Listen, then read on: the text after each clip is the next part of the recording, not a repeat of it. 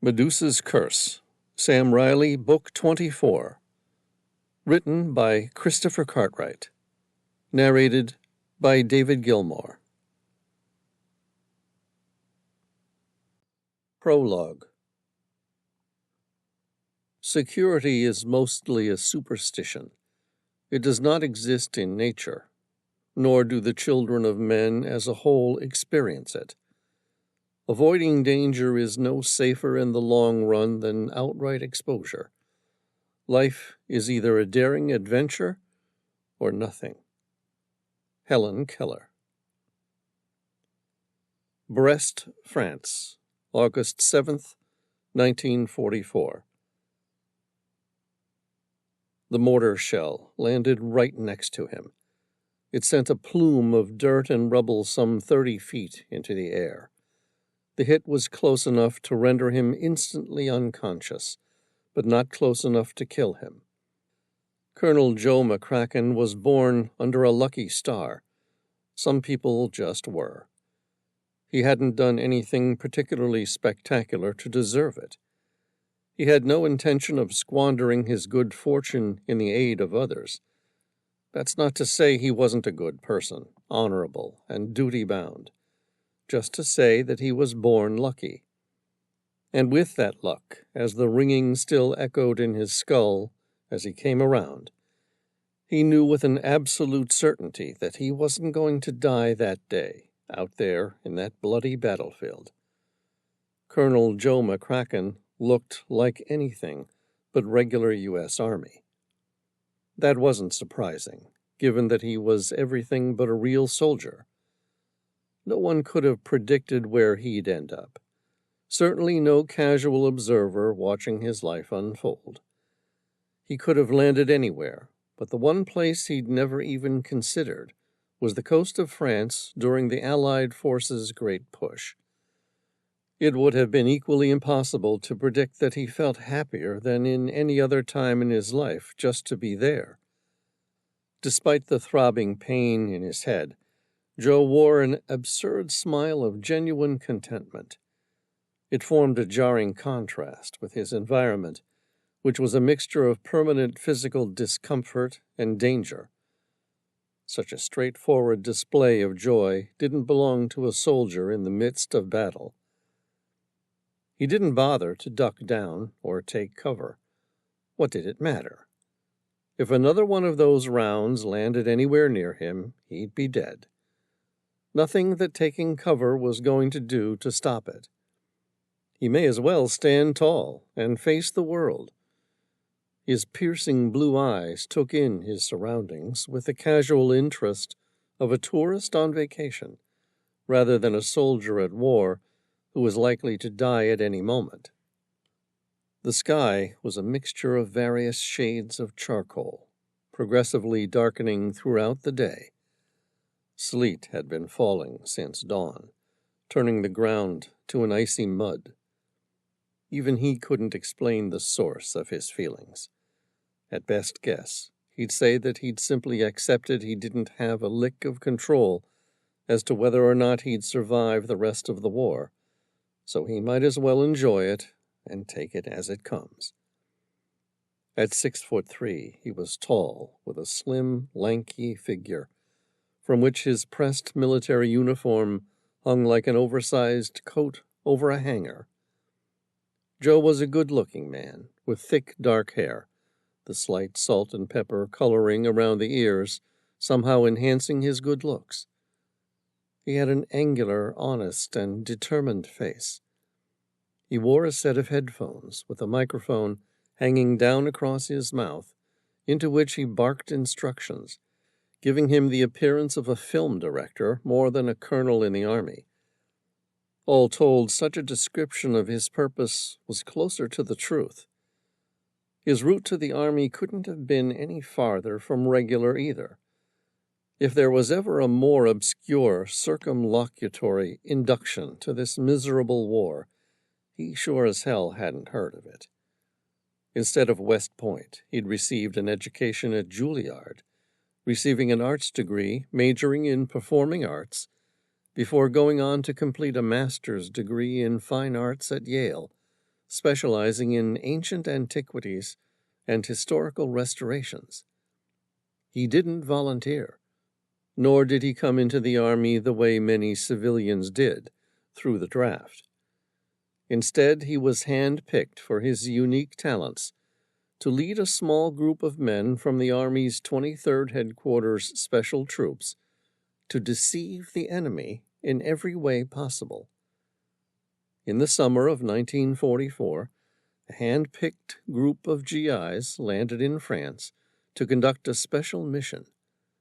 Equipped with truckloads of inflatable tanks, a massive collection of sound effects records, and more than a few tricks up their sleeves, their job was to create a traveling roadshow of deception on the battlefields of Europe, with the German army as their audience. From Normandy to the Rhine, the 1,100 men of the 23rd Headquarters Special Troops, known as the Ghost Army, conjured up phony convoys, phantom divisions, and make-believe headquarters to fool the enemy about the strength and location of American units. Each ruse required that they impersonate a different and vastly larger U.S. unit. Like actors in a repertory theater, they would mount an ever-changing multimedia show tailored to each operation. The men immersed themselves in their roles, even hanging out at local cafes and spinning their counterfeit stories for spies who might lurk in the shadows. Painstakingly recorded sounds of armored and infantry units were blasted from sound trucks. Radio operators created phony traffic nets, and inflatable tanks, trucks, artillery, and even airplanes were imperfectly camouflaged so they would be visible to enemy reconnaissance. Another shell landed less than 100 yards away, sending rubble in all directions. It was a fixed QF-88 by 571 MMR. The shell had come from a Flak 88 cannon, one of the most ubiquitous artillery guns of World War II, an 8.8-centimeter high-velocity weapon equally applicable for anti-aircraft and anti-tank use. The design, adapted in 1938, weighed about 9,600 pounds and was towed by a prime mover. Everyone ducked to the ground, taking cover. Only Colonel McCracken stood upright, his back ramrod straight in defiance of the incoming onslaught, and now constant, deadly barrage. He drew a deep breath. The outward edges of his lips curled upward in a tremendous grin. It was a mixture of sardonic insanity and a boyish movie star-type smile, if such a thing existed. As fire and hell rained down upon his men, he couldn't help but feel happy. And why shouldn't he be? After all, in drawing the angry fire of the Flugebwehrkanone 88s, he had just succeeded to convince the enemy commander of the German-held French city of Brest that his unit of just 1,100 men armed with dummy inflatable Sherman tanks were a 60,000-man-strong double-tank division. General Hermann Bernhard Ramke, the German commander, would be forced to surrender. Joe smiled. With any luck, they would be inside the walls of the medieval city by nightfall. Despite Colonel McCracken and the Ghost Army's successful deception, it took another 28 days to take the city of Brest. The fighting was intense, with the troops moving from house to house. The fortifications, both French and German built, proved very difficult to overcome, and heavy artillery barrages were fired by both sides. The Germans used artillery, rocket mortars fired by 6.22-inch Nebelwerfer 41 and flamethrowers. The civilians inside the fortress tended the wounded, reloaded the machine gun drums and belts, and took up rifles to help defend the fortress.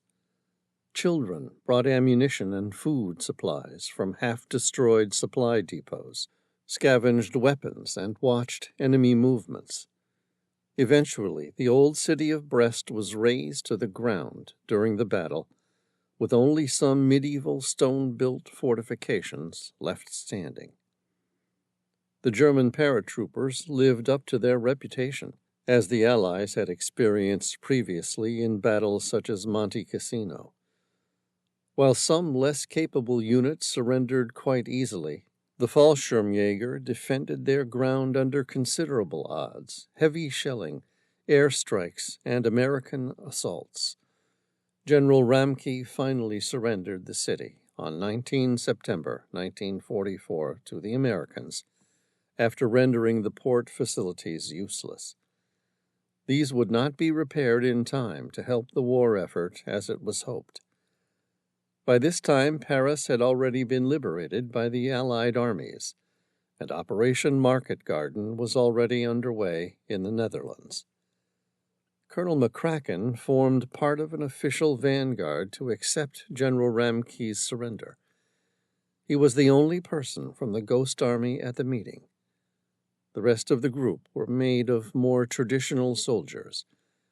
Standing at the center was U.S. Brigadier General Charles Canham, a tall man with an angular jaw, thin-rimmed glasses, and a defiant stride. The brigadier moved with the subtlety of a Sherman tank, his back ramrod straight as he approached General Ramke. His air about the entire charade was dismissive, as though all he wanted to do was get past the formalities and get back to doing his job of reclaiming Europe. General Hermann Bernhard Ramke saluted to Canham. There was a look of horror in the German paratrooper's face as he realized he was surrendering to a lower-ranking U.S. officer. Ramke spoke good English. His eyes lowered on Canham, and he asked quietly, "Before I surrender the city of Brest, may I please see your credentials?" Brigadier General Canham laughed. He pointed to his nearby troops and said, "These are my credentials." McCracken grinned as he suppressed the urge to laugh out loud and watched the two opposing generals with great pleasure. Both lifelong soldiers, one still adhering to the strictest of military protocol, as though it had been spoon-fed and forced down his throat by the Third Reich, the other a die-hard soldier who was there to do a job and couldn't care less about protocol or formalities. Those formalities were brief, and within a few minutes, McCracken left the ceremony and rejoined some of his men, who had set up camp beside the sandstone wall and what little remained of a once proud series of 11th-century ramparts. One of his men had already heated up some battle rations and offered him a bowl. McCracken took it with gratitude and sat down to eat with his back propped up against the remnants of a sandstone wall. He'd been living on battle rations since they'd landed at Omaha, and by now he knew that every single type of meat could be compressed, preserved with copious amounts of salt, and stored in a can. He also knew that no matter what type of animal it had once come from, it all tasted the damned same once it had entered the ubiquitous tin cans in which rations were stored. Not that it mattered one iota to him. He was just glad it was over and that Brest had finally been taken. He finished his warm meal and settled in a position of rest. For the first time since he'd arrived on the European continent, he'd relaxed long enough to realize just how tired he was. Dusk was only just setting, but if allowed, he would be sound asleep within minutes. But sleep was not to be. Instead, he was interrupted by an infantry soldier who had come looking for him. The man was short and stocky, with a youthful face, and the shadow of a beard not yet quite able to be fully grown. The boy was tentative as he spoke.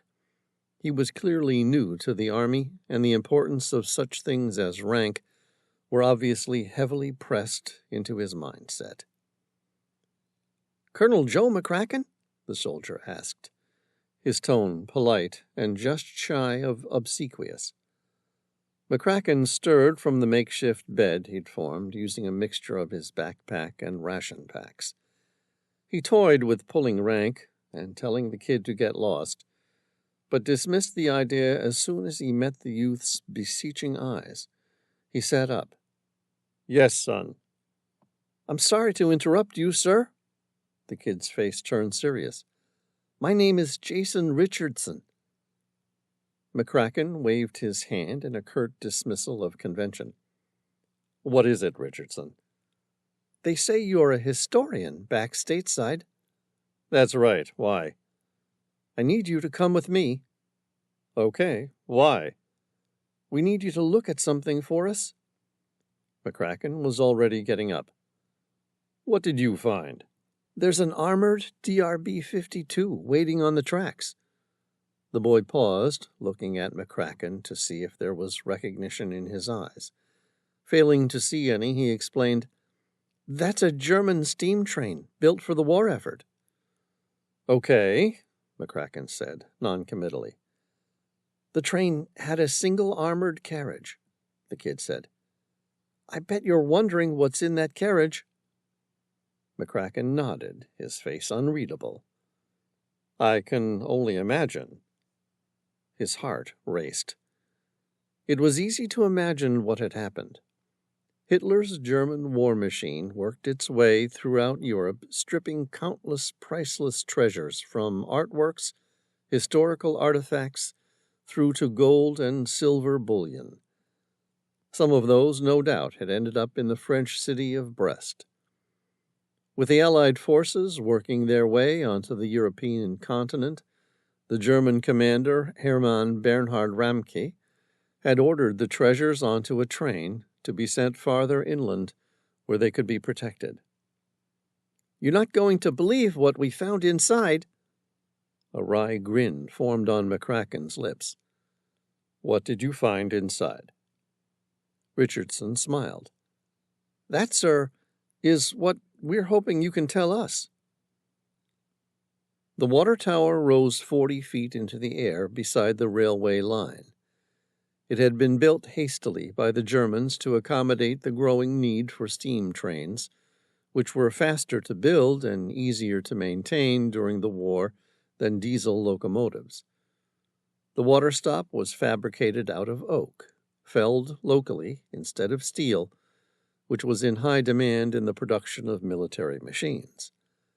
Shaped like a cube with perfect German precision, 2 iron pipes penetrated its shell, an incoming one fed by a nearby pond, and an outgoing one that rested on a single iron pivot which extended out of the shell and allowed it to swivel in order to refill the thirsty water cart tenders that fed the steam engines that worked their way from the harbor inland daily.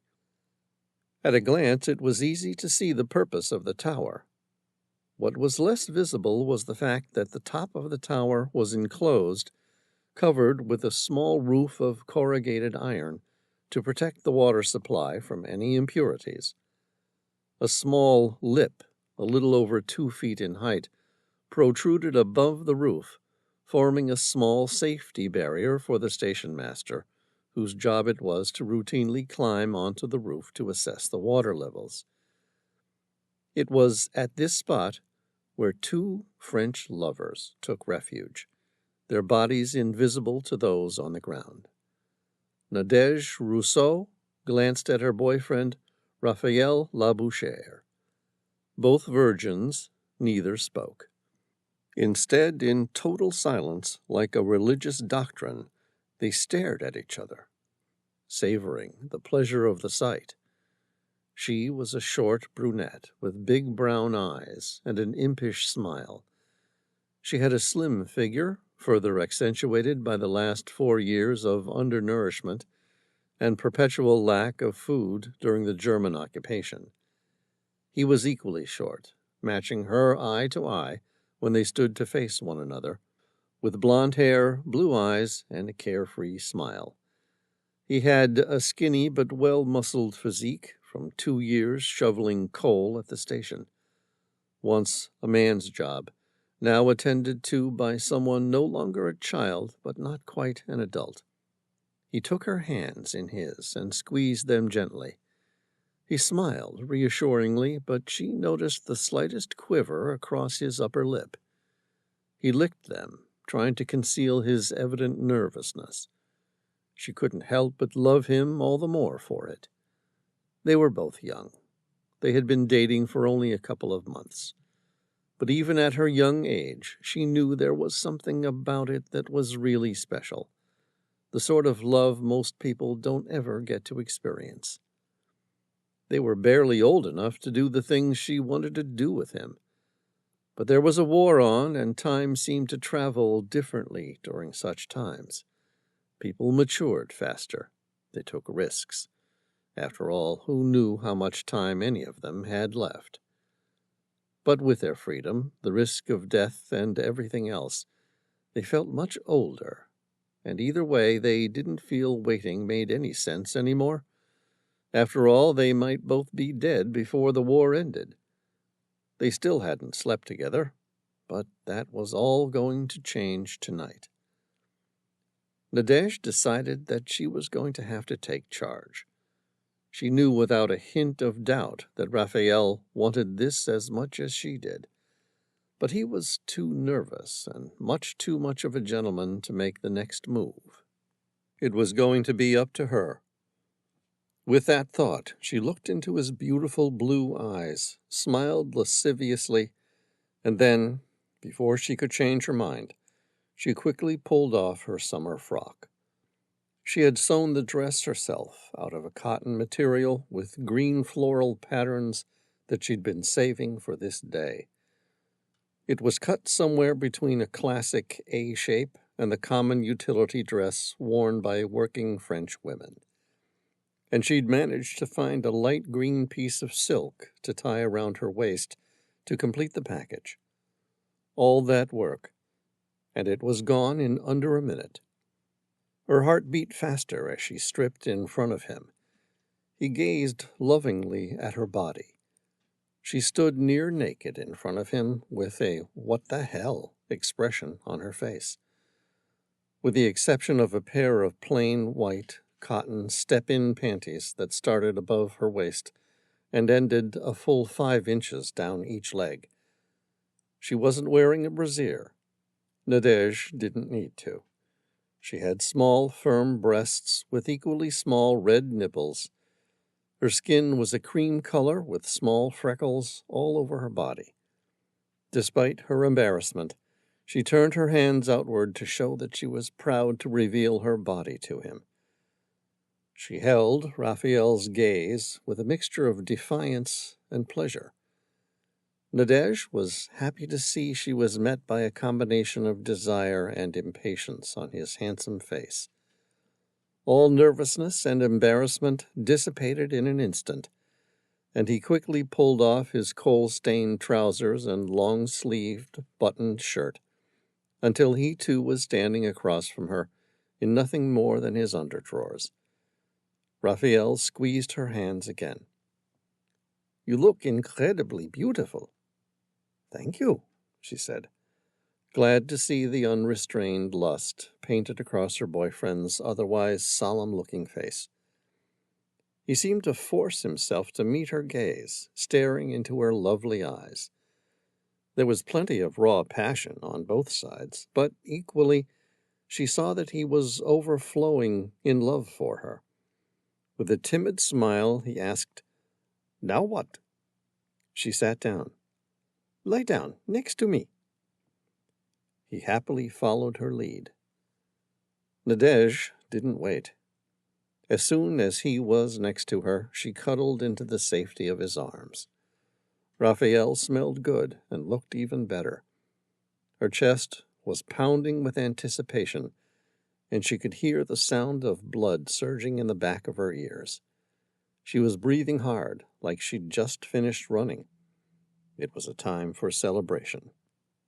In the distance, far below and a world away for all she cared, crowds of people were celebrating. After Brest was occupied by German forces for more than 4 years, it had finally been liberated. Below them, an alcohol-fueled party was raging. Allies or not, some American soldiers could behave like animals after surviving battle. If you removed the battle part of battle lust from 1,000 drunken soldiers, all you had left over was lust. Raphael pulled her into his arms protectively. This wasn't the only type of liberation Nadège Rousseau had on her mind. Raphael looked at her for a long time. She sensed what he was feeling, something that happened often, and she waited, smiling. He leaned slowly toward her and brushed her lips with his own. He put both arms around her and gently pulled her to himself, feeling her breasts against his chest. Still, with his eyes open, he pressed his mouth to hers. They both parted their lips and touched tongues hesitantly, exploring as if kissing for the first time, like the adolescents they were. She felt his hips push toward her own. She reached around him with both arms and pulled him harder. She felt swamped with more passion than he could bear. She wanted to touch and feel him with every inch of her body, and she could tell that he felt the same. She was breathing hard. She kissed him again. They opened their mouths, their tongues meeting hungrily with desire. Raphael shifted his weight from his hips, pressing into her, and began to start to move again. She whimpered with pleasure at the sensation, eager to remove their underdrawers and make love fully. It was too much. Desire turned to desperation. Nadège went to remove her underwear, but Raphael stopped her. She felt frustration rise in her throat, ready to protest, and then realized why. In an instant, her desire turned sharply to fear. There was a group of soldiers directly below. Raphael cupped her mouth with his hand and whispered in his ears, "Stay silent, or we'll be spotted." Nadège rolled off him, over onto her tummy, and slid across to the edge of the water tower. A small plank of oak had come free, revealing a narrow slit through which they could gaze into the unrestrained debauchery unfolding outside. Raphael shuffled his position to lay beside her, wrapping his warm arms protectively around her narrow waist. He kissed the nape of her neck affectionately, and they both tried to slow their breathing, as though the noise could somehow be heard and give them away. They stared out. It appeared that the American soldiers ransacking a nearby train had discovered a treasure trove. The soldiers were slowly removing various precious items and artifacts. There were paintings and porcelain artworks, ancient antiquities and priceless relics, all of which the Germans had most likely stolen throughout the war. The soldiers were passing things around. You could see them trying to take anything of obvious value, stealing what had already been stolen, as though it was no longer a crime.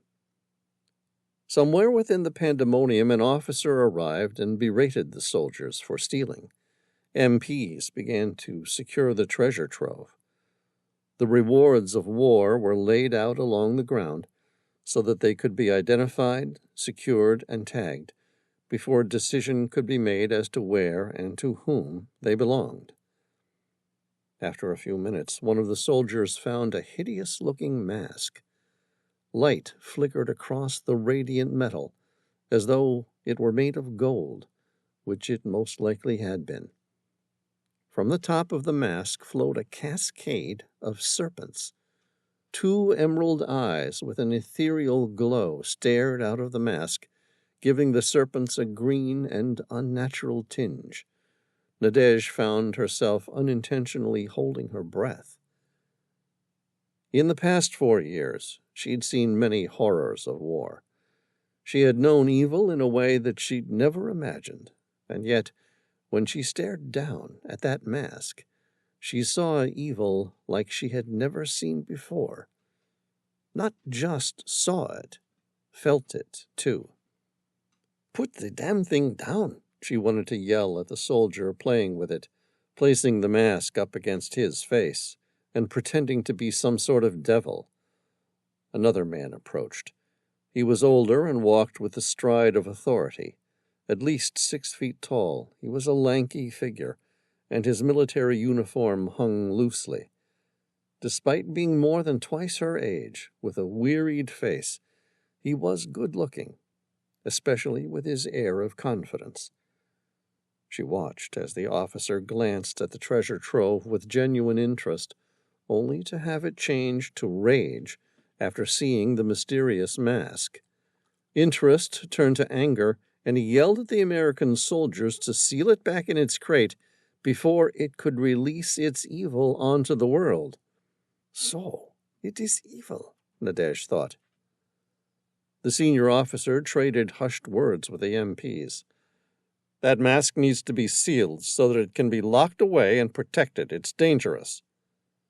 Even from this distance, Nadej could tell the MPs didn't quite believe the officer's superstitious fears of the artifact. After all, it was just a mask, wasn't it?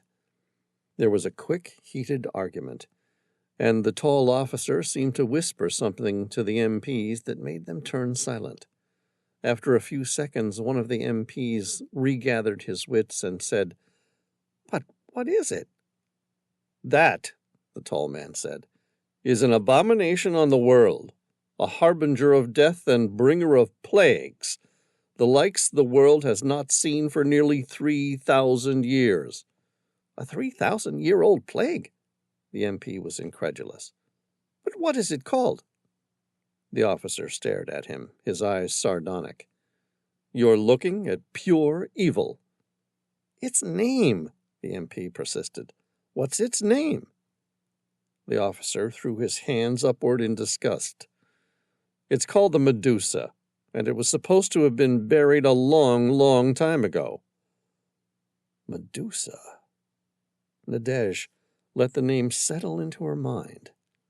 She thought about the ancient Greek myth of the Medusa and wondered what it could possibly have to do with this strange artifact. The senior officer left a few minutes later. Nadej and Raphael cuddled together in silence, still watching the soldiers packing up and sealing away the rest of the treasure trove into crates, which were then loaded onto the train. The two lovers stared, mesmerized, as the scene unfolded. There were 5 soldiers and twice that many MPs. The mask was the last one to be moved.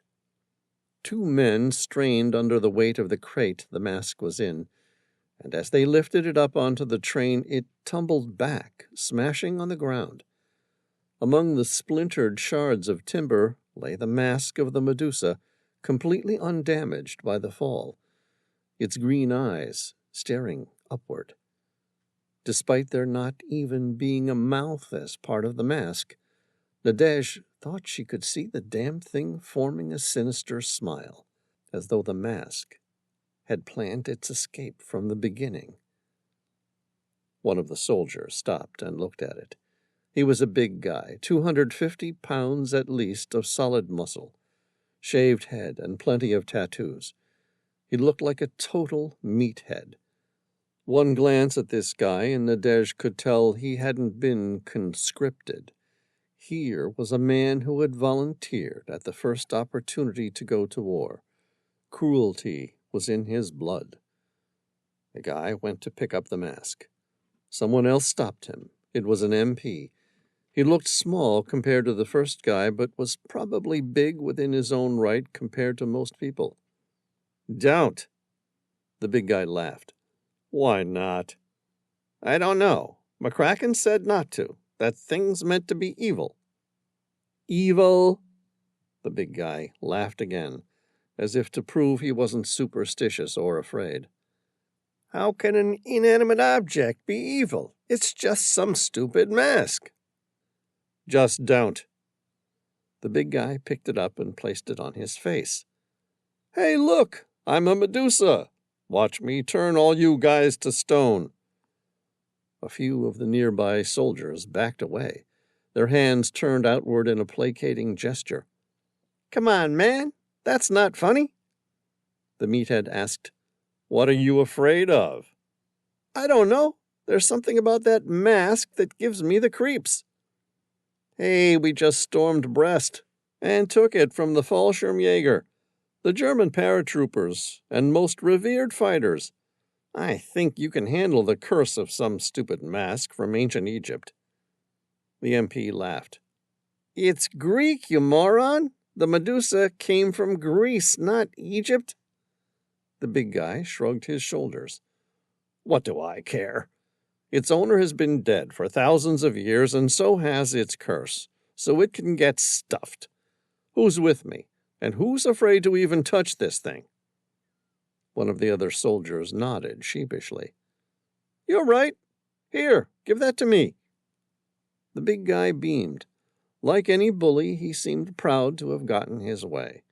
He passed the Medusa to the other soldier and said, "Good man." The soldier took it, examined it, staring right into its glowing eyes, and then handed it over to the next soldier. Nadej watched on in horror as the scene of boyhood machoism played out, and each of the soldiers handled the mysterious mask with more confidence, until they eventually tired of the game and resealed the hideous creature inside a crate, along with the rest of the artifacts.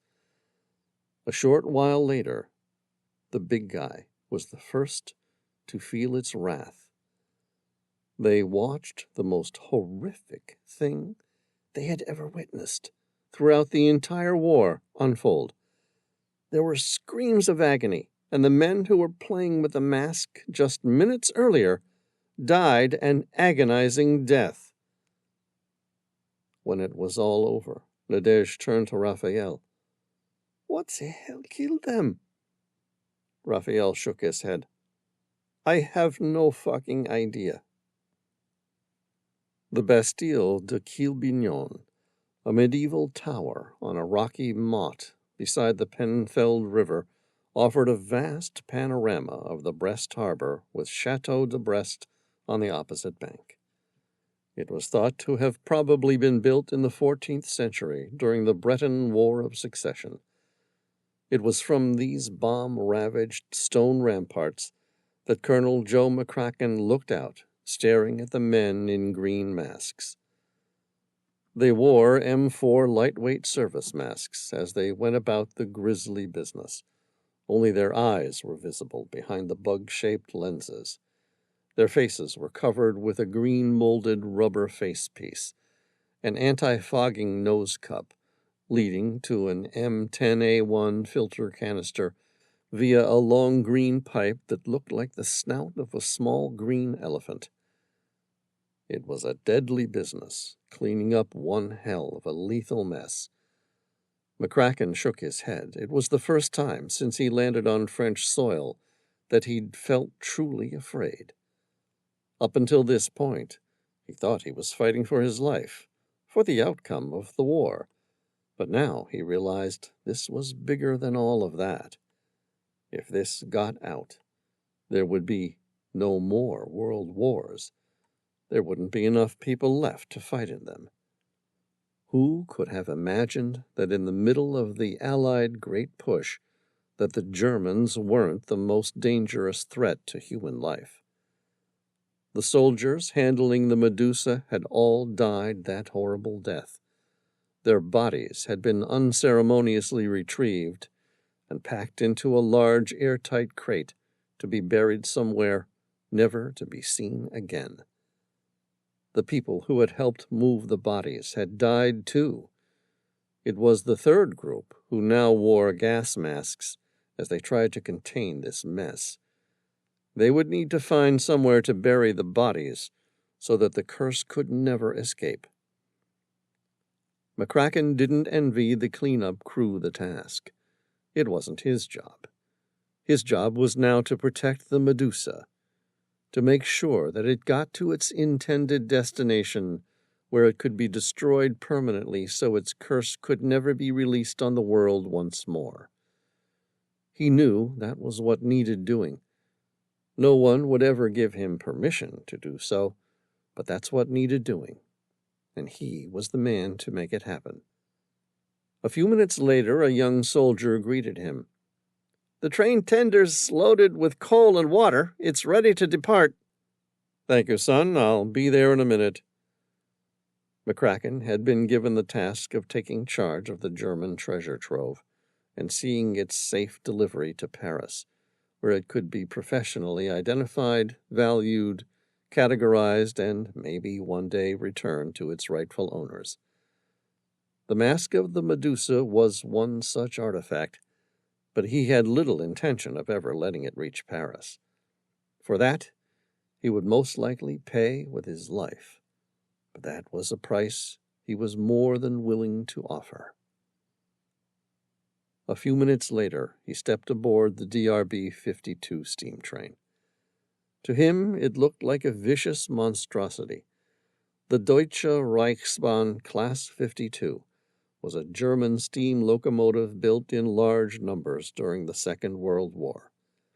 The large locomotive, the German steam engine specifically built for its simplicity and economy of production during the war effort, was trailed by a fuel tender carrying coal and water, a designated armory and defense carriage, followed by an armored carriage, and finally trailed by a single flatbed carriage upon which was a green 1932 Bugatti Type 53. McCracken glanced at Richardson. "Any idea who owns the Bugatti?" "Not a clue. Probably some French lord or aristocrat." Richardson smiled. "Beautiful car, though. I would love to have had the chance to drive it." McCracken nodded. "Me, too." He climbed onto the armored train and was introduced to an officer in charge of the train's security and in command of roughly 20 soldiers who had been assigned to protect the priceless cargo. But it wasn't the priceless artifacts that interested McCracken. It was the Medusa. He could imagine Hitler's interest in the ancient artifact. The man was known to be a believer in the occult sciences, and something like the near-mythical powers of the Medusa would have certainly appealed to him. As a weapon, it very likely could have shifted the outcome of the war, but then again, McCracken guessed that the Nazis would have struggled to control its powers. Eventually, they must have resolved to leave the weapon alone. McCracken climbed on board. His task was to itemize, value, and catalog the stolen Nazi treasures in Paris. He watched as a young man in heavily coal-stained overalls kissed his beautiful French girlfriend before boarding the train too. McCracken smiled as the two young lovers kissed, and the woman told him to make sure to come home. It was charming to see such strong love. But war was like that, he reflected. When life could be taken at any moment, people learned to determine what really mattered. The locomotive engineer pulled on the pressure release, and steam whistled loudly. He shouted, "All aboard! Time to go!" The train pulled away, slowly picking up speed as it made its way across rural France. McCracken met each of the guards and was introduced to the engineer and Raphael, the young French civilian who manned the water pumps and shoveled coal at all the water stops. He then went and checked on the precious cargo. He looked through, making sure that everything was secure. On the small landing platform behind the armored carriage, he spotted the crate that held the Medusa. He was horrified. Why the hell wasn't it stored inside the armored carriage along with the rest of the precious artifacts? He was quickly informed by one of the many guards that there wasn't room for it inside the carriage, and besides, the thing held no value, so there was no risk of it being stolen. McCracken could have killed someone over such stupidity. If it was up to him, the entire train and its soldiers would have been put at his disposal to protect the Medusa. About 3 hours into the trip, the German armored train slowed, before eventually coming to a stop at Le Mans. Raphael, the kid, jumped out to work the water pipes. He swung out the spigot arm over the water tender and began refueling the train. The entire process seemed to be taking longer than McCracken would have liked. He felt unsafe and trapped with the train at rest. With it moving along the tracks, he felt his precious cargo was safe. A couple 100 tons of steel cruising down the tracks at speed is a difficult thing to stop, no matter what you do. McCracken checked his watch. It had been nearly 30 minutes. He didn't know how long it should take to refuel, but he felt it was taking longer than it should. He stepped out on the track. The love-struck kid was high up, some 30 or more feet above, on the water tower. He tried to gesture to the blond-haired boy, but either the kid couldn't hear him, or as a French civilian he couldn't speak much, if any, English. McCracken didn't have the time or patience to wait. He began to climb the wooden ladder to the top of the tower and clambered over the railing to question the young man. McCracken greeted the kid. "It's Raphael, isn't it?" "Yes," the kid answered in English. "What's taking so long?" Raphael gestured toward the train's water tender. "It's a big tank. Lots of water." All right. Will it be much longer?" "Not long. Almost finished, and we can go." "Good." McCracken drew a deep breath and slowly exhaled. He pictured the train underway and felt better.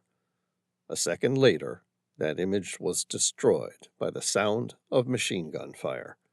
McCracken dropped to the floor. He shielded himself in the hidden compartment at the top of the water tower and withdrew his M1917 revolver service pistol.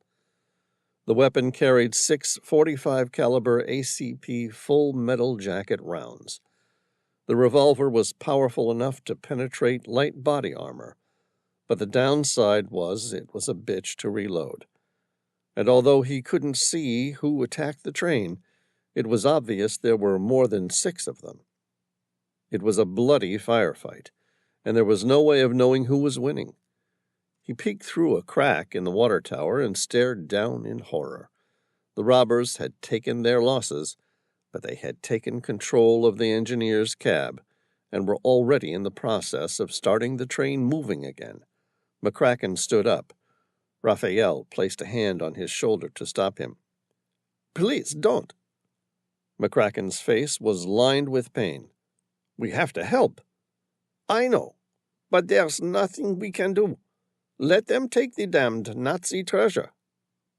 "It's not the treasure I'm worried about." Understanding struck Raphael's intelligent blue eyes. "You're worried about that hideous mask." "Yes."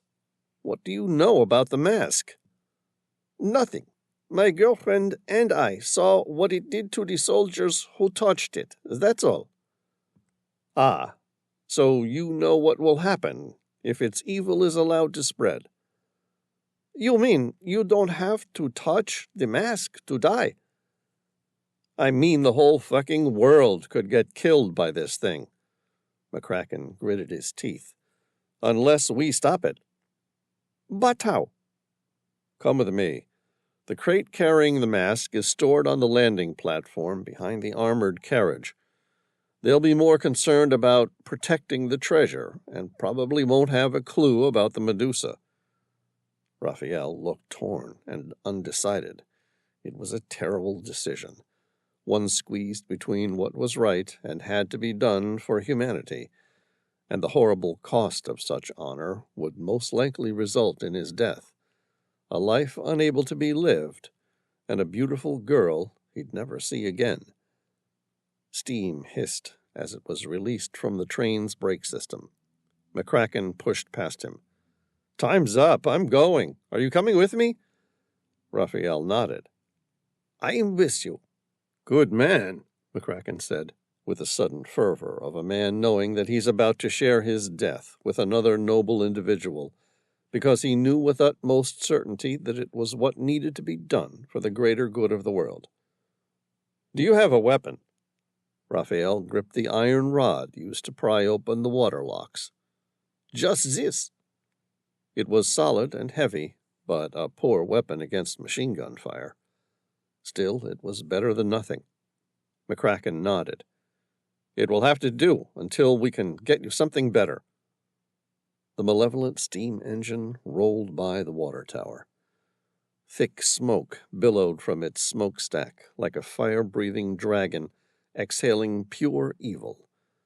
At the back of the train, the shooting seemed to die down, as though one side had either surrendered or finally lost.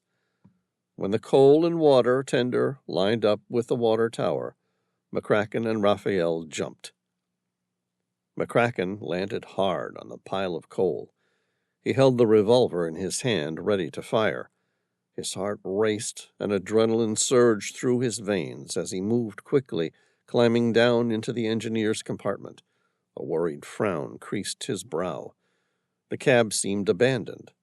McCracken didn't know how much was needed to keep the train going, but guessed that whoever started it moving must have joined the fight. Behind him, he heard someone say, "Where did you come from?" McCracken raised his hand slowly above his head, still holding the edge of the revolver's hilt. Holding his breath, waiting for death to arrive, he turned to face the man who had confronted him. He wore plain brown overalls and a blue long-sleeve shirt with a V-neck, similar to what a French farmer might wear. The man spoke English with a slightly European accent that McCracken couldn't place. The robber aimed his pistol. "Are you on your own?" Raphael swung his iron bar as hard as he could. He was a skinny kid, but shoveling coal day in, day out, had made his arms as powerful as pistons. The bar connected with the back of the man's head. Skin and skull gave way to iron with a horrific crunch. The man fell to the ground, dead. Raphael quickly picked up his pistol. McCracken exhaled slowly. "Thanks. I owe you one." The kid examined the weapon. "You ever fired one of those?" McCracken asked. "No. Is there anything I should know?" "Not really. Point and shoot by squeezing the trigger." McCracken glanced at the pistol. The sight of the firearm turned his veins to ice. It was an American Colt 1911 A1 service pistol, a better weapon than the revolver he'd been issued, in his opinion. Had they been betrayed by another American? "Anything else?" "There's a grip safety lever at the back of the hand grip, and it becomes automatically depressed when you hold the pistol. There's also a manual safety lever at the rear of the slide." McCracken reached forward and turned it to off.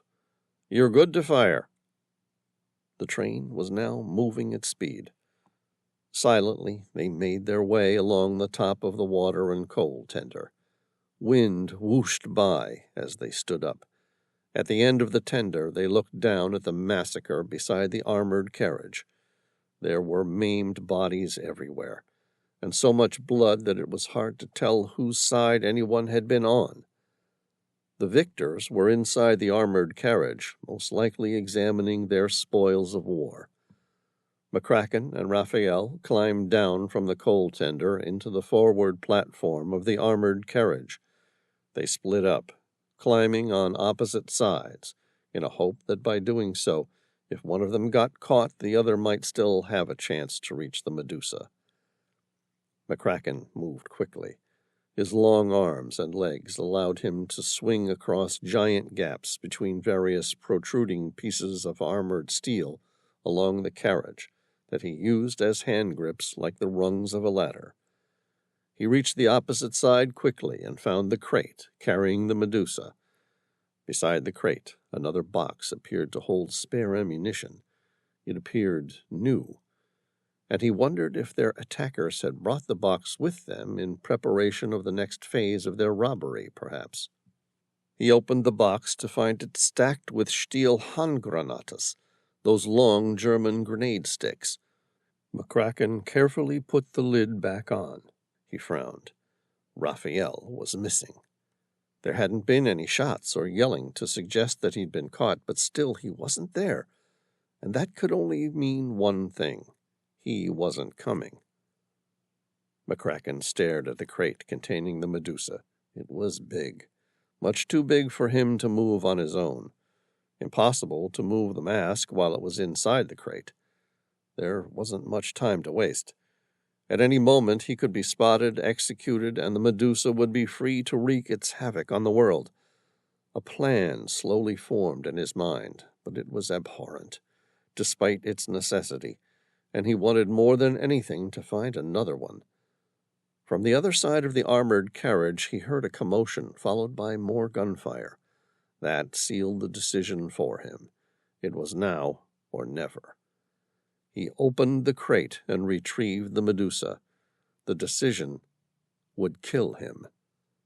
There was no longer any more time for him, but just maybe there would be enough for him to destroy the Medusa and save others. He then grabbed the box of Stielhandgranatas, hoping it would be enough, and made his way to the final trailing flatbed carriage. He reached the green 1932 Bugatti Type 53. It was a beautiful car, and he cringed to think about what he was about to do to her. He put the box of Stielhandgranatas in the passenger seat beside him. There was no room for a luggage trunk on the sports car, but a single wheel-shaped trunk housed the spare wheel. McCracken opened it, removed the spare tire, and sealed the Medusa inside, feeling somewhat irrationally better as the wheel locker clicked together to form a seal. He then climbed in and turned the key. The ignition clicked, and the powerful Type 50 303.4 cubic inch straight-8 engine came alive, capable of producing 300 horsepower. McCracken applied a little bit of throttle, and the engine's smooth supercharger whirred. The Bugatti Type 53 was the first race car in the world to ever benefit from four-wheel drive, and was handmade by Ettore Bugatti himself. McCracken gripped the steering wheel, released the park brake, and readied himself for the inevitably violent ride. Behind him, Raphael yelled, "Wait for me!" Machine gun fire followed the stricken voice. McCracken didn't have time to look at his new passenger, who clambered in, blithely placing the box of Stielhandgranatas on his lap. He planted his foot on the accelerator, and the all-wheel drive Bugatti, true to her form, lurched forward. It flew through the air, landing with a crunch on the railway tracks, its fender grinding metal against metal along the tracks, sending shards of sparks in every direction. McCracken swung the wheel to the right, and the car turned off the tracks down the lip of the mound upon which the railway line had been built. The car fishtailed but recovered quickly. A few seconds later, McCracken was in control, heading down the dirt road at speed. Beside him, Raphael was cackling with laughter. "I can't believe we're alive." They reached a three-way intersection along a main road. A sign, recently erected since the Allied forces had liberated Paris, pointed the way to Paris, Brest, and the Pyrenees Mountains. McCracken swung the wheel to the right, heading due south in the direction toward the Pyrenees Mountains. "Where are you going?" Raphael looked alarmed. "Brest and Paris are in the opposite direction." "To protect civilization from the greatest threat to its very existence." "I thought the Nazis were already losing." McCracken cut him short with a raising of his hand. "Not the Nazis, the Medusa." Raphael's face wore a bemused expression, but underneath was a mask of pure terror and incredulity. "Where are you going?" he persisted. "To make sure no one ever sees the Medusa ever again." Over the course of the next few minutes, McCracken explained the plan that was only just now formulating in his mind to Raphael. It was going to all hinge on this one young man. He would never live long enough to see the plan reach fruition. The kid was young, but he seemed smart, and above all, he had a certain sense of duty and honor that would be enough to see it through. When he was confident Raphael had heard and understood the plan, he glanced at the kid and asked, "Can you drive?" "Yes." McCracken looked incredulous. "Really?" "Yeah. I've driven my dad's Berlier GLR, a fruit truck." He then hastily added, "Before the war, of course." "Okay, good." McCracken pulled over and got out. "Get in the driver's seat." "Holy shit," the kid swore. "You're serious? You're going to let me drive the Bugatti?" McCracken looked at him, the lines around his eyes suddenly deeper, more serious. "Show me that you can drive it." "I can drive it," the kid said, suddenly displaying the confidence of an older man. He put it into first, accelerated, and the sports car slowly picked up speed with a bit of a jolt. He glanced at the American. "See?" McCracken cracked a smile. "Well, I don't know if I'd give you a license, but it will have to do." "I can drive," he repeated. "Forget it." McCracken dismissed his complaints with a wave of his hand. "Listen, I need you to pull over."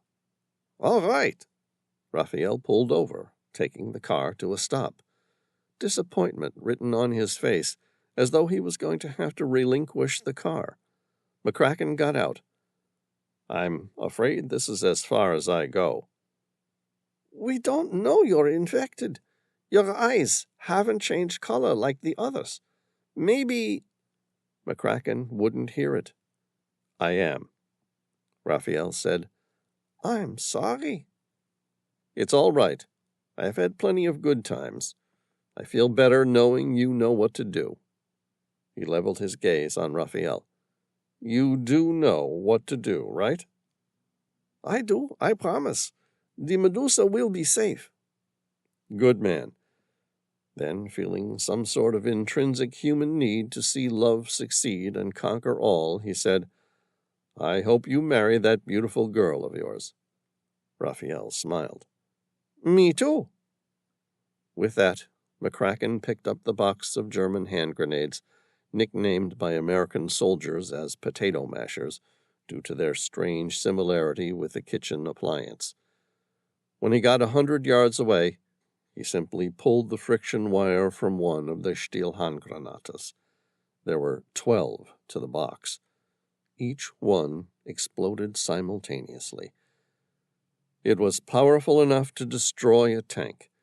To the human body, it left nothing but dust.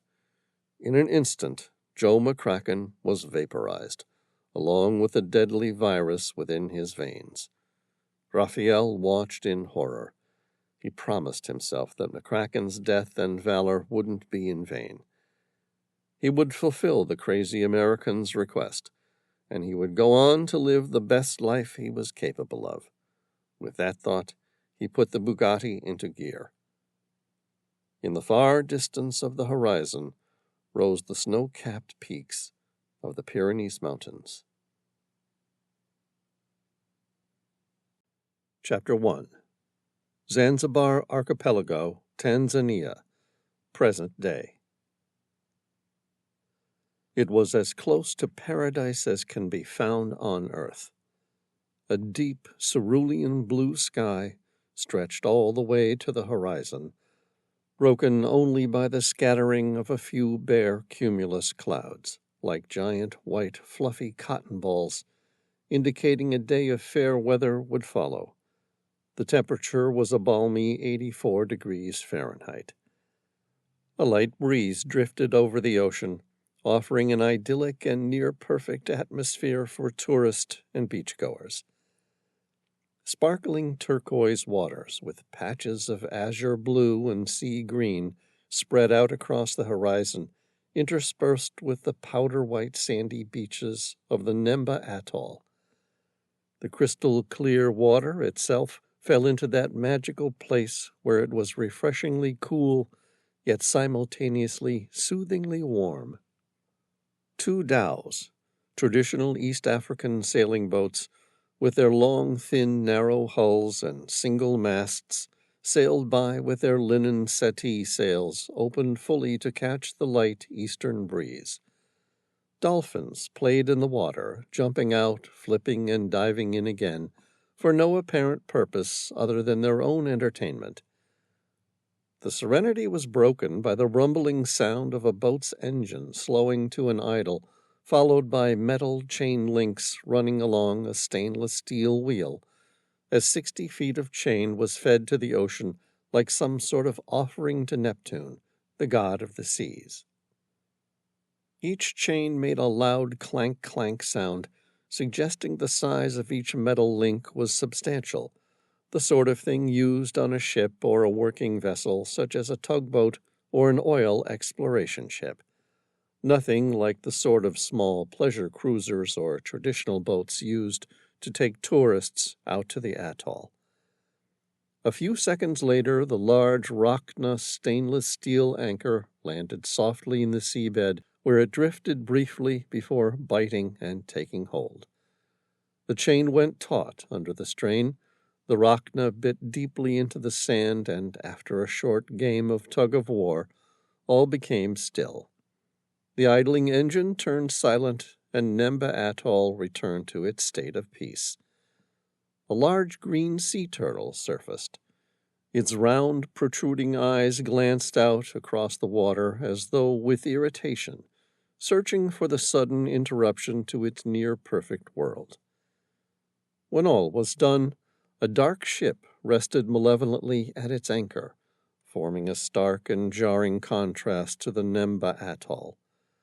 Shaped like a bullet, with a long black hull and narrow beam tapering into a razor-sharp bow, she looked like one in the water, too. Her entire deck was flat with glossy, smooth metal, mirroring the blue of the sky and giving the ship the appearance that it went on for infinity. The deck was absolutely level, as though her designers had ruthlessly removed anything that wasn't vital in an attempt to streamline the ship. There were no railings, no windows, no hatches or stairwells, no wheelhouse or pilot house, no wheel for that matter. In fact, to the casual observer, it might look as though the engineers, having been so focused on creating a thing of such beauty and performance, had forgotten to add the necessities for humans to actually use the vessel. It was all perfectly flat, as though the ship had been constructed as a naval marvel, to be remotely controlled and never enjoyed by people. Across her gunmetal gray hull was the ship's name, Tehila.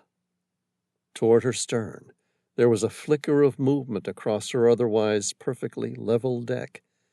It was soon followed by a larger section amidships, where the deck began to rise to reveal a hidden elevator large enough to house a helicopter and a few small watercraft. Simultaneously, a small railing rose from the outer edge of the entire hull, and in under a minute the space-aged, futuristic vessel began to take the shape of a large pleasure cruiser. The elevator came to a stop after rising more than a dozen feet above the infinity deck. A couple of seconds later, 2 men stepped out. One was unusually tall, the other just a little above average. Both accustomed to an active lifestyle, they wore board shorts and scuba gear, revealing wiry and heavily muscled arms and chests, which tapered into slim waists. In one hand they carried their tanks, and in the other a yellow diver propulsion vehicle. They were followed by a dog, a golden retriever, its nose down and its tail wagging with a mind of its own, like a powerful windshield wiper. It appeared to be eagerly pursuing the myriad of scents the outside world offered, taking little interest in the 2 men. Sam Reilly stepped onto the deck. The warm sun touched his skin, and he recalled why he loved tropical diving so much. He began to assemble his dive equipment and test its gauges. He switched on his diver propulsion vehicle, A little green light flashed from what could only be described as the dashboard of the handlebars of a motorcycle, indicating the device had a full battery. The device was basically a caged propeller attached to a pair of handlebars. It weighed just 18 pounds, but could propel him at 6 knots through the water. The light flickered across his ocean-blue eyes. He stared out into the flat sea. His eyes narrowed, but all he saw was still water all the way to the horizon. He turned to Tom Bauer. "Do you see them?" Tom shook his head. "Nothing yet." Sam picked up his full-faced dive mask. Inside was a built-in microphone and radio. "Do you see anything, Elise?" She was in the command center within the bowels of the Tehila, keeping her eyes fixed across an array of oceanography displays. Right now, her gaze was fixed on the sonar. Her voice was calm, authoritative. "I have eyes on them." Sam looked up, running his gaze across the water surface. It appeared still as a mill pond. "Direction?" "Due east," she said. He turned that way. Still nothing visible. Sam secured the first stage of his regulator to his tank and casually pulled his buoyancy control device over his shoulders, like a jacket. He clicked the straps into place and looked at Tom. "Are you ready to go diving?" Tom suppressed a grin. "Are you sure this is a good idea?" "What could go wrong trying to digitally tag a 9-ton beast in the name of science?" Sam countered. Tom arched his eyebrows. "What indeed?" "It can't be any more dangerous than our usual line of work." Sam gave a devil-may-care sort of smile and attached his full-faced mask. "That's what I was afraid of," Tom replied, securing his full-faced dive mask into place. A moment later, Sam placed his left hand over his face mask, gripped his diver propulsion vehicle in his right hand, and stepped forward into the crystal-clear waters surrounding the Nemba Atoll. Chapter 2. Both men hit the water simultaneously like synchronized divers. Unlike their Olympic counterparts, the resultant splash was enormous. Sam watched as the white blur of bubbles cascaded across his face mask. Seconds later they dissipated, revealing the crystal-clear waters of which Nemba Atoll was well renowned. He let himself sink several feet below the surface before leveling out and checking his dive gauges. Happy that everything was in order, he looked at Tom. "All good?" he asked, through the built-in radio on the full-face dive mask. "Great," Tom replied. "Thanks for introducing me to a genuinely new experience." Sam suppressed a smile. "And that is?" "Diving on a tropical atoll that might as well be paradise, instead of nearly getting killed trying to save the world." "I thought you said you weren't sure diving with a 9-ton beast was a great idea." Tom shrugged, holding out his arm to present the aquarium-like view of their environment, inundated with tropical marine life. "On second thoughts, I was wrong. This is perfect. And as you said before, the beast is as safe as a school bus, as long as we don't get in its way." Sam smiled reassuringly. "Exactly." He slowly turned around, running his eyes across the aquarium, really taking it in for the first time. Thousands of schooling fish, including snappers, sergeant fish, and Moorish idols, roamed idly by. Sam cast his gaze to the sandy bottom some 30 feet below. The water's clarity and visibility so immense that it was easy to see the seabed, full of great coral bommies, leading to a spectacular plate of vibrant corals of a myriad of colors, where hundreds of nudibranchs of an equally spectacular array of colors roamed. Sam had always admired and loved the nudibranchs, the group of soft-bodied marine gastropod mollusks that shed their shells after their larval stage were noted for their often extraordinary colors and striking forms. Although appearing helpless, they used a variety of chemical defenses to aid in protection, rendering them distasteful to any would-be predators. A giant blue grouper, known as a Napoleon fish, nudged the sandy bottom in search of an unsuspecting meal of a mollusk, its large eyes meeting the two divers with the cursory indifference of a docile dog. Lots of reef fish, such as angelfish, blue-spotted rays, black snappers, red-toothed triggers, flounders, octopus, leaf-fish, scorpionfish, stonefish, frogfish, and lots of trevallies came to feed on the reef. A single green sea turtle swam by, glancing at them, its giant eyes seemingly depicting recognition, as though it had seen these new strange creatures before, even though their large, noisy vessel was utterly unique to it. Sam watched as a pod of dolphins swam by, playfully checking them out, intrigued by their diver propulsion vehicles. His peaceful reverie was interrupted by Elise's voice on the radio. "Are you two going to stay around and stare at the wonders of the aquarium all day? Or are you going to get some work done? Where do you think you are? On vacation?" "We are on vacation," Sam countered. She laughed. "You don't do vacations." "Okay, well, it is a working one," Sam admitted. Tom's deep voice joined the banter. "Hey, diving in the tropics of Zanzibar is as close to one as Sam will ever let us get for taking leave. So as far as I'm concerned, this is a vacation." "Yeah, I'm with Tom on this one. Perspective's everything." Sam grinned. "Besides, this really isn't work. This is a favor to an old friend who's a marine biologist trying to get answers.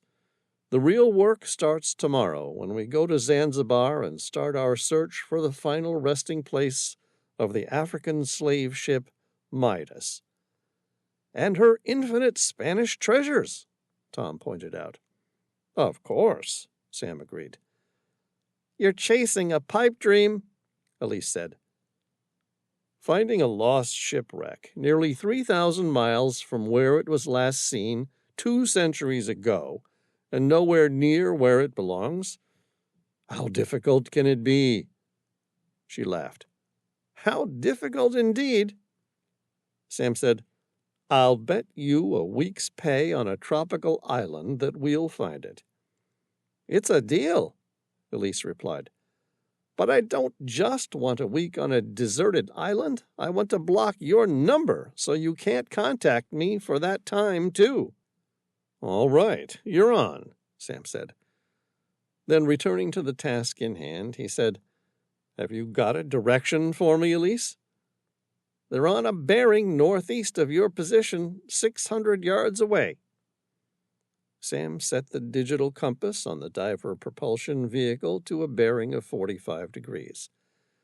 Shifting the throttle to full, the little propeller hummed, and he surged forward with a jolt. Tom, following beside him, yelled, "Yee-haw! Let's go get 'em!" "We're going to find the Midas," Sam said with a grin. "But first we'll tag these whale sharks." Chapter 3. The twin diver propulsion vehicles whirred. Up ahead, Sam spotted a blurred movement in the distance, the first sign of several whale sharks. The pod of dolphins joined them on the hunt, as though it were a game, happily swimming in and out between the 2 diver propulsion vehicles. Whale sharks are, ordinarily, masters of conserving effort. The stereotypical tropical ocean, warm, blue, and clear, is a biological desert. Warmer water carries a lower oxygen content, and tropical waters are typically low in vital nutrients. Together, that means less phytoplankton, the tiny ocean plants that form the base of the food web. The system can only support a few large animals. Whale sharks are ectothermic, meaning that they don't have to burn energy maintaining a constant body temperature. Instead, their internal temperature naturally varies with the environment. A whale shark's metabolism is far slower than a whale of the same size. Nevertheless, a giant shark still needs a lot of food. Whale sharks seem to be less concerned about what they're specifically eating and more focused on how much. That's why whale sharks migrate in most areas. They travel vast distances to take advantage of short-lived explosions of productivity, whether that be plankton blooms, fish spawning events, or schooling baitfish. It was just such an explosion of schooling baitfish coinciding with Sam's arrival in Zanzibar that had attracted him to make this minor detour and do his part in the aid of these beautiful creatures by tagging them for science. The wall of silvery baitfish came into view like a giant tornado. Beside it, Sam caught his first vision of a whale shark. Covered in white polka dots and roughly the length of a bus, the whale shark glided through the water. A docile filter feeder, the whale shark challenges the stereotype of sharks as giant toothy predators. Its 300 rows of teeth are microscopic. It moves through the water at a relatively plodding pace and has been known to allow phalanxes of other fish to hitch a ride. Sam watched as the first 9-ton beast swam past. The whale shark's heads are flattened and have a blunt snout above its mouth. Short barbels, whisker-like sensory organs like catfish have, protrude from their nostrils. Their backs and sides are gray to brown with white spots and pale stripes. Their bellies are white. Sam stared at the whale shark's spots. They formed a pattern like a constellation and served as each shark's own unique identifier, much like human fingerprints. Sam looked at Tom. "Ready to do this?" Tom held the first of several tags. "Let's do it!" Whale sharks are so placid that anyone, including snorkelers and scuba divers, can safely enter the water and swim with them. Their gentle nature has made the whale shark a popular focus of marine wildlife tourism. Sadly, these same qualities, coupled with valuable fins and meat, have resulted in people hunting whale sharks around the world. Major fisheries have operated in India, the Philippines, and Taiwan, and are still ongoing in mainland China. Sam adjusted the throttle, and the diver propulsion vehicle whirred as he set a speed to match, coming in alongside the whale shark. Together, with Tom, they attached the first multi-sensor behavioral tags. Over the course of the hour, they managed to tag 8 whale sharks. The tags were temporarily affixed to the dorsal fins of each of the sharks.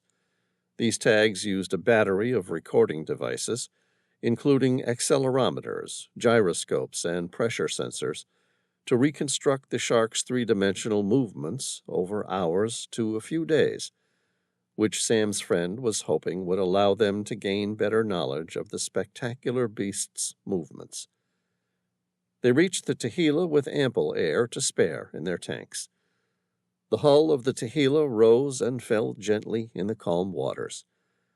Sam hung onto the boarding ladder and passed up his fins to Genevieve, who greeted him on the deck, followed by his diver propulsion vehicle, before climbing up. Genevieve was employed as the ship's general factotum, who performed a variety of tasks on the Tehila, ranging from cooking through to diving and setting up gear. She originally came to be part of the crew after running from her original post as an enforcer in the Russian mafia, a job that didn't believe in ever letting its staff leave. With this background, she'd taken on the role of impromptu security officer on board. It was a large set of skill hats, but she juggled them well. Tom passed his gear up to Sam, and then climbed the ladder in 2 swift movements. Instead of taking a seat beside the elevator to doff the rest of his diving gear, he stopped and greeted his girlfriend, Genevieve. "Nice dive?" she asked. "Beautiful," he replied, bending down to kiss her. She kissed him back happily, and then pushed his chest back after a few seconds with a teasing smile. "Hey, you're all wet." Tom shrugged. "Sorry." "That's all right," she said, her eyes lingering on his muscular body. "You're lucky we're in the tropics." Sam half-heartedly dried himself with a towel.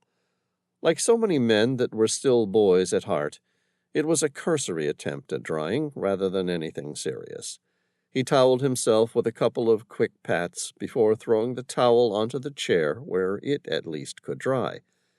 He then opened his drink bottle and took a long swig of water. There was something about breathing compressed air that had a way of drying the mouth and dehydrating people, and that was before one was diving in the warmth of the tropics. He turned to Tom, who was already talking animatedly with Genevieve about the dive. "Well, Tom, what do you think?" "It was good fun," Tom replied with a grin. "Now, you want to tell me why we just spent the last hour tagging a bunch of whale sharks like a couple of cowboys?" Chapter 4. Sam stood up and stared at the whale sharks in the distance. His eyes were distant and his voice somber, as though he were speaking from the heart. Half of the world's whale shark population has been killed since the 1980s. They were classified as globally endangered species in 2016, yet despite the urgency of this disaster, marine biologists know next to nothing about these spectacular creatures, including its breeding habits. Tom asked, "How can you have an informed conservation plan for an animal if you don't know how, when, or where it breeds?" "Exactly," Sam said. "Scientists are now locked in a race against time. In the wild, once whale sharks are born, little is known about the first years of their lives." Tom stood next to Sam, watching the whale sharks feast on silvery baitfish. "How much time are we talking about?" "There's a number of lost years between when they're born until they've grown to about 16 feet long. During that period, we have no idea where they are." "Any idea how old they are at 16 feet? Sam shook his head. "None." "We don't even know how old a 16-foot-long whale shark is?" "No. Whale shark childbirth has never been witnessed." Sam drew a breath. "Tantalizing clues have turned up around the world, but never the real deal. In fact, for years, marine biologists have debated whether or not they're viviparous." Tom arched an eyebrow. "Viviparous?" "It means the baby is developed in uterus, and the mother gives birth to a live baby." "Right. As opposed to what? Eggs?" "Yeah." A large school of flying fish jumped out of the water, making a splash as they re-entered it a few seconds later. 3 fish didn't take into account the tequila within their calculations and landed on the side of the dive deck. Caliburn barked happily and came over to investigate. Unfortunately for the fish, golden retrievers investigated with their mouths and their stomachs. Sam chuckled at Caliburn's antics for a few moments. Then, returning to the subject of whale sharks, he said, "Some creatures just don't get a break." "Nope," Tom agreed. "How did they work that out without having ever witnessed a birth?" Sam nodded. "A pregnant female harpooned by a commercial fishing vessel in Taiwan in 1995 was found to be carrying more than 300 pups in different stages of development. Analyses carried out years later allowed researchers to determine that 29 pups still remaining from the litter all had the same father, suggesting whale sharks mate once, store the sperm, and fertilize their own eggs as needed. Holy shit! 300 pups? And they're monogamous? It's a possibility, but unlikely. Whale sharks are notorious loners. Although, as we saw today, when there's a feeding bloom, they're more than happy to share their meal with other whale sharks. But like today, though, even if we do see groups of them together, they're all of the same sex, never co-ed. Tom asked, "So, what else do we know about whale sharks?" "They're the largest fish in the world. Technically, they're not whales, they are sharks. They have a lot in common with whales, though. For example, they are massive like whales, and they feed more like whales than a typical shark. Plankton are their main food source, but they also eat shrimp, algae, and other marine plant material, sardines, anchovies, mackerels, squid, tuna, and albacore. They wait until the creatures reach a large mass and then eat the entire school in their giant mouths." Tom suppressed a laugh. "That sounds a little mean, somehow." Caliburn, right on cue, devoured the last of the flying fish on the deck, his tail wagging vigorously. Sam shrugged. "The ocean's a cruel place." "Anything else?" Tom asked. "I mean, anything else we understand about them?" "The key is to understand that whale sharks are highly food-motivated. They're basically oceanic Labradors." Caliburn's ears pricked up at the mention of a Labrador. The dog was quiet now, watching Sam talk about the whale sharks incuriously, with his head resting on his front paws. For example, they love to eat fish eggs. There have been some cases where whale sharks have been recorded waiting as long as 14 hours for fish to spawn on reefs. Then they swoop in and eat the eggs. Somehow they know where fish will spawn and are happy to travel thousands of miles to find it. "They're smart and patient," Tom reflected, "and devious despite their docile nature." "Yeah, like most sharks, they have the time to be patient." "Really? How long do they live?" "No one knows for certain, but there are estimates of at least 150 years. It could be longer." Tom squinted his eyes against the reflection of the blistering sun. "You mean those sharks we tagged today are going to outlive us?" "By a long shot, particularly given the way we live." "Hey, it's the way you live. I'm happy to play marine biologist and tag passive sea creatures. But inevitably, I have to put my neck out trying to save your backside. You know that, right, Sam?" "I do," Sam admitted, "and I appreciate it." "Do sharks in general live long lives?" "Most large shark species are long-lived and slow-growing. Greenland sharks, living in the cool Arctic and deep waters, grow less than 1 inch per year and can be over 2 foot at full size. A 15-foot female was estimated to be 392 years old. Incredible. So now what? My friend will hopefully be able to monitor these whale sharks for the foreseeable future, and hopefully gain valuable information about their movements and breeding habits." Sam grinned. "And we are going to find the wreckage of the Midas." Chapter 5. The Tehila motored slowly toward the island of Zanzibar. Sam sat by himself at the round table in the mission room. The round table was taken from the Arthurian ideal that all members of the team share an equal voice and capability in achieving the team's goal. He had always enjoyed the symbolism of the concept, but that's where the round table's similarities to its Arthurian predecessor ceased. The table itself was a 3-dimensional touchscreen projector, which allowed them to bring up 3D images, expand those images, and search through in-depth 3D renditions of buildings, ships, locations, mine tunnels, and anything else the human mind could imagine and engineers might have once built. The room itself was full of futuristic technology that one would expect to find at the heart of multi-billion-dollar tech companies, and most navies would kill to possess. A huge bag of opened Fritos on his lap, Sam absently chewed while staring at the 19th century oil painting he'd recently acquired. It hung at the far end of the mission room behind the round table, a stark contrast to the rest of the room, which was so modern that most people were unaware such high tech even existed. Sam was pensive, his ocean blue eyes staring aimlessly at the painting, as though it might reveal some sort of hidden truth to him if he were to just look at it long enough. It was simply an oil painting. The quality, along with the artist's skill, wasn't anything out of the ordinary.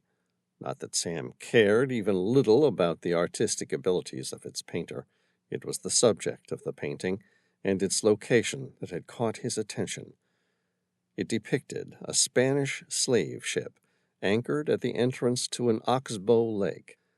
An oxbow lake was a U-shaped lake that formed when a wide meander of a river is cut off, creating a freestanding body of water. There were a variety of wild animals depicted behind the ship on the bank of the river.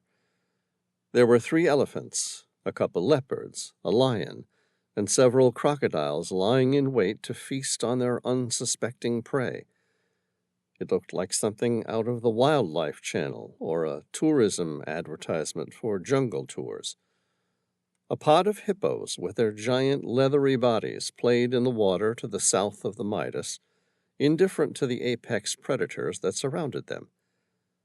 Sam wondered if the animals were an actual image of the location, or if the artist had simply included them as a tribute to the wild beasts they had come across along their journey up the river. At the bottom of the right-hand corner, the location was marked as the Sabii River, Africa, and the date on the painting was 16th June, 1834. The painting had been tested by 2 different specialists to determine its veracity, age, and authenticity. Both experts were satisfied the painting was legit. One of the specialists was a conservator-restorer, a professional responsible for the preservation of artistic and cultural artifacts, also known as cultural heritage. Conservators possess the expertise to preserve cultural heritage in a way that retains the integrity of the object. Understanding the process and observing evidence of deterioration, they analyze and assess, then carry out conservation treatments. A conservator's job is to ensure that the objects in a museum's collection are kept in the best possible condition. To Sam's untrained eyes, the painting had looked both centuries old and original. The specialist, a French conservator-restorer named Pierre, explained to Sam that he could tell just as much, if not more, from the back of a painting than the front. Studying the other side of the canvas, he'd shown Sam the darkened telltale signs of oxidation expected from a painting dated 180 to 220 years old. Irrespective of whether the painting was a fake or not, the original canvas used was at least in the right ballpark.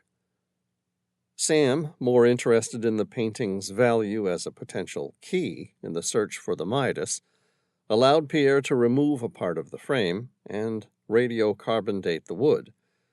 The forthcoming report was conclusive. The frame was made 195 years ago, plus or minus a decade, ending any doubt in Sam's mind about the authenticity of the painting. Even if the painting was legitimate, painted during the right period of time, the question still remained, where was that location along the Sabii River? And more importantly, where did the Midas go afterward? Sam shook his head. It was all still one giant if. Tom stepped into the meeting room, grabbing a handful of corn chips from Sam's bag. With a grin, he said, "Still staring at that thing?" Sam nodded. "Yeah." "Can't let it go?" "No." Like his friend, Tom took a moment to chew and stare at the painting. What do you think our chances are of finding much about her final location in Zanzibar? Sam arched an eyebrow. You mean the final resting place of the Midas? Yeah. The lines in Sam's face deepened as he paused to mull it over. It's hard to say. I've contacted Berlusconi's. That's where we'll start. Berlusconi's? Tom frowned. I thought we were going to Zanzibar. We are. It's in Zanzibar. A man named Tony Berlusconi owns a warehouse full of exotic and not-so-exotic paintings, artifacts, and junk there. It was in his humble shop where this work of art was first discovered and picked up by a representative of Christie's auction house. I'm hoping someone there might be able to find out where the painting came from. Tom's hand snaked down to take another handful of chips, but before he could, Sam's gaze still on the painting, he handed him the whole bag. Tom began crunching in earnest. That's a tenuous lead at best, he said skeptically. Some of the best ones are, Sam shrugged. Failing that, there's a historian on the island. He's agreed to meet with me tonight and go over a few things. Maybe he'll have some suggestions. At the very least, he can have a look at the painting and hopefully point us in some direction about where the river and location the Midas was at when someone went to the effort to paint her. And failing that? Sam suppressed a grin. You think we're going to strike out with too far-fetched chances? It's a strong possibility. Sam laughed. Yeah, well, in that case, we'll just have to get lucky. How so? Sam looked wistful. I have no idea, but something will just turn up. It generally does. It was Tom's turn to look wistful. No, bad guys who try and kill us generally turn up. Sam shrugged. That will be nice if they do. Really?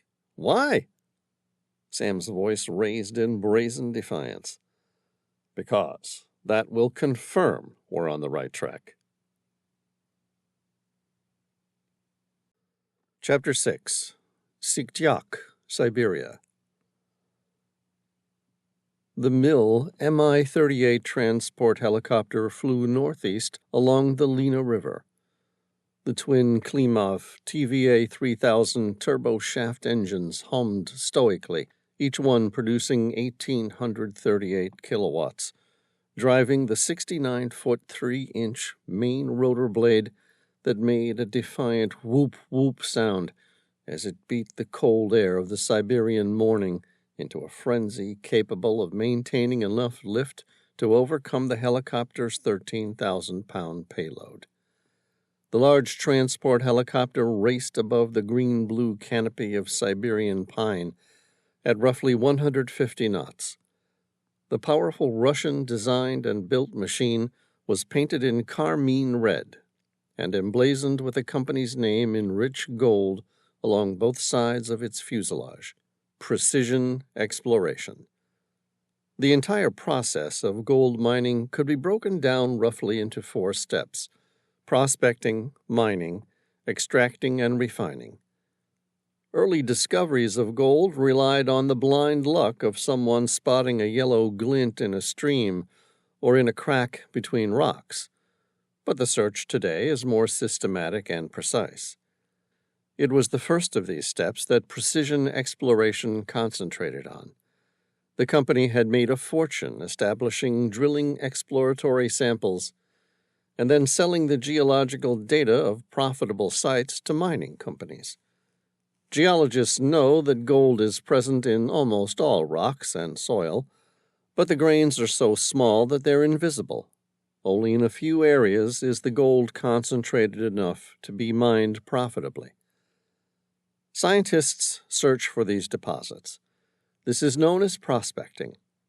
Sometimes these deposits contain pure gold. In most deposits, however, gold is combined with silver or another metal. After finding indications of gold, scientists drill to obtain samples from below the surface, which they analyze for their gold content. If there's enough gold in the deposit, the mining company may set up a large-scale mining operation. Gold most commonly occurs as a native metal, but will form compounds with tellurium, sulfur, or selenium. The gold-bearing minerals that contain tellurium are called tellurides. One particularly valuable telluride is a gold-rich mineral called calaverite. It has a specific gravity of 9.35 and a hardness of 2.5, meaning that the calaverite could be dissolved in concentrated sulfuric acid. In hot sulfuric acid, the mineral dissolves, leaving a spongy mass of gold in a red solution of tellurium. It was this deposit of calaverite recently discovered along the banks of the Lena River that had the executives of the company so excited. Several deep drills had been planted in the nearby region in an expanding search grid in order to take core samples to determine just how large the deposit of calaverite extended. As with a lot of mining geology, it required extensive research. Determining the profitability of a site was less of a science and more of an art, and a whole lot of gambling. That's where Dr. Lev Preobrazhensky came into it. Lev was a 42-year-old geology professor from Moscow University who had recently been poached by Precision Exploration, as they offered greater financial rewards than academia ever could.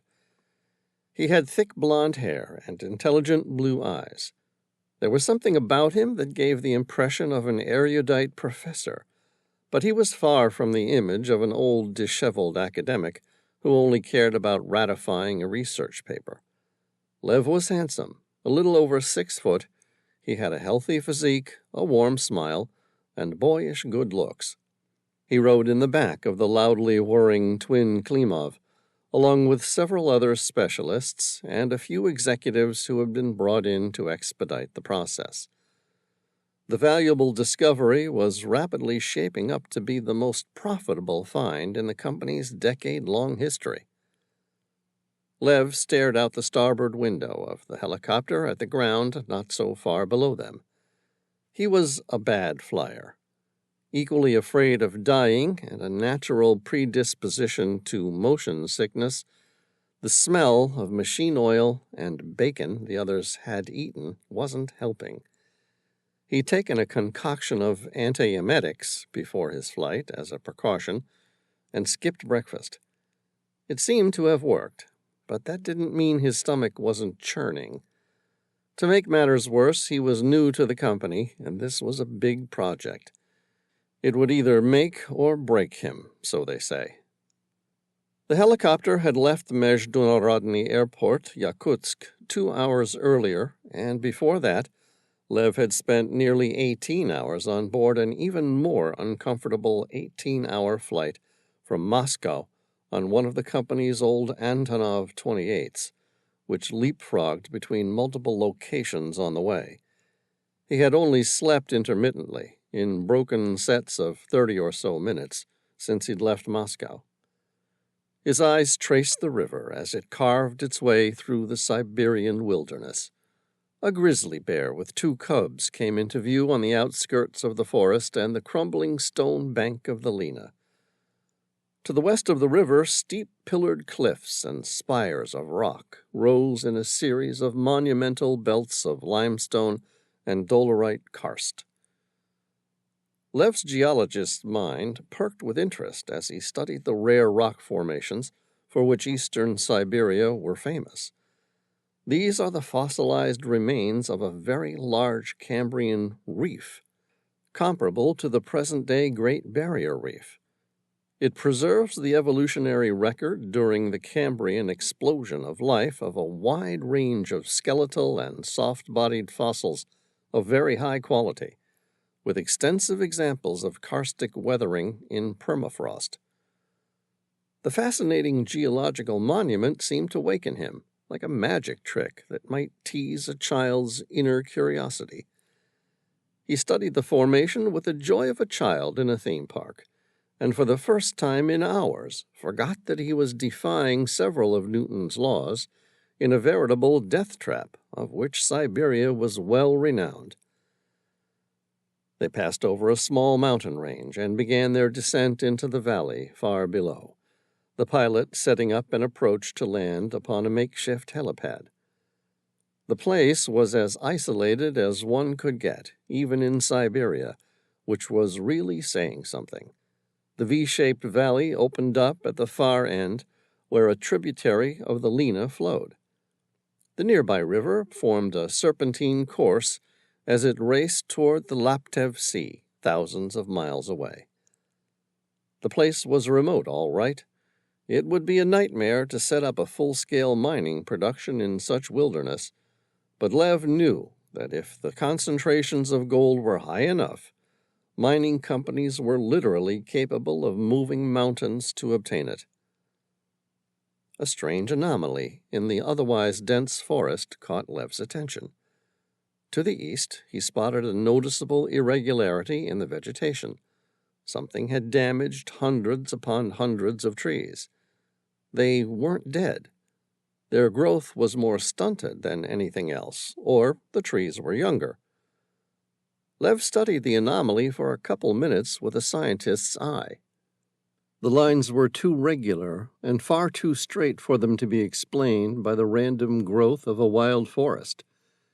It made him wonder if the region had ever been mined previously, perhaps 100 or more years ago, but the dossier on the site had made no mention of it.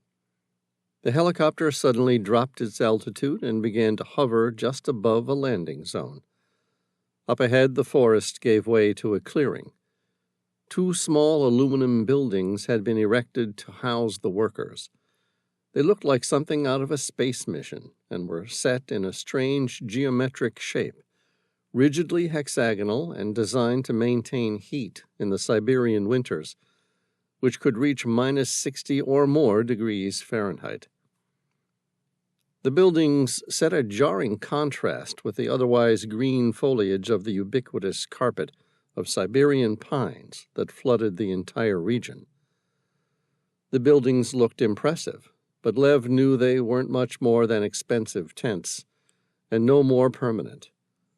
A couple exploratory technicians, upon hearing the sound of the helicopter, opened the door and watched as the helicopter came in to land. The Mill Mi-38 skids touched down, and the helicopter became firmly grounded once more. Time was money, so they say, and in the world of gold exploration, money meant everything. So no one waited for the massive blade to stop spinning. The rotor was nearly 15 feet above the ground, far too high to be dangerous to anyone. One of the technicians from outside opened the sliding door to the fuselage, while the pilot went about his business of shutting down the twin Klimov TVA 3000 turboshaft engines. Lev was the first out of the helicopter. It felt great to step onto the ground and know that he would be there for a few days at the very least. He stomped his feet just because it felt good to move and rubbed his hands together against the cool air. He was greeted by a blonde woman in a pair of jeans, boots, and a thick jacket. "Dr. Preobrajensky?" "That's me," he said, offering his hand. His voice was deep and resonant. "You can call me Lev if you like." She took it. Her handshake was firm and authoritative. "Okay, Lev, I'm Anya Gorbachev." "Excuse me, Madam Gorbachev. I didn't expect such a high-ranking member of the company to be here." She smiled kindly, as though she'd expected him to be surprised by her appearance. "That's okay. You can call me Anya. We're not too big on formalities out here in the middle of nowhere." Lev felt the familiar sense of fear and discomfort of flying rise in his throat like bile at his blunder. He'd expected to be met by a simple geological surveyor, a drill technician.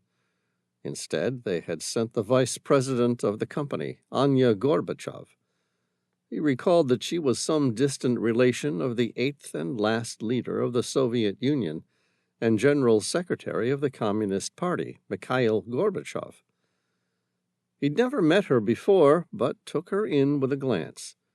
Her face was striking, but it was her compelling blue eyes that drew him in. With her long blade of a nose, Anya could not be called beautiful in the traditional sense, yet she was striking in both countenance and personality. He had no doubt that those who met her never forgot her. The VP was already on the ground. That surprised him. The Cartwright discovery must be bigger than he realized, or he'd been told a lie and brought here urgently. Either way, someone knew something he didn't, if Gorbachev had made the uncomfortable trip out here to greet him. His eyes landed on hers for a little longer than they should have. Embarrassed, he turned his attention toward those trees he'd spotted from the air. On the ground, they weren't quite as obvious, but still, he could just make out that they appeared smaller and less vibrant.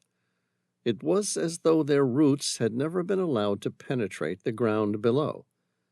She seemed to follow his distraction, realizing that he was looking at the trees.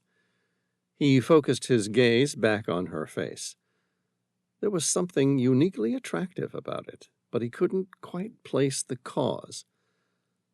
After a while, he decided it was the composition of her flaws that somehow made her face appear unique and attractive to him.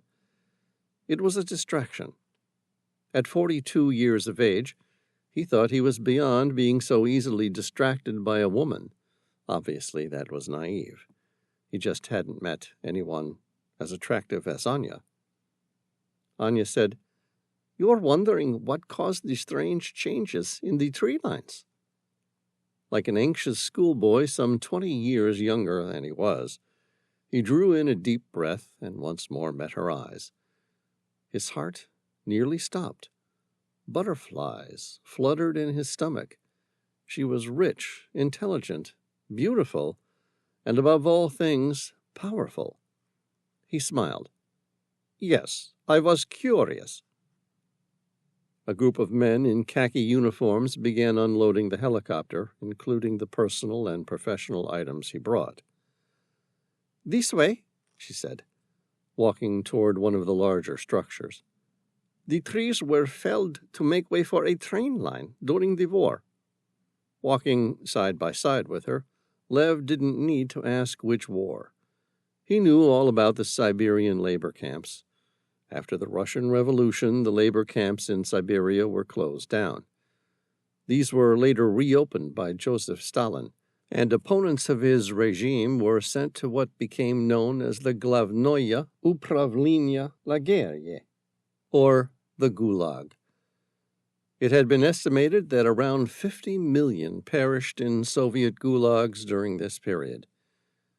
In direct contrast with Anya's prestigious heritage, Lev's grandfather had once been a dissident who had spent the best years of his life toiling in just such a gulag. It was a secret his mother had worked hard to conceal, changing their family name before Lev was born. Lev glanced around at the infinite expanse of Siberian wilderness. Where in the world were they headed? I didn't think anyone had ever mined this region before. They tried, but the permafrost made it too difficult to reap any rewards. Of course, that didn't stop Stalin trying.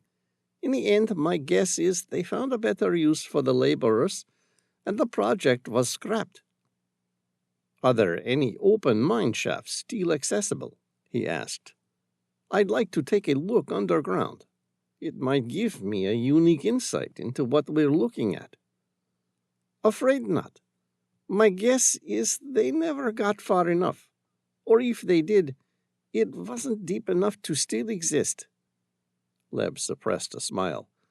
Anya caught him, her voice firm but interested. "What?" He shrugged. "I don't know. You've read the preliminary geologist reports from the drilling sites." It was a statement, not a question. "Yeah, there's a higher concentration of gold here than anyone could have ever predicted."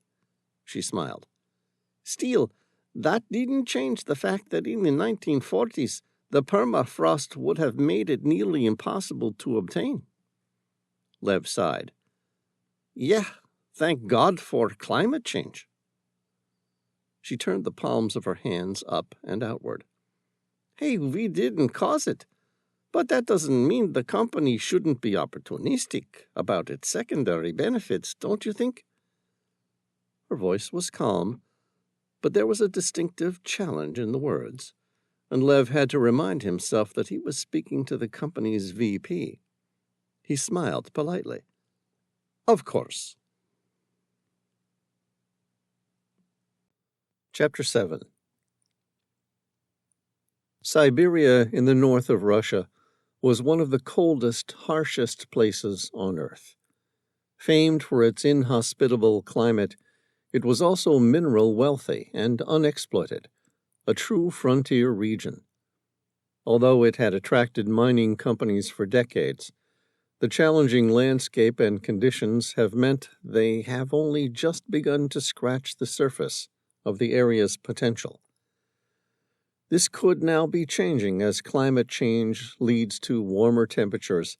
Ice and permafrost were melting and potentially easing the mining process. The mining sector was the second largest contributor to the economy in Russia.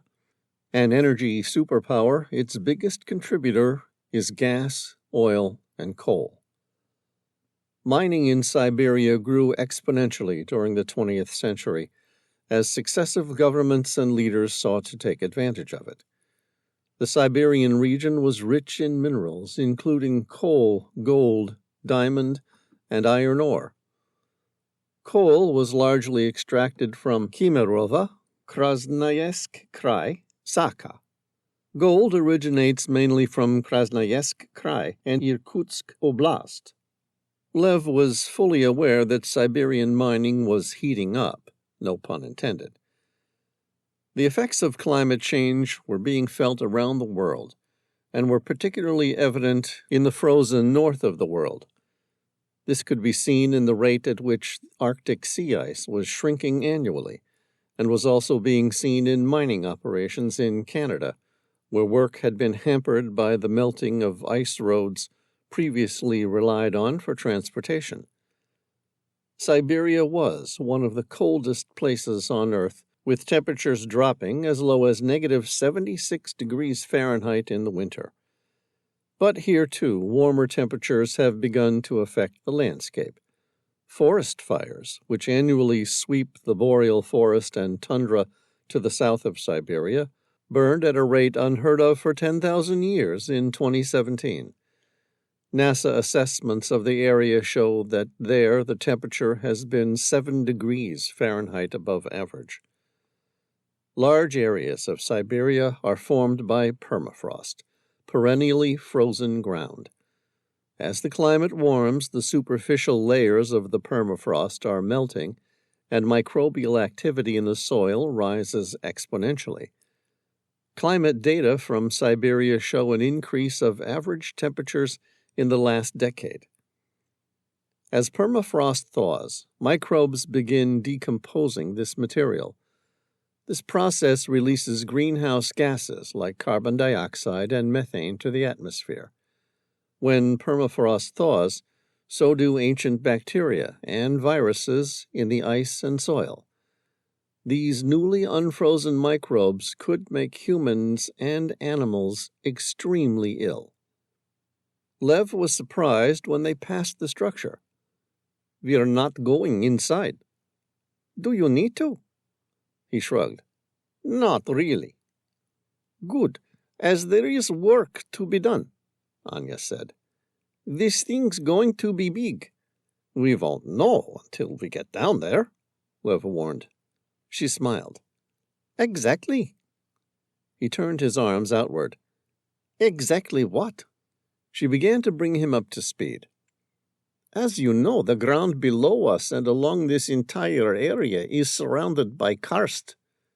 He nodded, seeing where she was headed.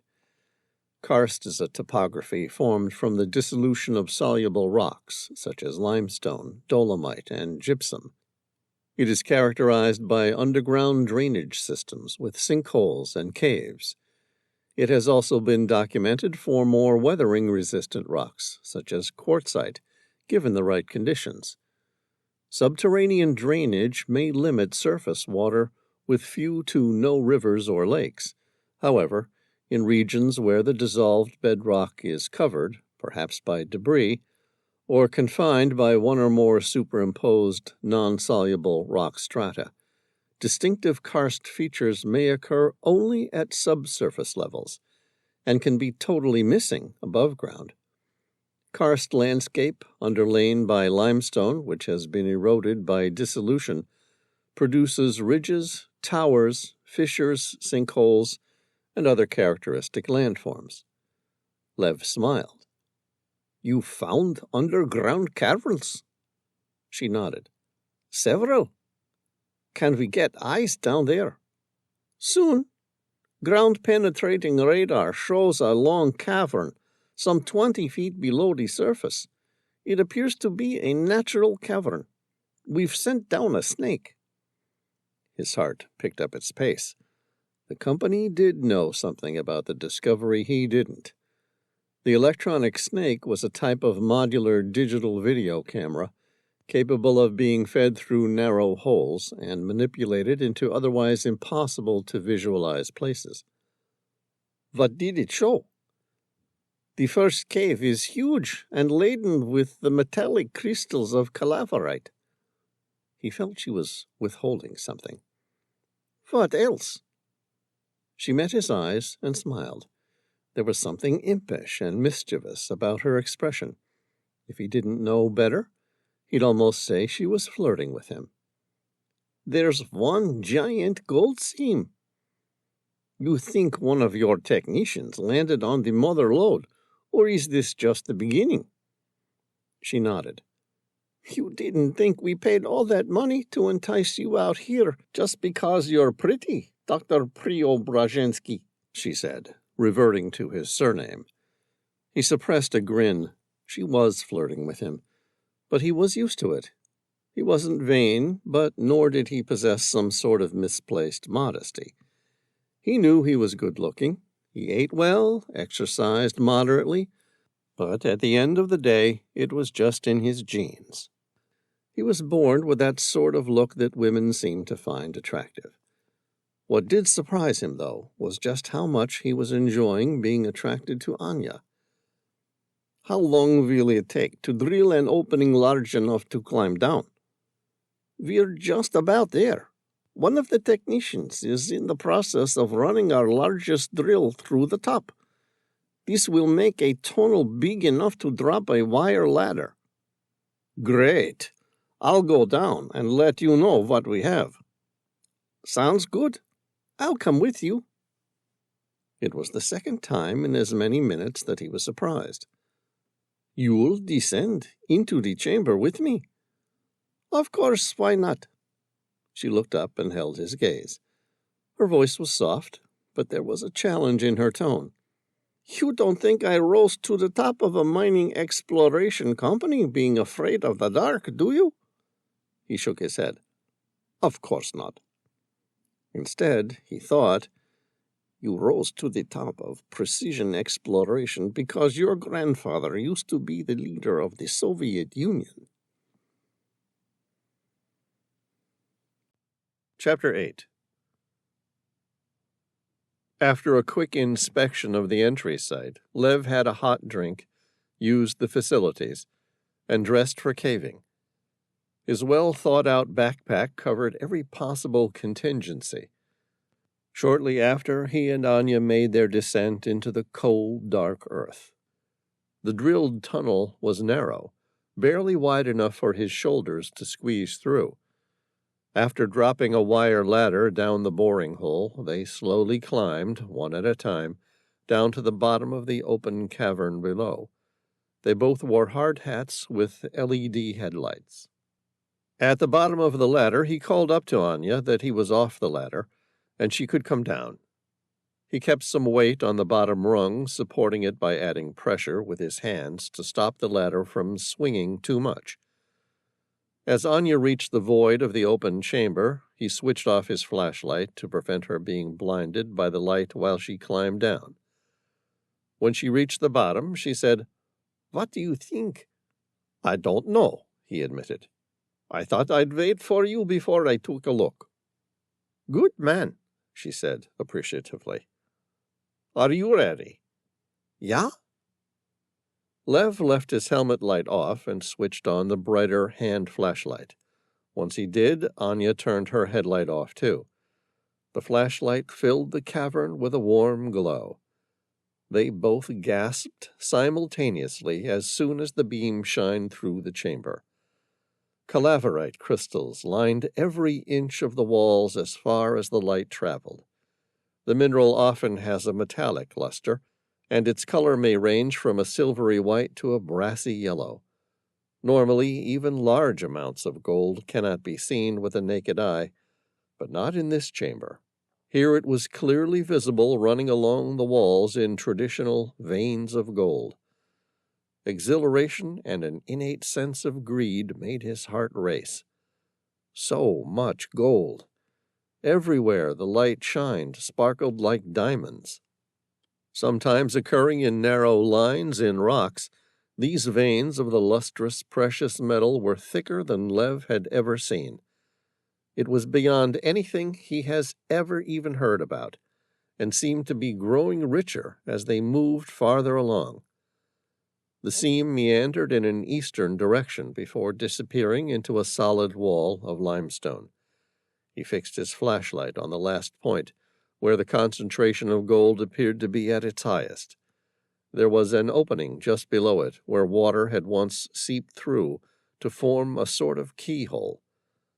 Lev kneeled down so he could get a better look. He was greeted with pitch darkness. He shifted his position, shining the beam of his flashlight through the opening. Something metallic reflected the glare of the light back at him. "That's odd," he said, remembering the story of the disused train railway track from World War II. "What is it?" Anya asked, kneeling beside him. "There's a railway track here." "Get out!"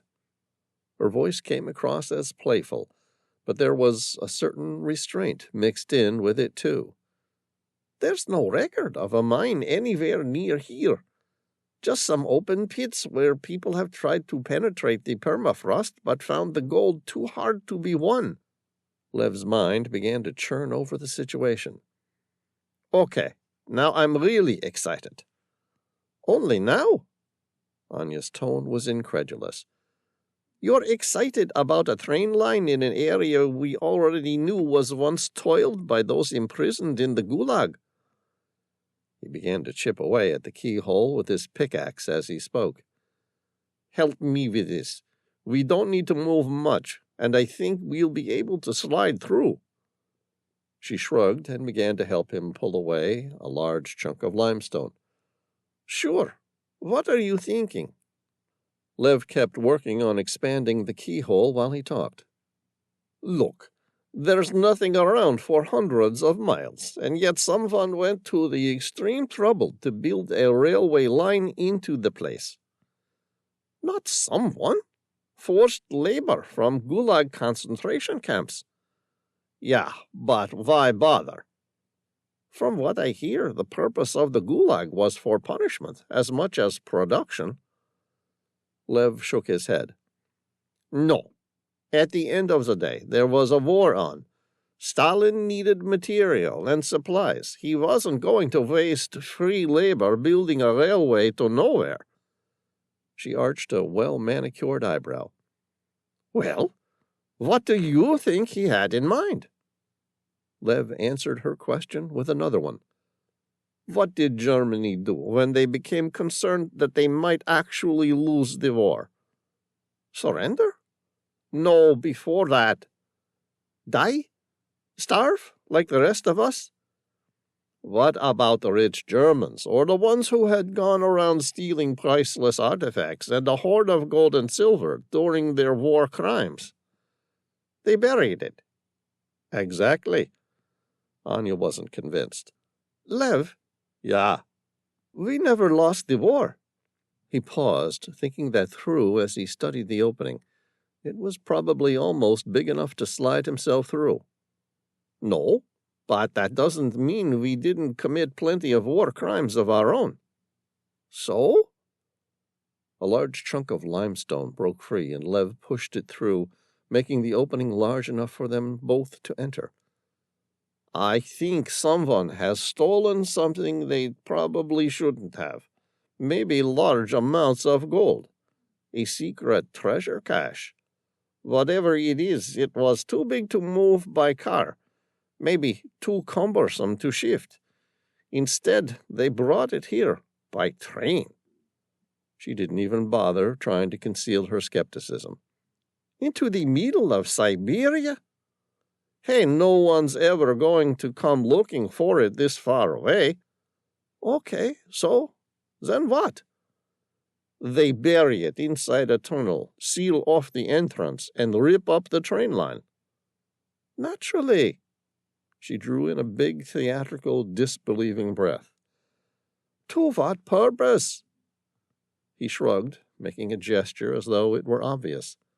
So that whoever it was could come back here and retrieve the gold at the end of the day. Anya held his gaze. Having ripped up the remnants of the railway line used to get it here. Hey, I just come up with the ideas. I didn't say that they had to make sense. Lev got on his tummy, ready to pull himself through. He turned his head to meet her gaze. You coming? Of course, she laughed. You don't think I'd leave all that treasure to you, do you? Lev slid into the hole first, using his hands to pull himself through. Standing on his feet, he then gripped Anya's hands and pulled her through next. They shifted the beams of their flashlights in a long, wide arc. A cursory glance confirmed that there was indeed a railway line. It was a standard 5-foot gauge track, quite different to the narrow 3-foot gauge tracks used in the Siberian mines by gulags. Lev scanned the tunnel with his flashlight. The beam landed on the end of the line, where the tracks were buried in a pile of rubble. He kept his light fixed there and said, That looks like where they sealed it off to keep their secret hidden. Attempting to pat dust off her clothes, Anya wasn't convinced about the treasure. Or this is just a normal mine that ended with a cave-in. I doubt it. Why? These tracks are a standard 5-foot gauge. Her eyes narrowed. So? Lev smiled like a poker player who just won a winning hand. Siberian gold mines, worked by those in the Gulag throughout World War II, all used 3-foot gauge tracks, whereas the standard 5-foot gauge was used throughout most of the Soviet Union. The implications seemed to hit her. Holy shit! There really is a treasure train hidden in this mountain. I think so. Lev took her hand and said, Come on, let's go find out. She released his hand a few seconds later, and together they purposefully strode down the tunnel, following the tracks. They walked a good 10 minutes before the tracks petered out, but there, at the end of the line, was a German steam train. It was a Deutsche Reichsbahn Class 52, with a single armored carriage attached to the World War II locomotive. Chapter 9. Lev kept the beam of the flashlight on the World War II German locomotive. It looked gloomy and malevolent somehow. Painted entirely black, there was additional armored plating to protect the boiler and engineering cab. Similar to a pillbox bunker, the iron embrasures had horizontal arced slits from which to shoot. These lined the engineer cabin that was otherwise entirely protected from external fire. 2 anti-aircraft gun turrets rose from the armored roof of the engineer cabin and the coal tender. Lev could imagine the powerful locomotive making an unstoppable force as it rolled across Europe. He turned to Anya, his heart thumping hard in his chest.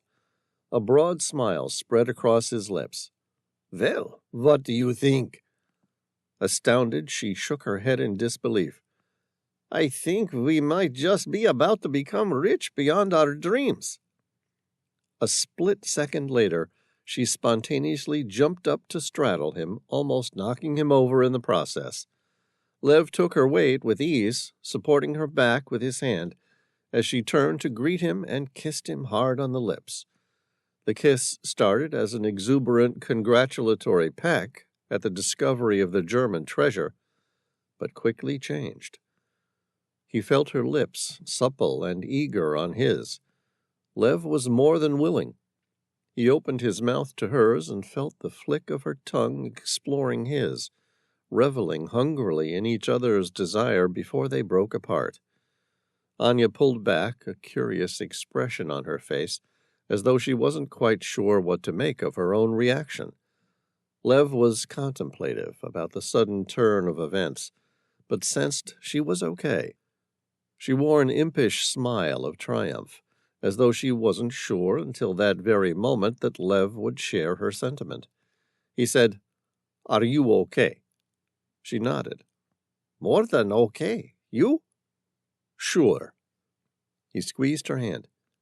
"Come on. Shall we go see what we found?" "Sounds like a plan." They kept walking toward the train. Lev still didn't quite know what to make of the sudden change in their relationship. Was she interested in him, or had it been a spontaneous release as a result of what they had found? Something about the excitement that surrounded the discovery of treasure that made people do strange things. It was the same in mining. There were few things that held so much power over people than the luster of gold fever. The door to the engineer's cabin consisted of thick steel. Lev tried it and frowned. "It's locked." Anya said, "Any chance you can break it open?" Glancing at the pickaxe in his hand, he didn't even need to think about it. "No way. That door was designed to take a beating from machine gun fire. I could chip away at it all week without any luck. We'd have to go topside and return with some drilling or welding gear to get in." Not to be beaten so easily, Anya kept going, walking around the other side. "Come on. Maybe there's another way." "Maybe," Lev agreed. He followed Anya, the beams of their flashlights flickering across the limestone walls and wrapped around the World War II relic like a cloak. Whoever had dug the tunnel didn't expend any effort trying to widen it any more than they had to. It narrowly hugged the train.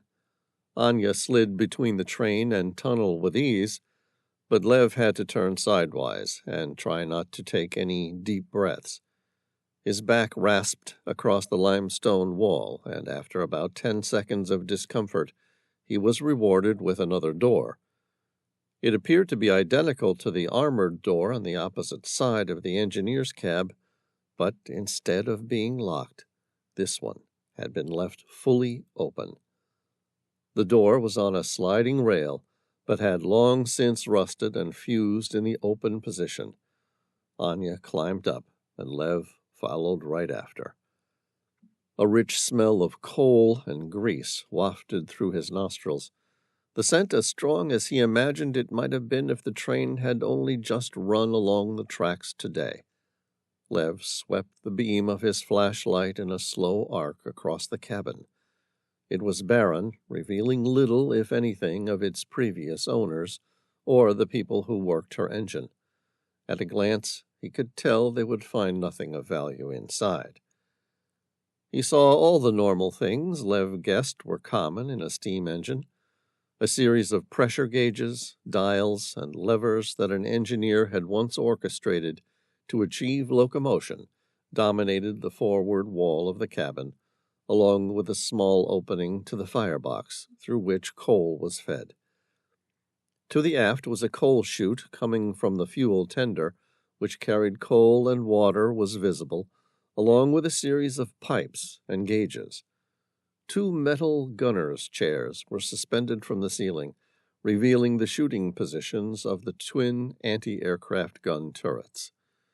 If anything, the place reminded him more of what he pictured the inside of a battle tank would feel like than the engineering cabin of a train. Somehow feeling inspired, Lev clambered up into the gunner's seat. He stared out along the metal crosshairs into the darkness above, and like a child, imagined what it would have been like to be sitting there as British Supermarine Spitfires attacked. He could hear the smooth roar of Rolls-Royce Merlin engines screaming as the pilots dived, raking the German locomotive with their deadly Browning 303 machine guns. He closed one of his eyes and concentrated on an imaginary target through the crosshairs and squeezed the trigger. As expected, nothing happened, but Lev began making a pew, pew sound, like a child playing. Anya glanced at him with an amused expression on her face. "Did you hit them?" Lev climbed out of the gunner's chair. He faked an embarrassed smile, as though he hadn't noticed her paying attention, before his usual confidence returned, and he said, "Of course I hit them. Not just one fighter plane, but two." "Well done." Then, climbing down from the cabin, she said, "The suspense is killing me. Let's go check out the trailing carriage. Whatever was hidden here all that time ago, it must have been important." Agreed. They walked around the train until they reached the last carriage. This one was armored, but unlike the rest of the locomotive, there were no iron embrasures through which to shoot. Instead, it looked like one giant safe. Lev had a bad feeling that the previous owners of whatever treasures might lay inside were unlikely to have left the door open. After a minute or two, they reached what appeared to be the carriage's only door. It was made of steel with large iron hinges. A steel latch was set in the downward locked position and then connected to a steel strut with a padlock. Anya fixed the beam of her flashlight on it. Lev felt his heart skip a beat. The key padlock was made of brass, measuring roughly 6 inches long and 3.5 wide, with one central skeleton keyhole, over which a metal cover rested. The German Third Reich was marked on the top of the padlock, below the talon of the Reichsadler, the heraldic eagle derived from the Roman eagle standard used by the Holy Roman Emperors and in modern coats of arms in Germany, including those of the Second German Empire, the Weimar Republic, and Nazi Germany. The padlock was stamped with the acronym DRGM, which stood for Deutsches Reichsgebrauchsmuster, meaning that the design or function of the item was officially registered inside all of the Germany states. Anya said, "What do you think?" Lev drew a breath. "I'm no historian, but one thing's for certain. Whatever's inside this carriage, it was placed there by someone from the Third Reich." A warm smile crept along his lips. "I'd love to know how Nazi Germans managed to sneak one of their war locomotives across the Soviet Union all the way into the outskirts of wild Siberia and then hide it for nearly 8 decades. I have no idea, but I can tell you now, whatever is inside this thing, it's going to be valuable. Let's find out." With that, Lev lifted the pickaxe and brought the point down on the old dilapidated padlock. The brass gave way on impact, splintering into multiple pieces. Lev exhaled with relief. He met Anya's eyes and gripped the steel latch. "Are you ready?" "Yes," she said, touching him affectionately on his arm. "No more waiting. I want to know what's inside." All right. Lev pulled on the latch. The internal locking mechanism was an iron swivel-shaped latch, and thankfully the freezing conditions had prevented it from rusting solid. It made a metallic rasping sound as steel slid across steel. He pushed hard, and the door swung open. 2 sets of flashlight beams instantly drew toward the interior of the armored carriage. The carriage was empty, with the exception of a single wooden crate. This one was big, roughly 10 feet long by 4 feet wide. A heavy chain had been wrapped around the entire box like a sinister shroud, with each end attached to a single brass padlock on the top. Upon each side of the crate, including the top, there was a message written in English, German, French, and Russian. Lev stared at the Russian message. Danger. Do not open. The contents of this box will bring death to all. Chapter 10. Lev lifted his pickaxe, ready to break the lock as he did with the first one. Anya placed a hand on his arm. Do you think that's wise? Lev laughed. Yeah, why not? It worked with the last one. Sure, but the last padlock didn't have a warning. The contents of this box will bring death to all. He nodded, suppressing a condescending grin. Okay, I'll admit that does have a kind of creepy ring to it. But you're not worried? Nah, it's probably just a ruse, like a final checkpoint to prevent would-be thieves from stealing whatever's inside. She arched an eyebrow. And if you're wrong? Wrong, he shrugged. How far wrong can I be?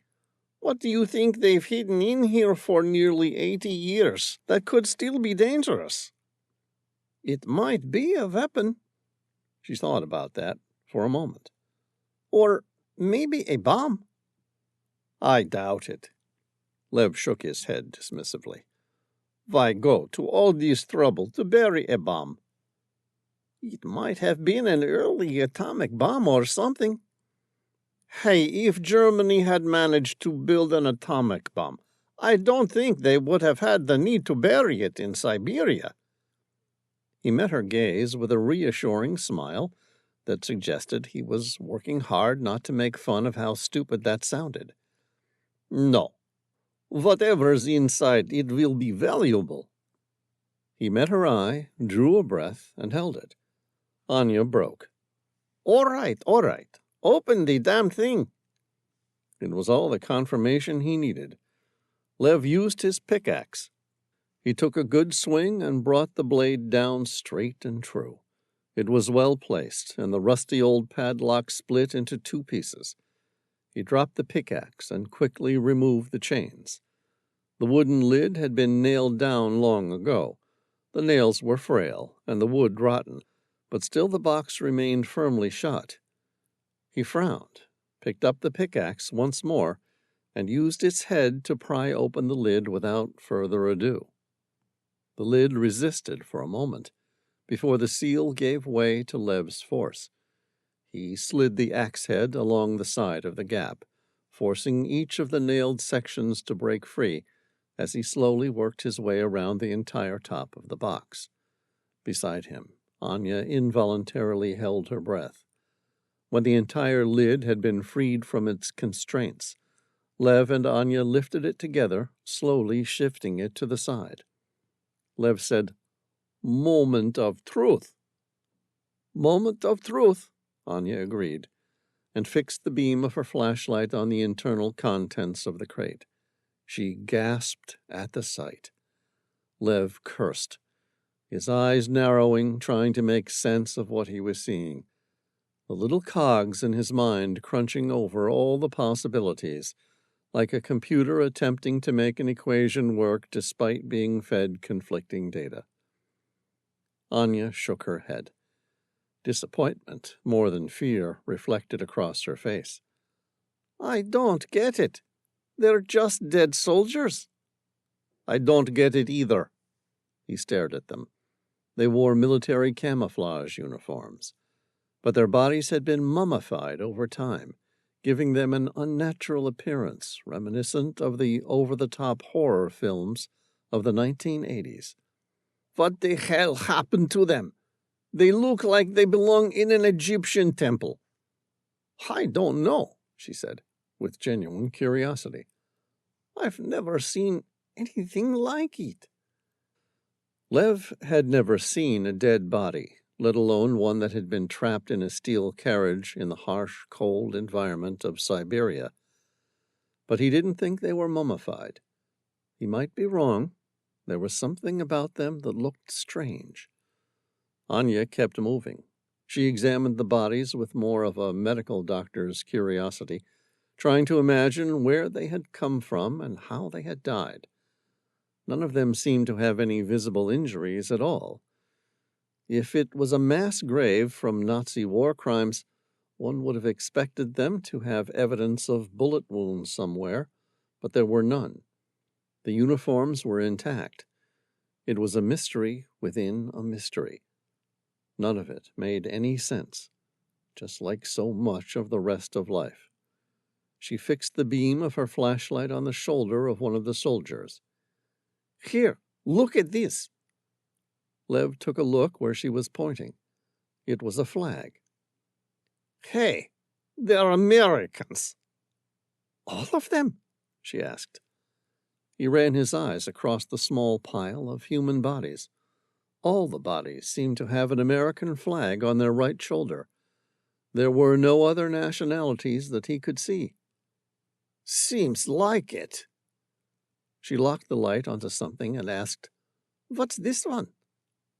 Lev stared at it in silence. The lines of his face deepened as his face crunched up with confusion. It looked like some sort of military insignia.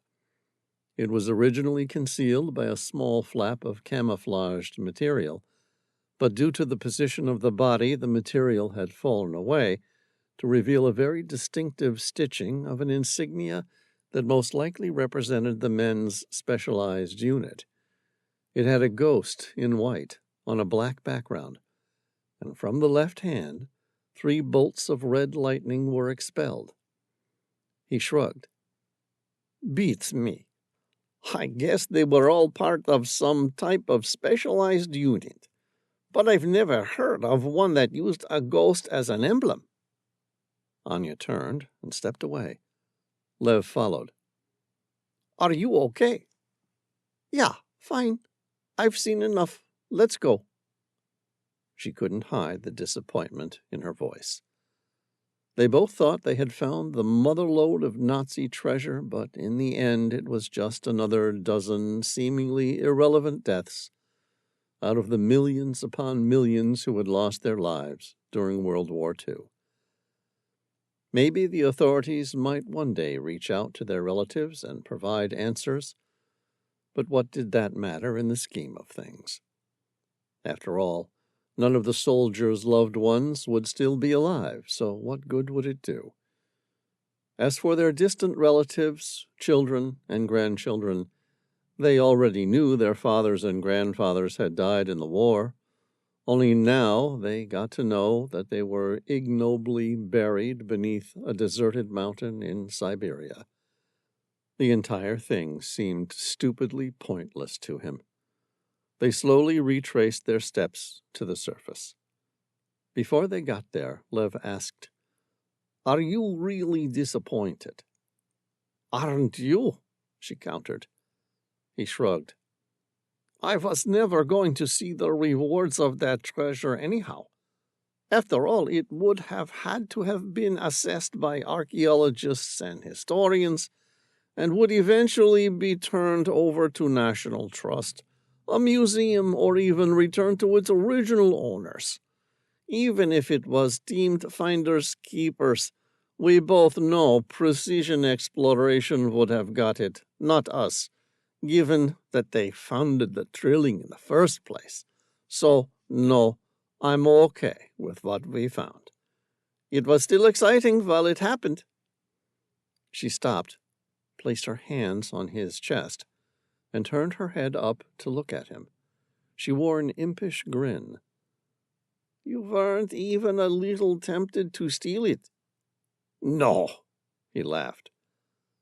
Anya looked at him inquisitively, as though she were trying to assess whether he was really telling the truth or just being polite and responsible. A warm smile broke through, and he guessed she figured he was being honest. "You're serious, aren't you?" "Yeah, why not?" His shrug of indifference was genuine, but standing next to a beautiful woman, he could afford not to care. He was healthy and happily employed in a profession he liked. "Besides, I can't believe we're really negotiating whether or not to steal hidden Nazi treasure that didn't even exist in the end." "I know, it's silly." She kissed him gently. "You're a good man, love. A very good man." "Thank you," he said, squeezing her hands affectionately, thinking, "I found something much better than treasure today." "Come on. We're going to have to make a report. The company's not going to be impressed that the sale of this extraordinarily profitable mine might be delayed with bureaucratic red tape." They traced the large seam of gold back to the main chamber, where the narrow aluminum electron caving ladder dangled from the small cylindrical opening high above. The ladder could only be climbed one at a time. Lev waved his hand toward the ladder. "After you." Anya had a wistful look about her as she ran her eyes across the large seam of gold once more. "You go first. I want to spend another minute down here and just enjoy the view." "Okay," he said, leaning in to kiss her once more. Their lips touched gently. Chemistry was in the air. They shared a mutual desire and restraint before desire won out and their lips parted. It was only a brief kiss, but it was really nice. She said, "Go on, get going. Otherwise, they'll begin to wonder what we've been doing down here." Lev smiled. "I'll just tell them it was a rewarding experience." She suppressed a grin. "Don't you dare!" With that, Lev quickly climbed the 30-odd feet to the surface. As he clambered up the ladder, he had the odd feeling something big had happened, as though this was going to be the luckiest day of his life. He felt a little out of breath by the time he reached daylight. That, too, was to be expected. After all, he was 42 years old and not as fit as he once was for field work. He was greeted by a few technicians who asked him how it went. Lev told them to wait for Anya, who would fill them in on their discovery. As he waited, he turned around slowly, really taking in the beauty of his environment for the first time since arriving. Sky-high Siberian pines lined the valley. Nearby, a large eagle could be seen feeding its chicks. He walked toward the river that ran north to south as it cut its way through the valley. It was a parallel tributary of the Lena and made a striking setting as it carved its way through karst. He knelt down and filled his drink bottle with the pristine water. One of the off-duty technicians, who had been standing in the middle trying his hand at fly fishing, pulled in the largest Hucho taimen, the trophy of Siberian trout, he'd ever seen in his life. He gave a congratulatory wave to the amateur fisherman and returned to the opening to wait for Anya. One of the technicians there caught his gaze. "What is it?" "Sorry?" Lev asked. "You had a pensive look about you. I was just trying to get an idea of what was on your mind. You look like you've just found a gold nugget." The technician said teasingly, "Or maybe like someone in love?" "Oh?" Lev was caught by the technician's surprisingly accurate perception. "I was just noticing how beautiful this place is, that's all." "Right, I understand," the technician said, in a way that suggested he didn't. A couple minutes later, Anya climbed out of the opening. She seemed to be huffing and puffing even more than he had been. Lev asked, Are you all right? Yeah, just a bit out of breath. She leaned over, placed her hands on her knees, clearly having difficulty breathing. Lev studied her. It wasn't just that she was out of breath. Her paleness, her fatigue, something seemed off. She didn't look all right to him at all. Are you sure you're feeling all right? Anya nodded. I'm just a bit thirsty, that's all. Lev offered her his water bottle. Thanks, she said, taking it. Anya took a long, slow drink from the bottle until it was entirely empty. Lev laughed. You really were thirsty. She looked desperate for more and a little scared. You have no idea. Chapter 11. Stone Town, Zanzibar. It was early afternoon when the Tehila motored past Kendwa Beach, a ritzy tourist town to the north of Zanzibar. The water looked like an ocean of blue marble set against a backdrop of beaches made from the whitest sands on earth, surrounded by a dark forest of rich greens. Several traditional sailing dhows lined the shore. The dhows were everywhere. Most local people didn't own cars or even bikes, but everyone seemed to have a dhow. Just off the beach, a couple of tourists looked like they were having fun trying their hand at kiteboarding. A fair-haired girl in her 20s was grinning at a dark-skinned man with a muscular physique and happy-go-lucky smile. The girl seemed to be getting the hang of it, but the man appeared to be struggling with the water sport. The Tehila continued southwest, rounding Tombatu Island before eventually coming to a stop along the western coast of Unguja, the main island of the Zanzibar Archipelago, and anchoring in the shallow waters off the coast of Stone Town. Stone Town of Zanzibar, also known as Mji Mekongwi in Swahili, was the oldest part of Zanzibar City, the main city of Zanzibar in Tanzania. The newer portion of the city is known as Ngambu, Swahili for the other side. After lowering a Zodiac into the calm waters, Sam, Tom, Genevieve, and Elise used it to motor to the shore. Tom and Genevieve pulled it ashore above the waterline, and Sam paid a local street vendor to keep an eye on it. Elise and Genevieve headed off to check out the town and local museums, arguing that if this was the closest thing they were going to be seeing to a vacation for a while, they might as well take advantage of it. They left the seafront promenade, enjoying their last gaze of the turquoise Indian Ocean, before entering the old city, where their senses were greeted and enveloped by a cacophony of tastes, smells, and sounds. The smell of spiced tea and hot grilling chapatis wafted through the air. In the distance, the call to prayer echoed out from the nearest mosque. Zanzibar's main industries were spices, raffia, and tourism. In particular, the islands produced cloves, nutmeg, cinnamon, and black pepper. For this reason, the Zanzibar Archipelago, together with Tanzania's Mafia Island, were sometimes referred to locally as the Spice Islands. As Sam walked through the narrow streets, it was easy to see, or more specifically smell, why. They headed past the remains of the Boma la Kale la Zanzibar, known as the Old Fort, the oldest building and original fortress in Stone Town, the capital of Zanzibar. They walked past the House of Wonders, once the former palace of the Sultan of Zanzibar and now a museum. The entire facade, including the clock tower, had collapsed in December 2020, and a small army of construction workers were beginning to set up scaffolding to finally make the repairs.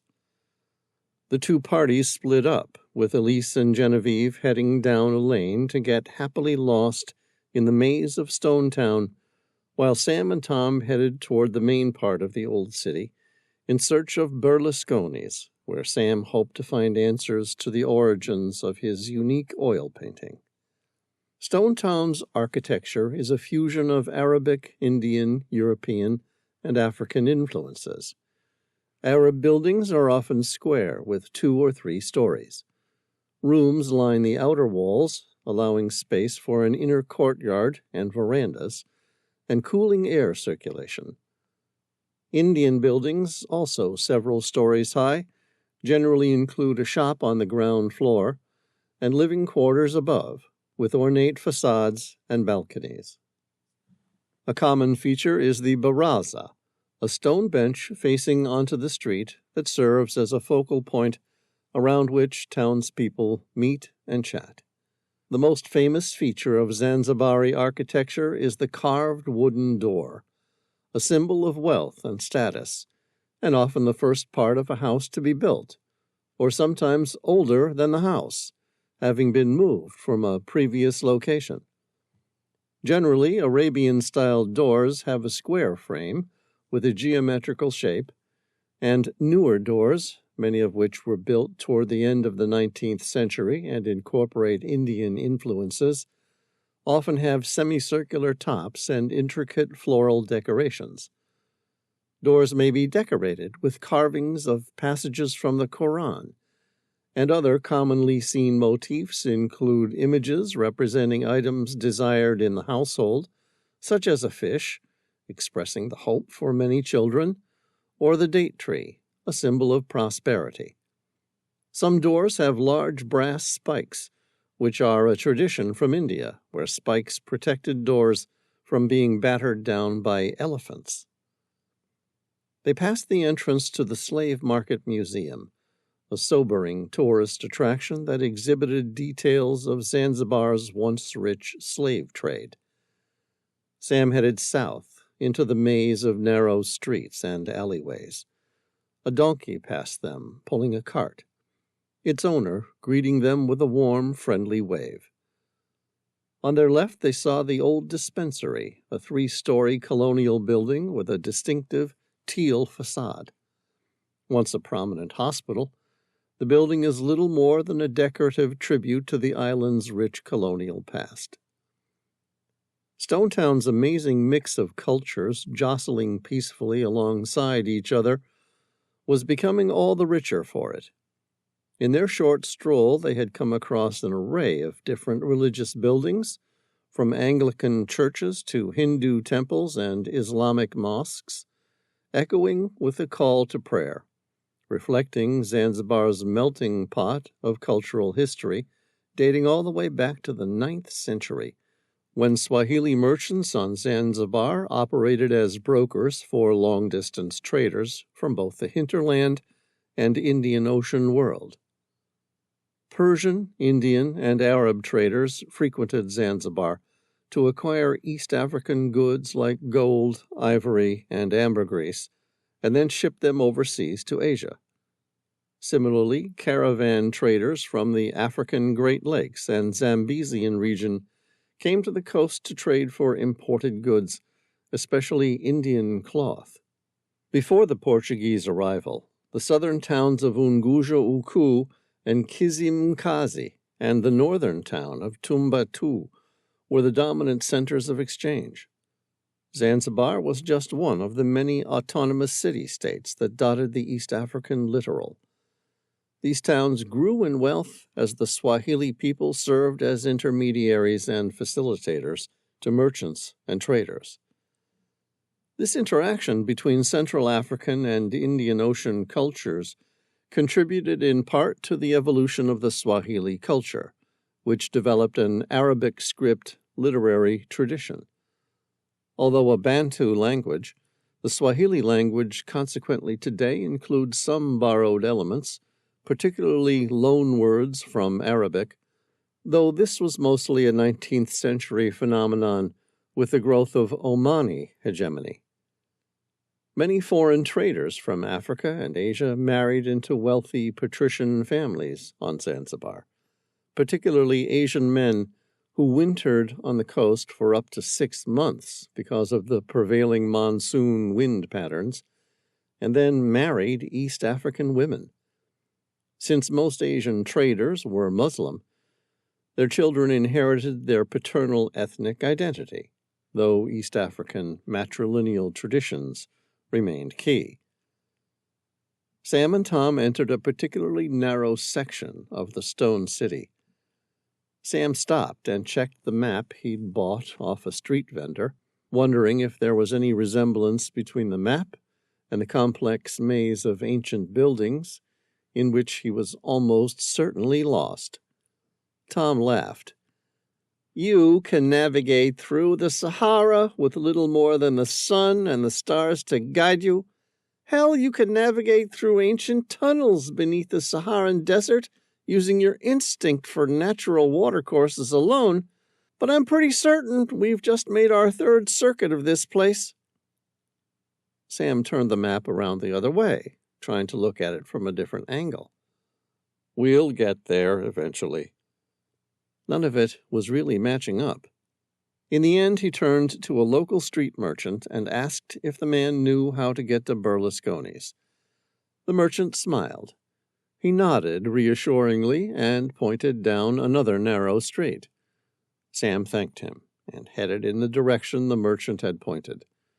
Several school children, wearing their traditional dress, weaved in and out of a couple donkeys. Sam smiled, enjoying the day, and kept walking through the convoluted array of narrow streets where ancient carved doorways sat slightly ajar, their secrets just out of reach. The strong scent of spices became blocked for the first time since arriving on the island.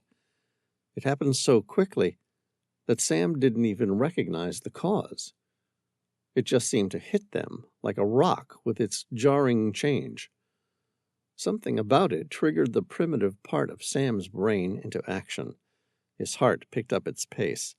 Tom stopped, his eyes narrowed. "What is that?" Sam swallowed, fighting down the sense of impending danger. "The streets filling with smoke." "Any idea where the fire is?" Sam glanced toward a big building at the end of the row of shop fronts. Crimson anger arose from the burning blaze. The glowing embers leaped and twirled in a fiery dance, twinkling like stars in the hot, swirling air, before cascading to earth like gleeful fire fiends, setting alight the tinder of the building next door. Local people, along with professional firefighters, were running back and forth with buckets and hoses, trying in vain to put it out. Sam and Tom ran to join the other volunteers. They worked for the next half an hour to contain the fire. The firefighters succeeded in stopping the spread to the other buildings, but the original one had been lost. Sam looked up, glanced at the smoldering remains, and cursed. Beneath the fiery remains, he could just make out the outline of a sign. Berlusconi's Fine Wares. Chapter 12. The fire chief told the not-so-small group of volunteers that everything of value was destroyed in the warehouse, and it would be safer to let it burn now and concentrate on ensuring the adjacent buildings weren't destroyed. Sam watched as they got control of the fire, confining it to the lone building to burn free. Once the fire chief appeared to hand over to his deputy and grab a drink, Sam went to see him. "I was supposed to be meeting the owner. I don't suppose you've contacted him yet. I assume he'll want to come down and see the damage with his own eyes." The fire chief frowned. "That would be Tony Berlusconi." "That's him." "I'm sorry to inform you, he was killed in the fire." Sam glanced at the raging inferno and wondered how anyone could tell who was still inside. "Are you sure it was him?" "Certain. I knew the man personally. He would have been the only one in the warehouse today. His body was found inside. As you can imagine, it's pretty charred up, but at a glance, I'm sure it's him." Sam nodded. I'm sorry to hear that. They walked away from the disaster. At a loss, Tom's face crunched up tight. Neither of them knew the man, but all the same it seemed like a terrible way to go. I'm sorry, Sam. It's all right. I didn't even know the guy, but yeah, it's incredibly bad luck. What will you do now? Sam arched an eyebrow. You mean, will I keep searching for the Midas? Will you? Of course. Sam picked up his cell phone. I mean, it might seem disrespectful to Tony Berlusconi, but at the end of the day, we came here to find the Midas. His unfortunate death shouldn't prevent us from continuing with our quest. Good for you, Tom said, his voice soft and understanding. I'm meeting Genevieve for dinner, but I'll be around if you need me. Okay, thanks, Sam said. I should be fine. I'm just chatting to a local historian. I should be able to handle that on my own. Enjoy your date night, and I'll see you when I get back on board the Tehila tonight. Sam found the contact number for the local historian. The man had grown up in Zimbabwe and gone on to become a prominent expert in Eastern African history and artifacts. The expert had agreed to meet up and talk about the painting with the Midas. He'd sounded incredulous about the theory of a lost slave ship finding its way up the Sabii River in Mozambique, but had said he was interested to hear the story and review the painting and any other data Sam had gathered. He pressed the green call button. A man answered immediately. His voice was a deep baritone. Irritation at the disturbance of an unknown number was thinly veiled. Hello. Sam suppressed a grin. Greg Lamont? Yeah. What do you want? My name's Sam Reilly. There was a long pause, as though Lamont had never heard of him and was trying to rack his brain for the connection. Sam said, We spoke a week ago. Ah, the boat guy. You're looking for some Atlantic slave ship. The guy tapped his pen on a desk as though trying to recall the conversation. They were on a Portuguese slaver, having been picked up along the African west coast, Sierra Leone or somewhere. That's right. It was called Mendiland back then. Right, and the slavers, they were all Mendi. That's right.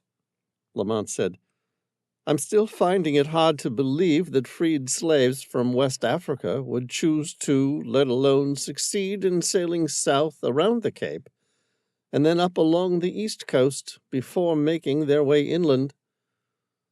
Sam had had a disappointing day, he reflected. Dispirited, he said, Look, I was keen on getting your view on the location along the Sabii River based on this painting of the slave ship Midas. I know it's a long shot, but you never know. If you're too busy, I'll leave you be. No. The man seemed to change his tone. I'm interested, I am. The story has me intrigued. I do remember you, Mr. Sam Reilly. It's just you called earlier than I expected. I thought you were going to Tony Berlusconi's. I tried, but the place had burned down. The phone went silent as Lamont digested that new information. I'm very sorry to hear that. I didn't know Berlusconi very well, but I had met him. In my line of work, we kind of traveled in the same circles. I hope for him that it was a quick death. Sam swallowed hard. Yeah, me too. Quick to recover. Lamont asked, Have you eaten yet, Mr. Reilly? Sam checked his watch. It was only 6 p.m. Not yet. Good. I'll have a place set up for you. You can show me your photos, and we can talk about the lost treasure of the Midas and all the wonderful legends that might surround her. That's great. Where do you want to meet for dinner? Why, Mr. Reilly, there's only one place to go for dinner in Zanzibar. Sam grinned. And that would be the Forani night markets. Chapter 13. Forani Gardens, Stone Town. The bruised sky twisted into shades of red, purple, and ochre as the sun turned from orange to gold, before finally settling across the horizon on the Indian Ocean. Sam hurriedly walked through the busy park, discovering that at sunset, Stone Town's Forani Gardens transformed into an open-air food market like no other. He found himself lost as he walked through the marketplace full of delight. Where tourists had basked in the Zanzibar sun along the open grounds just hours earlier, makeshift tables, propane tanks, and grills now filled the entire area. The aroma of fresh fish, meat, shrimp, and kebabs wafted through the air. His eyes feasted on Zanzibar pizzas and limitless choices of grilled seafood, fresh tropical fruit salads, and an assorted array of sugarcane juices with ginger and lime. A vendor selling urojo, a thick mango and tamarind soup served alongside chickpea fritters, boiled potatoes, cassava flakes, chutney, and as much hot sauce as you dare, tried to tempt him. Before he could politely decline, he was greeted by a short, corpulent man with massive shoulders. His tanned features were carved in lines of aggression and brutality, while beneath his morbidly obese exterior he was solid. As though once incredibly active and muscular, he moved like a boxer. The man was immense, 400+ pounds at least. The man looked at him with the scrutiny of a fighter, sizing him up. "Sam Reilly." Sam nodded. "Greg Lamont?" Lamont greeted him with a firm handshake and a surprisingly warm smile. "I have a table set up for us at the end of the park, so we can talk in private." "Thank you," Sam said, following him and taking a seat. There was an arrogant aspect about Lamont that Sam didn't like at face value, but he couldn't quite place it. His dinner companion ordered everyone around, as though he felt he owned everything and everyone around him. Judging by the way the locals treated him, that probably wasn't far off from the truth, Sam thought. Not that it mattered. He didn't have to like the guy. He needed answers. Lamont was intrinsically well-positioned and extremely knowledgeable. Lamont took a seat opposite, and 2 freshly opened cold beers were placed on the table without being asked if he wanted a drink. Sam picked up one and glanced at the label. The brand was Kilimanjaro, a pale lager with 4.5% alcohol. Lamont didn't wait for him, quickly taking a draft. Sam had his own swig and smiled. It was dry and surprisingly refreshing. "This is good." "The best," Lamont said, with what Sam could see was the man's habitual confidence. "It is Tanzania's most known and sold beer, loved by both locals and tourists, and for good reason." "Cheers." Sam clinked the heads of their bottles together before taking another sip. Lamont's eyes narrowed, locking on Sam's. He spoke convivially, but there was a hardness to it, too, as though he was judging Sam somehow with his answer. "So, tell me, how are you finding our fine island of Zanzibar?" "It's beautiful," Sam said, both dutifully and honestly. "I love it here," Lamont said, seemingly happy to hear his own voice again. Sam had trouble placing the thick accent. Although Sam assumed it betrayed Lamont's upper-class European ancestry in Zimbabwe, a mixture of British English, South African, and what was once called Rhodesian, Sam recalled that affluent, upper-middle-class, and highly educated Zimbabweans were influenced by older forms of Southern British English, especially the now archaic Rhodesian English. "Have you always lived in Zanzibar?" No, of course not. I'm Rhodesian through and through," Lamont said, in such a way that suggested the country had never changed back to Zimbabwe in 1979. Without missing a beat, he went on. "Africa is part of my blood. My great-great-grandfather worked in the Cape Colony with Cecil Rhodes. I will always be Rhodesian. But Zanzibar, Zanzibar, with its tropical climate, pristine beaches, and nightlife, it's a much nicer place to live and relax." One of the many cooks brought food out to them, some of it still alight. The table quickly filled with an exotic assortment of traditional Zanzibar cuisines. Lamont, proud of what he now considered his island, talked Sam through each one as it arrived. Lamont pointed to the first plate. "This is sorpatel. Originally from Portuguese Indian Goan origin, it is mostly boiled meat consisting of a mixture of tongue, heart, and liver. It's cooked with masala, along with tamarind and vinegar." Sam's mouth began to salivate as the rich aromas filled the air. "It looks good." Next came boko boko, a sort of stew of meat cooked in maize, ginger, cumin, chili, tomato, and onion, and served with date and hazelnut bread. It was traditionally used to celebrate the end of Ramadan, but Lamont mentioned that it goes very well with everything. Another dish arrived. "This is pilau meat." Sam nodded, helping himself to a serving. "Looks good. What's pilau meat?" "Goose.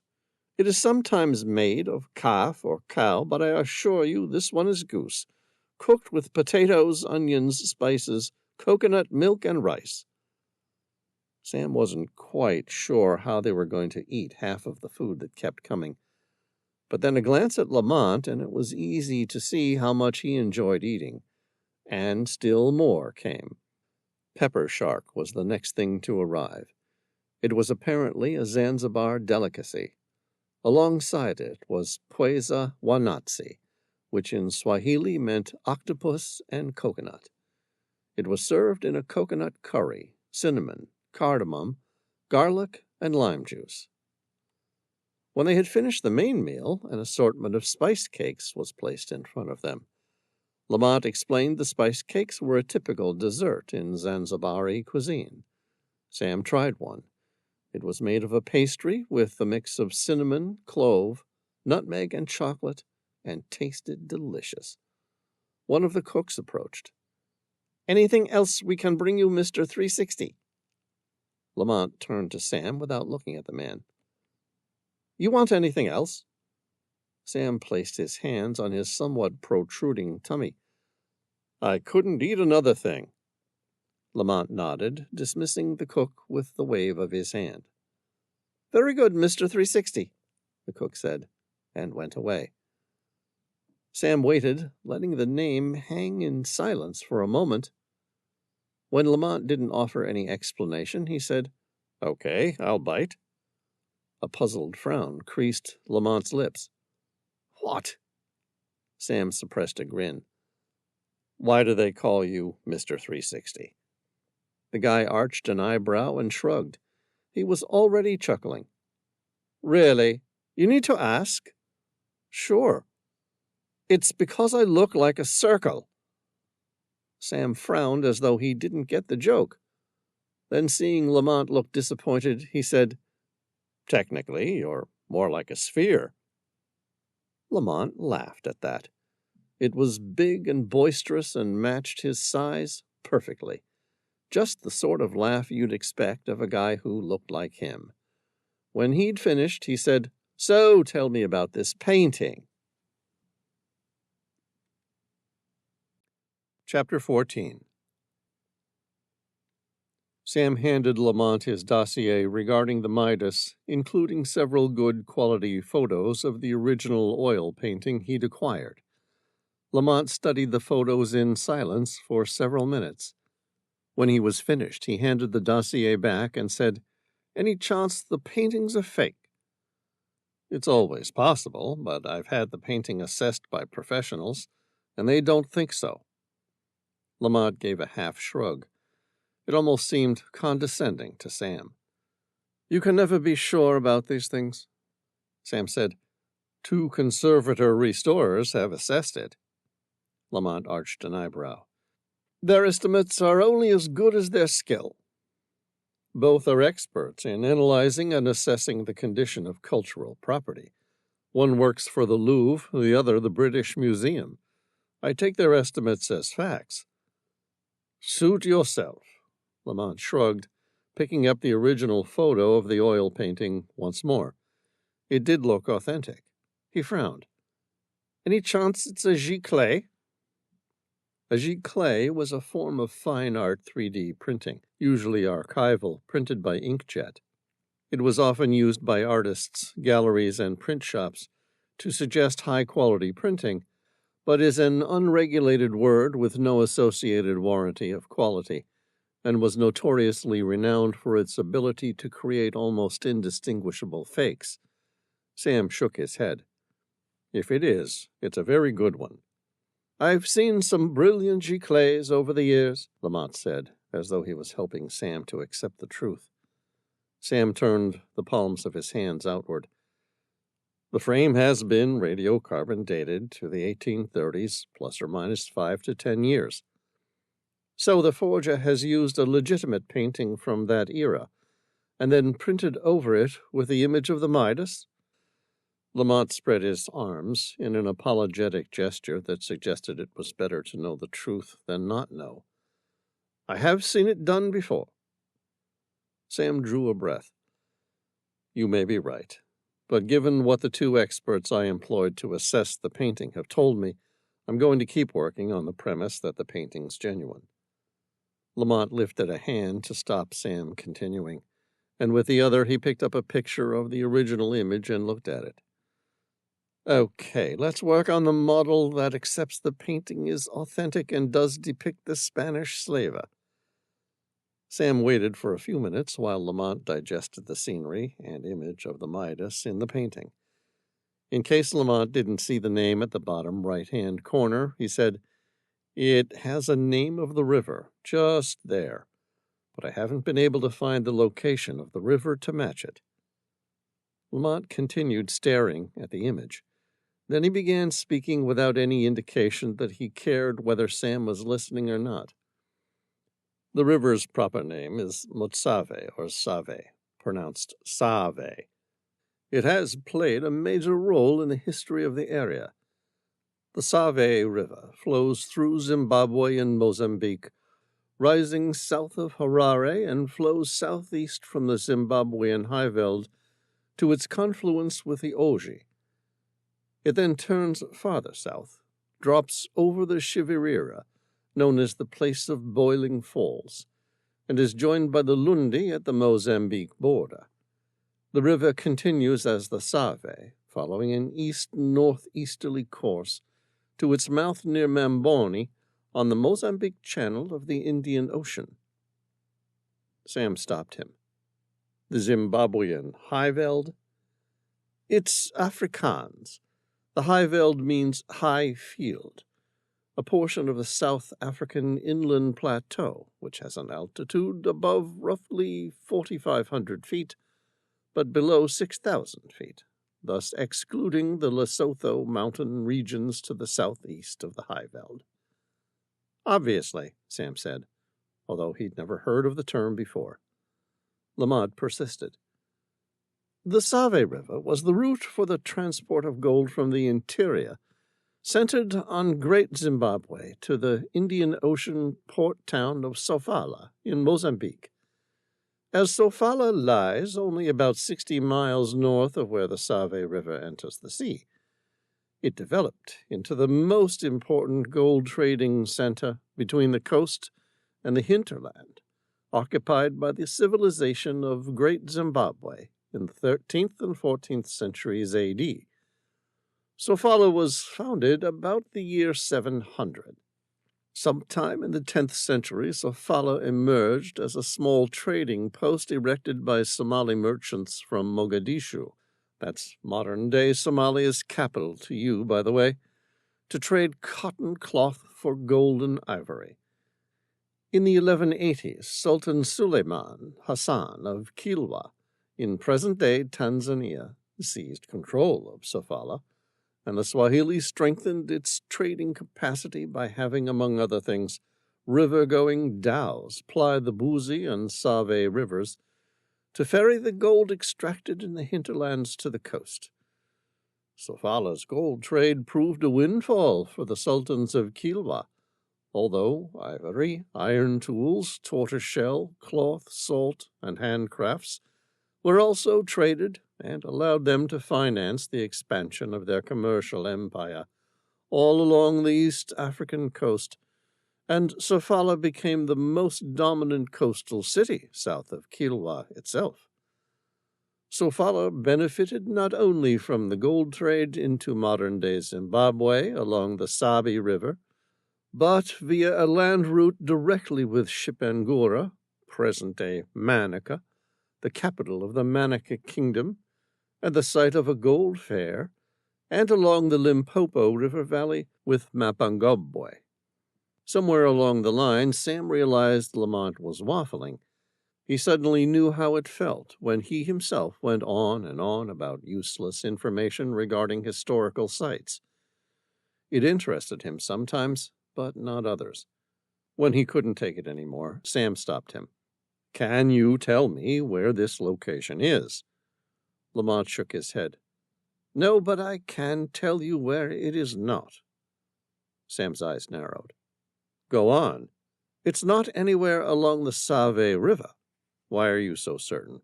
"Well, for starters, in 1831, the Save River was known as the Sabii River, so that makes this painting an anachronism. Either the ship arrived here 100 years too early, or the painter had the most remarkable foresight to predict the river's future name." Sam's lips curled into a smile. "You knew it was a fake from the moment you set eyes on the painting?" Lamont nodded, an unabashed and lopsided grin forming on his lips. "Indeed I did. And yet you still went on to tell me the whole damned history of the Save River." "Yes. Why?" "Because you wouldn't listen when I suggested the painting was a fake." Lamont laughed hard, as though it was one of the funniest jokes he'd enjoyed all day. "So I figured if I couldn't enlighten you about the painting, I might at least do so regarding the Save River." Sam let him go for a while. When the big man had finally stopped laughing, Sam asked, "Any guesses what river this might have been?" Lamont suppressed a smile.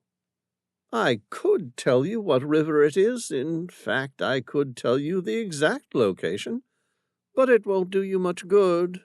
Sam felt an uneasy feeling rise in his gut, as though he was about to be hit with another dead end. "Why?" Lamont's voice became solemn. "That's the Upper Zambezi."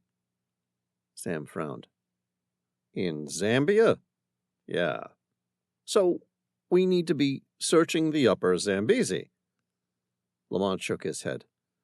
"No need to search it." "Why not?" "Because there's no way the Midas was ever there." "Really?" "No." "You're certain?" 100%. "Why?" "Unless they worked out a way to carry the Midas more than 100 feet vertical, it would have never made it above Victoria Falls." "Which means this thing's a fake." Lamont spread his arms in an apologetic gesture. "Looks like it." Sam frowned. "It seems I've come a long way seeking a wild goose." Lamont patted him on the back, a big grin on his face. "No, my friend, you've come a long way to Zanzibar to discover the glorious delights of the Forani Gardens." Chapter 15. Sam tried to pay for dinner, but Lamont wouldn't hear of it. Instead, he insisted that given all the distance that Sam had traveled to reach the place, It was only fair that he should pick up the bill. Lamont told Sam he would walk him back to the promenade where his ship was waiting. For the most part, Stonetown was safe for tourists, but after dark it could sometimes become problematic for foreigners. Sam gave a half-shrug, as though this too seemed fair. They walked back via the old fortress before cutting through a series of narrow, dark alleyways, of which Stonetown were so renowned, on their way to Livingston's beach. Lamont had kept drinking his Kilimanjaro lagers throughout the evening. Consequently, he was much closer to the drunk end of the inebriation scale, but appeared to be happy about that.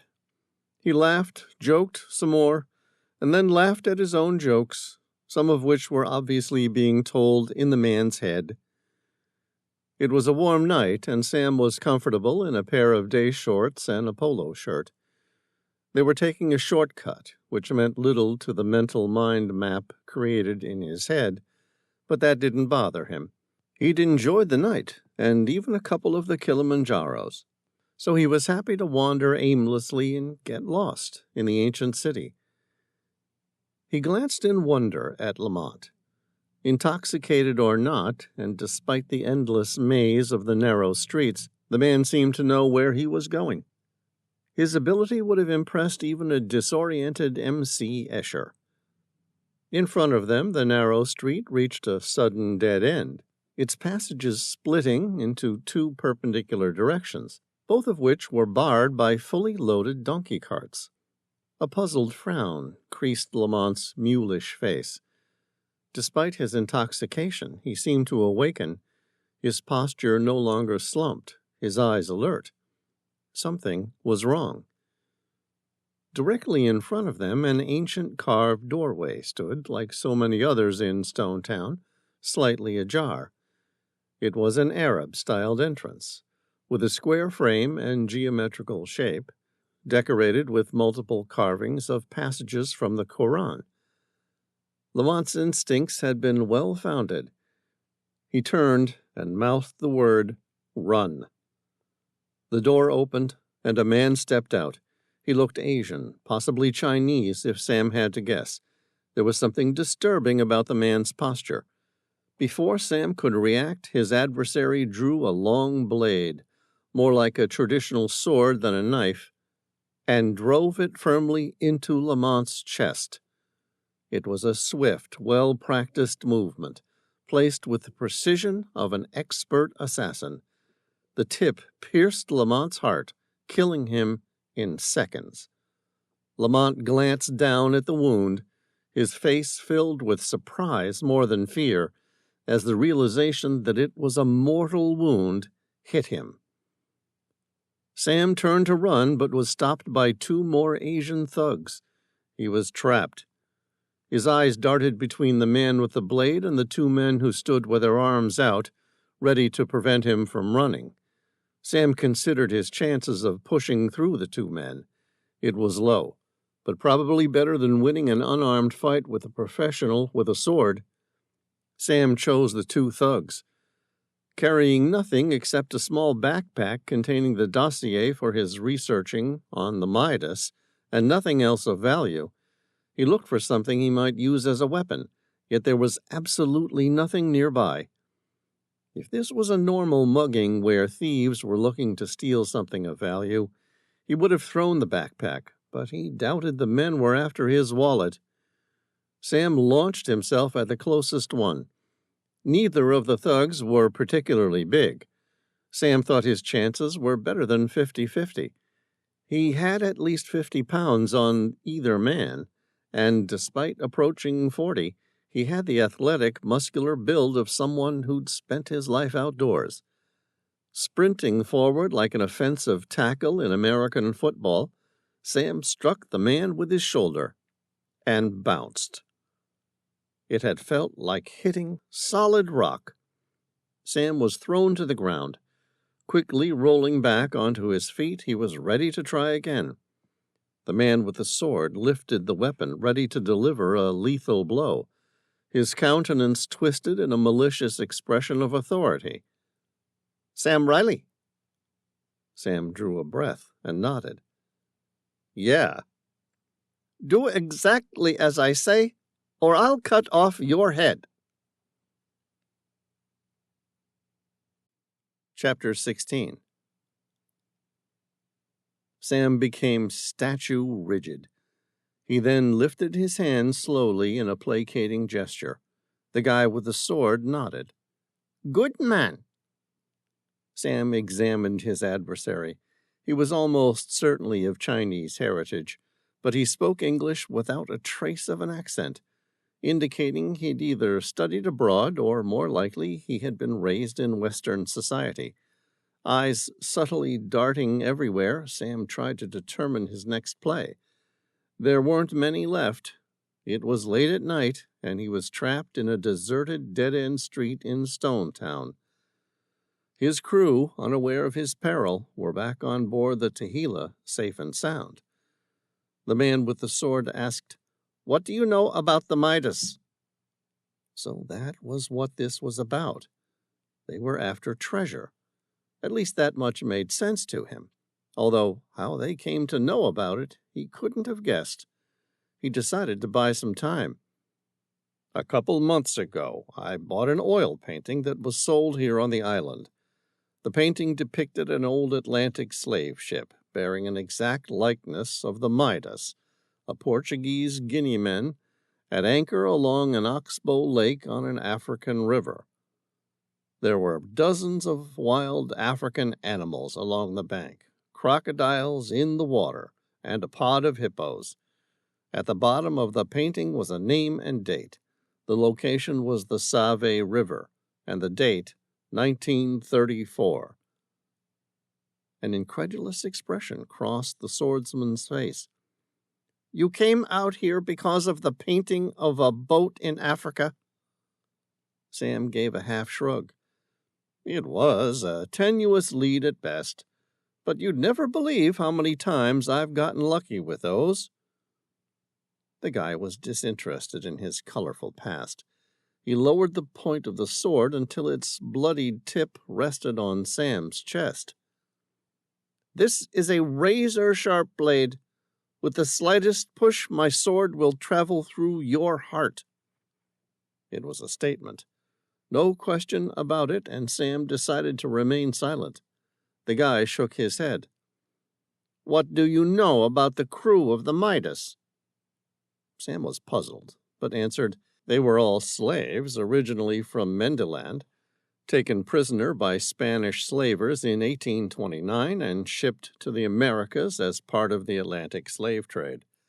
Somewhere along the way, the slaves rebelled and took control of the ship. They set about taking other vessels, pirating the highly treasured Caribbean, as other ships, Spanish, English, French, Dutch, Portuguese, you name it, passed through their waters. Sometime after 1831, the ship disappeared, never to be seen again. That is, until this painting turned up suggesting that her crew, instead of sailing to Sierra Leone, headed farther south, rounding the Cape, and making their way up the East African coast before heading inland via one of the rivers. "But what were they doing there?" Sam was taken aback by the question. The Portuguese Guineaman was transporting slaves from Mendiland to the Spanish-ruled Caribbean. As you know, the Treaty of Tordesillas did not allow Spanish ships in African ports, and thus Spain had to rely on Portuguese ships and sailors to bring slaves across the Atlantic. The swordsman pushed the blade against his shirt, as though threatening him to tell the truth. "Why were they in East Africa?" Feeling the tip pierce his skin, Sam said, "Whoa, I don't know. I was wondering the same thing myself." "You don't know?"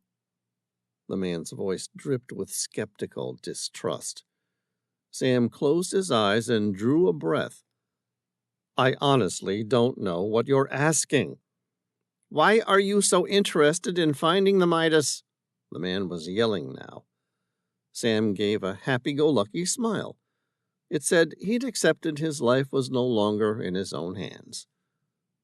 Does anyone need a good reason to go looking for a lost ship loaded with Spanish treasure? The swordsman persisted. Just tell us if you know whether the Midas reached it. Sam asked. Reached what? The man held Sam's gaze, genuine surprise emanating from his dark eyes. You don't know the truth, do you?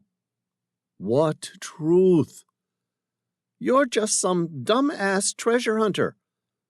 The swordsman shook his head like a crazy man, but calm. He held his weapon, ready to execute Sam. You just stumbled on the Midas, and never really knew what she was doing here, or what she was trying to achieve. Sam turned the palms of his hands outward. Okay, now I'm completely lost. The two thugs came in behind him and removed his backpack, taking out the dossier on the Midas. One of them flicked through the pages. It's all here. The painting, the location along the upper Zambezi River, all of it. The swordsman said, Thank you, my friend. You have saved us a lot of trouble. I don't understand, Sam said. Where was the Midas headed? The swordsman nodded at his men. Instantly, the two thugs pushed Sam to the ground, holding him on his knees with his head forward so the sword could slice through his neck. I am truly sorry, Mr. Reilly. The swordsman raised the blade high, ready for a quick slicing motion. I'm afraid you've stumbled upon a secret we've protected for more than 2,000 years. And now you too will have to keep it with your life. Sam felt a unique peace wash over him like a warm blanket on a cold night. He had played his last hand and lost.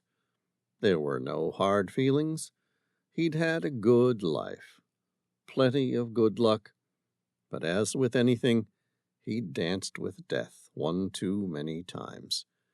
He closed his eyes and exhaled, ready to meet his maker.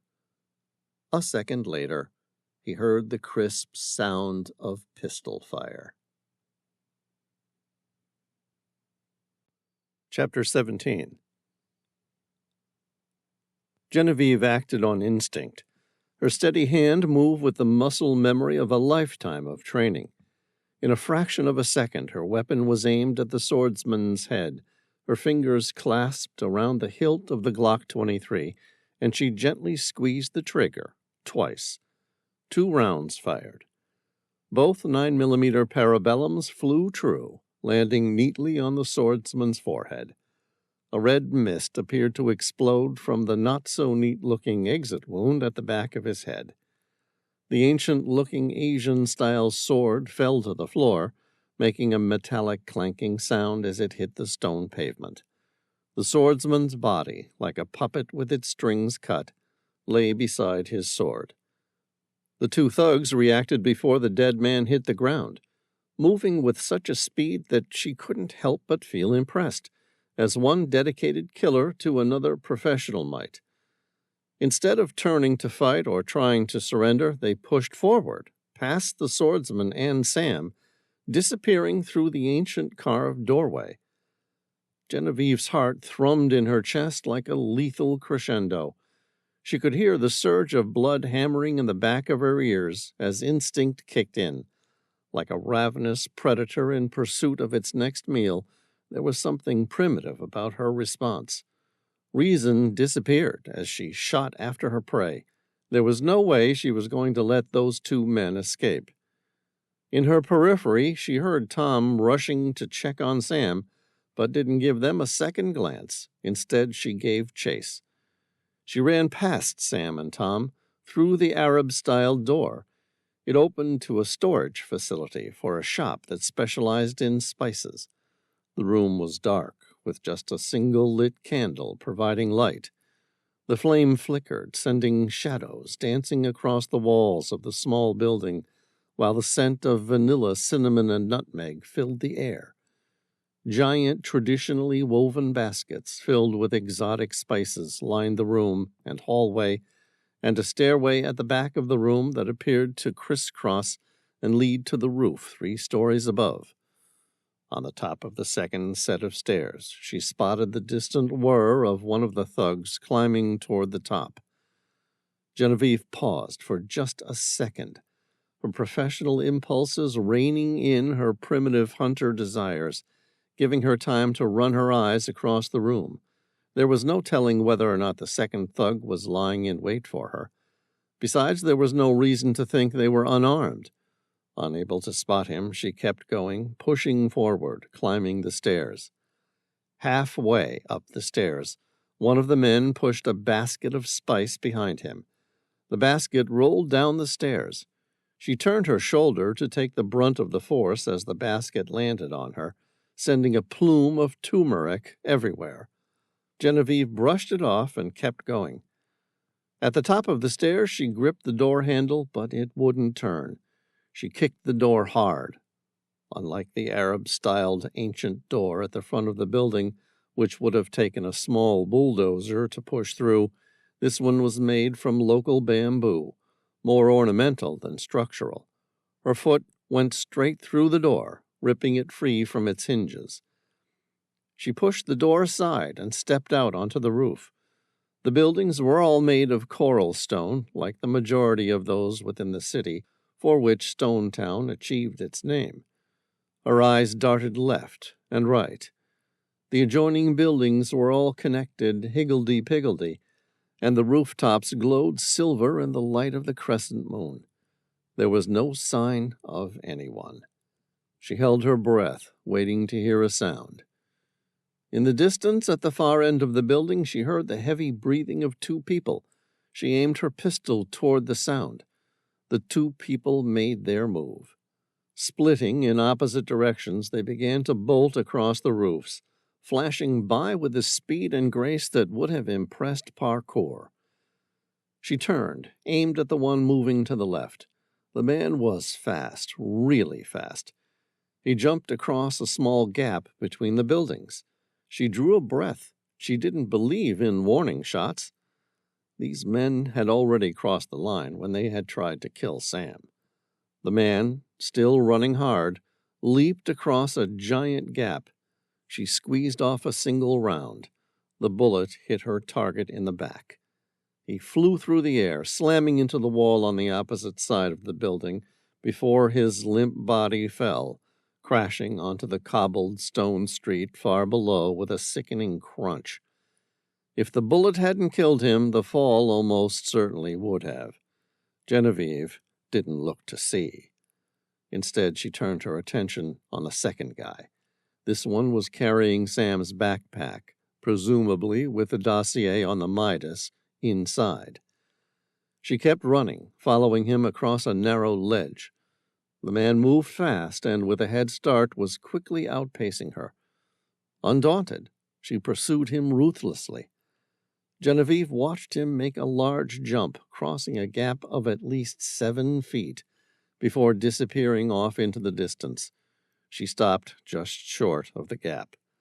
Her eyes fell all the way to the ground far below, and the sound of the guy she'd shot crunching as he hit the stone street echoed in her memories. She tucked her Glock into the back of her shorts, drew a breath, backed up to the end of the roof, and then sprinted. She planted the ball of her foot on the very edge of the roof, launching herself across the void. She cleared the gap. Her hands gripped the roof as her body slammed into the building. The impact winded her badly, but there was enough adrenaline surging through her veins, and the fear of falling to her death was enough to keep her going. She gritted her teeth and pulled herself up the wall and onto the roof. Everything hurt. Looking around, she was unable to see the man. Genevieve walked to the opposite end of the building just in time to catch sight of the thug. He performed some sort of Spider-Man-esque stunt, bounding between the walls of 2 adjacent stone buildings before safely reaching the ground far below. Cursing in her native Russian, she thought about trying to follow. At the thought of her almost certain death, she decided it wasn't worth the risk. not for the safe return of Sam's dossier. Disappointed and ready to retrace her steps back to Sam and Tom, she backtracked, only to realize she would need to jump the 7-odd-foot gap. She looked up and stared at the gap. The roof she'd launched from was actually a few feet higher than the one she was now standing on. It made everything moot. Even if she could muster the energy to hazard a jump, she would never be able to leap across and vertically anywhere near high enough to clear it. Sam and Tom, following at a jog, came to a stop at the gap. Genevieve saw relief wash across Tom's eyes when he saw that she was all right. Sam's eyes meandered from one side of the gap to the other, before landing square on her shoulders, locking eyes with her. He smiled appreciatively. "You jumped this?" "Yeah," she said in a voice that suggested it was one of those stupid things she might do when she got fired up enough in the thrill of the chase, and now just realized how dangerous it had been. "Not much good it did for me. The guy got away anyway." Sam shrugged as though it didn't matter. "Thanks for saving my life." "That's all right," she said. "Tom was going to do it, but I thought I'd beat him to the honor this time around." "I'm serious, Genevieve. I owe you one." "No problem."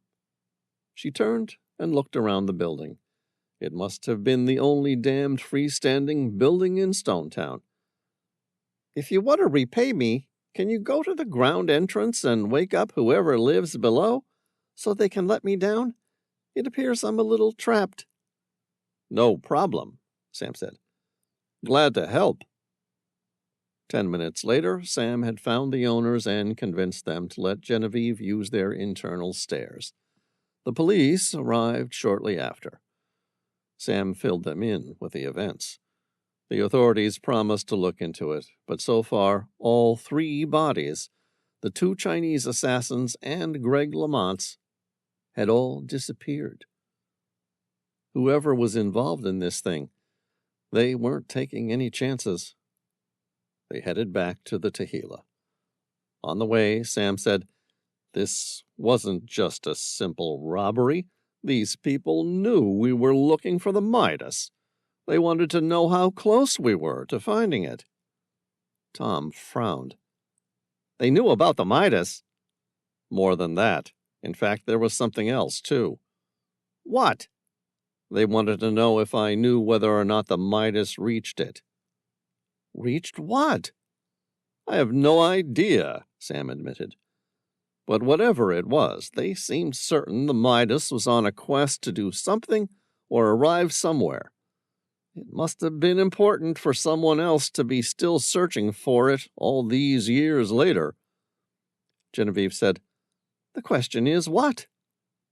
"According to the guy you just shot, it was something more valuable than all the gold the Midas might have been carrying." Sam's voice trailed off, hard and solemn. "And far more dangerous." Chapter 18. On Board the Tehillah. Sam placed the Chinese sword on the round table. The round table was both the symbolic and physical heart of the ship. Sitting around the table, the entire crew of the Tehillah planned their next move. Tom, Sam's director of operations, Matthew, the ship's skipper, Veyron, the ship's submersible engineer, Elise, a computer whiz, and Genevieve, a retired Russian assassin whose unique skill set had been appropriated for the team. As Sam took a seat, their resident dog, a golden retriever named Caliburn, lifted his head and wagged his tail without getting up. "It's called a dhow," Sam said, gently running his hand along the single-sided blade. "It's designed to slice through things, like a saber does." "Like your neck?" Genevieve pointed out. Tom suppressed a laugh. "You stole his sword." Sam shrugged. "Hey, the guy's dead. I didn't think he'd need it." "Or that the local police would be interested," she chided. "Hey, they're in way over their heads with this one. Besides, I don't think it has anything to do with their turf. These people came here because I started asking questions about the Midas. Those deaths and this battle is for me. So I'm going to take the responsibility to find out who's responsible and make things right." Genevieve asked what was on everyone's mind. Why did an assassin bring an ancient weapon to a modern-day fight? Sam opened his arms.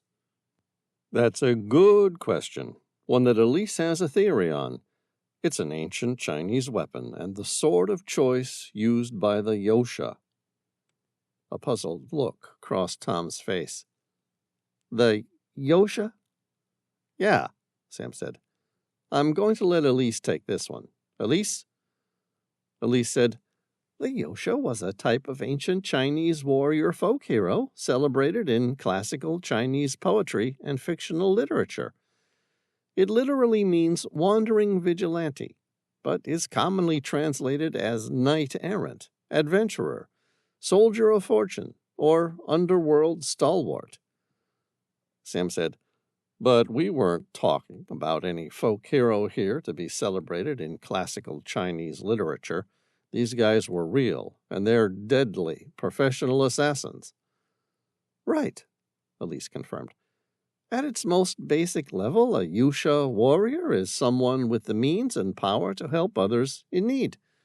The term refers to the way these men solely traveled the land, using physical force or political influence to right wrongs done to the common people by the powers that be, often judged by their personal codes of chivalry."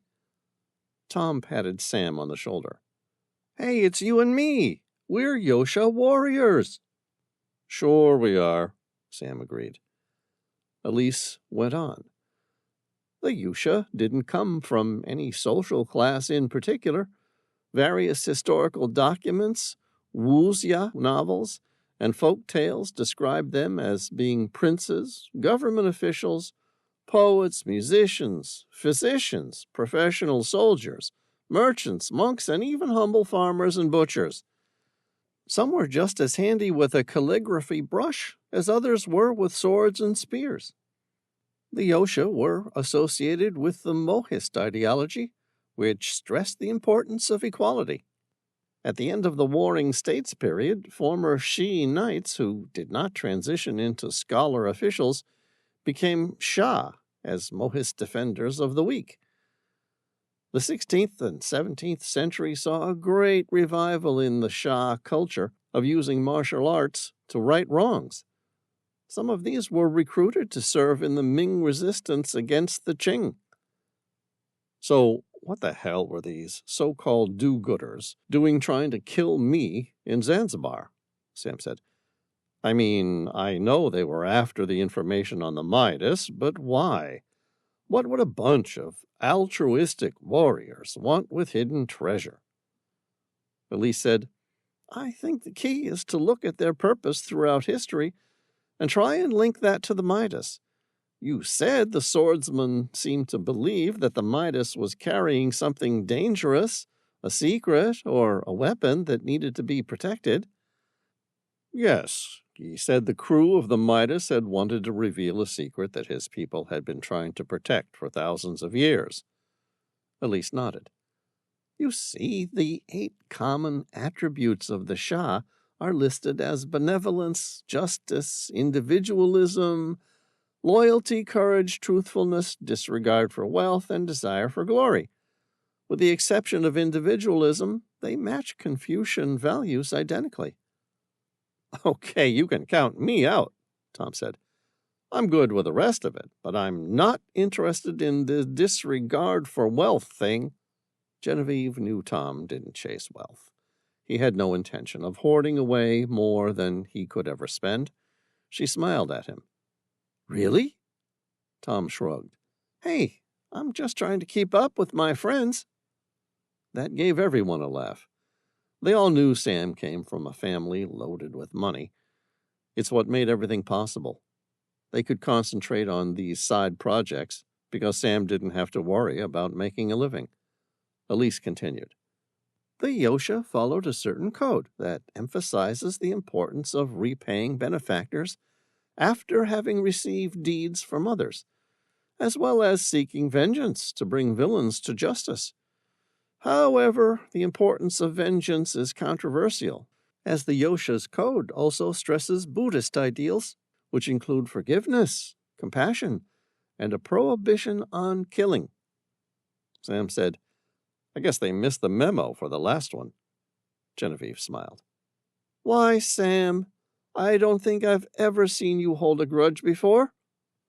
"That's because you haven't seen someone try and hack my head off with a medieval sword." "Technically, it's an ancient weapon," Elise corrected him. Sam waved a dismissive hand. "All right, enough. Let's bring this back to the original question.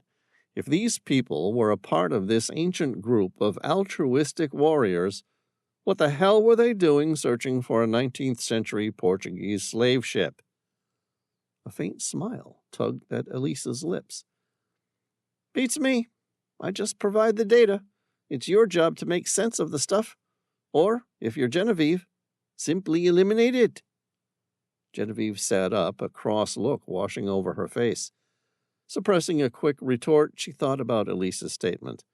With a smirk and a nod, she finally said, "Yeah, that's me."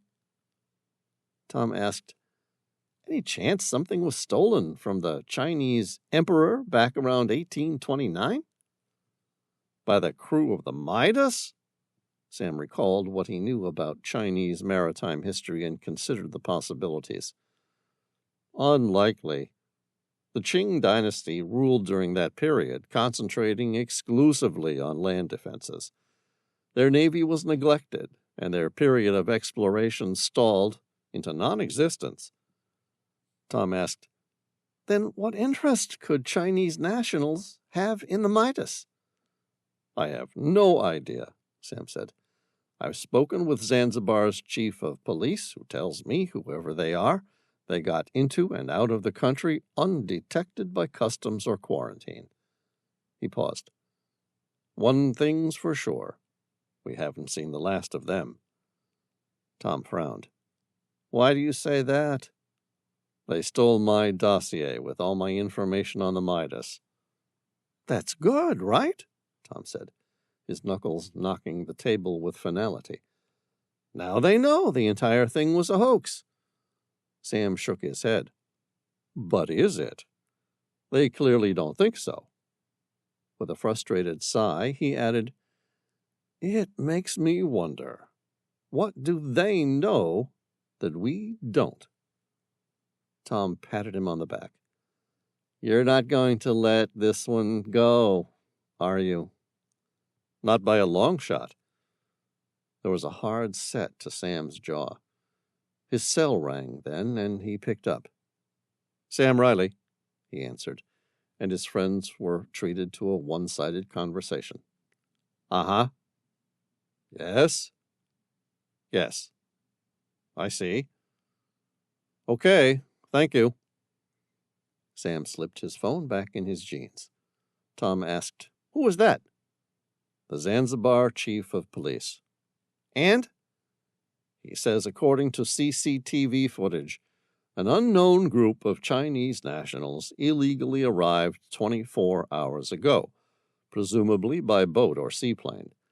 They were caught on camera heading into Tony Berlusconi's warehouse this morning. That was the last time Tony was seen alive." "Did he confirm that the body inside Berlusconi's was in fact Tony's?" "Yeah, he did more than that. He said Berlusconi wasn't killed by the fire." "He wasn't?" "No. This gang, if we're going to call them that, the Yosha gang, spoke to him. And now he has 2 bullets in the back of his head. Death by execution." "Why would anyone kill Berlusconi?" "Or Lamont." "Especially if the photo of the Midas was a fake." "Maybe they're not looking for the Midas."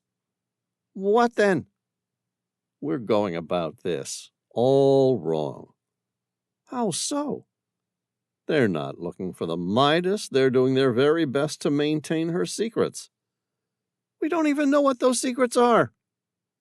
Sam looked at his friends, his expression fierce. "No, but so far, 2 people I know have died because I picked up the phone to ask questions. Now, I intend to find out why."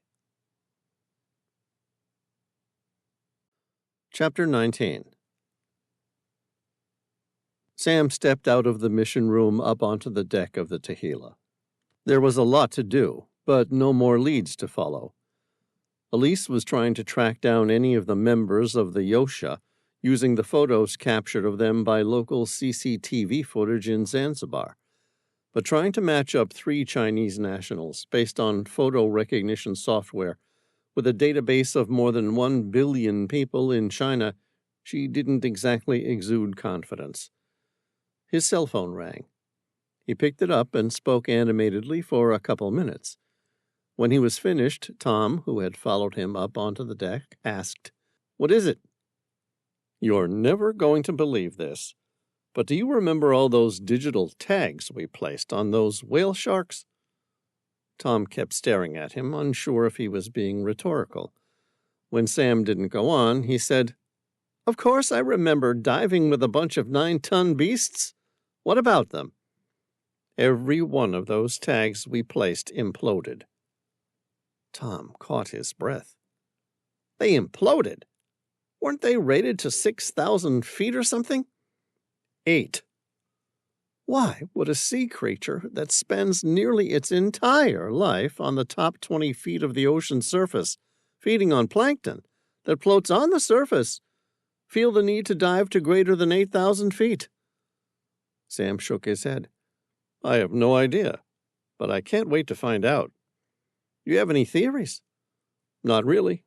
Well, one, actually. But it's more the type of thing you would expect to read about in a book co-written by Stephen King and Michael Crichton." Tom grinned. "A nice combination. I've read a book by the 2 of them." "Yeah, me too." Tom persisted. "So, what's your theory?"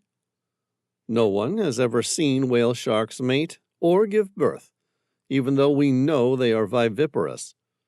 "Right?" Tom said, trying to follow. A look of wonder crept across Sam's face, his eyes wide. "Imagine if whale sharks exist in a sort of collective hive arrangement." "Come again?" "Think about it. What if they work like the hive of bees or a colony of ants?" "Okay, now I'm really not following." "What if there's a queen, or, in this case, a king whale shark, that lives at depths, a really, really deep depth, by the way. Maybe the whale shark king doesn't ever leave its nest to eat. Instead, all its worker whale sharks go out and source the food. Then, when they're full, they return to the king. This is where they mate. What do you think?" "I think that's a really long shot." "I know, but I can't wait to find out what the truth is." Tom asked, "What about the Midas?" Sam shrugged. "What about her?" "I thought you were fired up to find out who these people are that are so keen to protect whatever secrets the Midas has kept concealed all these years." "I am, but I don't have any leads. So we may as well keep working out what's going on with these whale sharks, while we're exploring other avenues to work this thing out with the Midas." "Okay, I'm in," Tom said. "So what do we do? Head back to the Nemba Atoll and re-tag the whale sharks?" "No. According to my friend, who's a marine biologist, they'll be gone by now." "Then where are we headed?" "Apparently, whale sharks are constantly migrating in search of a better food bowl." "Any idea where that is?" "Yeah," Sam grinned.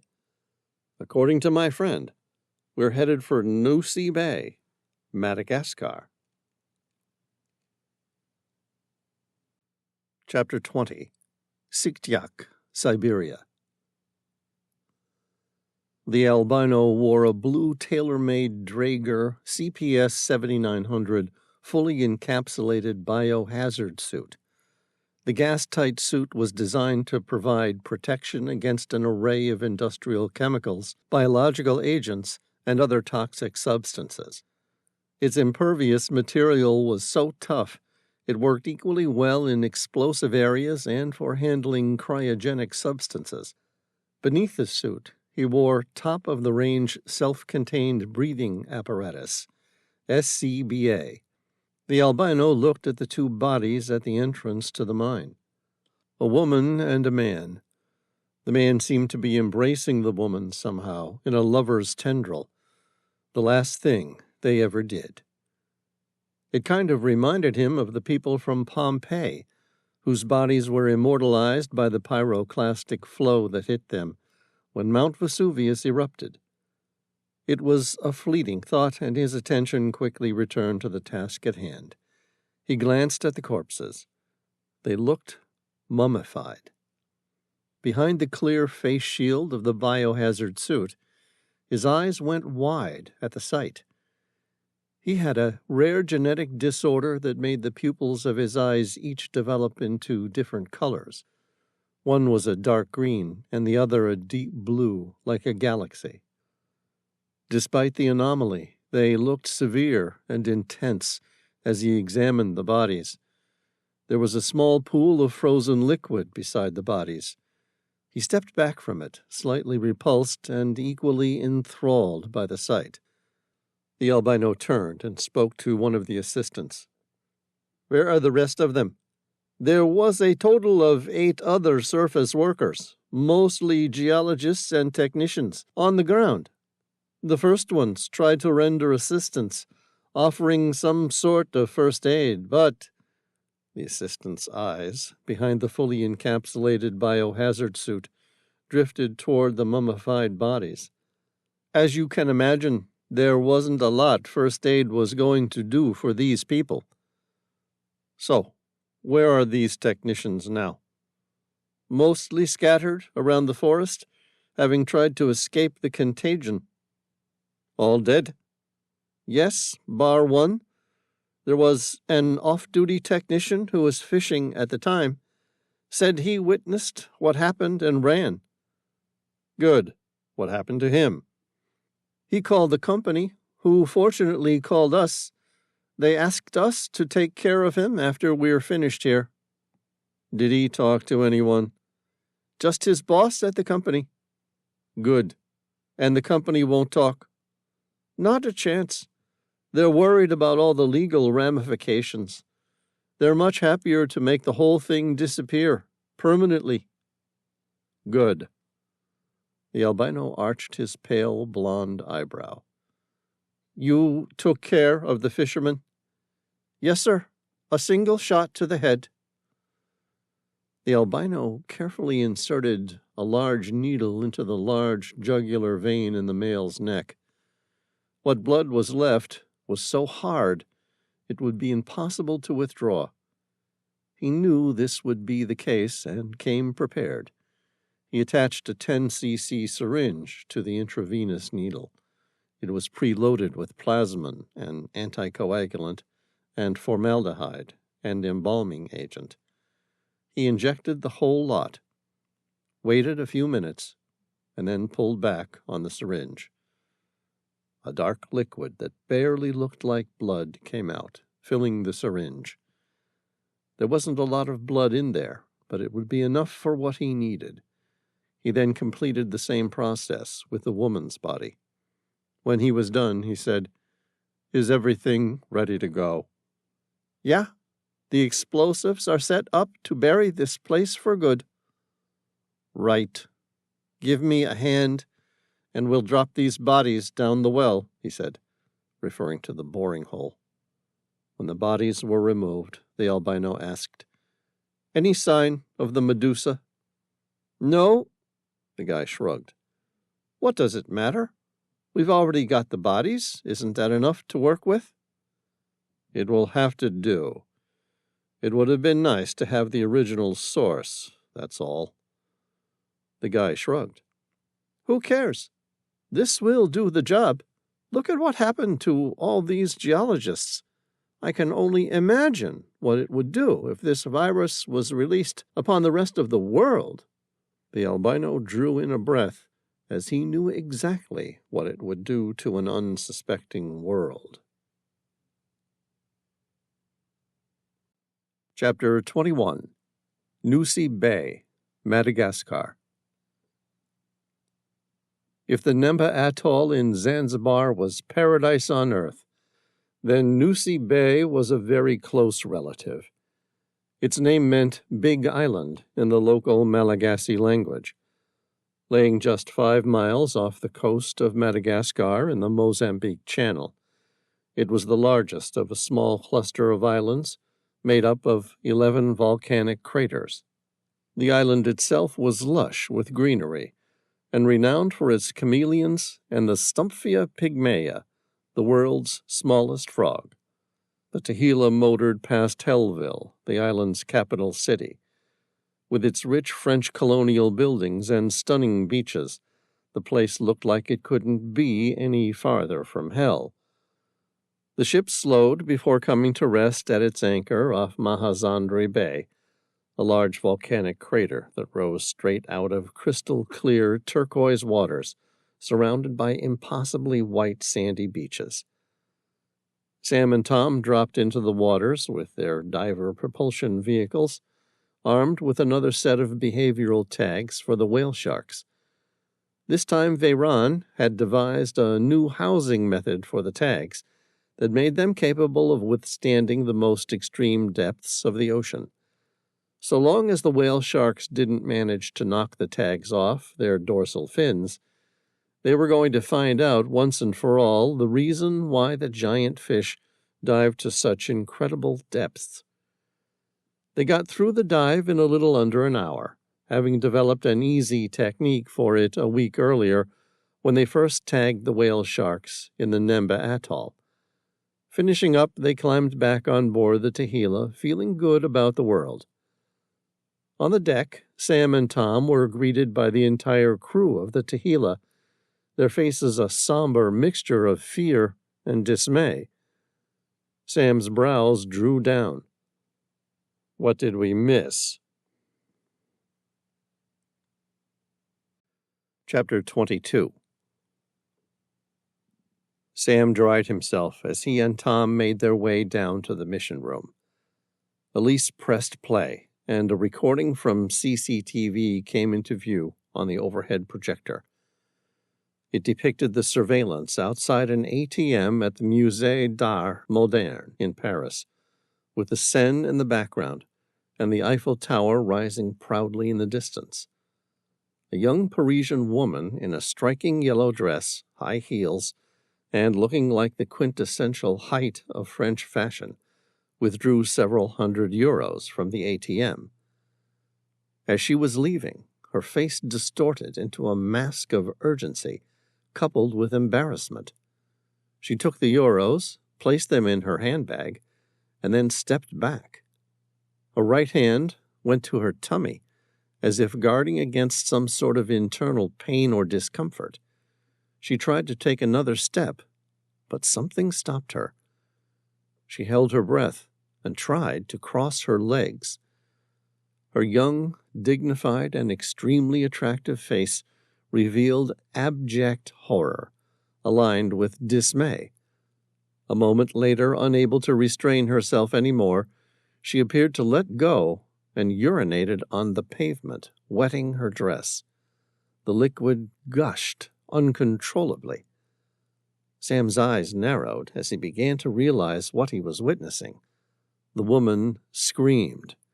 It was blood-curdling, not the whimper of someone embarrassed about an accident. This was the terror of the dying, and still the liquid kept coming. She tried to jam her hands between her legs, as though she were capable of somehow stemming the ongoing disaster. The scream changed its pitch to a shriek. Her previously soft, glowing skin became sunken and shriveled, like one would expect of someone who suddenly aged several decades in the blink of an eye. Abruptly, the scream mercifully came to a stop. Sam stared at the woman in the video. She was no longer breathing. How could she be?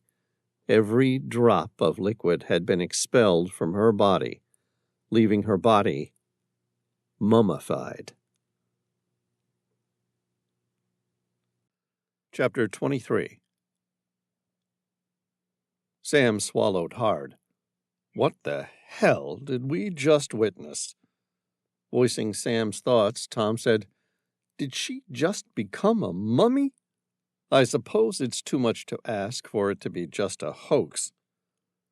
"I'm afraid it's not a joke. That's actual footage." Elise's face hardened.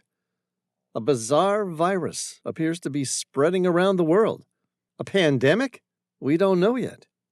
They've locked down Paris to contain this thing. I wouldn't worry too much. It'll burn itself out soon enough.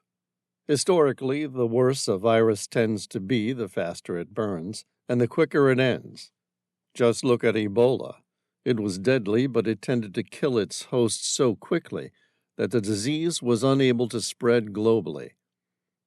Elise said, "Unfortunately, the same horror scene has unfolded in New York, London, Dubai, and Singapore today."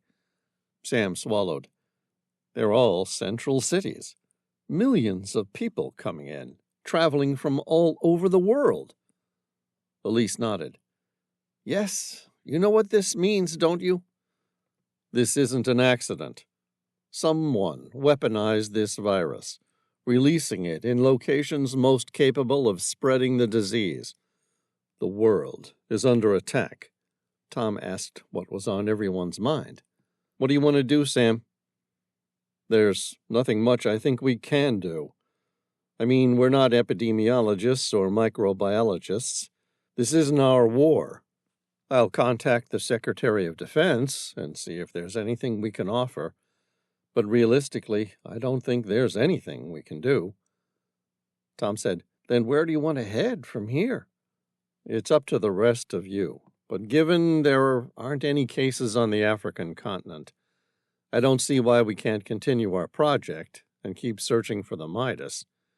If the world ends up needing to shut down, this is probably as safe a place as any to isolate."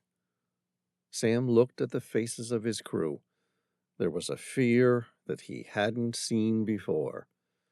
These people had all fought innumerable battles and worked in some of the most remote and inhospitable regions on Earth. But this was different. This was an invisible virus, something that could kill them without being seen. "What do you say?" There was a unanimous agreement that they'd rather keep working on the current project while it was possible, until this thing burned itself out. "Good." Sam slowly exhaled. Then to Elise he said, "Okay, contact the WHO and the CDC and see if you can find out any more about this thing." "Will do," she said. Sam stood up. "Oh, one more thing." "Yes?" "Do they have a name for this virus yet?" "Its scientific designation is H5X7, 2021. Sam considered the name, but it didn't mean anything to him. He said, "H5X7, 2021. Elise said, "But non-scientists are calling it something else." "Someone decided to give it a nickname?" "It happens. Normally there's a scientific name. For example, H1N1 was called swine flu because it originated in pigs. Zaire Ebola virus was shortened to Ebola. H5N1 was called bird flu because—" Sam waved a dismissive hand. "What are they calling this one?" Elise sighed. "They're calling it the Medusa's curse." Chapter 24. Sam brought up an image of the Greek Medusa. Perfectly proportioned, with a symmetrical porcelain face and emerald eyes, she was captivating. At first glance, her hair was blonde and full of ringlets. It was only on a second, deeper inspection that one noticed the faintest outline of serpent heads from the ends of her hair. It was on this second inspection that one might notice that the large lips were subtly twisted in some sort of sinister sneer. Sam said, "In Greek mythology, the Medusa turned all who looked at her into stone." Tom took a drink from his water bottle. "See, now, there's an advertisement for the fact that it matters more what's on the inside than the outside." Genevieve touched his hand affectionately. "Wouldn't you still love me if I could turn you into stone?" Tom shrugged. To be honest, you're capable of killing me with your bare hands, so you're really no less lethal than a Medusa." He smirked. "I'm surprisingly good with it." Sam continued. The petrifying image of Medusa is an instantly recognizable image in popular culture. Medusa has been featured in several works of fiction, including video games, movies, cartoons, and books. In particular, the designer Versace's symbol is reflected through the Medusa head symbol. It was chosen because she represents beauty, art, and philosophy. Tom asked, "Was there any historical evidence she existed?" "Not really. Plenty of Greek imagery associated with the mythology, but the ancient Greeks liked their mythological stories." "You want to tell us the story?" Sam shrugged. "I was afraid you wouldn't ask." "Go on." Tom waved his hand in an after-you motion. "I give you permission." Sam said, "In Greek mythology, the Medusa was a monster, a gorgon generally described as a winged human female with living venomous snakes in place of hair. Those who gazed upon her face would turn to stone. Despite her fame, she was one of 3 sisters, all of whom possessed the power to turn people to stone. The 3 Gorgon sisters, Medusa, Stheno, and Euryale, were children of the ancient sea gods, Phorcys and Ceto, chthonic monsters from an archaic world. Strangely, they had 3 more sisters who weren't Gorgons, called the Grii, Grey Women, who were prominent in Aeschylus's story of Prometheus Bound, who all shared a single eye and 1 tooth. Sam shrugged apologetically when Tom rolled his eyes. "Hey, I didn't write the story." He continued, "In most versions of the story, Medusa was beheaded by the hero Perseus, who was sent to fetch her head by King Polydectes of Seriphus because Polydectes wanted to marry his mother." "Obviously," Tom said, with a scoffing chuckle. Sam said, "Well aware of the problem, the gods gave Perseus help in the form of a mirrored shield from Athena, gold-winged sandals from Hermes, a sword from Hephaestus, and Hades' helm of invisibility. Since Medusa was the only one of the 3 Gorgons who was mortal, Perseus was able to slay her while looking at the reflection from the mirrored shield he received from Athena. During that time, Medusa was pregnant by Poseidon. When Perseus beheaded her, Pegasus, a winged horse, and Chrysaor, a giant wielding a golden sword, sprang from her body." Tom asked, "What happened to Perseus?" "After he beheaded the Medusa, Perseus thereafter used her head, which retained its ability to turn onlookers to stone, as a weapon, until he gave it to the goddess Athena to place on her shield. In classical antiquity, the image of the head of Medusa appeared in the evil-averting device known as the Gorgonion." "That's some seriously screwed-up story." Tom grimaced in distaste. "Who comes up with these sorts of stories?" "I don't know. Who understands the minds of fiction writers?" Sam asked.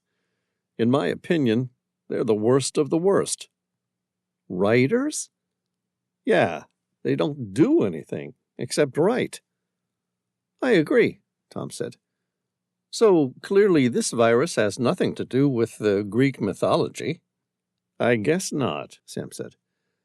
But you must admit, having watched that horrifying CCTV video, the similarities seem uncanny. Yeah, I don't know. I guess we will just have to let the Medusa's curse run its course. Tom looked at Sam. Where does that leave us? Sam thought about it for a moment and grinned. Trying to work out where the Midas actually went.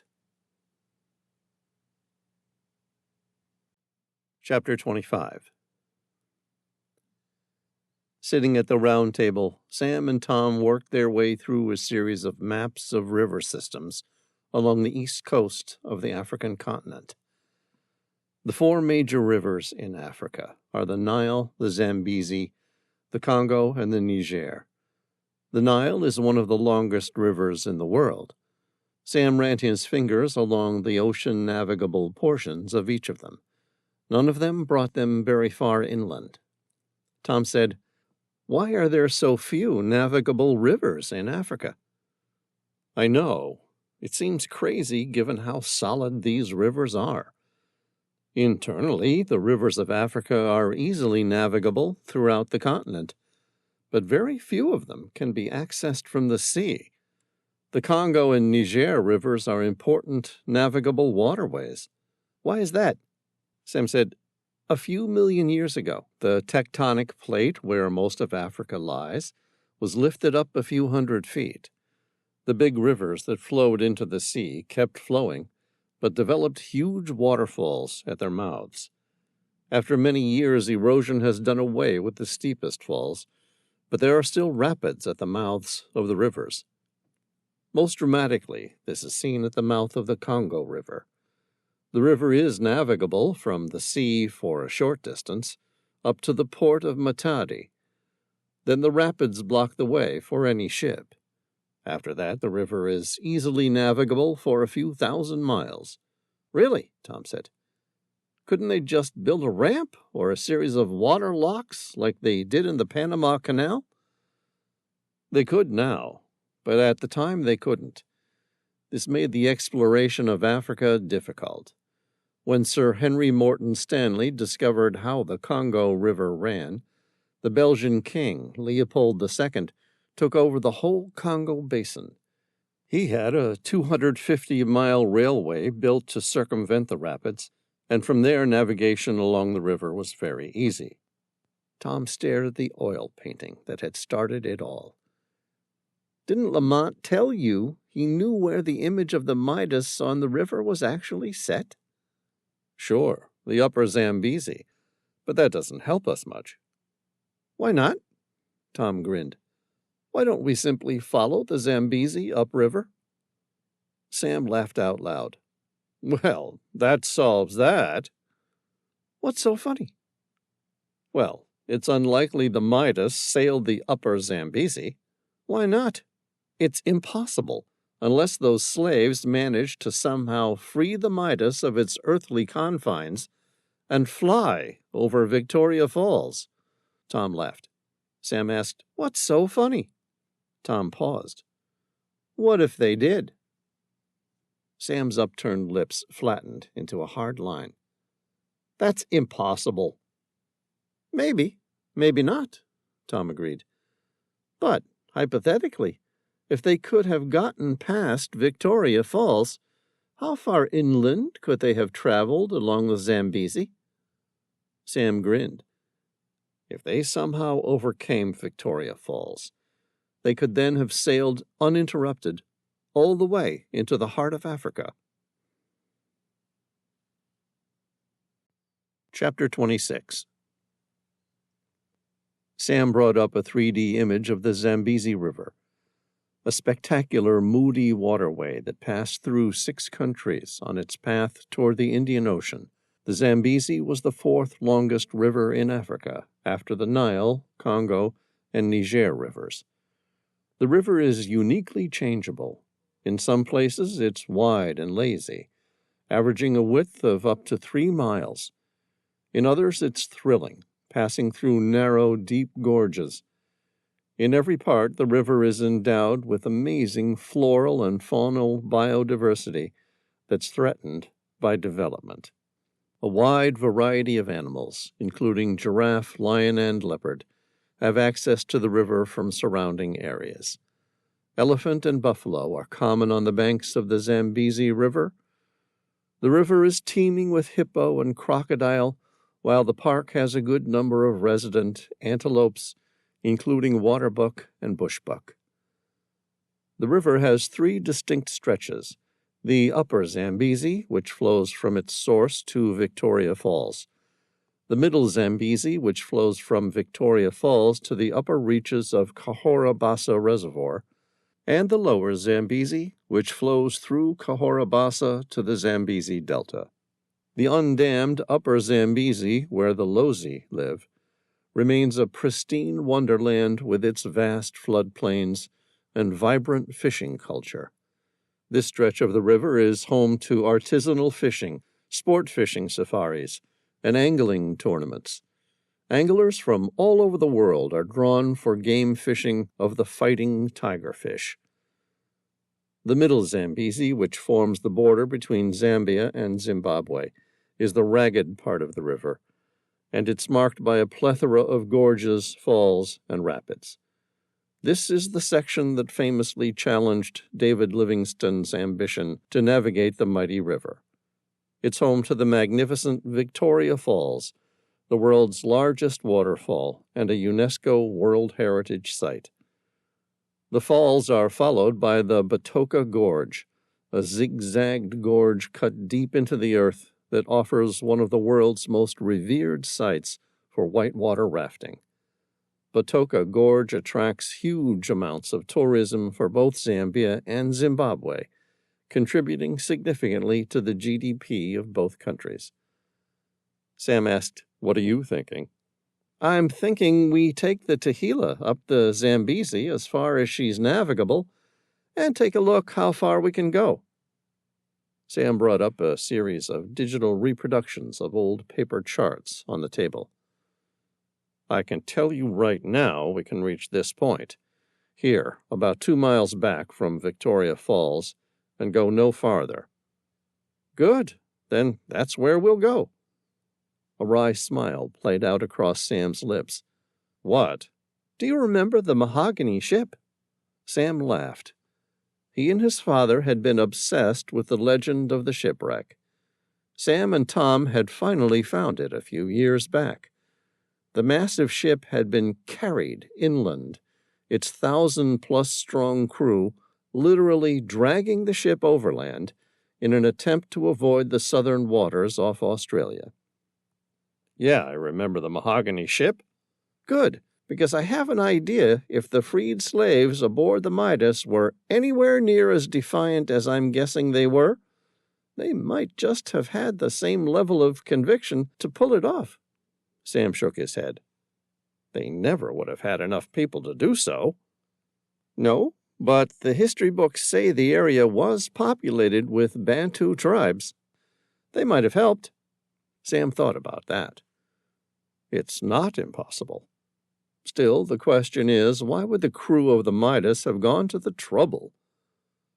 Why would they have skipped their home port of Mendiland and sailed south around the Cape of Good Hope and all the way to East Africa? Tom countered.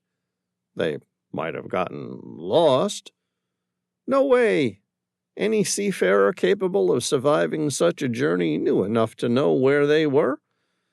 If they headed up the Zambezi, they were looking for something specifically, searching for something.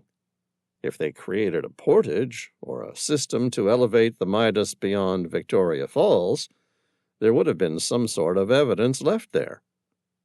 Sam stopped talking. Realization of where Tom was going suddenly hit home. Tom smiled. "What do you think I'm planning on looking for as we take the Tehila up the Zambezi?" Chapter 27. Quibisa Plains, Zambia. Freya Capel moved quickly through the African wilderness. Breathing hard, she worked her way up the small mountain that stood out like a jagged scar on the plains. to a peak of 1,500 feet. It wasn't a tall mountain, but the gradient was steep, and she had to watch her footing to avoid falling to her death. She maintained a constant speed. Freya was on her own, but had made the journey many times in the past 6 months since she'd arrived in the country. At first, she had tried to match the locals who had shown her the remarkable vantage point, and then, surpassing it, to set her own pace. She was tall and lithesome, moving with the assertive gait of an athlete and the wary gaze of a hunter. Even in shapeless clothing, she had a willowy elegance about her as she climbed. Freya was in a race against time. She needed to reach the top in time to watch the animals come to the lake to drink at dusk. She carried a Holland & Holland Royal double rifle, loaded with 5.77 Nitro Express. The weapon was capable of stopping even the largest animals in Africa. The weapon was an anachronism.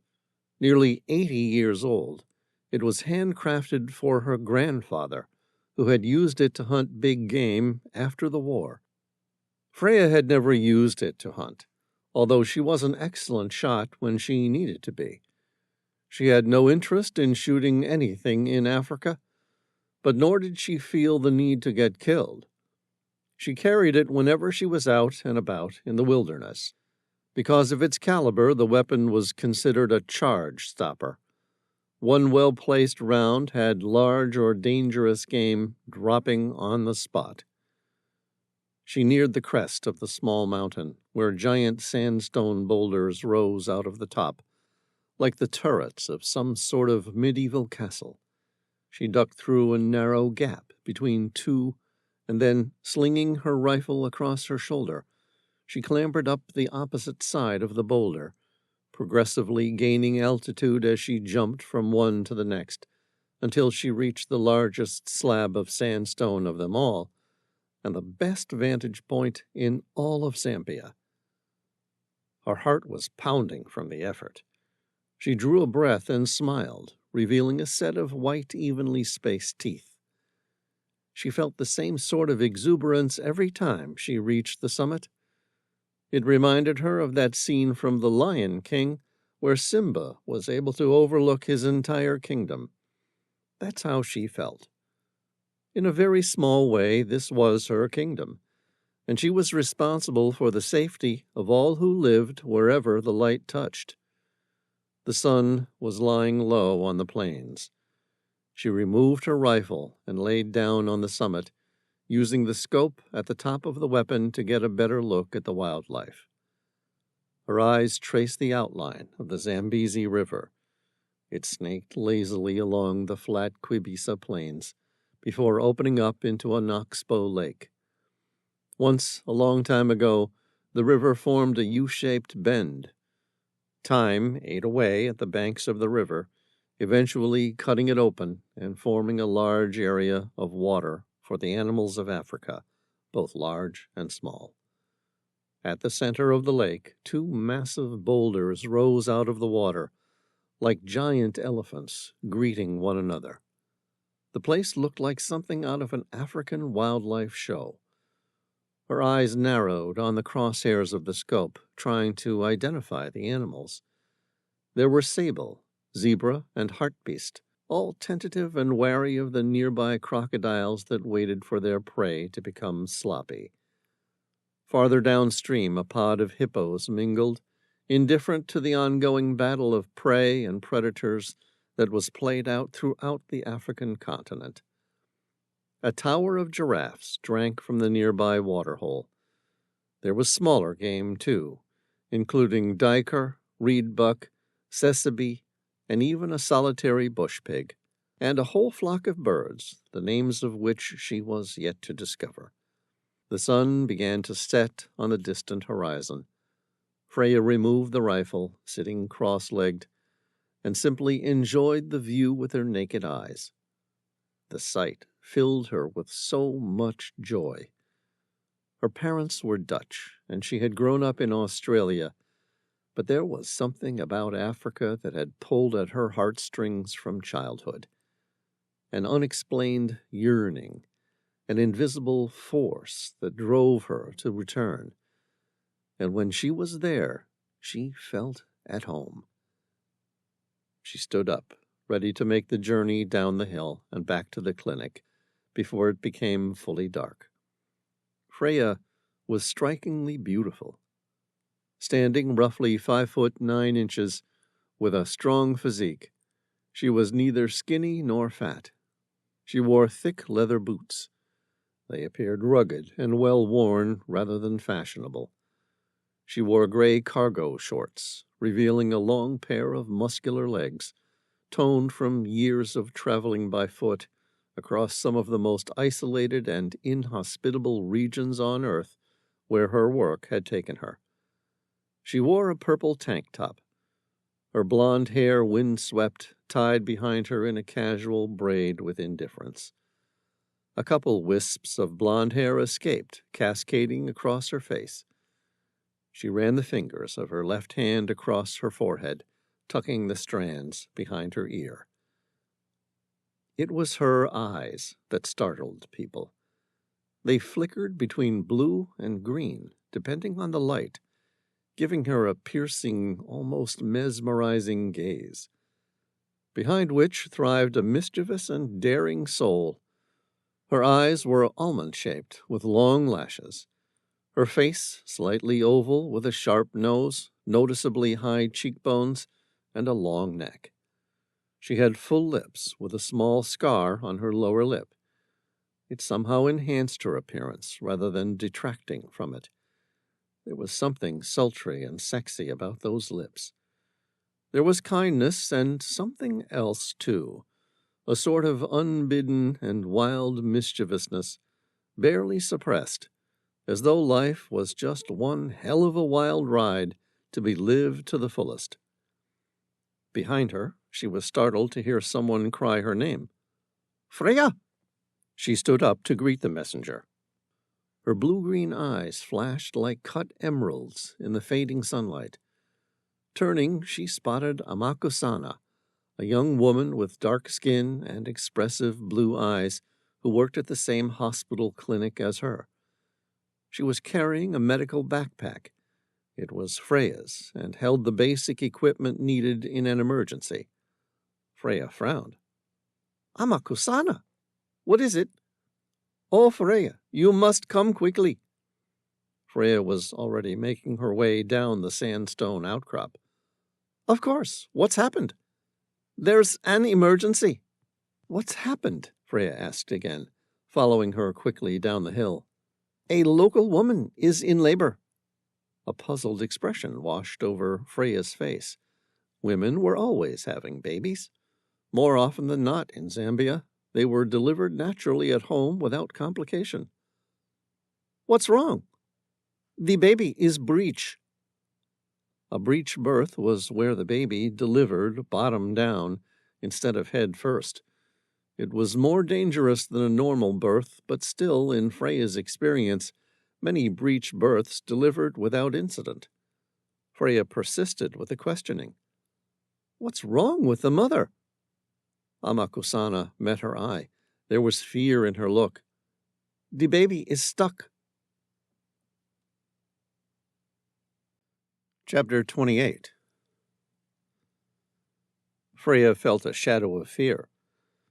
"Take me to her, as quickly as you can." Freya now urged Amako-sana on. A breech birth that fails to progress naturally on its own can be fatal if left untreated. She was a midwife with Médecins Sans Frontières, a.k.a. Doctors Without Borders. 6 months ago, she arrived in the small community of Quibisa to set up a small clinic for women's health. It was a small project, but something she believed in, and she felt her purpose was to drastically improve the lives of some of the poorest women on Earth.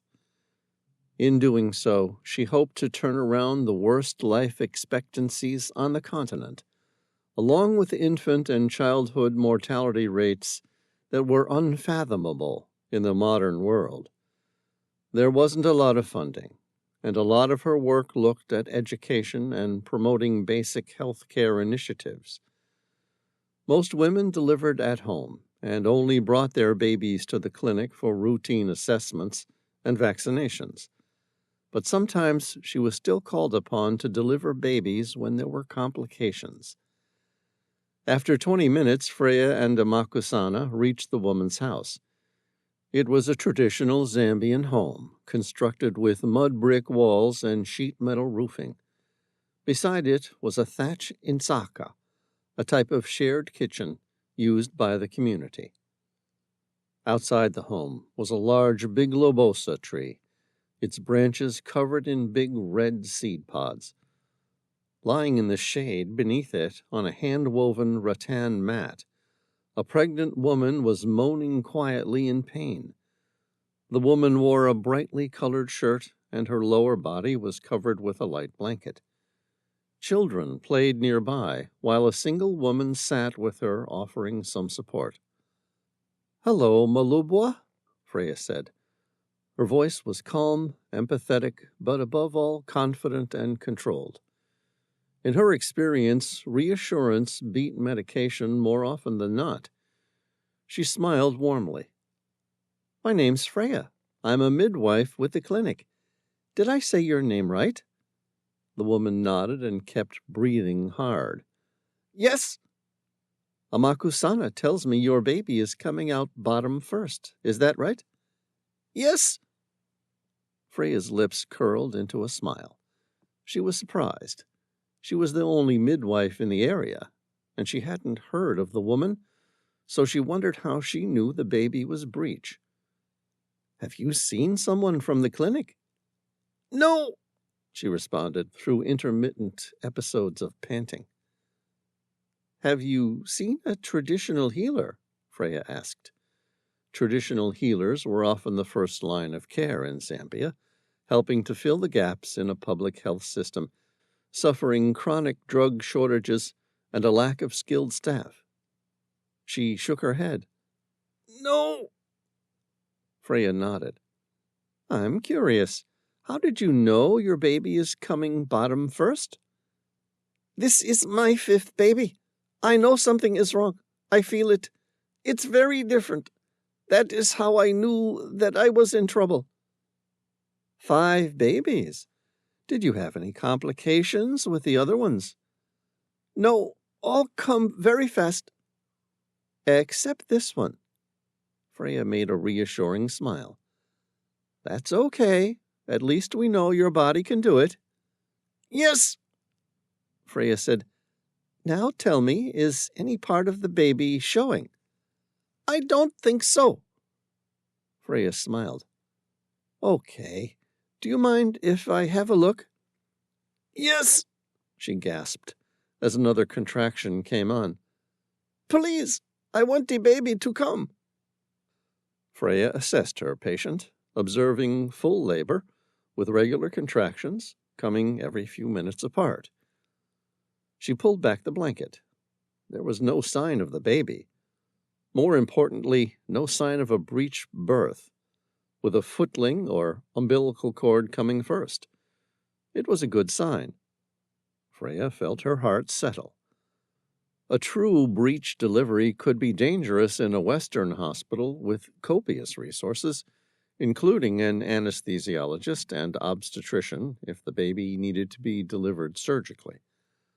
Out in the remote wilderness of Quibisa Plains, it could be a death sentence for mother and child. She put on a pair of latex gloves and asked, "When did your waters break?" A worried look creased Mulubwa's face, and she didn't answer. Freya thought there might have been some confusion in the translation. There were 7 official vernacular languages in Zambia: Bemba, Nyanja, Lozi, Tonga, Luvali, Lunda, and Kayandi. Freya had learned some basic words in each. Mulubwa spoke Bemba.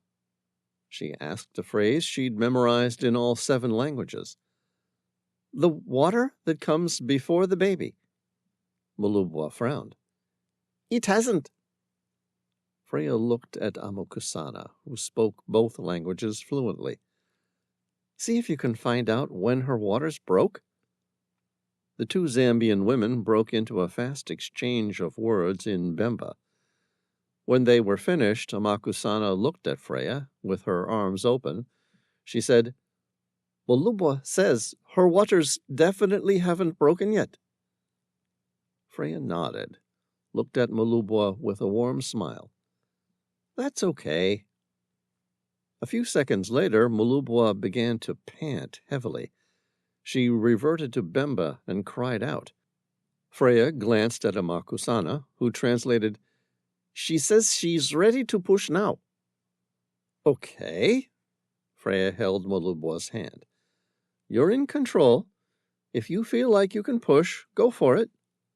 Nothing happened. Then, uncomfortably, Molubwa stood up. Amakusana tried to prevent her, but Freya stopped her with a wave of her hand. It's okay. Let her find the position that's best for her. A moment later, Molubwa screamed.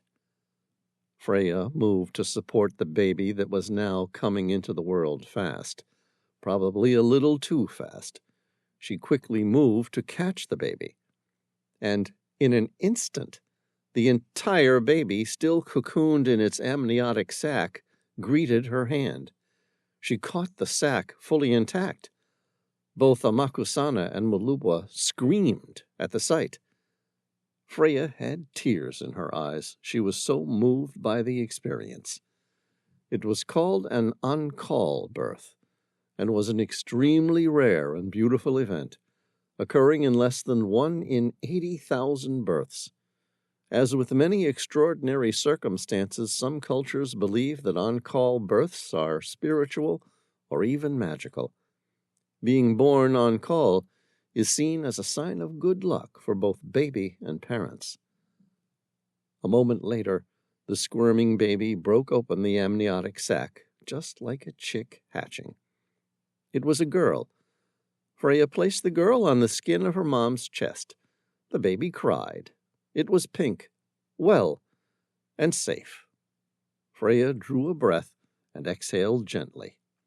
Molubwa looked startled and scared. Freya said, It's okay. Your baby is fine. Better than fine. She is very fortunate. It is good luck? Molubwa asked, wrapping her arms around the newborn. The very best of luck. Freya nodded with a smile. It's called an on-call birth. They say a baby born like this can never drown. Molubwa made a prayer of thanks in her own language. Then Freya said, But just in case, don't test that drowning thing out, okay? About half an hour later, Freya and Amakusana left the new mom and daughter and made their way back to the clinic. It was after twilight, and Freya gripped her double-barrel rifle, wary of predators in the dark. On the way, Amakusana asked her about this strange virus that was apparently spreading around the world, the Medusa's curse. As far as Freya was concerned, it was the least of Zambia's problems. In a world where approximately 2,000 children under the age of 5 die on a yearly basis, and more than 3,500 newborn babies died from infections that were linked to contaminated water in Zambia, some distant virus seemed like the least of their worries. Amakusana said, Do you think it's real? Freya stopped, met the girl's eyes. The Medusa's curse? Yeah. Not sure if it was real news or just some horrible hoax, Freya shook her head. I've no idea. I'm a midwife. Virology isn't really my thing. She sighed. Either way, it hasn't reached the African continent yet, and even if it does, it's unlikely to reach this far into Zambia. Reassured, Amakusana flashed her a bright smile. Thank you. We'll be all right, Freya said. If anything, I think if the pandemic really does spread, The heart of Africa is probably the safest place on Earth. Chapter 29. The Zambezi River is the fourth longest river in Africa. Somewhere along the river's 1,600 miles of waterways lay the wreckage of the Portuguese slave ship Midas. The river rises in Zambia and flows through eastern Angola, along the northeastern border of Namibia and the northern border of Botswana, then along the border between Zambia and Zimbabwe to Mozambique, where it crosses the country to empty into the Indian Ocean. It was a lot of water to cover, enough that a lifetime dragging specialist underwater research equipment and bathymetric mapping sonar buoys would likely fail to deliver any results. That meant they needed to get lucky, or better yet, find a way to narrow their search area down considerably.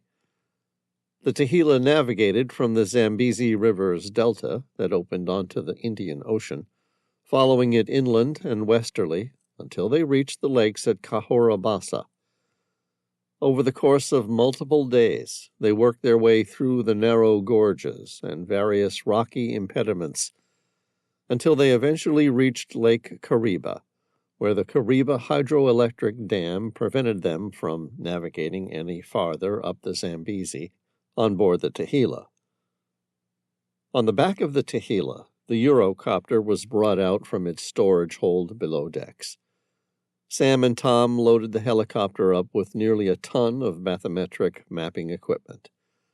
With Genevieve at the controls, they took off, heading to Livingston Island, where they had rented a motorboat to base themselves for the next few weeks as they searched and mapped parts of the upper Zambezi. The Eurocopter took off, flying low through the Batoka Gorge, where the Zambezi cut a 200-foot perpendicular wall through the basalt landscape. Far below, several whitewater rafts navigated the rapids, some of the best grades rafting in the world, where the Zambezi flowed swiftly through the gorge.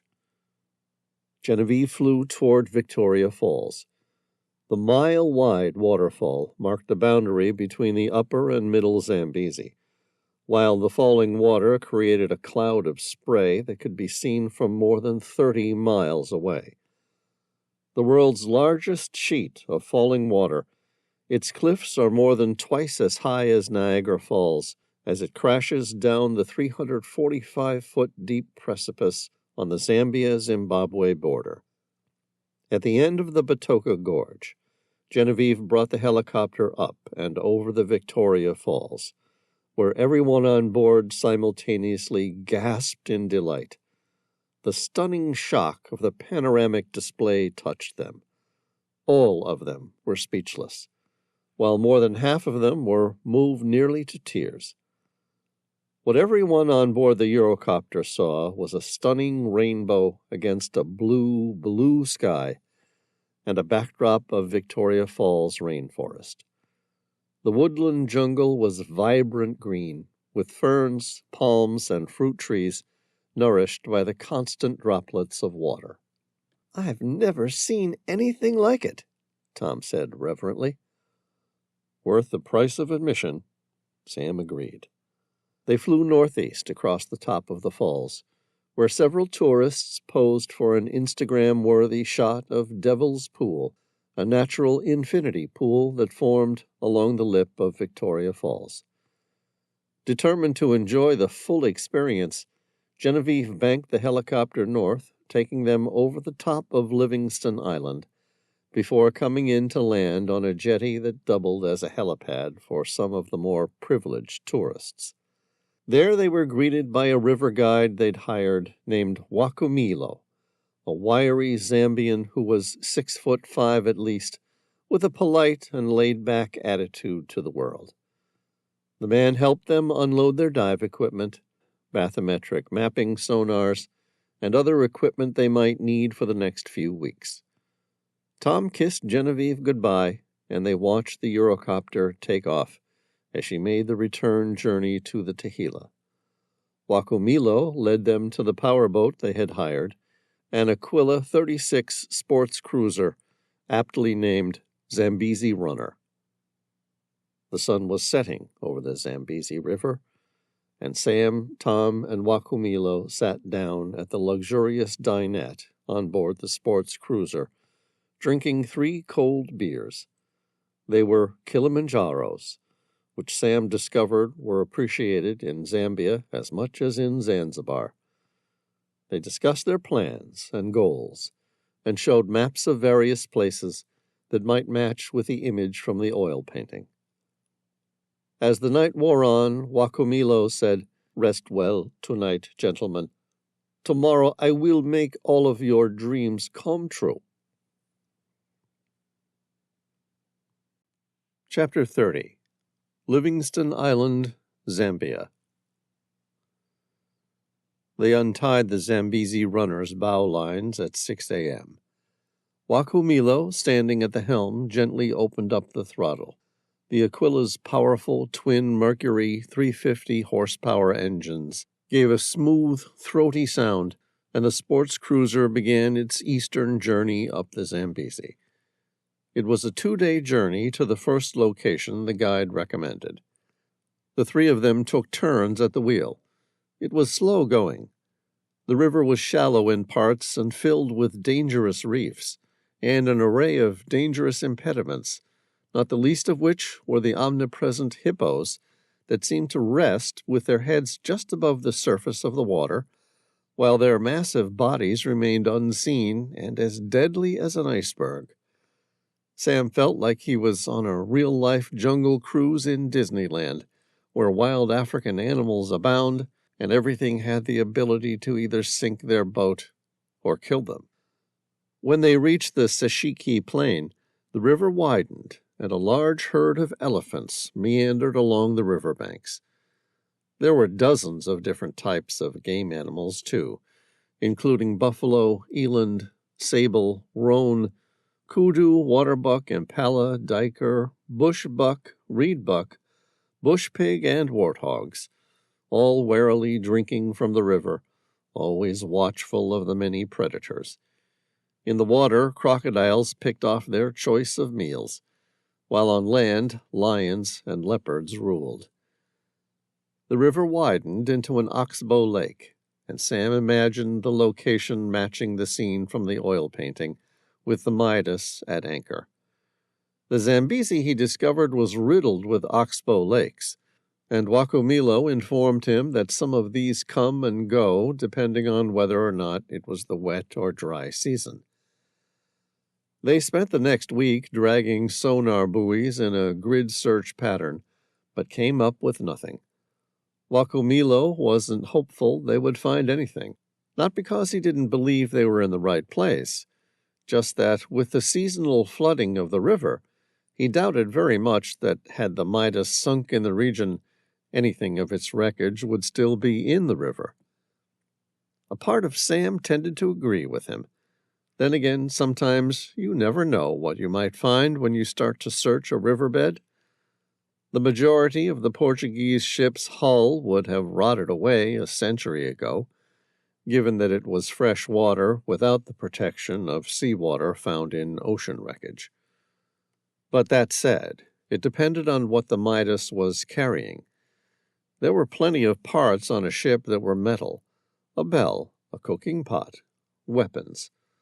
All they needed was to find one of those, and it would confirm the presence of the ship in the river. At the start of the second week, they moved farther east, to another place that matched the oil painting. A couple of river dhows sailed across the river. The locals were in the process of using dynamite to widen the river and remove some unwanted underwater reefs that were a hazard to the river's small shipping cargo fleets. The whole setup seemed careless and disorganized. Someone was going to have body parts blown off. Sam cringed as he watched them working. Anywhere else in the world, and work safety authorities would have had a field day shutting the operation down. But Zambia was a world unto itself, and still several decades away from introducing occupational health and safety laws. On the third week, they hit pay dirt.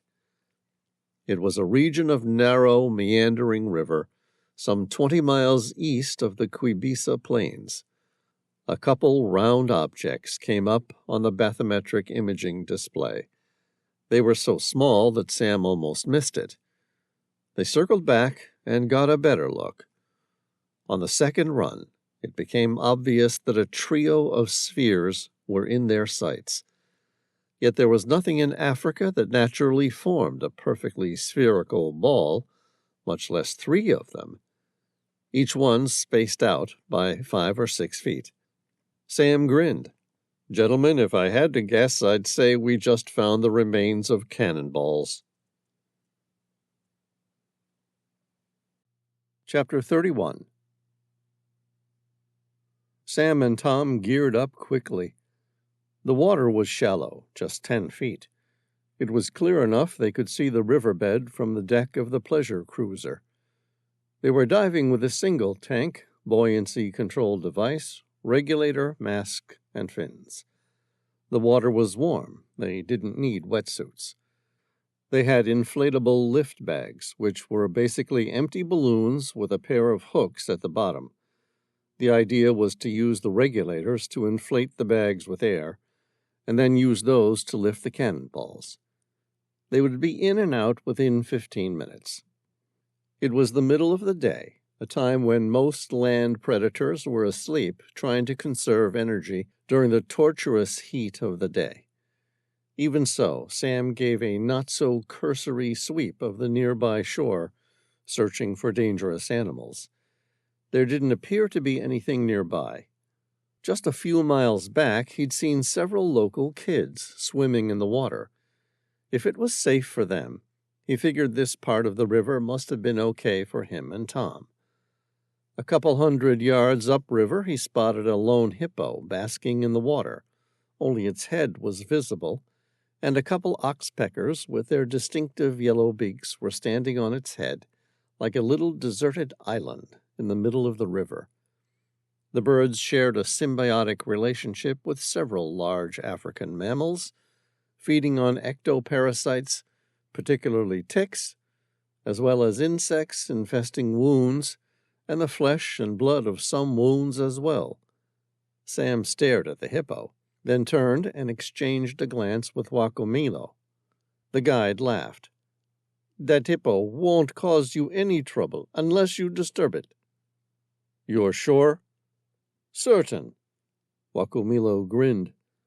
"Besides, I'll be here on the deck to keep an eye out just for you. I assure you losing rich American tourist is very bad for business." "That's very reassuring." Sam exchanged a glance with Tom. "You happy?"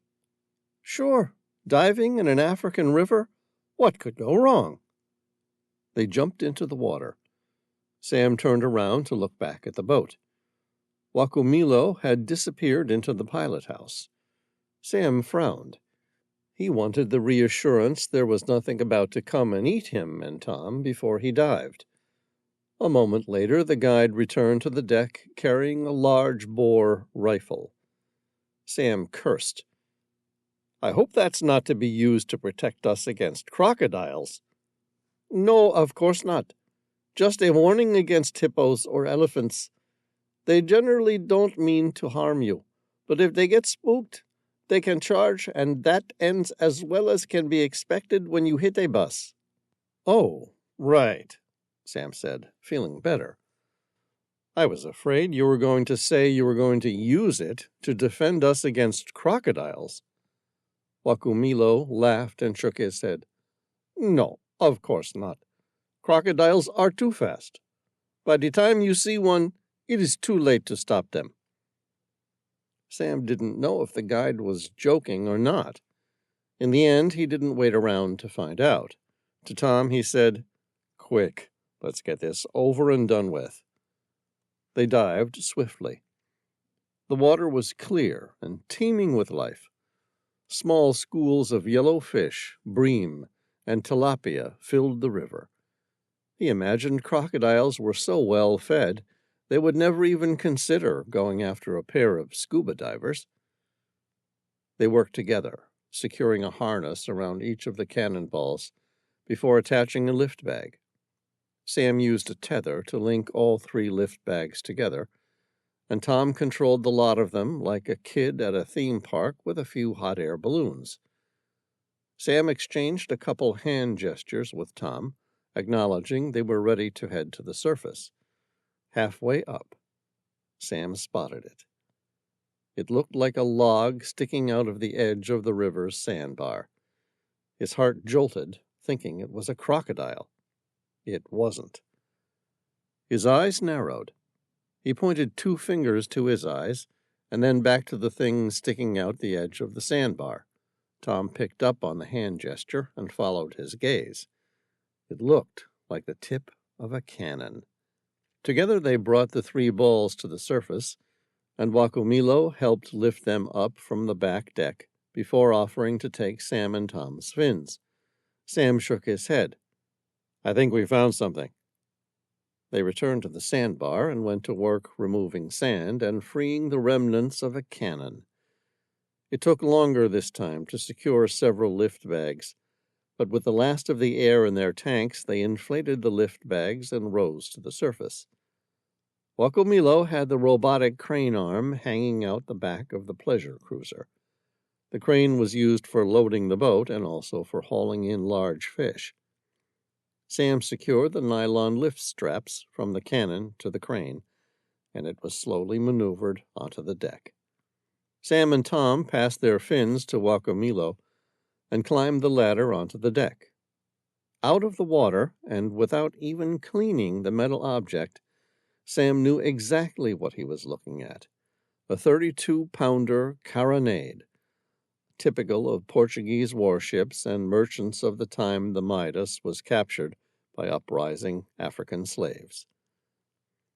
They spent the next 2 days dragging the sonar buoys in a crisscross search grid, but despite their best efforts, a single 32-pounder carronade and 3 iron balls were the only treasure the river yielded. On sunset of the 3rd day, Sam said, "So, now that we know the ship was here, the question is, what do we do now?" "There's no treasure," Tom said. "My guess is that the crew ran aground and took their treasure with them." "Agreed." Sam frowned. "But the question is, where would they have taken it?" Tom shrugged. "Who knows?" Sam said. "We need to talk to the locals.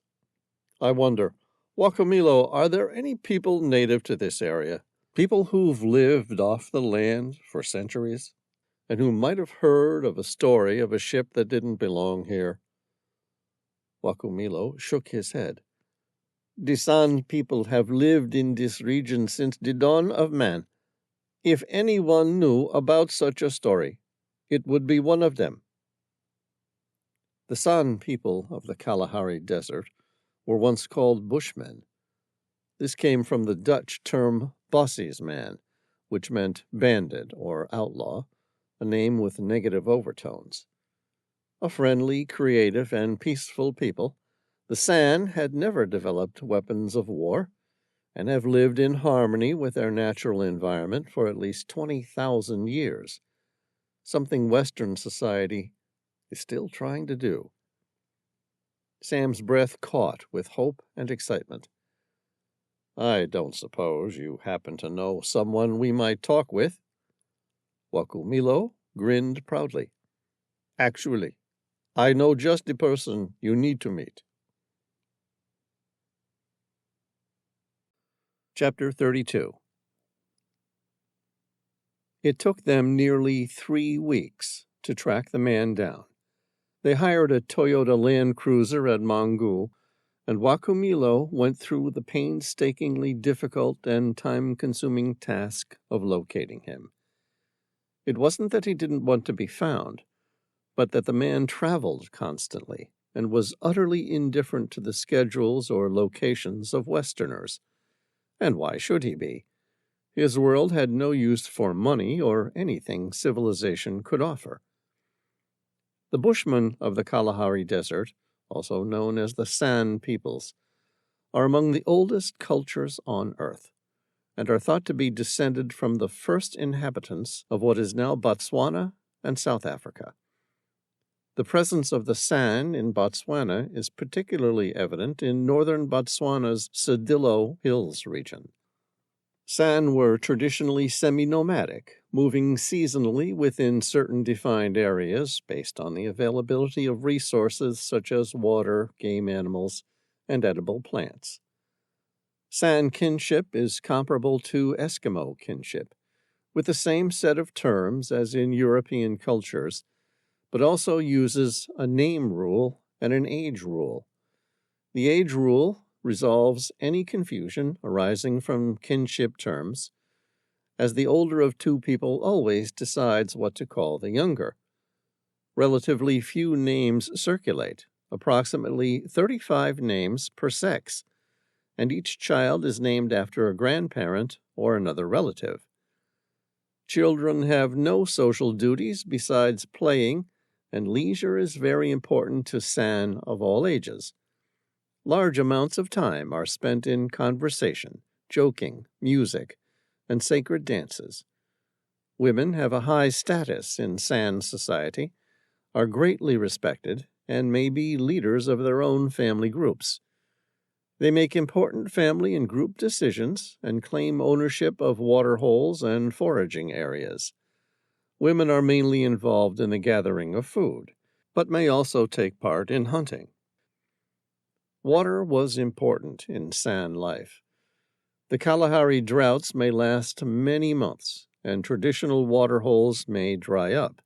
When this happened, traditionally the Bushmen used to either use hollow grass straws to extract water trapped in the crooks of tree branches, or dig sip wells. To create a sip well, a Bushman will dig a deep hole down to where the sand is damp. Into this hole he will pack a bundle of dried grass and insert a long hollow grass stem. Afterward, the hole is backfilled to create a vacuum. By sucking hard, he can get the moisture from the damp sand to condense on the grass and eventually yield water. An empty ostrich egg is used to collect the water. Water is sucked into the straw from the sand into the mouth, and then travels down another straw into the ostrich egg. Historical evidence shows that certain San communities have always lived in the desert regions of the Kalahari. However, eventually nearly all other San communities in southern Africa were forced into this region. The Kalahari San remained in poverty, where their richer neighbors denied them rights to the land. Before long, in both Botswana and Namibia, they found their territory drastically reduced. Wakumilo introduced them. Sam, this is Oma. His people have lived in this region longer than most humans have lived anywhere else on Earth. It's nice to meet you, Sam said, with genuine pleasure, locking onto the man's intelligent brown eyes. Barely 5 foot tall, he was copper-skinned, delicately formed, and in perfect proportion.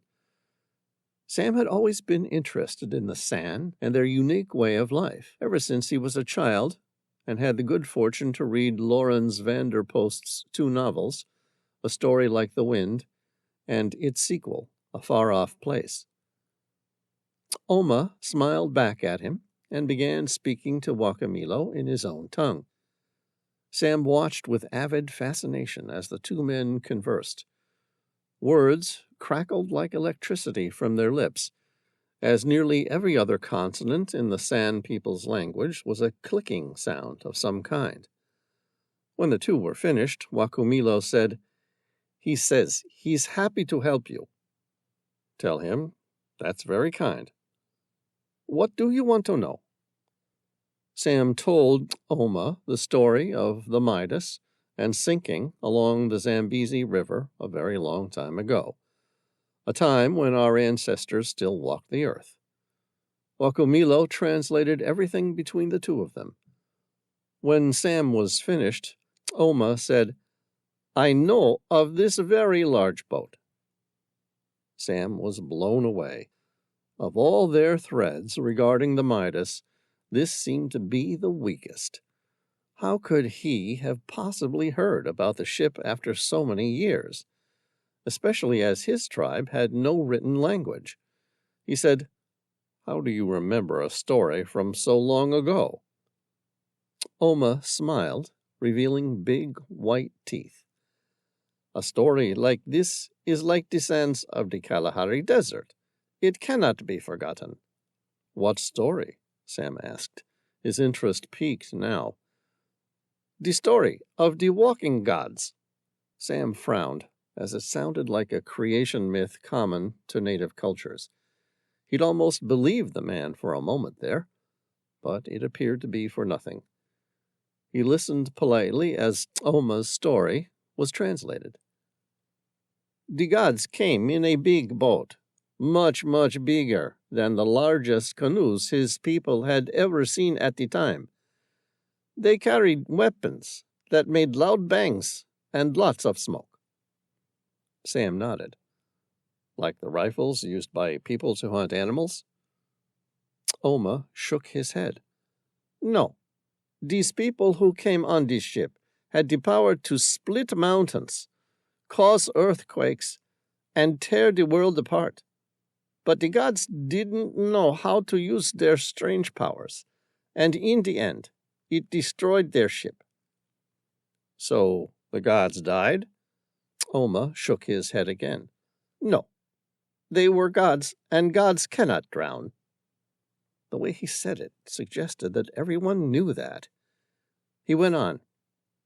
"The gods survived the shipwreck, carrying their most sacred possession to a secret cave." Sam waited for him to continue. When he didn't, Sam asked, "Where's the cave?" "I don't know."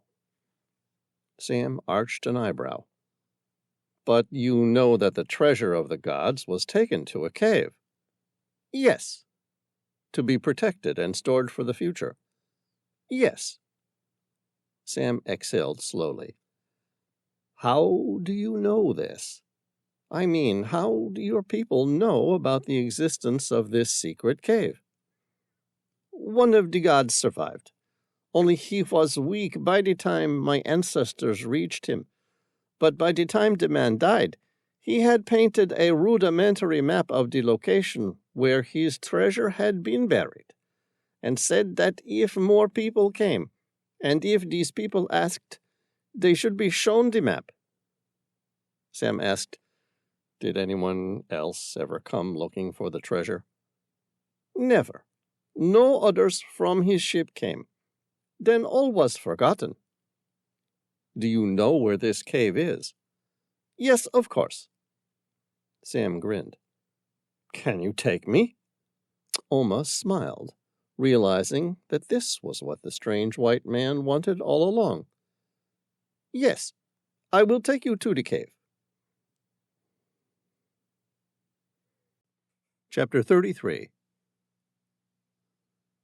The cave was on the outskirts of the Lua Plain National Park. It took a day to drive out there and nearly 4 hours on foot, following Oma as he carefully found the way of his ancestors. It amazed Sam that the story of the Midas, having been passed on via word of mouth like legends and myths, was so detailed that Oma, having never been to this ancient cave, was retracing his ancestors' steps to find it.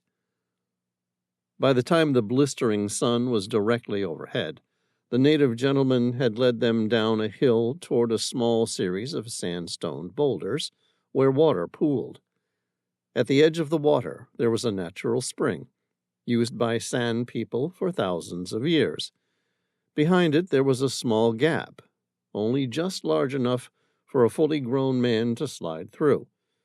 The opening was hidden in plain sight, and only really visible to those who were looking for it.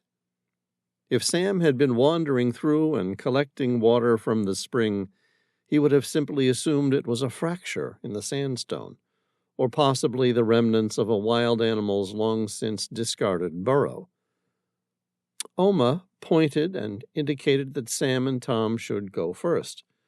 Sam was doubtful that the cave was large enough to fit all of them, but his new friend insisted. Sam switched on his flashlight and slowly slid through the opening into the cavern on the opposite side. It was large enough to stand inside. He spread the beam of his flashlight in a wide arc to reveal an enormous cave, big enough to fit 30 or more people comfortably. He was shortly greeted by Tom, Oma, and Wakumelo, who followed him inside. There were several ancient markings on the walls, but Oma brought him to the one depicting the river gods. Sam fixed the beam on the cave painting and grinned. It seemed almost too easy.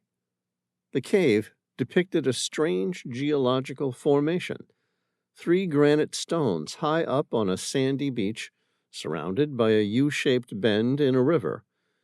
It wasn't too dissimilar to the location where the oil painting had most likely been made, although the cave paintings didn't show any African wildlife. Sam studied the granite stones. The geology seemed wrong for some reason, but that didn't mean there was no granite anywhere along the Zambezi. 2 of the stones were almost identical in size. They were massive and rounded, almost like the outline of a pair of giant elephants. The third one was about a quarter of the size, more like a baby elephant following its parents. The 3 stones fell upon each other to form a small hollowed section at its base, and presumably an opening to the secret cave of the gods.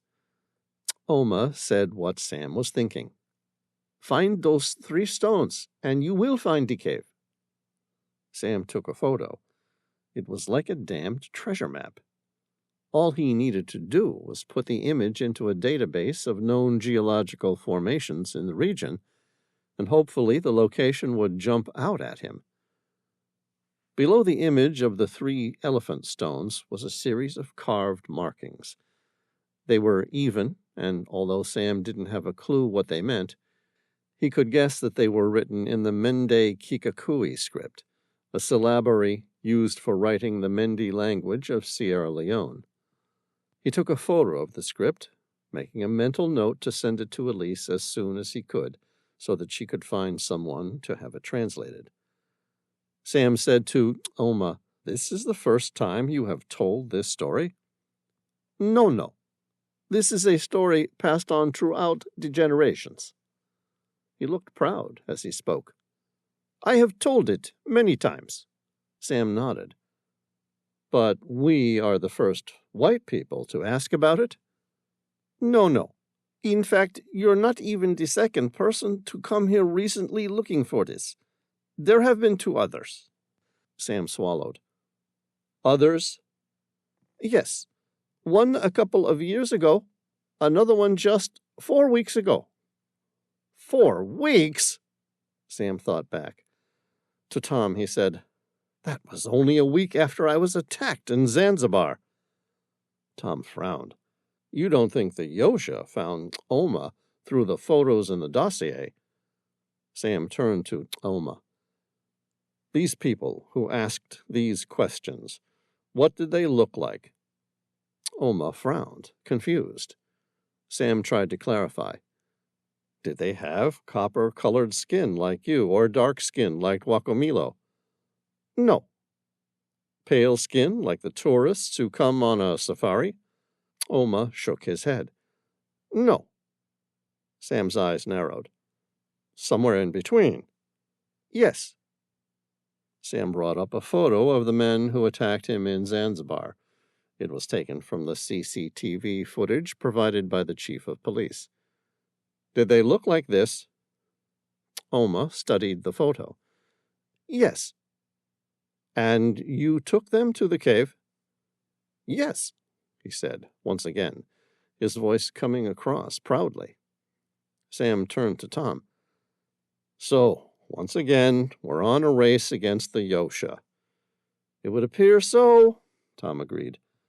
Sam said, "Oma, do you remember the person who came to visit, asking these questions 2 years ago?" "Yes." "Do you remember what he or she looked like?" This time their new friend answered with a definite yes. A wry grin formed on Sam's lips. He picked up a stick. I'm going to draw 3 shapes in the sand. Can you tell me which one looks closest to the man you saw? Oma nodded. Sam drew a triangle, square, and circle. He then handed the stick to Oma. Now, you show me which one came to visit. Sam grinned, because the bushman drew a line down the middle of the circle. Only it wasn't a circle, it was a sphere. And the man's name wasn't really 360. It was Greg Lamont, which meant the man had lied to him about everything. As soon as he was outside the cave and in the open air, he opened his satellite phone and texted Elise the image of the script. Can you confirm this is Mende Kikakui script? If so, can you please have it translated for me ASAP? Thanks. On their way back to the 4-wheel drive, Sam thought about the image in the cave. The image was like a treasure map. Sam pictured it, the Midas being destroyed, and its treasure being secured by her survivors and hidden inside some cave. They reached the Toyota Land Cruiser. Sam's satellite phone flashed with an incoming message. He clicked the receive button, and Elisa's message came up. Yes, it's Mendi Kikakui's script. It reads as follows. Here lies the greatest treasure of all. Too powerful for mortals. Death befalls all who seek its riches. Some secrets are best left buried. Sam read it out loud and wondered what it could possibly mean. He turned to Oma and asked, Have you ever seen the 3 stone elephants? The man shook his head and spoke in rapid-fire clicking sounds to Wakumilo. Sam turned to their guide and translator. What does he say? Wakumilo spread his arms open. He says, the picture in this cave is just a dream. It doesn't exist. Chapter 34. On Board the Tahila. Sam brought the rest of the crew up to speed on the search for the Midas. Afterward, he said, So, now we know the Midas sank somewhere along the Zambezi or one of her tributaries.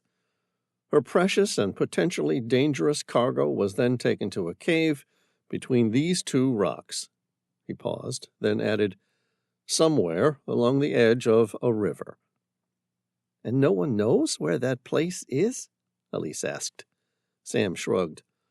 According to Oma, the San Tribesman who spoke of the legend, the painting in the cave is just a dream. She arched an eyebrow. But you doubt it. It's not unusual for people to get killed over a legend. But I think there's too much involved in this complex series of events for it to simply be that.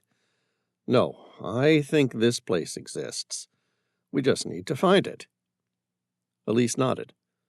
Okay, I'll take those photos you took of the 3 elephant-shaped boulders a couple 100 yards from the river's bank at the bend in a river. Then I'll run them through a program that compares images to known landscapes or photos on social media. If it's so unique, someone will have taken a photo of it and put it on the internet somewhere. And if they have, I'll find it. Thanks. Sam closed that part of the meeting and said, All right, now, do you want to bring me up to date with the progress of the Medusa's curse? Pushing her hair back from her face, Elise said, The news is all bad, I'm sorry to say. What do we know? Sam asked. I've never heard of a virus mummifying someone before. No, I think this brings a whole new meaning to the term novel virus. Elise brought up an image of the human body. It was a 3D projection on the round table, split into multiple sections like an anatomical figure in a medical textbook. Doctors are still working around the clock to come up with a cause and solution, but they have a theory that the virus triggers a positive feedback mechanism in the kidneys. Sam frowned. You want to tell me what that means in English? The body has two sorts of feedback mechanisms that control most things. The most common one is the negative feedback system. For example, a person's blood pressure gets a little high. Specially designed receptors in the carotid arteries and aortic arch called baroreceptors identify this and signal to the body to lower the blood pressure. Okay, and a positive feedback mechanism? Positive feedback mechanisms are a little trickier. Basically, the body gets a trigger that tells the body to keep going stronger and harder until a certain objective is achieved.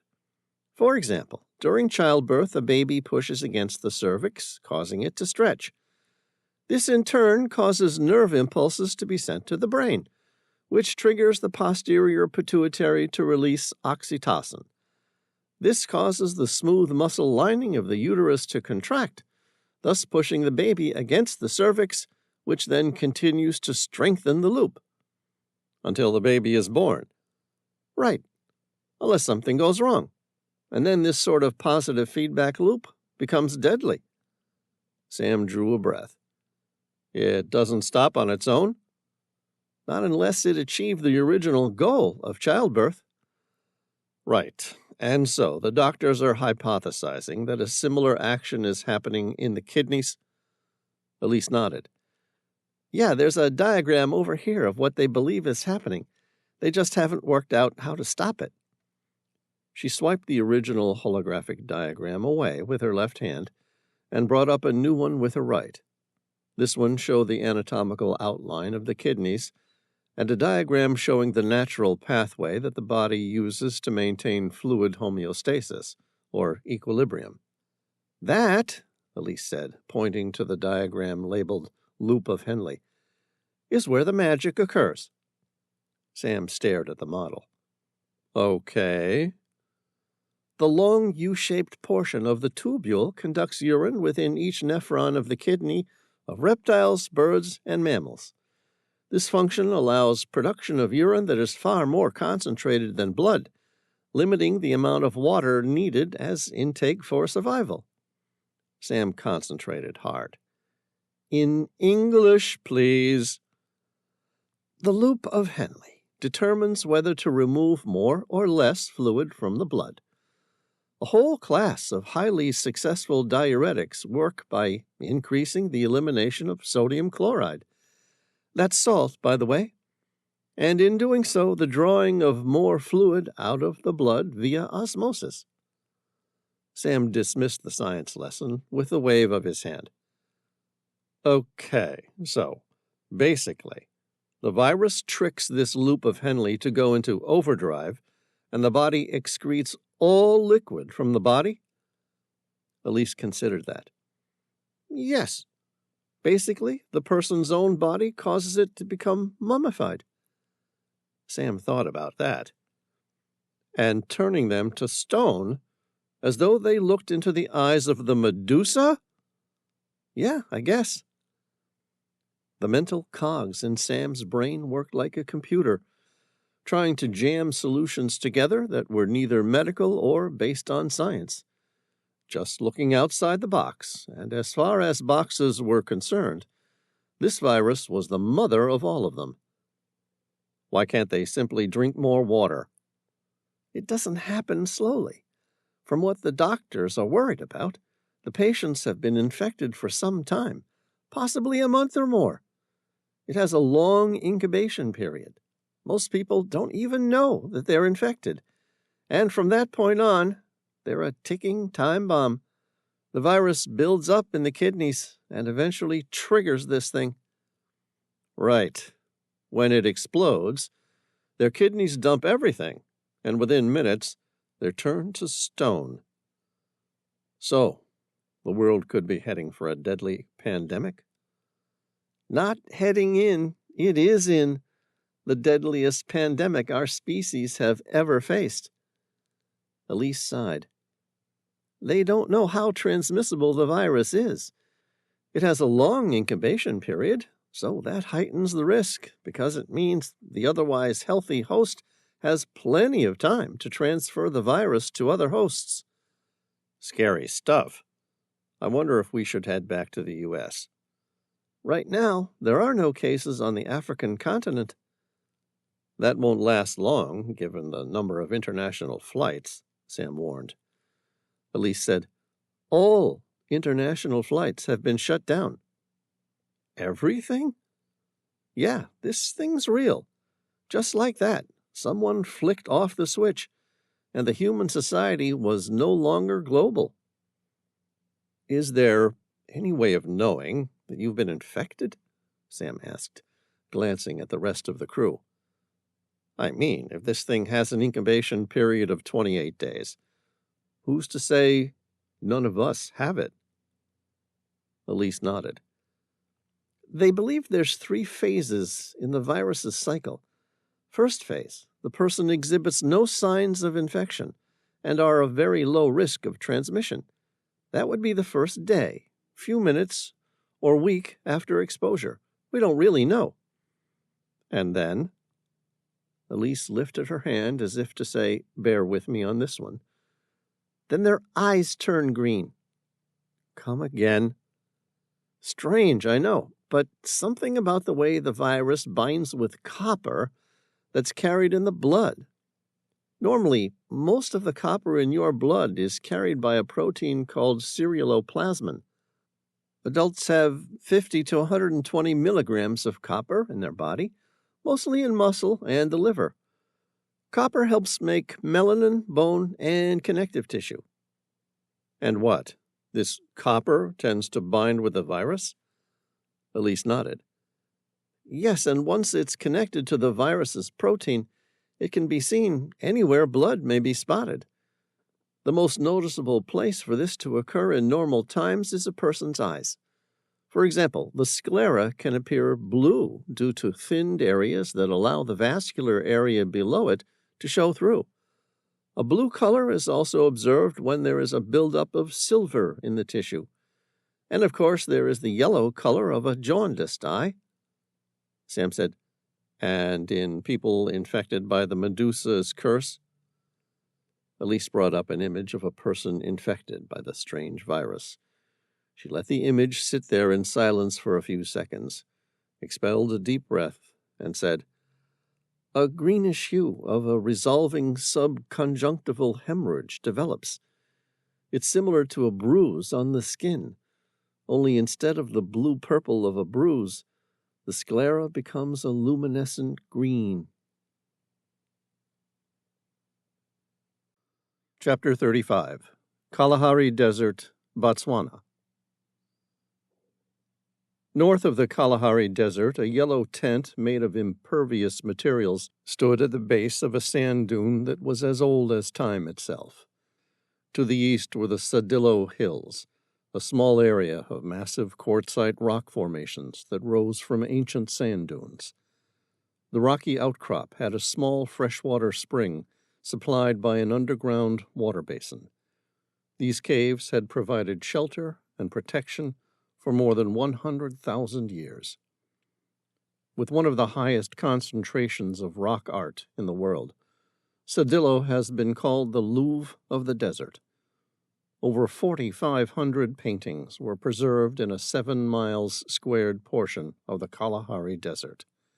The archaeological record of the area gives a chronological account of human activities and environmental changes over at least 100,000 years. Local communities in this hostile environment respected Sadillo as a place of worship frequented by their ancestral spirits. To the west, a dry fossil lake bed and the sands of the Kalahari Desert that stretched all the way to the Namibian border. Despite the tense, modest appearance, the biolab housed one of the most advanced bioresearch units in the world. It was because of the desert's profound dryness and stifling heat, in which the virus struggled to survive, that the albino had chosen just such a location to work. It was here that he had led a small team of virologists to weaponize the Medusa virus. There was no question that the original virus was lethal, incredibly so. The problem was that it was too deadly. It killed its hosts so quickly that there simply wasn't enough time for widespread distribution and contagion of the virus. All viruses can be split into two classes, DNA and RNA. The Medusa strain was a DNA virus. Unlike RNA viruses, which are single-stranded, DNA viruses were mostly double-stranded. This allowed it to be much more stable and unlikely to mutate. This was one of the reasons the virus was allowed to lay dormant for so many years in a cave beneath the Siberian permafrost. Influenza A was an RNA virus, which was why people needed annual booster shots if they were to maintain immunity to any mutations. Similarly, the modern coronavirus was RNA, which was why it was capable of mutating into multiple strains, each one more difficult to contain. It was in this biolab that the albino edited the virus, using futuristic gene-editing technologies paired with viral vectors. Like a surgeon, he operated on the virus genome, tweaking it, using a tool called clustered regularly interspaced short palindromic repeats, or CRISPR for short. It was within the genome's capsid that he'd found so much success in weaponizing the Medusa strain. In fact, in the end, it had been relatively simple. A capsid was basically a protein shell of a virus that enclosed its genetic material. It consisted of several oligomeric, that meant repeating, structural subunits made of protein called protomers. The delivery of the genome into the host occurs when the capsid began to disassemble and thus release the genome into the host's cytoplasm, or by ejection of the genome through a specialized portal structure directly into the host cell nucleus.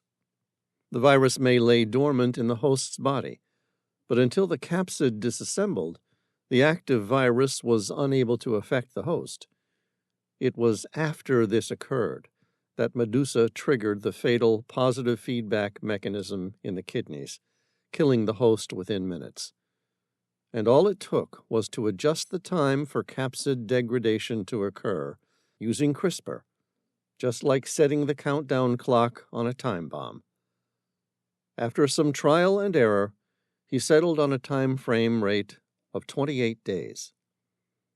The albino watched the news. He was both enthralled and horrified by what he had created.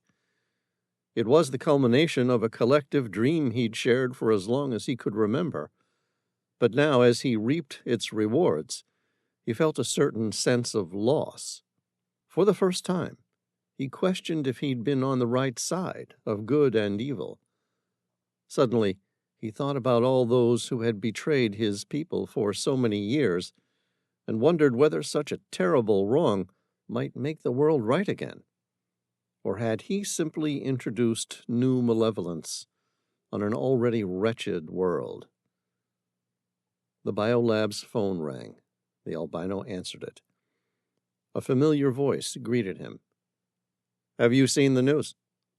The albino nodded. "Yes, it is a terrible thing we have done. It's horrifying, yet equally wonderful, isn't it?"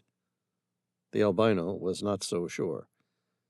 "There's still time to alter the genome again. Make it slightly less deadly. Perhaps we have gone too far." The man laughed. "Are you kidding me? This is exactly what we wanted to achieve. Forget double-guessing your actions. You opened Pandora's box. Now there is nothing you or I can do to put its beauty back again." The albino said, "I still have the data. The genomic code's here. That means there will always be a way to return this plague firmly back inside Pandora's box." There was silence on the line. After several seconds, the familiar voice returned, although it sounded harder, more emphatic. "Are you sure that's how you feel?" "I'm not sure how I feel, but it has to be an option." There was something somber about the way the man spoke. a certain type of finality to his voice. "I was afraid that was how you would feel. I'm sorry. We will never forget your service, but we can't let you stop this thing. Goodbye, my friend." The albino looked around the room. There were hundreds of things he would have liked to take, but there was no time for any of that. He'd known the man on the other end of the line since he was a child, and the man didn't make idle threats. He didn't say, "We'll see how this goes." He had said goodbye. And in this organization, that was a euphemism for eradication. The albino grabbed his water bottle. It was a half-gallon, a little over 2/3 full. It wasn't much, but it would have to do. He would have liked to warn the rest of the team, but there wasn't time. He opened the fridge and retrieved a small black canister that was small enough to fit in the palm of his hand. Inside, it contained 6 of the vials of the deadliest substance on Earth. He glanced back at the office that had been his home for the past few weeks, pulled his keffeya over his face to protect his skin from the scorching heat, and stepped out into the rolling sand dunes of the Kalahari Desert. The albino got 3 minutes away before the bomb exploded. He clambered over the crest of the sand dune, taking shelter from the imminent blast wave.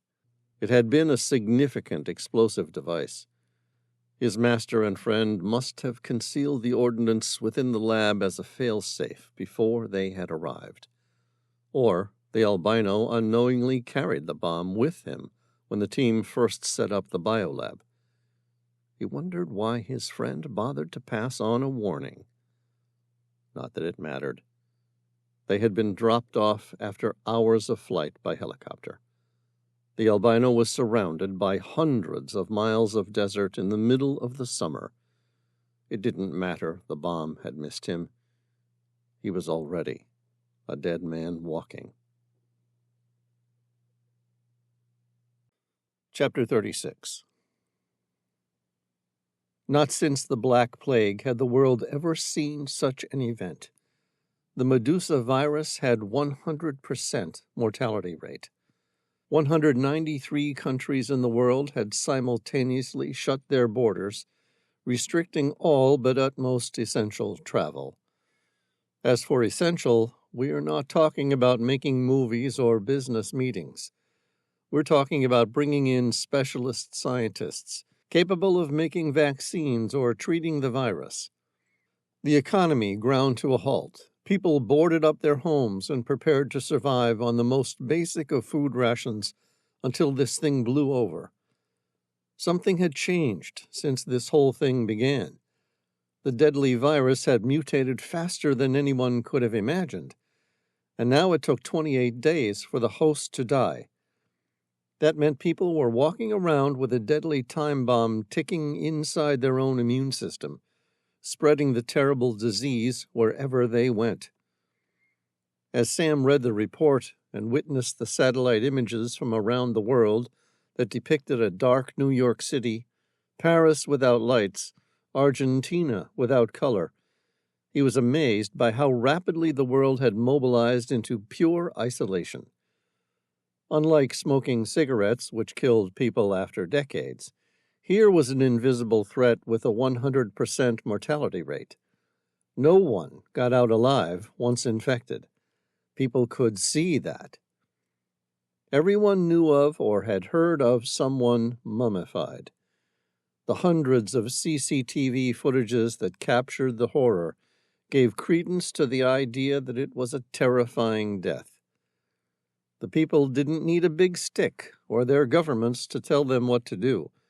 It was human instinct. No, cross that. It was the most primitive animal need and strongest desire on earth, the will to survive. Single people locked themselves away, family grouped together. Resources were buried, hoarded, and protected with people's lives. On board the Tehila, Sam was contacted by the U.S. Secretary of Defense. He picked up his cell phone. She spoke first. "How are you enjoying your African safari?" "It hasn't been uneventful."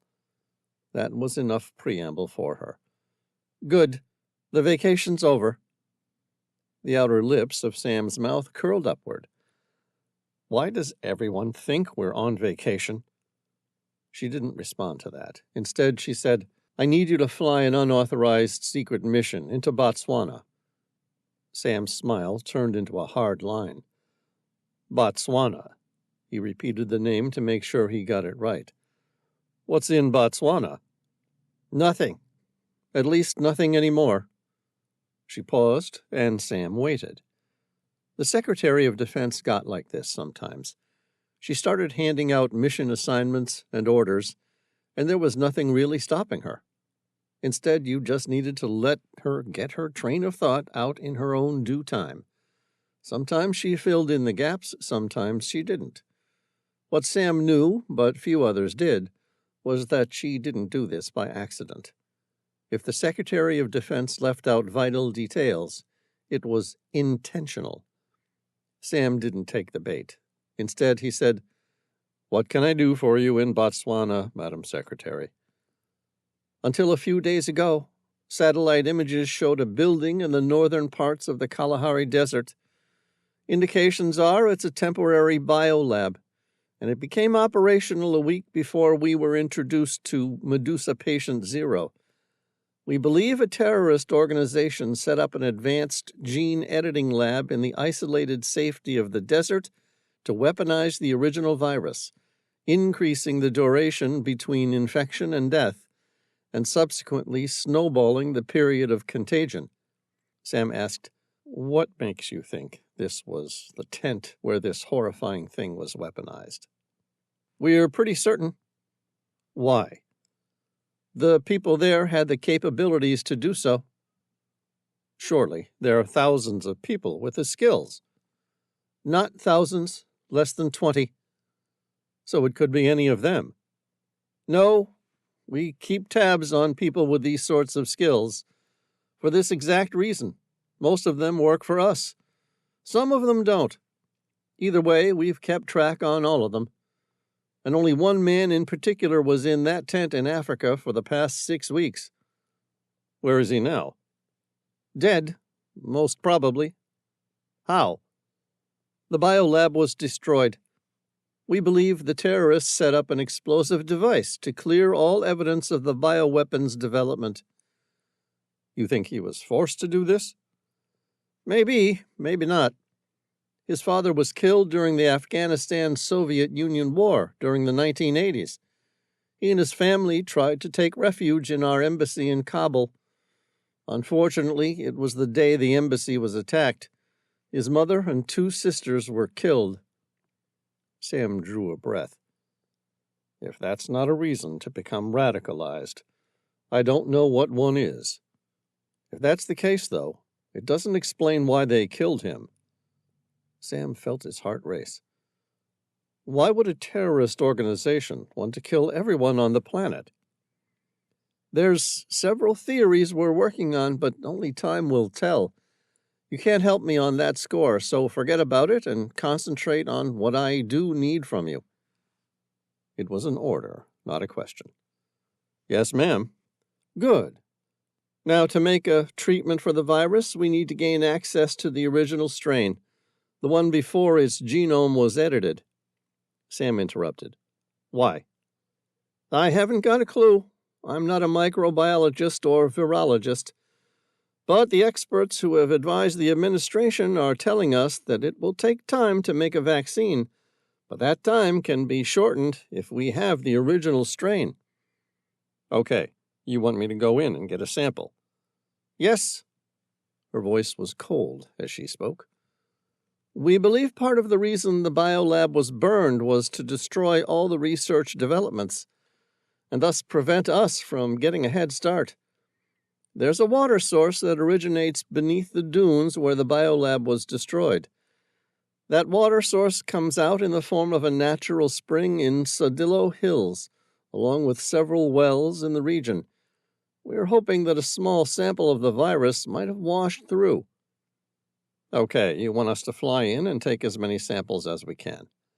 No, just you. I can get someone who flies a local tourist helicopter that deals with African safaris and sightseeing to come and get you. The world is highly unstable at the moment. Our normal chain of international relations is shattered. Therefore, this needs to be a ghost mission. You go in and come out. If something goes wrong, we're going to deny we ever had anything to do with it." Sam said, "I understand. When will the helicopter be here to pick me up?" "It will be overhead in about 5 minutes." "Right," Sam said, without surprise. He was never being asked to perform a ghost mission. It was always going to be an order he couldn't refuse. The Secretary of Defense said, "We'll send you an update with everything we know about this virus and its transmission, but in the meantime, I suggest you bring a biohazard suit and a weapon, just in case." "I understand, ma'am." "And Sam." "Yes, ma'am." There was an almost motherly warmth in her voice. "Good luck. The world's counting on you." Chapter 37.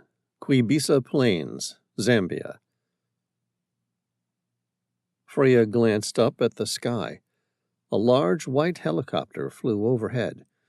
It looked corporate, like a jet ranger or an Airbus, not small like the Robinson 44s the Rangers used to fly surveillance to protect the wildlife from poachers. The helicopter banked and headed due south, revealing a large picture of African animals and the words Hwangi National Park Adventure Sightseeing. She frowned. It was the third time she'd seen the same helicopter in the past few days. It didn't make sense, and it made her mad. Over the top, irrationally angry. The world was in lockdown, yet some sort of rich asshole still wanted to enjoy their African safari. The clinic was empty now. Nobody wanted to get caught up in this thing. Somehow the local Zambia people knew the best action to take was to return to their remote communities and stay away from the external world. The sight of the helicopter, a small beacon of civilization and other human beings, hit her. For a moment, Freya allowed herself the freedom to acknowledge her emotions, which until that point she had worked hard to suppress. Freya was isolated, lonely, and somewhat despondent at the thought of spending weeks, if not months, on her own. Originally, she had planned to stay behind, to keep the clinic running. After all, she was here to provide basic health care to some of the poorest people in the world. Why should a global pandemic take that away from them? But as she watched all the local people retreat into the wild, she began to wonder, why bother? Then she tried to book a flight, assuming there would be a grace period for stranded travelers to reach home. There wasn't. This thing was too serious for any gaps to slip through. Now she was trapped in a foreign country in the middle of the African wilderness, and all on her own. At first, she was motivated. She loved the wild of Africa. This was what she had dreamed of. The giant game animals, the isolation, everything. So why not make the most of it? She would read some of her favorite books. It would be one of those cathartic episodes in her life, full of self-reflection. But now, not more than a few weeks into it, and she already felt a deep-rooted sense of despair. A sound interrupted her thoughts of self-pity. She looked up at the long grass in the distance. It was moving. Her first thought was to reach for her rifle. It was kept at the same place she stored the valuable drugs needed in medical emergencies. She was inside, so it was unlikely to be an animal. Something about it alarmed her. Suddenly, the thought of another human approaching the clinic was a bad thing. Her heart thumped in her chest, and she chided herself for getting spooked like a child. Freya jumped to her feet, striding purposefully toward the rifle, conscious of her need to keep everything she could control safe, settled. And a second later, she heard the familiar voice of her assistant, Amokusana. "Freya!" She stepped out onto the front porch and drew a breath. The sight of her friend made her feel so instantly happy, she nearly burst into tears. She stepped forward and threw her arms around Amakusana's shoulders, pulling her into a heartfelt embrace. The generous welcome went on a bit longer than she planned. Amakusana hugged her, soothingly patted her back, then pulled away. Meeting her eyes, she asked, "Are you okay, Freya?" Eyes stinging, she nodded. "Yes, I'm sorry. I just got a little scared out here on my own." "Ah, I understand." Amakusana said these words in such a way that it made Freya feel she really didn't. Freya said, "What are you doing back here? Is everything all right?" The young girl looked surprised by the question. "Yes, nobody is hurt. I just came to collect that book I started reading. I figure I might as well keep learning." Freya had lent her a textbook on women's health.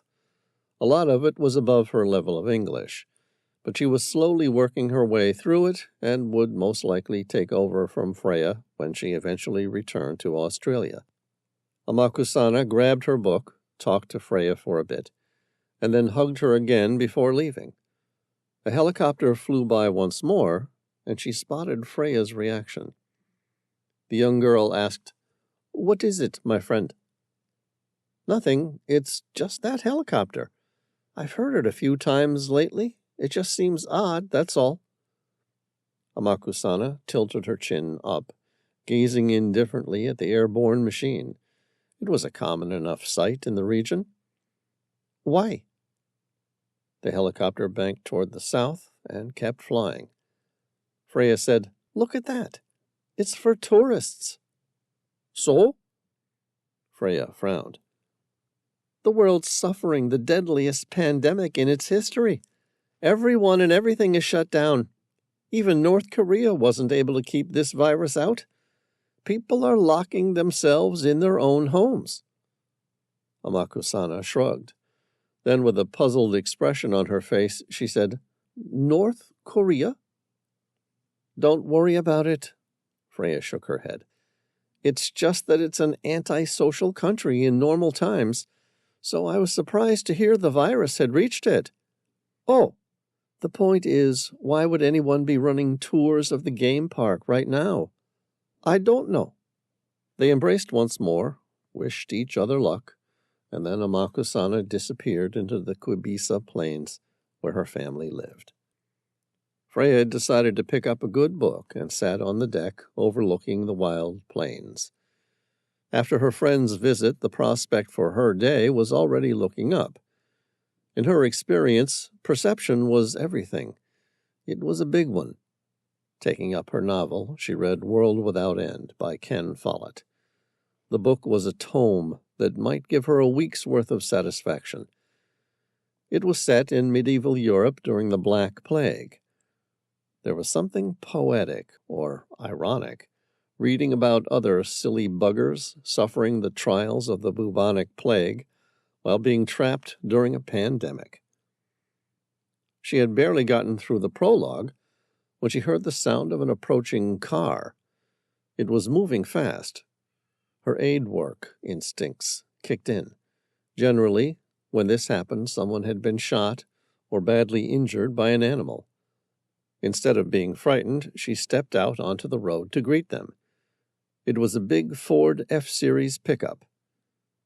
The driver jammed on the brakes, and the big wheels skidded to a stop in the unpaved clinic driveway. She swallowed and prepared herself to help. There were people in the open tray and the back. They looked alive and worried. She moved to the back of the truck, expecting to find the injured person in there. She wasn't too worried about Medusa. Some cases had reached the African continent, but none as far inland as Zambia. The likelihood of them being infected was remote. Freya reached the back of the flatbed. "What's happened?" A man with a rifle stood up to greet her. Wearing a twisted, malicious grin, he pointed the weapon at her. "Hello. You are coming with us." Chapter 38. They made her sit at the back of the pickup. There were 5 men in total. 2 rode up front with the driver, and 2 sat at the front of the tray bed. All carried guns, mostly old rifles. Nothing expensive. If there was only one of them, she might even consider jumping out and taking her chance that the weapon would misfire, giving her precious seconds to escape. But against 5, her odds of surviving were non-existent. She looked at her kidnappers. They shared the same intensely dark skin of most Zambians, but they spoke a different language to the local people of Quibisa, who predominantly spoke Bemba. There were 7 official languages in Zambia. She could pick a few words in each language, most of them medical words. If she had to guess, these men spoke Kayandi. None of them talked to her or told her where they were heading as they drove south. The man who pointed a rifle at her spoke English, but there was no way to know if the others did until one of them tried. They had ransacked the clinic, stealing her precious drugs and the rifle that she should have kept on her. No one told her what they wanted her to do. It was the not knowing that scared her the most. It must be some sort of primitive function of the mind to imagine the worst-case scenario. She considered multiple scenarios, and all of them were really bad. They drove for hours. Her mind fluctuated between thinking, "I am so dead," and, "Well, they haven't killed me or threatened to rape me, so I might just get out of this alive." Maybe they were just kidnapping her for a ransom. Everyone in the area knew that she had come from Australia. Her family were far from rich, but that wouldn't stop them being able to round up the equivalent of a small fortune to get her back alive and unharmed. She couldn't even hate them for it. Freya had worked in Zambia long enough to know just how much pain and suffering extreme poverty scars a person, and what a starving person with a family of malnourished children will happily do to ease the hurt. She tried to communicate with the 2 men in the back of the pickup. "My name's Freya. I'm here with Doctors Without Borders. I'm here to help. Can you tell me what you want with me?" The men looked at her but said nothing. "Look, you must want something from me. What is it? I'm sure you know that I'm frightened, but I don't blame you. You're just doing what you have to do, and so am I. Can you just tell me what I can do to help?" Still nothing. "What do you need?" She wanted to scream at their silence, but restrained from showing her weakness. Freya kept an eye on the road, trying to keep track of where they were. If she ever escaped, she would fare better if she knew where she was. To her right, she spotted Ngonia Falls. It was near the town of Sioma. She felt rewarded and pitifully grateful for the knowledge. The pickup slowed, crossing the Zambezi River on a concrete bridge, and headed southwest, passing over the border into Botswana. Freya saw a couple of hippopotami in the tall rushes and reeds below, feeding on lush grasses. She wished she were down there with them. They were dangerous, but not as deadly as these 5 men. After another hour or so, the truck slowed to a stop. In the distance, she spotted several large quartzite boulder formations. She drew a breath and relaxed a little. At least she recognized the location. They were at the Sodillo Hills, Botswana. The driver climbed out of the cab and offered his hand to help her down. She rejected it, jumping down with ease. The man shrugged and said in reasonable English, "Suit yourself." Her eyes darted between the 5 men and the nearby rock formation at Sodillo Hills. The man laughed. "Thinking about running, hey?" Freya forced herself to smile. "The thought did cross my mind." "Well, you'd better uncross it," he snarled. "For what we want from you, we don't need you alive, so my men won't hesitate to shoot you. Understand?" Fear wrapped its ugly hands around her chest like steel bands. Something about the way the man said it without emotion made her heart thump against her ribcage. She nodded. "I understand." "Good." They walked her along the trail toward the caves. It was getting late. The sun was low on the horizon, causing the western cliffs of the Sodillo Hills to radiate a glowing light that could be seen for miles. This was known locally as the copper bracelet of the evening. Several paintings in red lined a nearby boulder. It made her remember when she had visited the historic site after she first arrived at the clinic. Strangely, the paintings brought back a whole gamut of vivid memories of that trip. She still remembered some of the paintings. It seemed strange that her mind should think about ancient history at a time like this. The man brought her into a large cave. Someone had set it up as a makeshift hospital. There was a small table, bottles of various cleaning products, and an array of surgical tools. The driver said, "Hello, doctor. This is Freya Capel." The doctor was a white man with dark hair, roughly 45 years old. He had a kind, clean-shaven face. If she met him in vastly different circumstances, she would have probably considered him quite handsome. He spoke with a European accent. "Hello. Miss Capel, is it?" "Freya. I think we're probably past formalities." "You're right. I'm Lucas." He spread out his hand, gesturing toward the bed. "Take a seat. Get comfortable. This won't take long." "What the hell do you want with me?" The doctor seemed not to notice what she asked. Instead, picked up her medical kit and scanned through the drugs within it. A serious expression crossed his face, like he was trying to work out some complex equation. He picked up 2 separate glass drug ampules. Looking at her, he spoke like one would to a medical colleague. He looked her in the eye and smiled politely.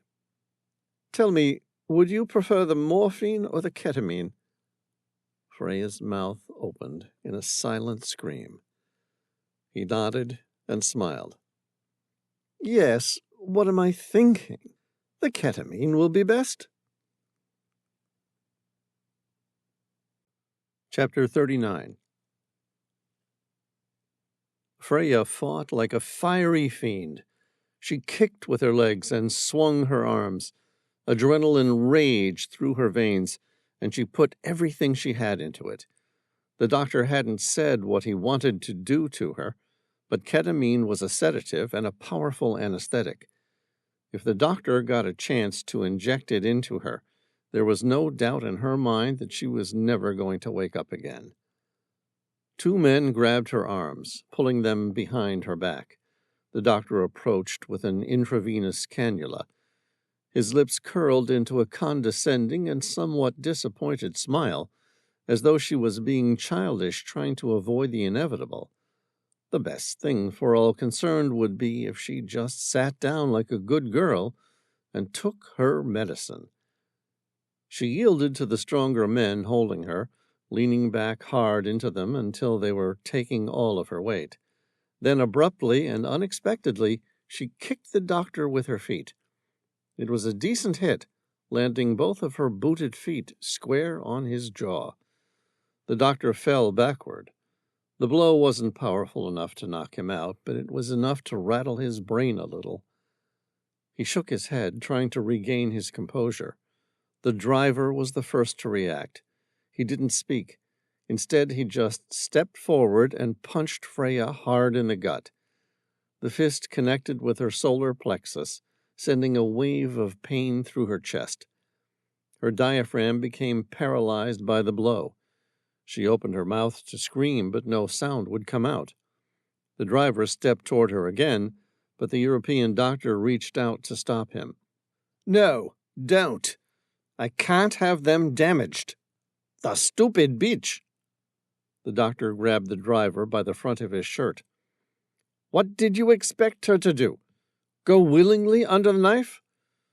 The driver turned to her. I'll kill you if you hit the doctor again. Do you understand? She nodded, but she was thinking, You'll kill me if I don't. The doctor wiped away the blood that was dripping from his nose. Now hold her down on the bed. It took 4 people to get her on the table, 1 on each arm and leg. They pinned her down. She struggled at first, but all she was doing was wasting what precious energy she had left. Freya knew this was the time to fight, but all the fighting in the world wouldn't allow her to break free from 4 big men. She needed to wait. There had to be one more chance left, somewhere, somehow. The doctor prepared an intravenous cannula and inserted it into the large vein in the bend of her elbow, known as the cubital fossa region. He secured the needle with a couple pieces of tape and injected a full 10 cc's of normal saline to make sure it was where it belonged in the vein. The saline pushed easily, confirming the needle was in the right place. The surgeon prepared a freezer box, the sort of thing one uses for organ transplants. Then he arranged an array of surgical instruments, including different-sized scalpels. Freya could hardly believe it as the man fucking whistled a happy tune as he worked, like some sort of Dr. Jekyll and Mr. Hyde psychopath, which, Freya thought, made sense, given that was exactly what he was. He stopped whistling, brought up some Ringer's lactate solution, a bag of fluid commonly used to treat low blood pressure during times of significant blood loss. He held it up. Do you want to double-check the name and expiry date of this for me? Freya was too stunned to respond. He shrugged. Attaching the cannula, he then placed it back on the hook above. He turned it off so it would be ready later in the operation, no doubt. All right, suit yourself. It's always good to double-check. You wouldn't want me to make a medication error. I'd hate for you to have a complication because we weren't thorough or diligent enough with our procedures. The surgeon laughed at his own joke. Freya wanted to puke. Instead, she worked to change the position of the IV tube at the bend in her elbow.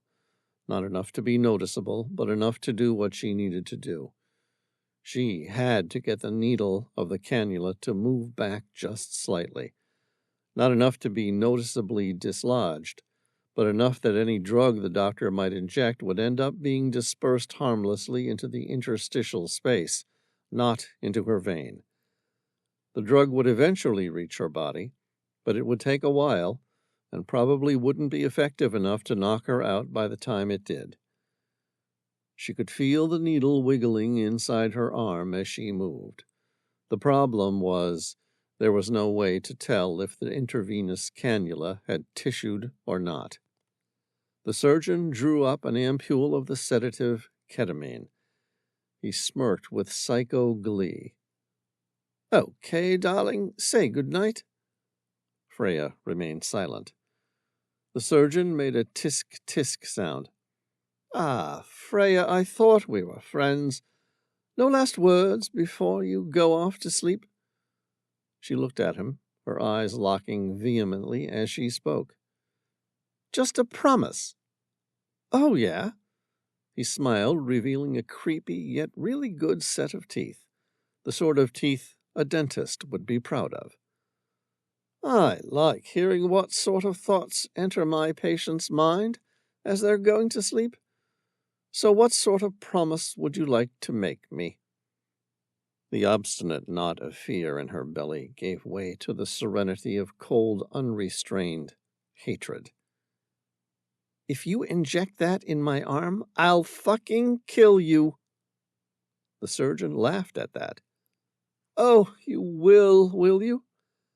Freya didn't say anything else. The driver said, Can we get a move on, please? Some of us have places to be.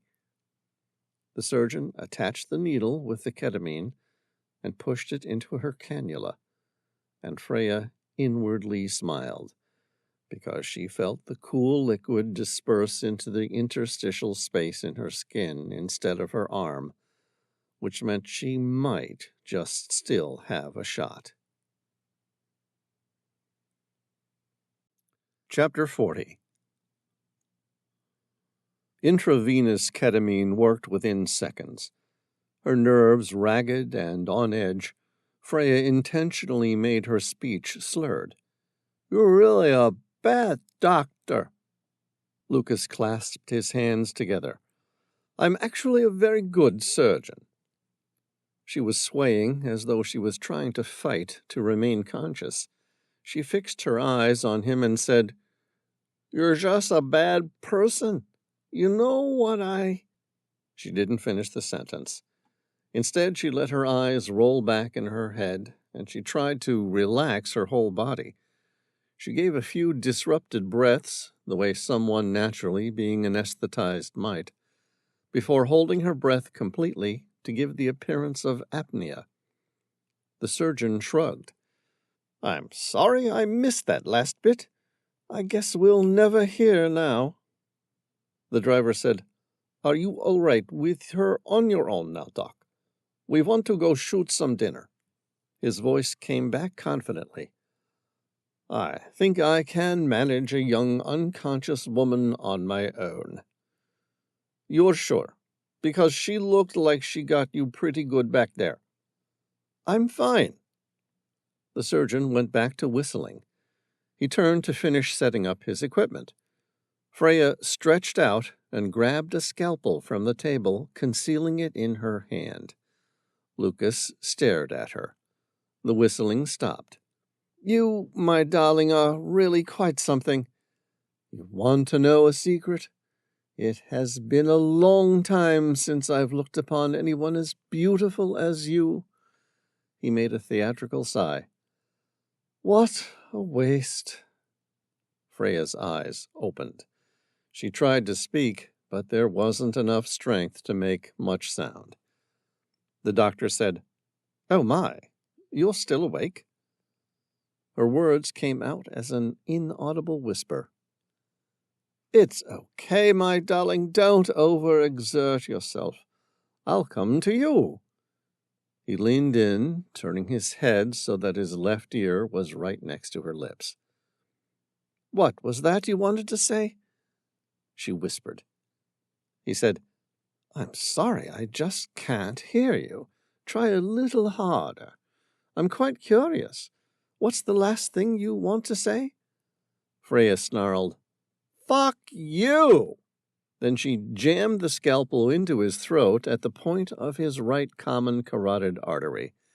Then she heaved the blade to the right, severing his windpipe and slicing through the tissues, tendons, and ligaments of his neck, before finally carving right through his left common carotid artery. The surgeon's eyes dilated. His face twisted into a mask of primal fury mixed with fear. His right hand reached for his throat to stem the bleeding. Blood spurted between the gaps in his fingers. In that instant he knew, anyone would, especially a surgeon, that she had inflicted a mortal wound. The surgeon's eyes fixed on hers. Blood bubbled from his mouth, but his lips moved coldly, insubstantially. It was as if a ghost was speaking, but Freya clearly read the last words on his lips just before he fell on her. "You are amazing." Pushing his slumped and bloody body to the side, she rolled him off her onto the ground. His corpse made a thud as it hit the rocks. Freya forced back a wave of nausea, stood unsteadily, and looked at the lifeless body of the monster she'd just killed. There was no regret. It was kill or be killed. But she didn't allow herself to wallow in the ecstasy of her triumph. In the distance, she could hear the men who had kidnapped her shooting some wild animal. They would be back soon. She ran her eyes along the landscape. Besides the giant pillars of quartzite stone that formed the caves of the Sodillo Hills, the entire region was barren. She was in the heart of the desert. Freya fought back the urge to run. If she followed her instinct and ran into the desert, she would be recaptured and killed very quickly. She was worthless to these people now that the doctor was dead, and they had no way to retrieve whatever organs they wanted. Her mind changed mental gears. She needed a new plan. Her heart pounding in her ears, she searched for a weapon. The scalpel was about as good as there was, and it was woefully inadequate against rifles. Freya's eyes caught on her medical kit. There were a few pre-filled syringes with anesthetic drugs. She opened the pouch and retrieved one labeled rocuronium. It was a neuromuscular blocker, aka paralyzing agent, with an incredibly fast onset rate, even for intramuscular injections. A series of short, crisp rifle shots echoed from the direction of where the pickup had been parked. It was followed by shouting and more shooting. Freya stood still, listening. Then she heard someone shout in English, "Hey, go see if the doc wants some dinner before we go." Oh, shit, she swore. Freya's timeline for escape was just cut short. Chapter 41. Freya ran silently deeper into the rocky outcrop of the Sodillo Hills. Behind her, she heard the shouts of her captors reporting the death of the doctor and telling each other to spread out and find her. Abject terror started to hit her like heavy raindrops, big thuds of non-stop fear.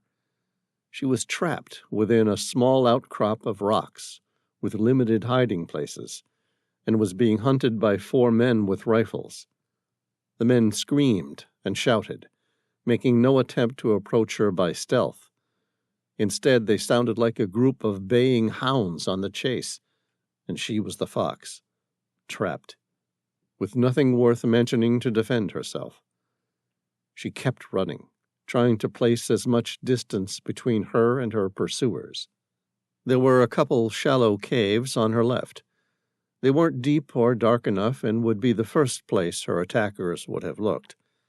On her right, she spotted a well-worn path to a natural spring where crystal-clear water spilled into the otherwise dry landscape.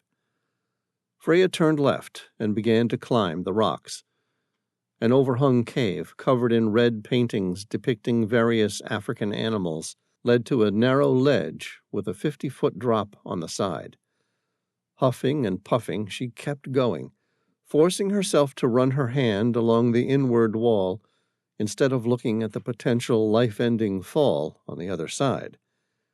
It was less than a foot wide, but broad enough to move along with ease. Too narrow for 4 men to climb together, she hoped. Freya rounded the corner. There the ledge she was on abruptly opened into a large chamber. It was a dead end. She just prayed this wasn't going to be her dead ending. She turned around to see if she could backtrack. Already she could hear the sound of someone beginning to climb out onto the ledge. Pulling herself back from the corner, she hoped to hell that her pursuer hadn't spotted her. She looked around the chamber. The entire thing dipped steadily inward. There was a small boulder above, one she might be able to hide behind, or at least buy herself time to run. The odds were really poor, but it was all that she had. Taking a deep breath, she decided to go for it. Freya carefully climbed the 10 feet, squatted down behind the boulder. It wasn't much, but it would have to do. Yet as she waited, a wickedly simple plan hatched in her mind. Freya withdrew the pre-filled syringe of rocuronium and waited in silence. Her attacker was whistling as he came around the rocky ledge. Freya resolved not to look, but he must have stopped inside the cavern as he called cheerfully, "Come out, Come out wherever you are, little girl." Freya mused, what is it with bad guys and whistling? And then, strangely, given the circumstance, she thought, I'm 38 years old. Since when has someone considered me a little girl? It was an odd notion, given the fact that she was in all likelihood going to die in the next few minutes. The man came around the corner. Deciding to peek, she watched him give a cursory sweep of the large chamber. Holding a rifle in his hand, a puzzled frown swept across his face. He lifted the rifle up and aimed it at the darkness within the cave. But in the darkness, he couldn't see her. Freya crept from her hiding place. With the syringe in her hand, ready to inject, she jumped onto his back. She hit him with a loud thud. The force alone was enough to wind him. Simultaneously, she jammed the needle into the big muscles of his right shoulder, injecting the full contents of the syringe. He yelled and fired off a single shot. Before dropping the rifle in the altercation, she locked her arms around him in a giant bear hug, gripping with all her might. He was at his most dangerous for the next 10 to 15 seconds. Like a wounded animal, he threw himself around, trying to remove her, slamming his back, with her on it, into the nearby rock wall. Then his arms became shaky, his movements stilted, and a few seconds later, one by one, each of his muscles failed him until he was paralyzed and collapsed on the floor. His chest heaved a few last weak breaths before the muscles of his intercostal spaces of his rib cage and diaphragm, too, ceased to function. His pupils dilated in extreme terror. Rocuronium blocked muscles from functioning, but did nothing to sedate a person or anesthetize their pain. Injected with the powerful tranquilizer, Freya's attacker was now paralyzed, yet still entirely awake, suffering a condition known as locked-in syndrome. He felt everything, especially the urge to breathe, but was powerless to do anything about it. Freya saw the pain deep in his eyes. She exhaled slowly and said, "I'm sorry." Then, without waiting to watch his life end, she picked up his rifle and turned to greet her next attacker. Chapter 42. It was a Ruger Hawkeye African. She knew the weapon well, being a popular big game rifle. It was drilled and tapped for scope mounting, but also fitted with adjustable open sights, and chambered for the most classic of all dangerous game cartridges, .416 caliber Ruger. With a ballistic performance similar to the best big game rifles, it threw a 400-grain pill at 2,400 feet per second with over 5,000 foot-pounds of force. That was enough to stop a raging elephant dead in its tracks, let alone a 180-pound man. She checked the weapon over. Beneath the action, there was a 3-round capacity box magazine with a metal floor plate and a latch, unobtrusively concealed in the trigger guard. Flicking it open, she found 2 shots left. It would have to do. She stepped to the edge. Someone, having heard the original shot, was running to greet her. The man spotted her and kept coming. She stepped back around the corner, backing into the dead end to wait. She stood, aiming the rifle at the gap in the corner, the only place anyone but Spider-Man would have to come, and then she waited. Freya had never been interested in hunting, but shooting was different. She'd been around guns all her life. Her father was an avid hunter, and so the two of them met in the middle, with both enjoying shooting. She'd developed a natural aim and a steady arm. After a lifetime of practice, she was an expert markswoman. The man didn't seem to realize she had a weapon. He walked slowly around the corner.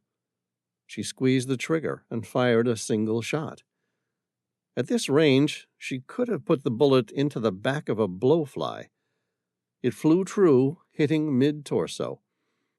The .416 Ruger round was designed to take down big game animals. When it slammed into the man, it just about took part of his chest clean off, throwing the man backward and off the edge of the cliff. A third person came running. She didn't wait for this one to come around the corner. Instead, she lined up the sight and fired, picking him off as he stepped onto the ledge. His body fell inward, hitting the overhung cave, before ricocheting off the cliff. Inwardly, she cursed her stupidity for not waiting long enough to shoot him somewhere where his body wouldn't fall off the cliff, or more specifically, where she wouldn't lose his weapon. Freya was out of rounds. The question was, did the last of her pursuers know that? She didn't have to wait long to find out. The driver, the horrible dickhead who seemed to be in charge of everything, stepped out confidently on the ledge. "Well, well, little miss, aren't you a dangerous, pretty little girl?" There was nothing to be gained by entering an exchange of banter with him, so she kept silent. When she heard him approach the narrow ledge, she stepped out just enough for him to see she was armed with a Ruger Hawkeye African rifle. "That's close enough," she said. "I'm armed, and I have the protected higher ground. I'm willing to bet I'm a much better markswoman than you." Pointing a finger at her, he began to laugh. "Ah, yes, you are an excellent shot," he mocked. "I'll give you that. But a far worse gambler and a terrible bluffer." A shadow of fear crossed over her like death. "Not another step forward. This rifle can take the head off of a lion. If you take another step, I'll shoot, and there won't be anything left of you." "No, you won't. I killed the doctor and 3 of your men. Don't bet I won't kill you, too." He nodded and took another, albeit tentative, step closer. "But you and I know that the Ruger Hawkeye African is designed to take 3 rounds of the powerful .416 Ruger shot. Now, by my count, my friend wasted one when you first killed him. How did you kill him, by the way?" He lifted a hand as if to stop her answering. "Don't worry. It doesn't matter. Then you killed 2 of my men with the single shots. I admit mathematics was not my strong point, but even I feel pretty confident. That's 3 shots fired out of a possible 3 shots. Take another step forward, and let's find out if you're right." The driver paused. It was hard for him to dismiss the fact that this weak foreign woman had already killed 4 people, but numbers don't lie. Yet she was out of ammo, and he was still armed with 3 rounds. No, he could keep going. Freya turned and broke into a run. Panic gripped her as she struggled to find a way out of the chamber. She glanced at the edge of the cliff. It was impossible to climb around, even if she had been a good rock climber, which she wasn't. She already knew it, but now she really felt it. She was trapped. Freya moved the scalpel from her pocket and slid it gently up the sleeve of her shirt. There was just enough give in her loose-fitting, long-sleeved shirt that she could reach it using her thumb and forefinger. She waited, still holding the rifle in her hands, and stood her ground at the back of the chamber. The driver came around the corner. He shook his head. "See, your luck's run out." She gave him a hostile, just-try-it type of smile. "Or maybe I'm waiting for a shot I couldn't possibly miss." "No." He was quick to dismiss her challenge. "You are an expert marksperson. Otherwise, you wouldn't have outshot 2 of my men." She threw the butt of her rifle at him. It was a futile show of resistance, and he dodged it easily enough. The driver laughed. Swallowing hard, she raised her hands in a gesture of meek supplication. "You're not so dangerous now," he said, putting his rifle down. Her gaze locked on the weapon. It wasn't his rifle. It was the Holland & Holland Royal Double rifle, loaded with 577 Nitro Express, making it probably the deadliest rifle on the continent, and it belonged to her. The driver's eyes darted between the weapon and her, meeting her gaze with a steadfast resolve. "You're wondering if you could reach your rifle somehow?" Freya shrugged, gave a "you got me there" kind of smile. "The thought crossed my mind." "Well, you can entertain the idea, but I don't think it will work out so well for you," he said, pulling out a traditionally styled machete, known locally as a panga. It was a broad blade with an upswept point, essentially an oversized knife. It was deadly. "Okay," she said, with a slight lilt in her voice, suggesting submission. "What do you want?" "Your organs are no longer valuable to me, given you killed my damned surgeon. Useless prick that he was. But perhaps all is for the better. As I said, you're a beautiful woman. Perhaps you are worth more to me alive." There was lust in his eyes. Freya attempted to bolt, running past him. The driver was too big and too fast for her. He hit her once in the gut, and the force knocked her to the ground. The muscles of her abdomen spasmed, and the pain shot up through her spine like tiny jolts of electricity. She was temporarily paralyzed. In seconds, he was on top of her. "You may be a very dangerous girl," he said, pinning her forcefully to the rocky ground by her wrists, hard enough that it hurt her back, while simultaneously bruising and abrading the soft skin on her wrists where he gripped her. She tried to squirm out of it, not giving him the satisfaction of hearing her scream. The driver's eyes met hers, and he said, "But you're still a very beautiful little girl." "Oh, no," she gasped. "You've got the wrong idea, boy." "Look," he smirked, grunting with the effort of holding her struggling body down. "We can do this your way, where I'll probably break your jaw. Or we can do it my way." "Trust me," she too grunted with effort. "You don't want to go there," she said pugnaciously. "Believe me, this is going to end so badly for you."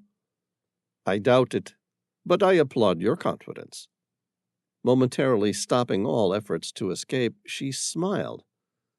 "And also, since when am I a little girl? Since you no longer have a gun to protect you."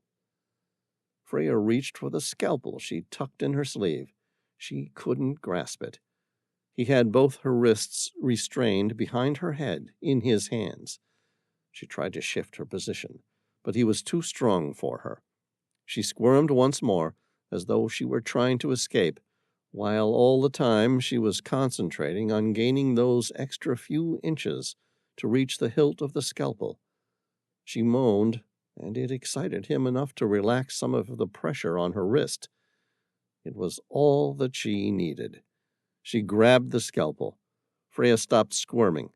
Ice poured into her veins, and she hardened her resolve for what must be done. Where she was taught, fighting for dear life, resisting his every move a moment ago, her body was now relaxed, submissive. Her blue-green eyes suddenly locked seductively on his. "Maybe you're right. I'm sure I could be capable of finding a way to be more valuable to you alive." His face filled with lust. "That's more like it." He moved to kiss her. She lifted her long neck, tilting her chin to meet his lips. In that moment, she made her move. But it was too early. The driver spotted the scalpel in her hand. He reacted a hell of a lot faster than the surgeon. His hand beside her wrist squeezed tight, like a vice. It was hard enough that the tendons that controlled her fingers inadvertently spasmed, and she dropped the scalpel. He then slammed her wrist into the rocky ground, so that the scalpel was knocked out of reach. Now she was fucking scared. The driver laughed. The sight of primal fear in her eyes triggered an equally primitive desire in his loins. He began to rip off her clothing. It was harder than he imagined. Her clothes were all working clothes, designed for the harsh conditions in which she worked and traveled, rather than for their aesthetics. They didn't rip easily, and he was too filled with unrestrained lust to take the time to unbutton them. Adrenaline surged in her body. Time slowed. Behind the driver, she saw the ghost of a shadow move. It was a man in a yellow, fully encapsulated biohazard suit. The stranger moved in complete silence. There was no warning about what he intended to do. He offered no chance for the driver to negotiate or compromise. The man acted on some deep altruistic instinct to right a wrong. As a witness to the horror, his body moved as judge, jury, and executioner.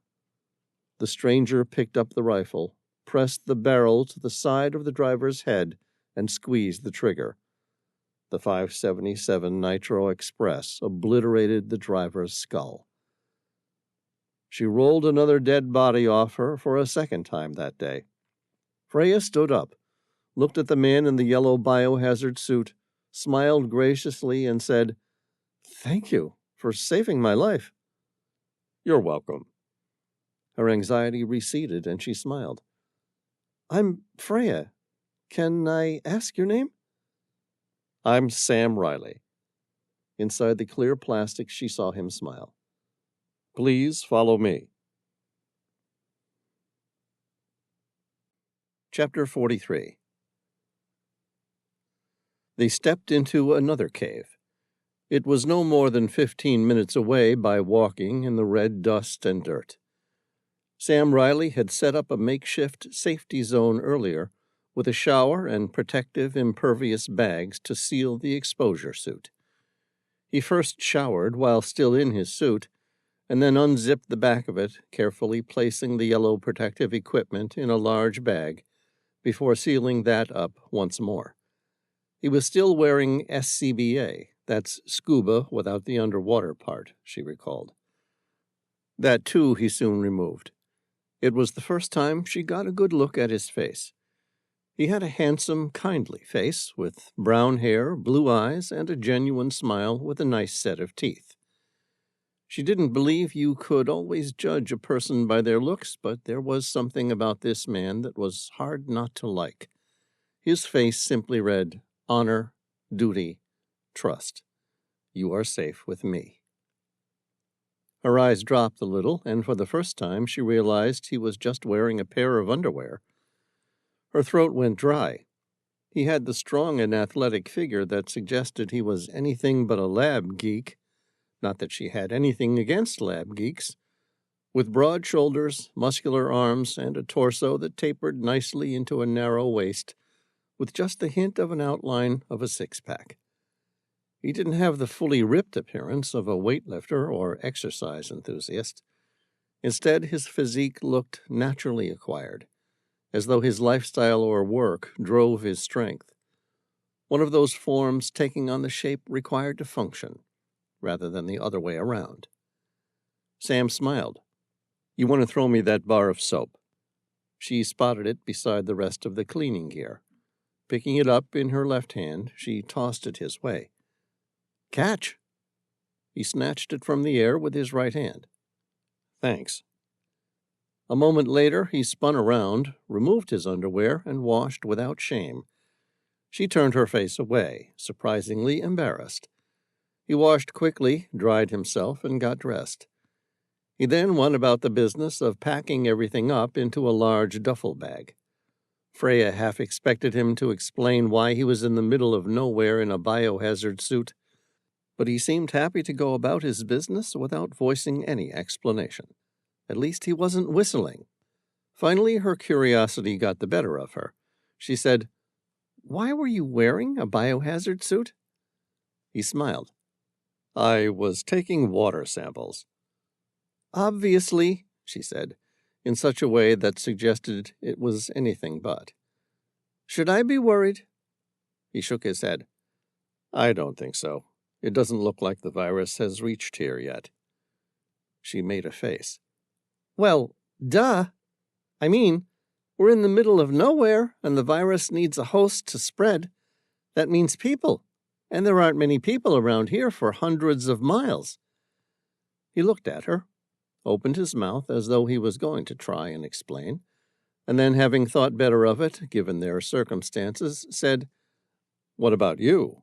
Should I be worried about any more of your unwanted lovers?" "No. I mean, I don't think so. There were 4 of them. I killed 3, you killed 1, so I think we're good now." "Right." Sam looked at her with piercing blue eyes that reminded her of the ocean. He was sizing her up, trying to understand if she was capable of doing what she'd just said. Instead of working it out, he seemed to accept her at her word. Turning to humor, he said, "Just 3? What stopped you killing the last one?" "I was getting around to it." "Oh, right. I'm sorry. I wouldn't have intervened if I knew you had it under control." Freya choked out a laugh. "That's all right. I appreciate your help anyway." "No problem." Having finished packing up his gear, he pulled the massive bag over his shoulder, tightening his waist strap to take some of the load. "Shall we go?" Her eyes narrowed. "Where?" "I have a ship waiting for me down the Zambezi." "In Zambia?" "No, down from Victoria Falls, inside Zimbabwe." He paused. He still hadn't asked her what had happened, where she was from, or where she wanted to go. "I mean, I just assumed you'd want a lift somewhere, unless you want to stay here." She appreciated that he didn't push her to tell him everything. She wasn't sure if she was ready to yet anyway. Not that she knew why. She didn't have anything to feel guilty about. It wasn't like she'd come to Africa to kill 4 desperately impoverished men. Freya met his eye. "I'll come with you, if it's okay." "No problem," he said, beginning to walk down the Sodillo Hills. "Where do you want me to drop you off?" She considered that for a second. "To be honest, I don't know." He gave her an empathetic look. "Well, where do you live?" "I'm Australian, but for the past 6 months I've been running a women's health clinic in Quibisa Plains, Zambia." Sam said, "That's easy enough. I can drop you off there on my way through." She frowned. "I missed the last flights out of the country when the world went into lockdown. At first I was happy to stay and look after the clinic, but now everyone else has left, so I'm on my own. I wouldn't ordinarily mind, given that I had a purpose, but now no one will use the clinic. And with the world in turmoil and uncertainty even more rife than usual in Zambia, it's become a dangerous place for anyone, let alone a single woman, to stay." Sam's face mirrored her concern. He gave her a warm, reassuring smile that said, "Whatever happens, I'm not letting go of you until you're safe." "It's all right. You can come with us." A wry and incredulous grin formed on her lips. "Are you going to Australia?" "No, but I'll find you a way to get there if that's where you want to go. I might warn you, though, it may be a while until we get you on a flight." She drew a breath, feeling a sudden sense of ease wash over her that she hadn't felt since the pandemic had begun. It seemed foreign to her. She'd lived anything but a sheltered life, and certainly didn't need a man to take care of her. But right now, in this instance, she was happy to never leave Sam Reilly's side. "I'll take my chances and come with you," she laughed. "Where are you going, by the way?" Sam shrugged. "To be honest, I have no idea." He paused, grinned. "Not yet." Freya stared at him, still in wonder, trying to judge how serious he was. She covered her mouth with her hand.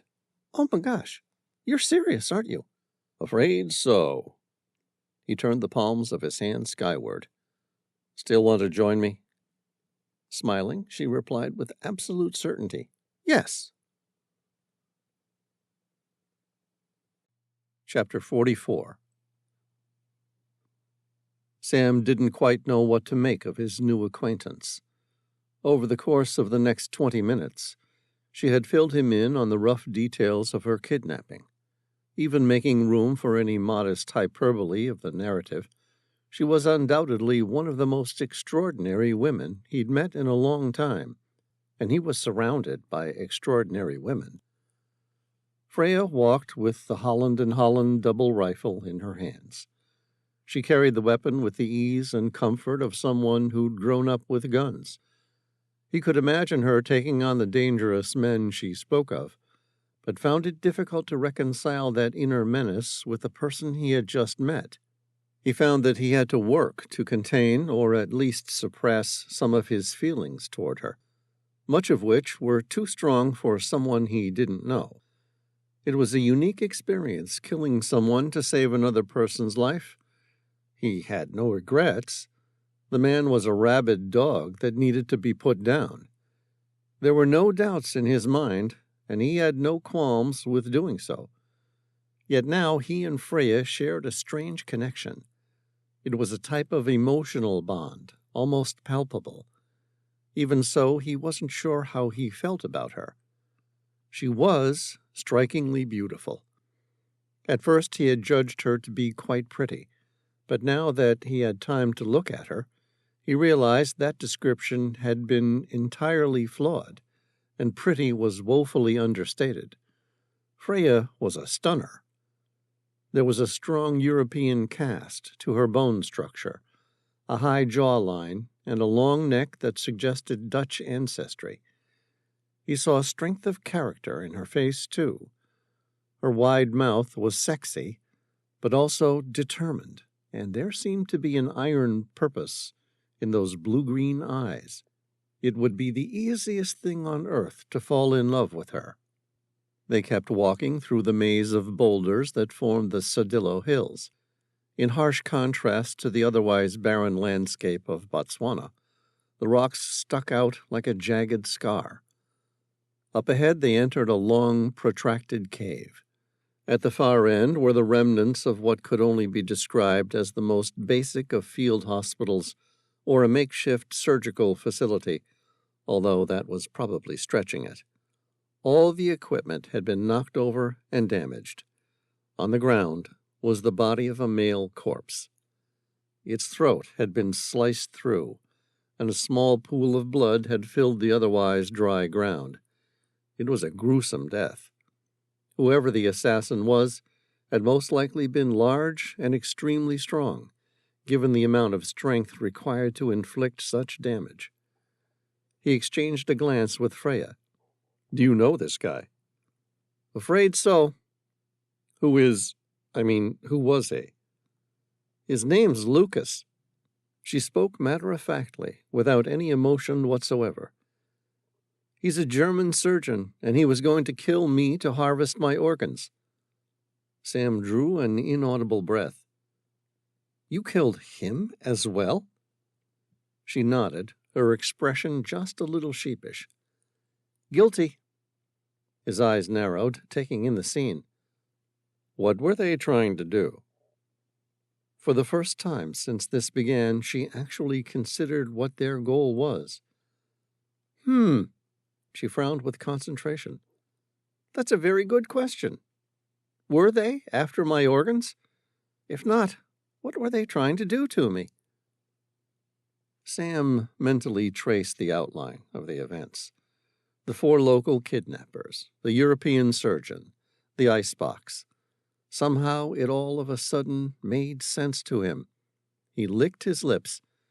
His face grimaced with distaste and deeply lined with concern. "They were going for your kidneys." She felt the sense of fear rise in her throat like bile. "My kidneys? Why?" "Yeah. You know how this virus triggers the kidneys to go into overdrive?" Freya nodded. As a registered nurse and midwife, she knew a lot more than most about the human body. "It triggers a positive feedback mechanism in the kidneys that causes the body to literally excrete all liquid." That's right. Sam nodded. And from what I've been told, this system lays dormant for a matter of weeks before triggering. 28 days is what I hear. Freya closed her eyes, made a silent prayer, and said, "What a nightmare! Imagine knowing that you have a ticking time bomb in you just waiting to explode, and there's nothing you can do about it." That's right, except rich people don't accept that. Freya shook her head. Death is the big equalizer in life. Rich and poor. In this case, they both die. There's no known cure yet. Sam met her eyes. But death is never equal when you compare the rich and the poor. Freya nodded, sitting down on an overturned crate. She had seen firsthand the disparity between the haves and the have-nots in Zambia. In reality, nowhere was the great divide of wealth more apparent than in health outcomes and life expectancies. Still, what does this have to do with my kidneys? There's no known cure for Medusa's curse yet, but there is a systemic treatment. A kidney transplant! She cried out, suddenly realizing it was so obvious. A puzzled frown creased her brow. But that doesn't make any sense. Sam turned his arms outward. Why not? The virus doesn't only live in the kidneys. It's still circulating in the body. So after the transplant, the newly transplanted kidneys would become infected. Sam nodded. And in another 28 days, someone else would need to die so that Mr. or Mrs. Rich gets to live another 28 days. Freya felt like she was going to be sick. It's hard to imagine. That there's people willing to kill you to sell your kidneys? No. Freya sighed, her eyes distant, not really focused on anything. Those are just desperate people trying to survive. It's that some people are willing to kill others to steal their organs. It's hard to imagine that such evil exists in the world. The sky had turned from gray to dark, and the seemingly millions of stars spread across the horizon. It was time to go, and they walked on without talking. A moment later, their silent reverie was broken. An explosion rocked their world, and in the distance, one could just make out the warm glow of a burning helicopter. Chapter 45. Sam said, "Come on, we need to go." "What the hell was that?" Freya asked, gripping her rifle, ready for another fight. He was already running in the direction of the explosion. "I think we just lost our ride." "A ride?" she asked, trying to keep up with him. "That's our helicopter." "Where are you running to?" He didn't appear to hear her, and if he did, he wasn't listening. Sam kept running until he reached the wreckage of the Eurocopter. He opened his bag, grabbed his SCBA, and covered his face with the mask. He pushed through the dark shroud of burning smoke, howling and billowing black like an unbidden wraith rising to the sky. He tried to reach the cockpit, but the resonating heat from the inferno was too much. Even with SCBA, it was impossible. One glance, and he knew that even had his pilot still been alive in there, he would be so horrifically burned by now that he wished that he wasn't. Sam backed away and removed the mask of his SCBA. Freya was screaming at him. "What the hell is wrong with you?" He heard her, but the words were meaningless. His concentration was fixed, looking for the person responsible. Further down the path, he spotted someone running toward a Ford pickup. Sam reached into his already open backpack and withdrew a Heckler & Koch MP5 submachine gun. Freya's eyes went wide. "Holy shit! Who are you?" Sam left his backpack there and made chase. Freya followed with her double rifle. The man jumped into the driver's seat, and the pickup sped off down the dirt road. Sam aimed the MP5 submachine gun. It was a long shot. The car was probably out of reach. He aimed at the driver and squeezed the trigger, firing 3 short bursts. The rounds ripped into the back of the cabin, and the driver kept driving. Sam swore. He watched the taillights fade into the darkness. Just when they disappeared entirely, there was a flash of bright light that filled the nearby sand dunes. The explosion echoed. Sam looked at Freya, knowing full well from experience that gasoline tanks only tended to explode in the movies. "What the hell was that?" She shrugged, the glint of a smile in her green eyes. "I think I have an idea." "Really?" Sam really looked at her, seeing her for the first time since the explosion on the helicopter, and the adrenaline had taken over. A wry grin on his face. "You do?" "Yeah. When I was in the pickup, I noticed there was a box of Molotov cocktails." That would explain what he used to set the helicopter on fire. Aviation fuel is just about as high octane as one can produce. It wouldn't have taken much for it to explode. "I'm sorry about the pilot." "Yeah, me too." "Were you close?" "No, I only met him today. Someone sent him out to pick me up. We barely chatted on the flight, but I know he was scared about this virus. It seems like such a terrible loss to die the way he did. But that's life for you. People don't usually get to choose." Freya looked like she had more to say on the topic of life and death, but didn't quite know where to start, so he left her to her silence. As he waited for her to find her voice, he looked into the sky. It was a particularly clear and beautiful starry night. The Milky Way was a broad river, a foaming swath of stars. He searched for the Crux, the constellation that centered on 4 stars in the southern sky in the brightest portion of the Milky Way. The Southern Cross had been used by Polynesian mariners to navigate for thousands of years. Sam looked at his watch and sighed. "Okay." Freya suppressed a smile at his quirkiness. "Okay, what?" Sam said, "Okay, so I'm guessing the Ford pickup was your ride here?" "Yeah, although I don't know where that murdering arsonist came from. Maybe there was a 5th bad guy with the doctor or something? I don't know.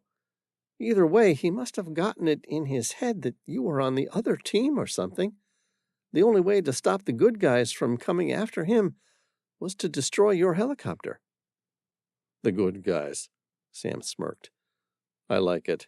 And your theory is solid. It sort of makes sense." She grimaced. "So we're stuck smack dab in the desert without a ride?" "I guess we'll have to do it the old-fashioned way." Freya arched an eyebrow. "Old-fashioned way?" He brought out a map and showed where the Tehila was waiting for him. "We walk." She laughed out loud at that. Then she gasped, placing her hand across her mouth. "Oh, shit!" Sam smiled. "What?" She swallowed. "You're serious?" "Sure, why not?" "You may not have noticed, but Africa's a little wild." "No other choice." Sam opened the map the pilot had given him and pursed his lips. "Okay, we're here at Sodillo Hills," he said, pointing to their position. Glancing at the map, Freya gained her bearings. Most of the places she recognized, and could instinctively visualize distances on foot. "Right." Sam indicated the Zambezi River north of them. "We head northeast to the Zambezi, find a boat, and sail all the way down to the dam at Lake Karabita, where my ship is waiting for me. Easy." Freya laughed at his optimism. "That seems doable, except—" "Except what?" "It's a little over 100 miles walk to reach the Zambezi." "Okay, so it will take a few days." "And you do know we have to walk through Chobe National Park." "What is it full of, scary animals?" "Yeah, something like that." Sam lifted the Heckler & Koch MP5 submachine gun. "I'm not really afraid of wild animals." She laughed at that. There was something about it that made him think he could get used to hearing that sound. When she stopped, her voice became serious again. That thing fires 9mm parabellums. What do you think that's going to do to the king of the African jungle when you shoot it? I think I could kill a lion, if I had to. She laughed again. You think a lion's the most dangerous predator in Africa? Sam frowned. It isn't? No, not by a long shot.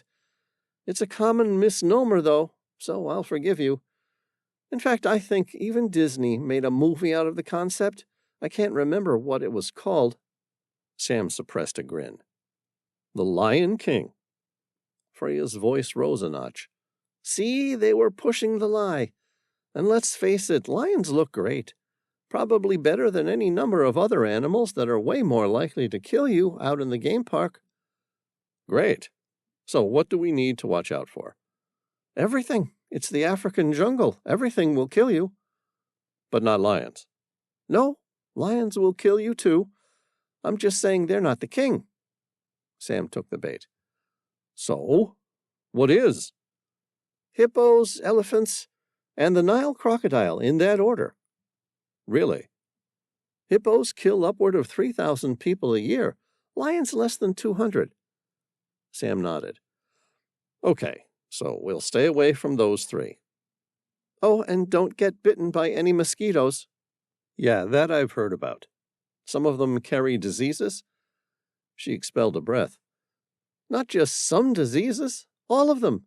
But yellow fever, Zika virus, West Nile virus, dengue fever, and of course malaria will all potentially kill you.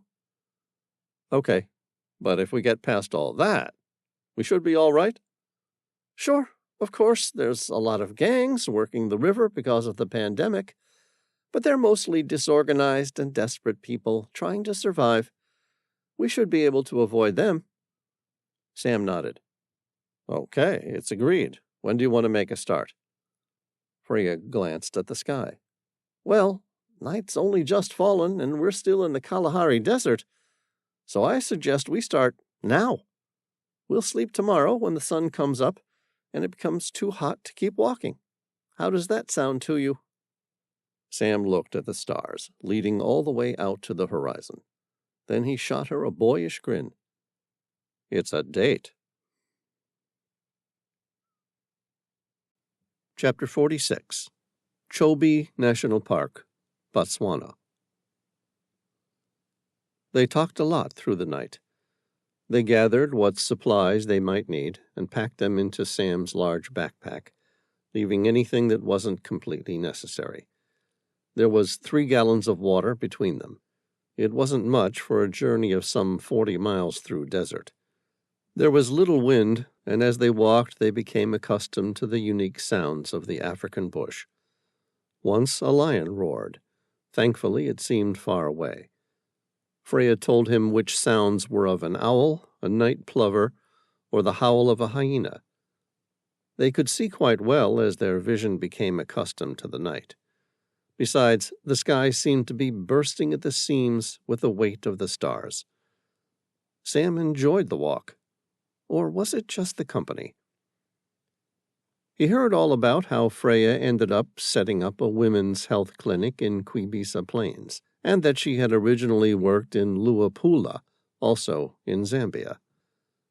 After implementing a project to improve infant mortality rates in the region became too much for her mental health, she needed something different, something less stressful, where she still had a chance to make a real difference. He asked, "How is Zambia progressing with primary health care and infant rates of survival?" It's actually a success story. The infant mortality rate in Zambia has been on the decline since the 1970s.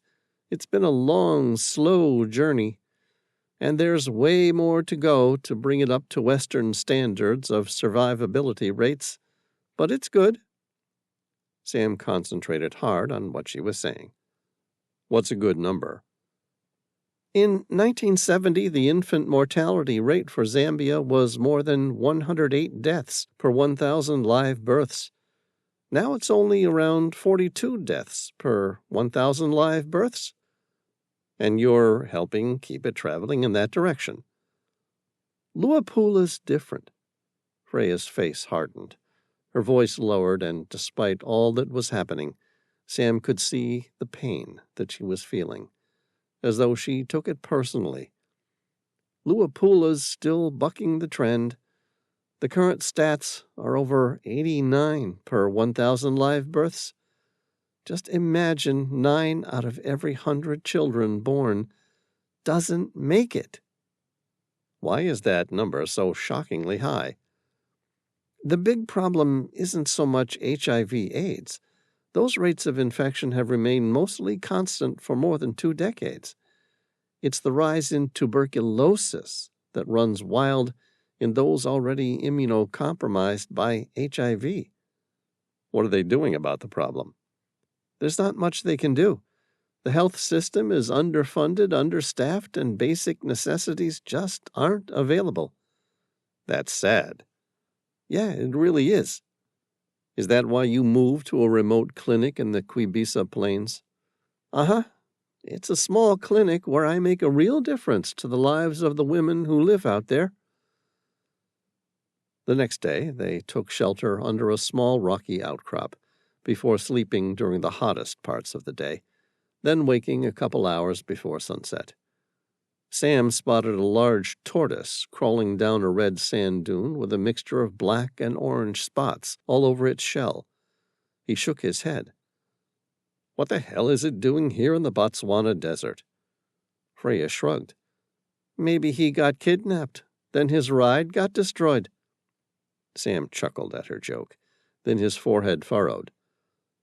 I mean, we've got to be miles from any water. She laughed. That's a leopard tortoise. Don't tortoises live in water? She shook her head. They're land creatures. They can't even swim. Go figure. Sam smiled wistfully as he walked.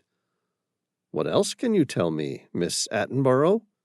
She looked affronted. Hey, I love David Attenborough as much as the next girl and wanted to travel with him, but he's about 1,000,000 years too old for me, don't you think? Maybe I meant Miss Attenborough, his daughter. He glanced at her face, saw he was still off, and said, Granddaughter? She held his gaze, trying to determine if he was serious, before eventually deciding that he was, and said, Okay, I could be his granddaughter. Sam said, So what else do you know? She arched a delicate eyebrow. You want to hear some random bits of wildlife trivia? He laughed, happy for the interruption to the monotony of desert travel on foot. Sure. What have you got? What do you want to know? He shrugged. Surprise me. All right, let's talk about turtles, since you brought them up. Sam was happy to play the game. Okay, what do you know about turtles? They, along with frogs, salamanders, and sea snakes, are capable of breathing out of their butts. Sam said, No way. She smiled, revealing a perfect set of evenly spaced white teeth. The tip of her tongue touched her top lip, as though she was trying hard not to break into laughter. Technically, the term is cloacal respiration, and it's not so much breathing as just diffusing oxygen in and carbon dioxide out. But the fact remains, when turtles hibernate, their main source of oxygen is through their butt. You're making this up. No, I'm serious, it's true. It's a fairly common breathing process among amphibians and reptiles and is properly called cutaneous respiration. Besides the turtle butt breathers, notable users of cutaneous respiration include frogs, salamanders, and sea snakes. She laughed, evidently taking pleasure in his shock.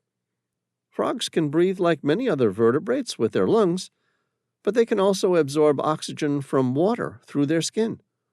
Frog skin is covered in a mucus to stay moist, and the capillaries in the skin help absorb oxygen from the surrounding water. Sam laughed. Freya liked the sound of it. There was something genuine and unrestrained about Sam's laugh. and she realized early on that she could get used to hearing it more often. Sam's laughter finally segued into mock seriousness. "How do you know all this stuff?" Freya shrugged. "What can I say? I was that girl who never really got into the sitcoms of the 90s. Instead, I got hooked on all the wildlife documentaries. I suppose, even though I'm here for the children, what originally inspired me to learn about Africa was watching David Attenborough. Does that sound crazy?" He met her gaze, looking at her, seeing her, really meeting her at some sort of emotional level. He shook his head. "Then you should find yourself on the other side of the planet, helping provide basic health to children, because you watched some nature docos as a kid and became interested in Africa?" "Yeah, I guess." Sam thought about that for a moment. "No, I don't think so. I mean, there's no real rhyme or reason why we end up doing anything in life. It's just one giant jigsaw puzzle with infinite experiences and choices, leading to another array of infinite choices and outcomes. Sometimes we make bad choices, and they turn into good outcomes. Sometimes we make good choices, and they turn into bad outcomes. All we can do is try our best and see how life plays out." She squeezed his hand. "I'm glad you get it." He smiled. "Crazy is when your brother drowns at sea, and you promise yourself that you'll never go on a boat again, but then become the director of a global maritime salvage and rescue company." She put her hand on his chest and stopped him. "You're kidding me." "I wish I was, but it's no word of a lie." When she realized what he'd said, she swallowed, and her hand covered her mouth. "I'm so sorry to hear about your brother." "Yeah, me too. It was a long time ago, and it changed my life. If there's ever a silver lining, and admittedly, this one's pretty damned thin, the fact is death shapes a person. It drives you to be better. His passing made me realize that nothing's permanent. It's driven me to achieve what I want to achieve today, not wait for some imaginary future when everything comes together in perfect order. I've learned to make my decisions. If I don't like the consequences of my actions, I'll do what it takes to adjust the direction of my life." Freya gave that some thought. Then her lips turned upward in a warm smile. "I like that." Chapter 47. They crossed the large floodplains of the Okavango Delta. The Chobe National Park was known for its large herds of elephants and Cape buffalo, which converge along the Chobe riverfront in the dry months. Lions, antelopes, and hippos inhabited the woods and lagoons around Linyanti Marsh. The floodable grasslands of the Savuti Marsh attracted numerous bird species plus migrating zebras. Freya said, "The animals are different since the pandemic." "Really?" Sam was puzzled. "Why?" "I don't know. I guess they somehow sense the people are missing from their world." "In what way are they behaving differently?" he asked. "I mean, they look like wild animals to me." "They're mixing in larger numbers. They're keeping away, giving us more room than normal, as though they have an underlying fear that we might carry the sickness." Sam's eyes narrowed. "You got all that from seeing them out here in the wild?" She shrugged. "I go for a long walk every day, 50 miles north of here. You get to tell when the animals, as a group, seem off." They kept their steady pace in silence. Sam began to notice that Freya kept intermittently glancing at him, almost to the point of staring at him. He smiled. "What?" Freya asked. What does a director of Global Maritime Salvage and Rescue Company do for a living? Sam grinned. To be honest, I'm sort of like an action hero come star of a thriller series. Really? Her forehead furrowed as she half-heartedly attempted to suppress a laugh. There was a teasing and mischievous lilt to her voice. That's what you're going with? Sam spread his arms and did a modest little twirl. Hey, what can I say? If you heard the truth, you'd probably find it harder to believe. A wry grin formed on her lips. A small scar on her lower lip somehow made it appear fuller, sexier. Curiosity and intrigue filled her intelligent blue-green eyes. What do you really do? There's not a lot to it. I work for my dad's company, predominantly on the maritime rescue and salvage arm of global shipping. But you're not here doing shipwreck salvage, are you? Sam glanced at the jungle. No, this is a special case I got roped into. Why? Coincidences and circumstances. She paused a beat, waiting for him to elaborate. When he didn't, she said, Such as? I was researching the wreckage of the Portuguese Atlantic slave ship called Midas that went missing in 1831. Suppressing a grin, she ran her tongue across her teeth, then said, In the Botswanan desert? No, I was looking for it in the Zambezi conflux. Really? How did a Portuguese slave ship end up in the upper Zambezi conflux? We don't know yet that it did, Sam admitted. We haven't found it, but we've followed the story from historical documents, and it's led us there. He paused. The upshot is that I was diving the Zambezi, trying to find signs of it, when this pandemic hit. We considered returning to the U.S., but eventually decided not to. After all, we had everything we needed on the ship, and what better place to quarantine than where we were, right? It would probably only last a couple of months at most. Only it didn't? Right. It fooled the world and became a much bigger threat than we could have ever imagined. Which brings me to how I came to be here in your delightful company. Listening intently, her eyes narrowed. Go on. Someone from the State Department contacted my people having heard that we were in the area. It's believed the original virus originated from a biolab nearby. Botswana? It was clear she didn't believe it for a second. There haven't been any cases reported anywhere near here since this thing began. No, the virus didn't originate here.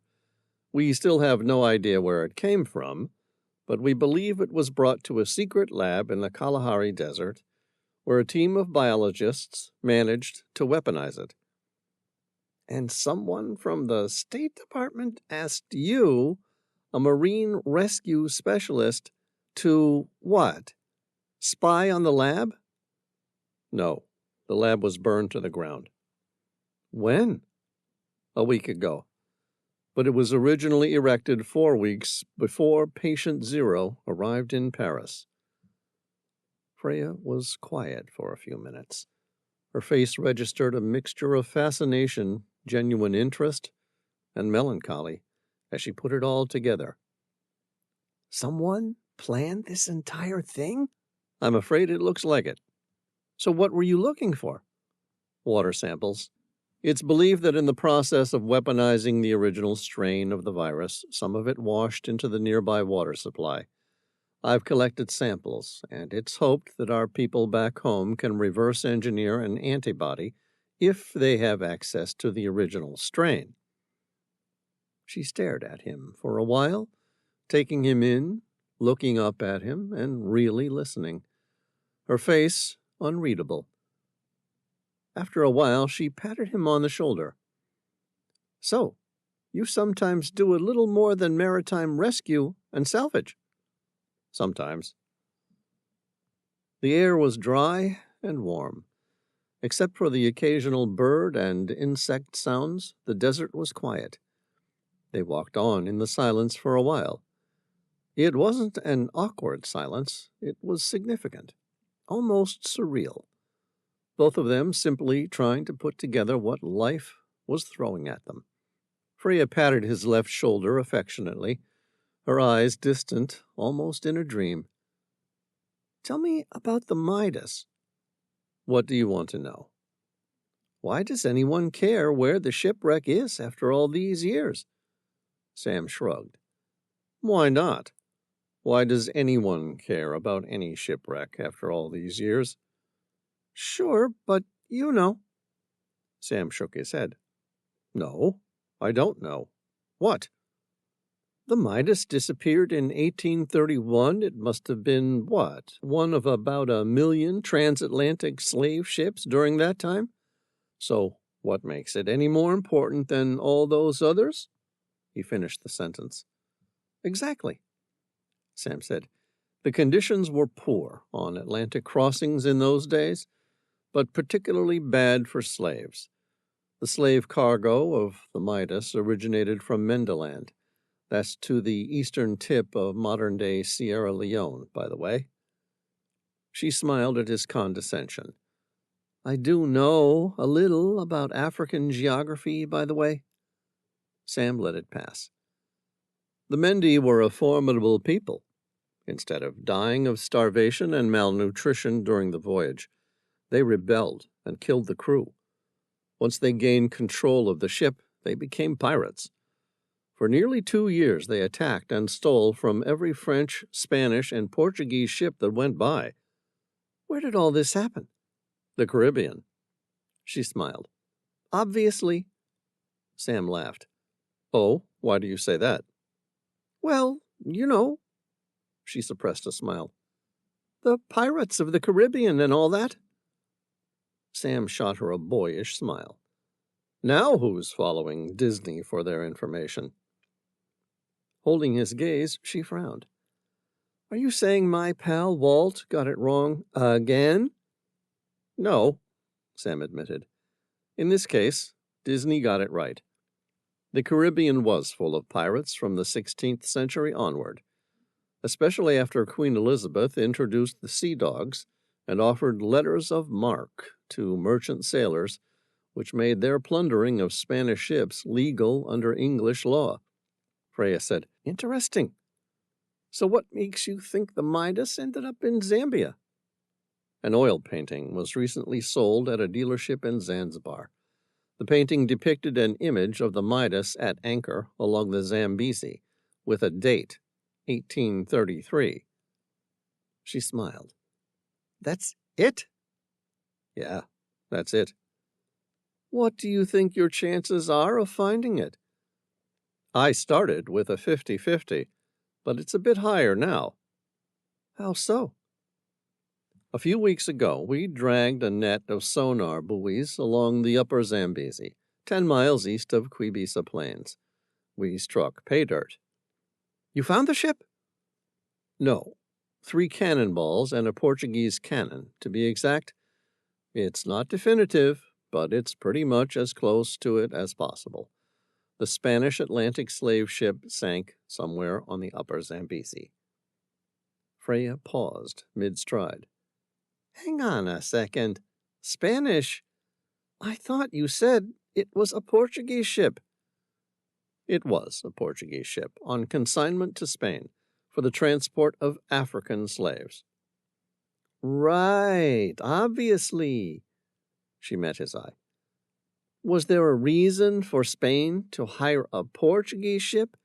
I thought the Spanish were tremendous sailors during that time. I mean, wasn't Christopher Columbus Spanish?" "First off," Sam said, "Christopher Columbus was an Italian explorer who got commissioned to lead an expedition sponsored by King Ferdinand of Spain in 1492 to find a new route east, and in the process discover the New World. And second, the Midas, being Portuguese, had nothing to do with the Spanish ability or inability to sail." "Okay, I'll bite. What did it have to do with?" Sam said, It had to do with the Treaty of Tordesillas, which did not allow Spanish ships in African ports. Spain had to rely on Portuguese ships and sailors to bring slaves. Freya frowned. Sorry, my early history of the Americas is a bit rusty. The Treaty of Tordesillas? Sorry. When the Spanish and Portuguese first began exploration of the Americas, the governments of Spain and Portugal agreed to the Treaty of Tordesillas, named for the city in Spain in which it was created. The Treaty of Tordesillas neatly divided the New World of the Americas between the two superpowers. Where did they draw the line? Spain and Portugal split the New World by drawing a north to south line of demarcation in the Atlantic Ocean, about 100 leagues west of the Cape Verde Islands, off the coast of northwestern Africa, and then controlled by Portugal. All lands east of that line were claimed by Portugal. All lands west of that line were claimed by Spain. Spain and Portugal adhered to the treaty without major conflict between the two, although the line of demarcation was moved an additional 270 leagues farther west in 1506, which enabled Portugal to claim the eastern coast of what is now Brazil. Interesting. The results of this treaty are still evident throughout the Americas today.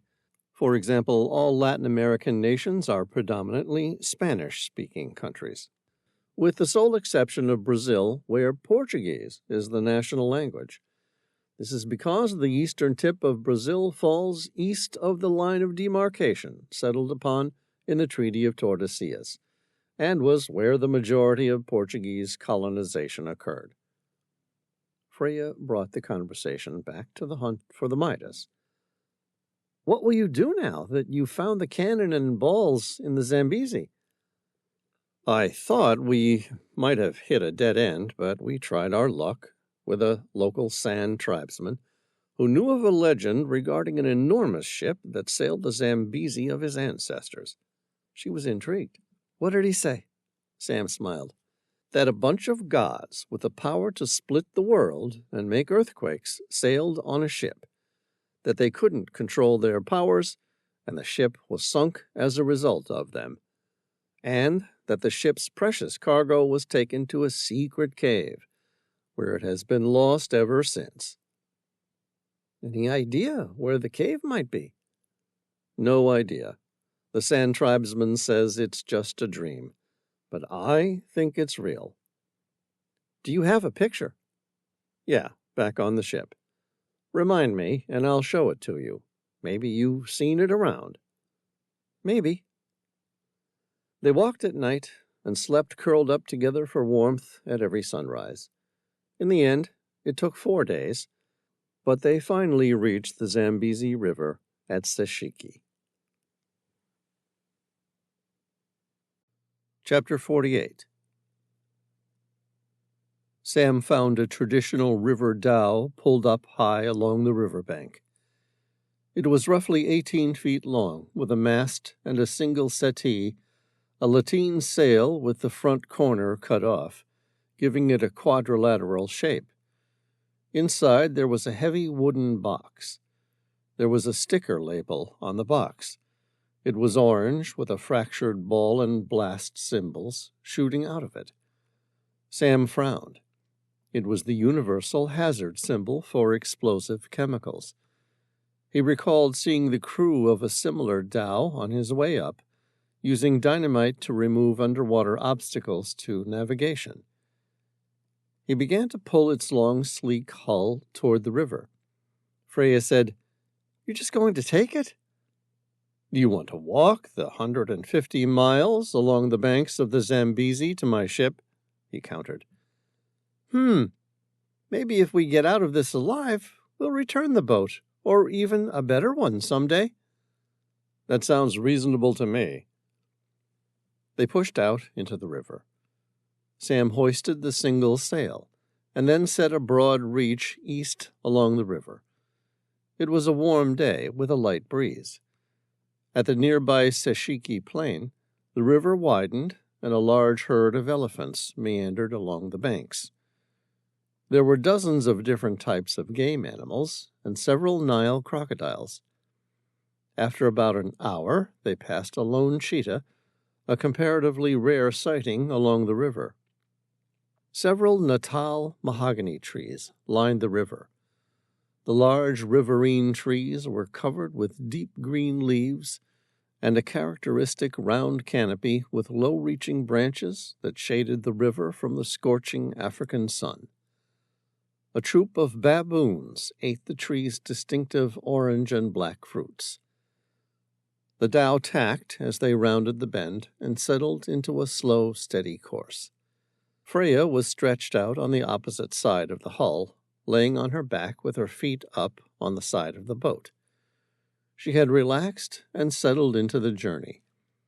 There was something about her face. She looked pensive and distant. Sam studied her for a few seconds and then asked, "What are you thinking about?" "Oh, it's nothing." Freya smiled, an attractive tinge of pink flushing to her cheeks. "It's okay if it's something you don't want to talk about. I get it." She brushed him aside. "No, I was simply thinking about life." "Anything in particular?" "Not really. Just how funny it is that I should have ended up here." Sam waited for her to elaborate. When she didn't, he said, "How did you end up in Zambia?" "I told you. I've always been drawn to the continent. And as a midwife, rural Zambia was a good choice. It was where my skill set could provide the greatest good to local women." Sam smiled. "No, I mean, why now?" "What's wrong with now?" "Nothing. Traditionally, I figured aid workers in Africa were really young, as in straight out of college, and full of youthful altruism, or old and, having seen some of the dark side of the world, feel the need to make a change." "Not people in between?" Sam shrugged. "I suppose so. Just an observation. And I was interested what changed in your life that made you decide to do it now." Freya said, "As opposed to later?" Sam shook his head. "As opposed to earlier. You mentioned you'd been drawn to Africa since you were a kid." She stared at him, judging him somehow. Her lovely face was animated and enchanting as she spoke. "You're pretty intuitive, aren't you?" "Just curious." Sam lifted a hand off the tiller and said, "You don't have to tell me." Freya spoke with the candor that was only possible of two people who had shared so much in such a short period of time. "I got divorced." "And finally decided to do what you wanted to do?" "Yeah, I had wanted to do this for a while." Hesitating for a long moment, she finally said, "I suppose, unintentionally, my husband's life got in the way. And that's no fault of his. Really, he's a good man. We just were the wrong people for each other. Does that make sense?" "Sure," Sam said, feeling that she hadn't gotten around to opening up to many people about this. He was surprised anyone would leave someone so lovely as her. "You left him, didn't you?" "Yeah?" She smiled. "Why did you say that?" "How did I know you left him?" "Yeah." Sam said, "Although I don't know much about you, what little I do know tells me that you're an extraordinary woman, and I don't think there would be many men on earth who would be dumb enough to let you go." He was certainly enchanted by her. She listened with interest, laughed a lot, and touched his arm often, as if issuing an invitation to be part of her world. Freya was going to brush off his casual remark as flattery, but it seemed too trivial to do so. That wasn't the conversation they were having. Instead, she simply said, "Thank you." "Hey, I could be wrong. Maybe you're a heinous—" "Maybe?" she said, with an amused expression on her face, before he could finish the statement. Then, eyeing him directly, she asked, "What do you know of love?" "I know that love comes in many different forms, and it's a mistake to confuse them with one another. Freya lifted an eyebrow. There are so many different meanings of love? Sure there is. There's the love of one's children that's unconditional. There is the love for another, where you want what is best for them and will always be there for them. And there's the other. Her brow furrowed slightly in a curious expression. What's the other? It's the sort of love that fairy tales were supposed to be written about. Not the stupid Cinderella meets a prince, falls in love sort of stupidity, but something all the more special and equally as rare. She arched a blonde, delicate eyebrow. I'm listening. The other is when you just simply love a person. It's almost spiritual, like two souls yearning for that same intrinsic emotional connection. When, despite all reason and logic, you simply can't keep your hands off each other.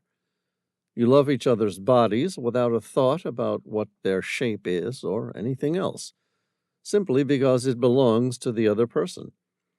When two people simply make each other happy. Not because they're trying to please each other or change each other, but because they have broken the inexplicable, imaginarily impossible odds of meeting someone who truly makes them happy. It's got nothing to do with what they do or say.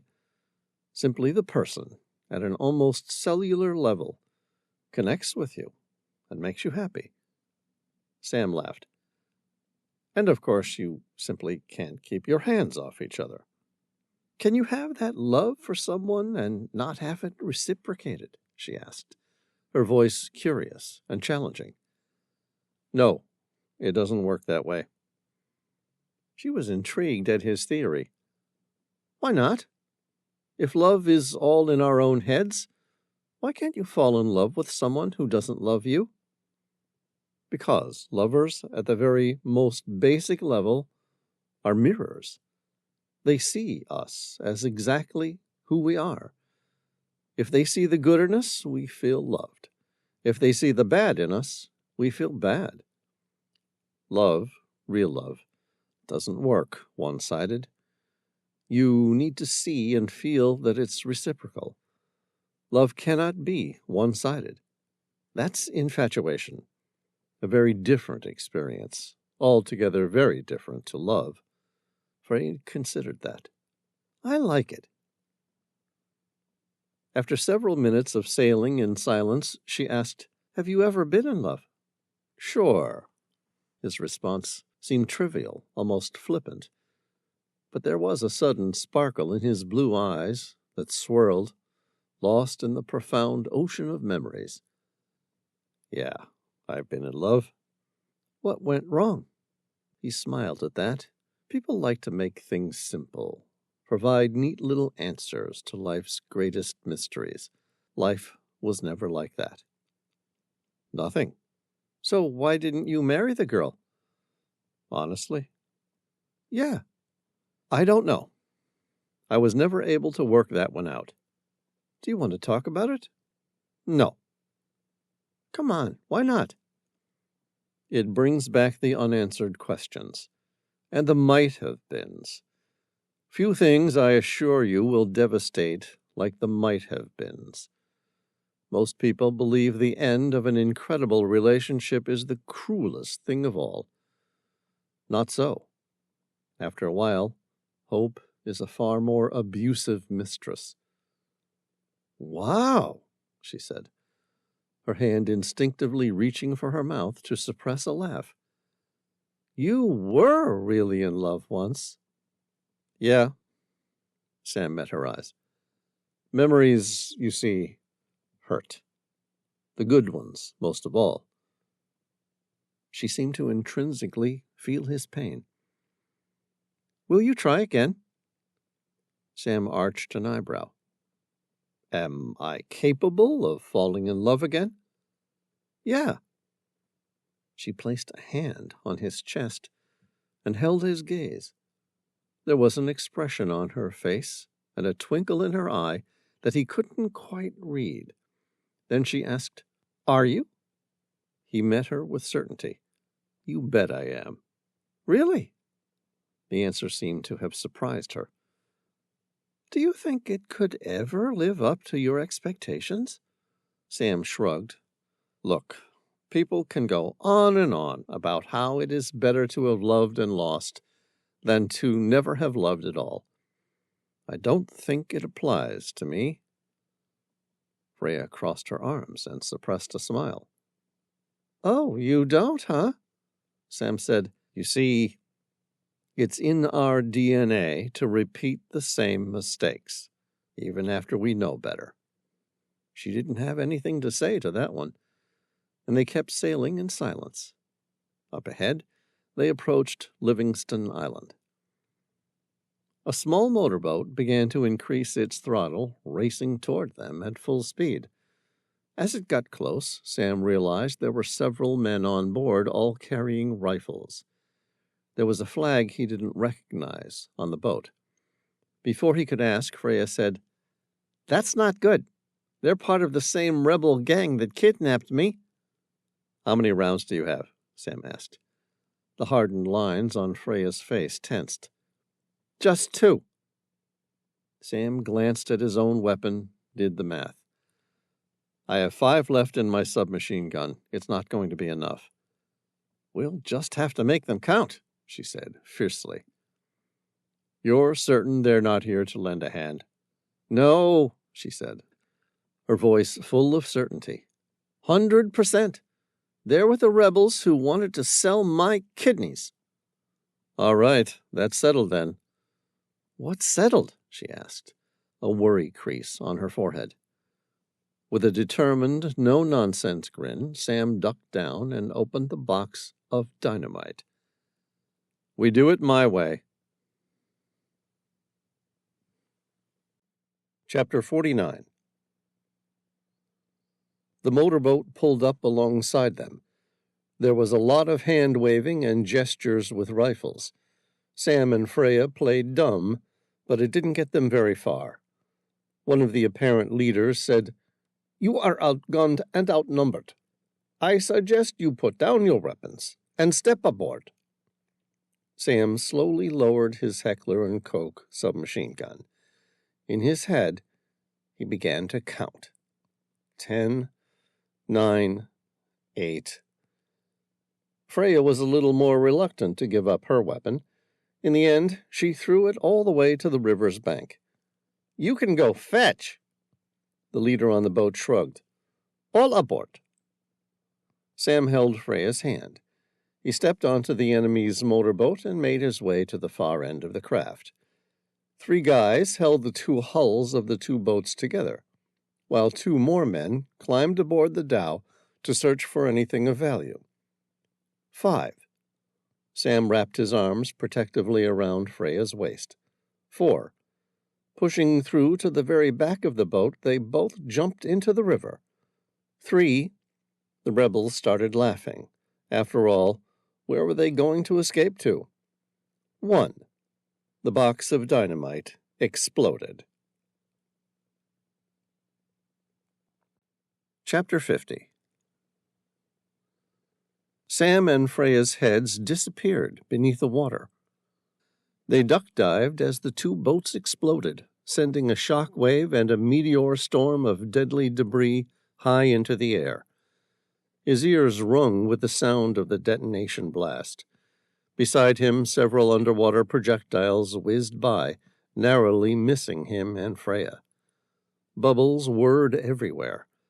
Sam turned over so that he could look straight up. Above them, the water's surface was a wall of flame. They needed to stay under long enough for the blast space and superheated air above to burn out. If they came up too soon, the water would be so hot it would burn their skin, and as soon as they took a breath, the superheated air would destroy their lungs. Sam gripped Freya around her waist. His head next to hers, they met eye to eye. He stared at her blue-green eyes and saw a mixture of fear, pain, and hope etched inside. After 30 or so seconds, she began to fight to reach the surface. Sam held her tight, knowing full well that if she surfaced, she would die a horrible death.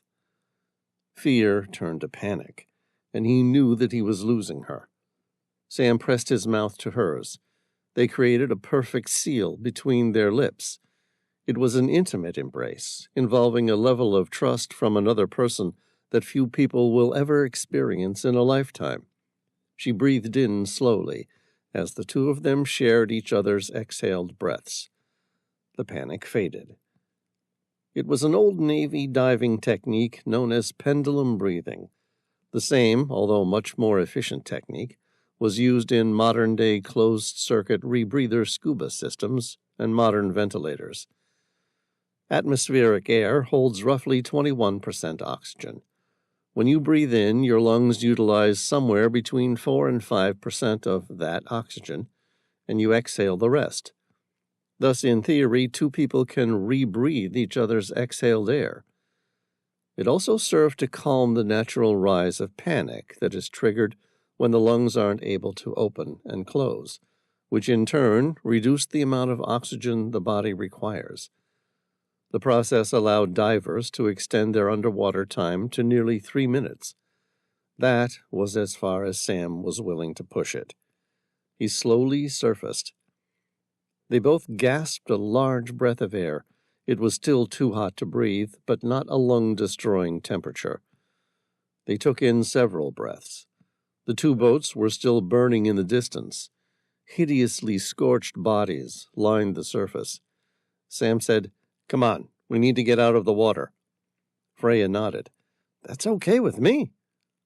Sam paddled toward the sandy bank of the Zambezi. They nearly reached it when one of the charred bodies, drifting face up, came alive.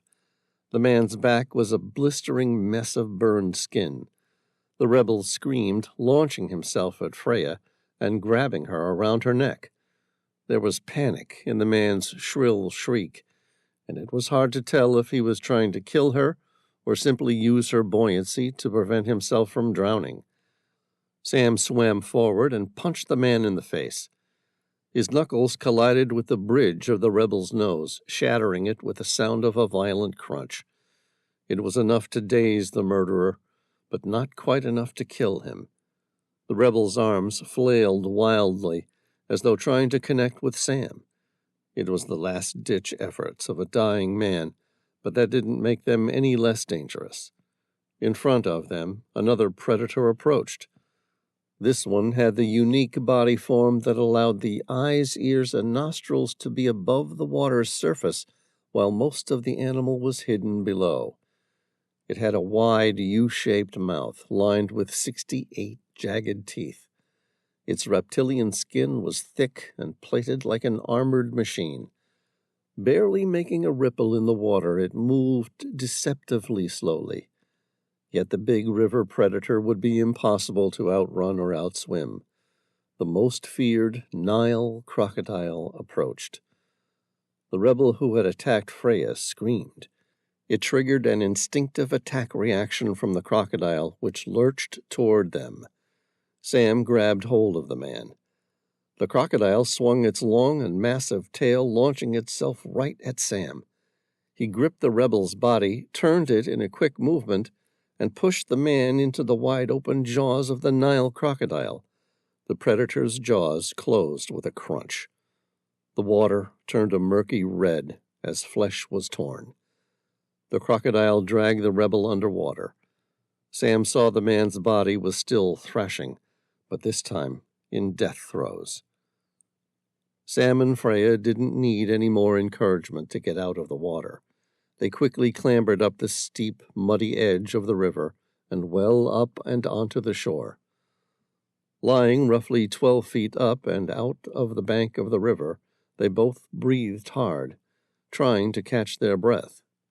Their hearts pounding in their chests, their bodies trembled from shock and a truckload of adrenaline.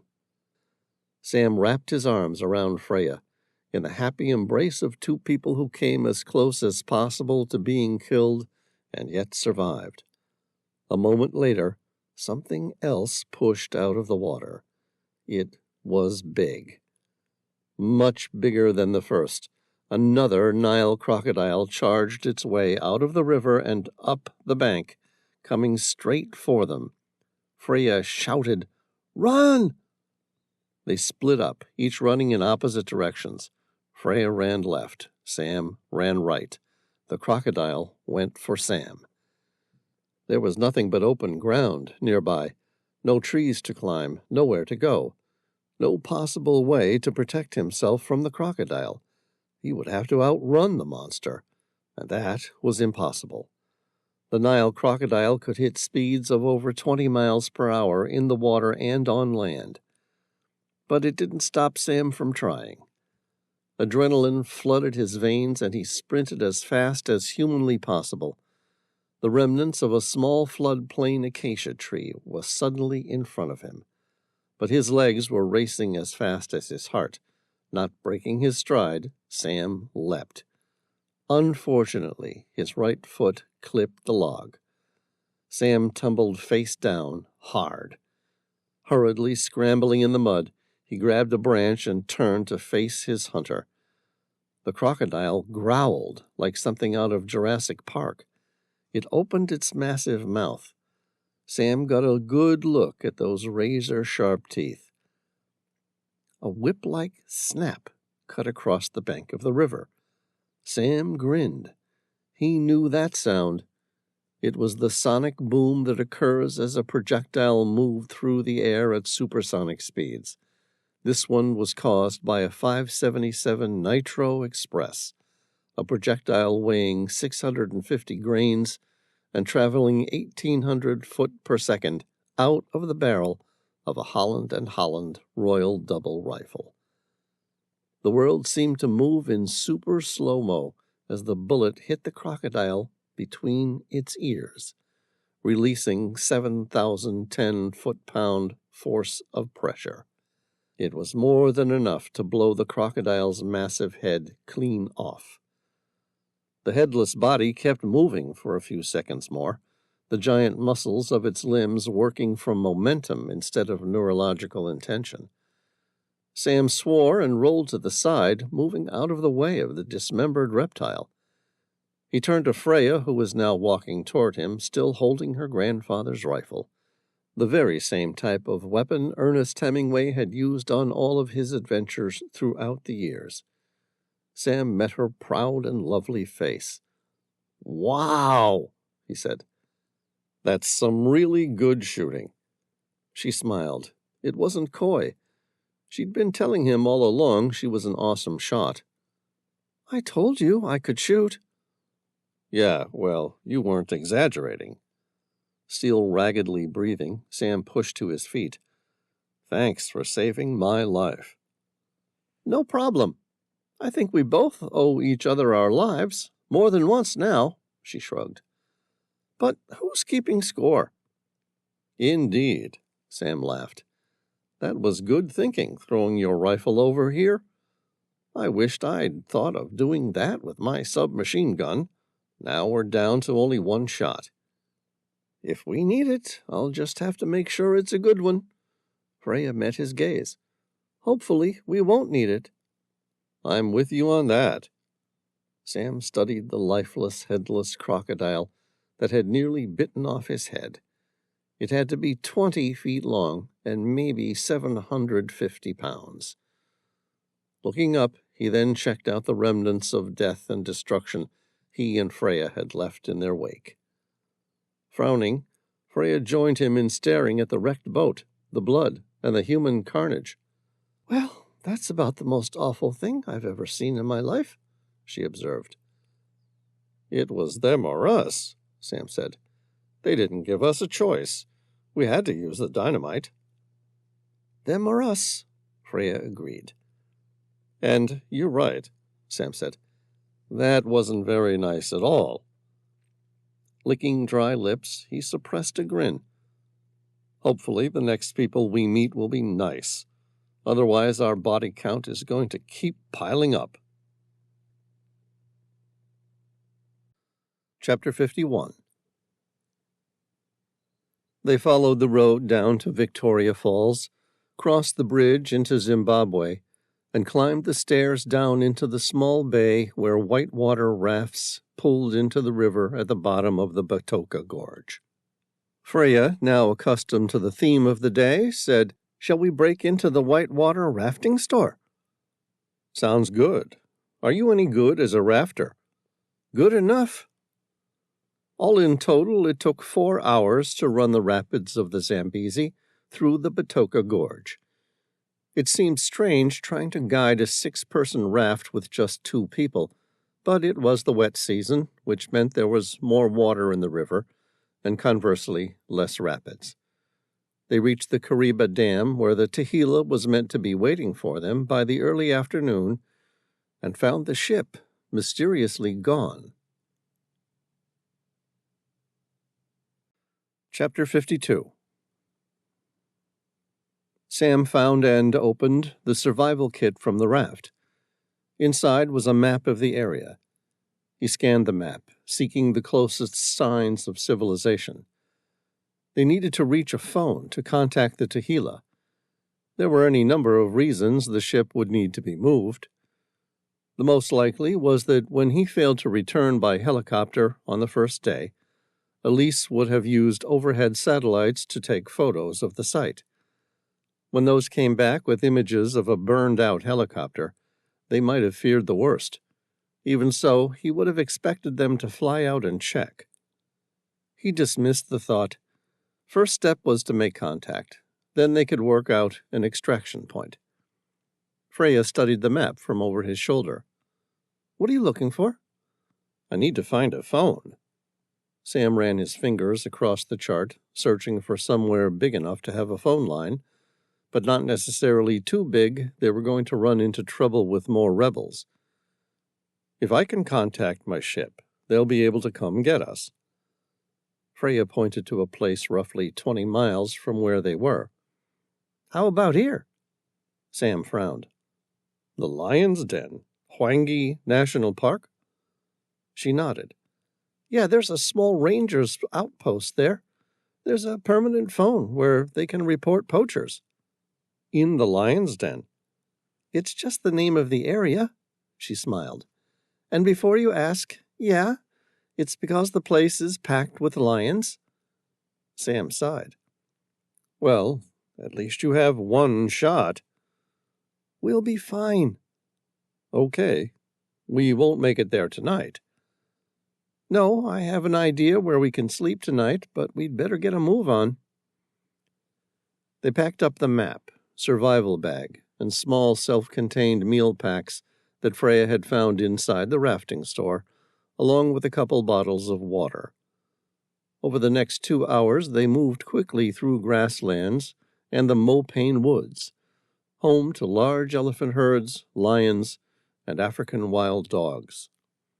The animals tended to give them a wide berth, instinctively aware that humans were dangerous. Or it could have been the sight of Freya carrying her grandfather's double rifle. How were they to know she only had one shot left? The golden sun began to settle low on the horizon, casting long shadows across the plains. A tower of giraffes trailed off in succession, as though they too were slowly following the sun to bed. The sounds across the African savanna changed in small but noticeably different ways. Small insects came out to play, making unique noises. Birds flocked to their places of safety, and zebras, more active at night, began to graze. Sam said, "We still need to find somewhere to go for the night." Freya exchanged a playful glance with him, a wry smile on her parted lips. "Shall we see if the Ritz has any vacancies?" "Very funny." She touched his arm. "Too expensive?" Sam said, "Hey, I'm happy to pay if you can find one." Her eyes narrowed. "What about the Holiday Inn?" "You choose. Whatever you like, Freya." She looked up, staring at a huge tree in the distance. It looked like a giant upside-down tree, with its thick branches like the roots growing toward the sky. "How about a baobab tree?" Chapter 53. The baobab was a majestic African tree. Native to the African continent, it was commonly known as the upside-down tree, a name originating from the myth that said they were once plucked from their roots, turned upside down, and stuck back in the ground again. They were a hardy and long-lived tree, with some speculation suggesting that they might survive in the order of 1,500 years. They have traditionally been valued as sources of food, water, health remedies, or places of shelter, and are steeped in legend and superstition. The local San Tribesman used the tree to identify underground water sources for thousands of years. Some of them stretched upward of 60 feet in the air, but this one was just 30. The lower trunk was wider than a medium-sized car and roughly 20 feet high, before spreading out like an umbrella, providing a large platform upon which to rest. There were no branches on the lower trunk, but the bark was thick and strong, which created holds just big enough to grip and climb. Sam watched Freya climb first, admiring the view. Lighter than him, her body was slim, muscular, and lithe. Freya moved elegantly up the rugged landscape of the trunk, looking like a professional rock climber. At the top, she turned around, lifted her arms up gracefully in the air, and said, "Ta-da!" "Well done," Sam said, genuinely impressed by her feat. She laughed. "Now your turn." Sam swallowed. With each movement slow and each hold tenuous, he found climbing the baobab harder than it looked. Where Freya seemed to fit her fingers nicely into each groove in the trunk, he found the holds too small for his thick fingers to comfortably reach inside. It was a delicate dance, but eventually he reached the top and quickly climbed over the edge onto the small platform-like top of the tree. He glanced back, realizing just how high up they were, and turned back. His eyes flashed with vertigo, and he turned back to the outline of Freya's beautiful face to ground himself. She suppressed a grin. "You're afraid of heights?" "Just a little," he admitted. "Well, I have no idea how we're going to get down after this, but at least we're safe from lions." Freya laughed. Her laugh turned to a chuckle and segued into silence. "Oh, you think we're safe from lions up here?" Sam frowned. "We're not?" "Not even a little." "Lions can climb trees." Freya's gaze leveled, her blue-green eyes landing on him. "They're cats. Have you ever heard of a cat that can't climb trees?" "No, but a lion's what, 300 pounds? "Closer to 450 for an adult male," she said, like a grown-up telling the scary part of a story to a nervous child. "Obviously, it's a bit harder for a lion than a leopard to climb a tree. Their bodies just aren't quite as well adapted to it, but they get there, if they really want to." Sam drew a breath. "Do they want to very much?" "Sometimes. Strangely, it's becoming more common throughout the South Saharan Africa." "Really?" Sam asked. She nodded her head. "It's true." "Why?" "No one really knows. There are entire prides in the Serengeti that sleep in trees. Some say they've discovered that it's cooler in the tree than on the ground. Others suppose that it could be to avoid the wet ground and grass. Who likes wet feet?" "Indeed," Sam said, in a voice that was unimpressed. "Others still say that the behavior mimics that of a typical cat, which likes to have an elevated view of its surroundings. A few experts put forth that they climb to avoid the armies of insects that irritate them on the ground. They do seem annoyed by buzzing flies, to be fair. Failing any better theories, we must assume that all of these might be at least partially correct. It seems unlikely that a lion would climb a tree just for the fun of it. Even so, when they do climb, they will only venture onto the lowest and strongest branches, Like people, they're better at getting up a tree than down it. Sam glanced over the edge of the tree. They were a long way up. How do they get down? They stumble and usually end up in a combination of falling and jumping when gravity inevitably pulls them down. So, tell me again why we're safer up here. It's still easier to be eaten by a lion on the ground. There's less chance of elephants crushing us, and the crocodiles won't find us here. Also, the fat tails aren't as likely to be a problem. Fat tails? A local type of scorpion. Sam grimaced. Let me guess. Its sting is deadly. Not always fatal. If you can get to a hospital within the first hour, you should survive. Except that most hospitals, along with everything else in Africa and across the globe, had been shut months ago. The world was in crisis mode as people isolated in the hopes of staving off the Medusa's curse. So far, it was shaping up to be the deadliest pandemic in history. All right, we'll stay in the trees. Chapter 54. There wasn't much room on the tree. Sam found himself, by way of necessity, positioned close to Freya. He was sitting with his back against a large branch, with his legs set apart in a slight V shape. She soon moved in front of him, at first trying to find a comfortable position apart, before naturally easing her back onto his chest. His arms draped around her and held her. It was an intimate position, shared with someone who'd been a stranger to him just days ago, but whom he now shared this incredibly intense connection and vulnerability in equal proportions. He suddenly found himself feeling very safe. The soft wind blew, the leaves of the trees danced, and he instinctively held her tighter in silence, enjoying the view. It was a surreal experience, and better than anything he'd imagined for a very long time. The sun began its nightly journey below the horizon.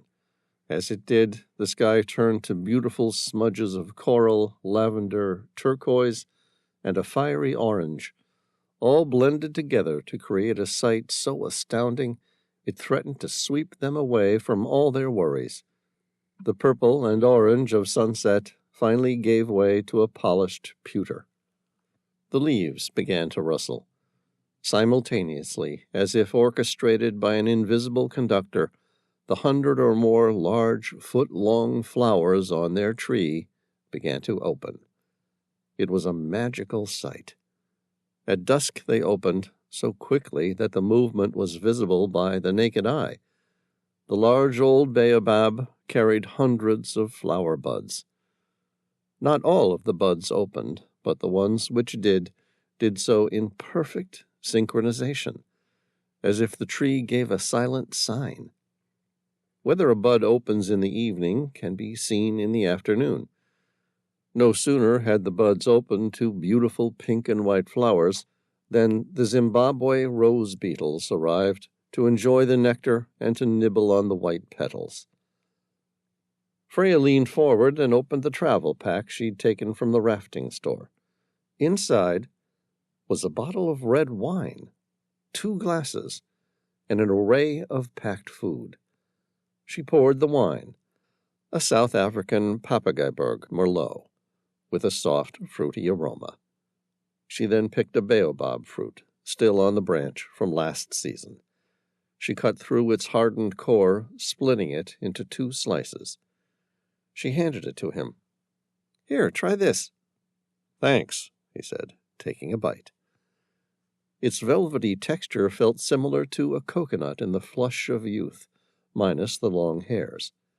Inside, it looked similar to dark honey, but the taste was tart, more like lemon curd, its texture gritty, like a tangy pear, or what he imagined sherbet might taste like if it were grown as fruit. His face crunched up tight with distaste. Freya laughed. What do you think? I think it looks more appealing than it tastes. Then, seeing her open her mouth in complaint, he said, "Maybe I just need to get used to it." "No, that's about the general consensus by most people who try it," she said, putting the fruit aside. Sam asked, "Are you going to try some?" "Hell no, the stuff tastes terrible." They both laughed and took a few bites from the lunch pack. Most things were sealed in plastic wrappers, so popular a decade ago, before most countries banned the sale of single-use plastics. But the dried food was quite nice. Freya lifted the glasses of wine. "To surviving life." Sam clinked his glass with hers. "To surviving." They both took a sip. The Merlot had a taste of sweet berry tones with a touch of oak. It was dry and soft, and perfectly matched to their evening. In the distance, dark clouds rolled in. They talked some more and drank some more. Sam could have listened to her voice and looked into those beautiful blue-green eyes all night if she let him, and would have wanted nothing more out of life. He looked at her for a long time. Freya turned to face him, tilting her chin so that their eyes met. He felt the warmth of her breath on his skin. She slowly wrapped her arms around his neck and kissed him. It was a sweet moment. Her lips on his were soft and mobile. He closed his eyes for a second and inhaled the scent of her skin. She pulled back briefly. Freya stared at him with her bewitching eyes. Her lips, supple and sexy, set in an expression of restraint as she examined him. After a few seconds, restraint seemed to give way to desire, and she wrapped her arms around his neck and pulled him in tight. She had an impish and lascivious grin spread out across her parted lips, the tip of her tongue just touching the spacing between her white teeth. A moment later, they surrendered to their every desire. The wine bottle emptied, and the first images of lightning began to register on the distant horizon, making the world outside flash. It was as though they were taking mental photographs of their perfect night, in the hope they would remember these feelings for the rest of their lives. Chapter 55.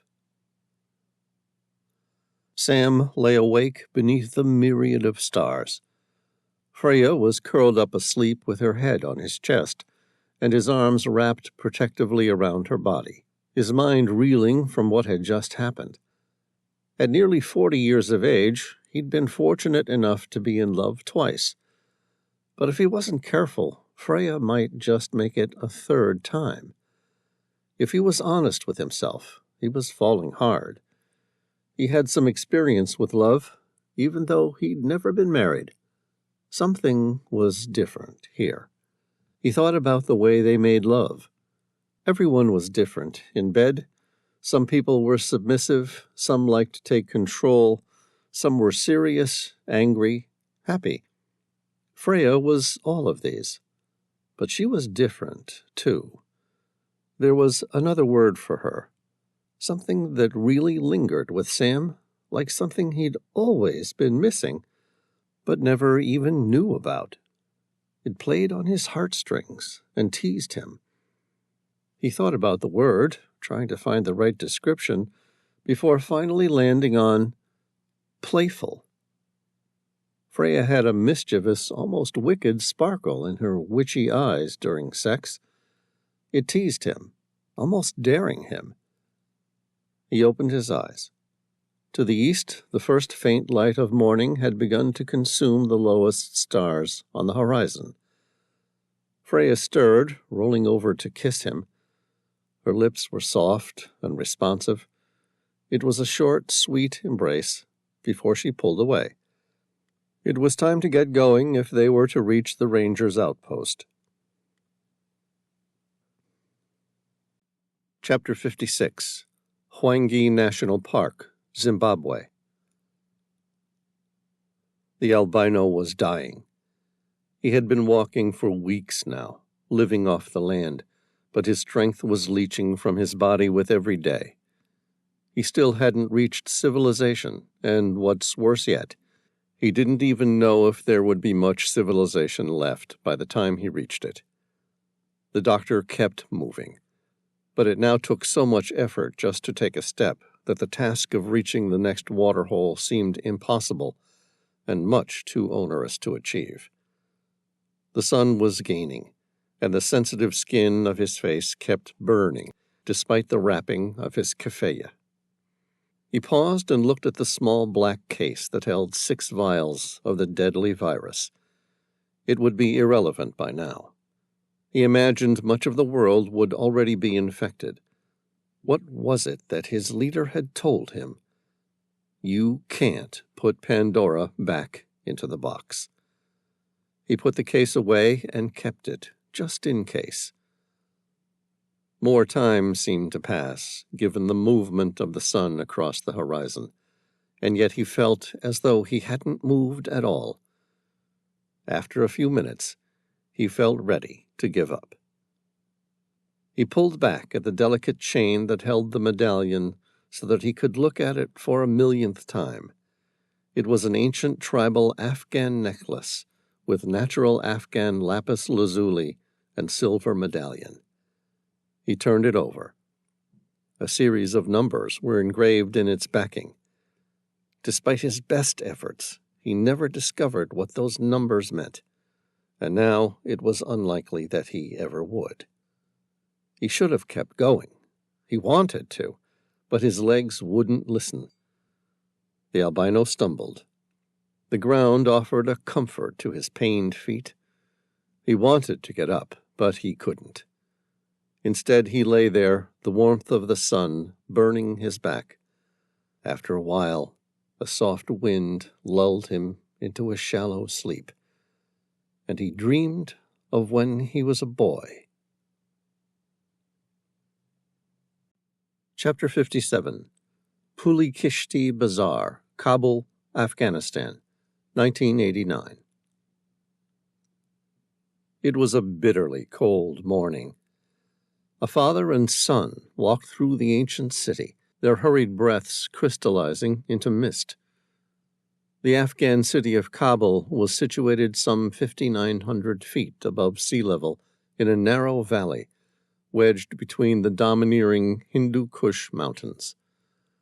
The gray sky of pre-dawn turned a vibrant shade of pink before edging toward purple, and a few seconds later, the snow-covered mountains that shrouded the ancient city turned golden as the distant sun crept over the crest of the awe-inspiring peaks.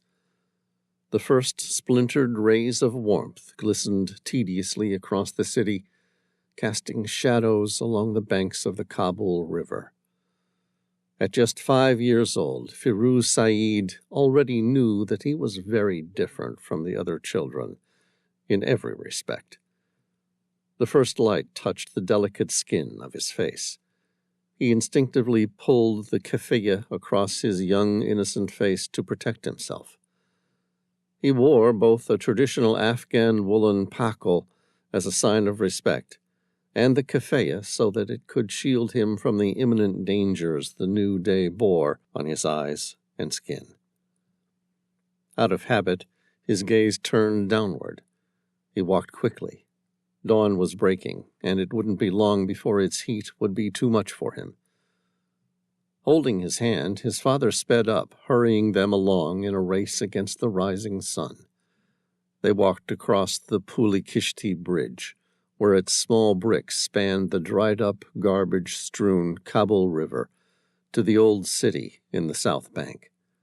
There Afghan men gathered to smoke heroin, seeking a fleeting escape from poverty and war. To the west, the blue dome of the Pulikishti Mosque rose majestically toward the sky. Twin minarets towered above, casting long, narrow shadows. The muezzin stepped out from the balcony of the one on the left and began to recite the dawn adhan, the Islamic call to prayer. They entered the Pulikishti Bazaar open-air marketplace. Many of the buildings had been damaged by the Soviet-Afghanistan War, which had been going on longer than Firuz had been alive. According to his father, the war was fought between Afghanistan rebels called the Mujahideen and the Soviet-supported Afghanistan government. The United States had supported the Afghanistan rebels, both financially and with high-quality military equipment and technology. The Americans wanted the communist government to be overthrown, thereby preventing the evil spread of communism. Firuz was smart for his age, but he couldn't tell you the meaning of communism. He didn't have to. All he knew was that because of communism, war had ravaged his homeland, leaving his people in desperate poverty and at constant risk of starvation. Puli Kishti Bazaar was Kabul's main open-air market. Firuz always liked coming to the place. As soon as he entered, he was enveloped by a dissonance of sight, scent, and sound. Puli Kishti Bazaar in the old city was regarded as not only one of the most ancient, but also one of the most beautiful outdoor markets in the world, a jewel of a tourist attraction during Kabul's pre-war era, a happier time of outdoor cafes, treed streets, short skirts, and abundant hashish. His father turned down a narrow alleyway into the bazaar, where slaughtered sheep and cattle hung upside down on heavy iron hooks. Off to the side, their skins lay in neat folded squares beside decapitated heads. Internal organs, so vibrantly red they were almost neon, hung next to the carcasses that once cocooned them. One magnificent white ram with corkscrew horns, his crown of curls henned red, rested with its spindly legs tucked underneath, oblivious to the blood miasma of his slaughtered brethren. Next to a lean-faced man selling fresh-brewed tea was another narrow wooden stall, its keeper a blue-turbaned Sikh spice trader. Bright yellow, orange, and bronze spices, such as turmeric and saffron, as well as rose petals used in perfume making, were displayed out front in utilitarian metal containers. One famous fragrance, 7 Virtues, used the perfumes from Afghanistan orange blossom oils and rose oils. Its signature scent, the Noble Rose of Afghanistan, was made from the essence of 178 hand-picked rose petals from the province of Jalalabad. Near the carnage of meat were carts piled high with harvest vegetables. There were corpulent purple eggplants, striped pale green melons piled like boulders, jade clusters of grapes, and plump, perfectly complexioned apples like the sunburned cheeks of children. Emerald green cilantro and mint were stacked in sheaves, the scent as startling as perfume. Indeed, this is increasingly what Afghanistan mint is being used for. French perfumers are buying it in bulk to distill for use in their scents. At the end of the Ka Farushi Bazaar, his father stopped outside an unobtrusive and heavily dilapidated concrete building, riddled with deep scars of shell blasts and bullet holes. In abject contrast, the facade was adorned with bright-colored fabric, strings, and intricately carved wooden spools. They had reached the kite shop. Flying kites was a national pastime in Afghanistan. At the peak of this tradition was the kite fight. The objective of the kite fight was to slice the other flyer's string with your own, sending the vanquished aircraft to the ground. Kite flying in Afghanistan is a pastime, but kite fighting was a competition. A kite fight consists of 2 expert kite flyers who fly their kites and then try to cut loose the other party's kite in the air. And for this purpose, they need a kite string that can cut well. Therefore, they prepare a type of string that is glass-coated cutting line called tar in the Afghan language. They coat the string of the kite with powdered glass to increase its cutting ability. Any kite that is cut loose is a free kite, and whoever catches it owns it. Afghan fighter kites are similar to the Indian fighters in that they are made from tissue paper and bamboo. The biggest difference is that they are much larger than the typical Indian fighters.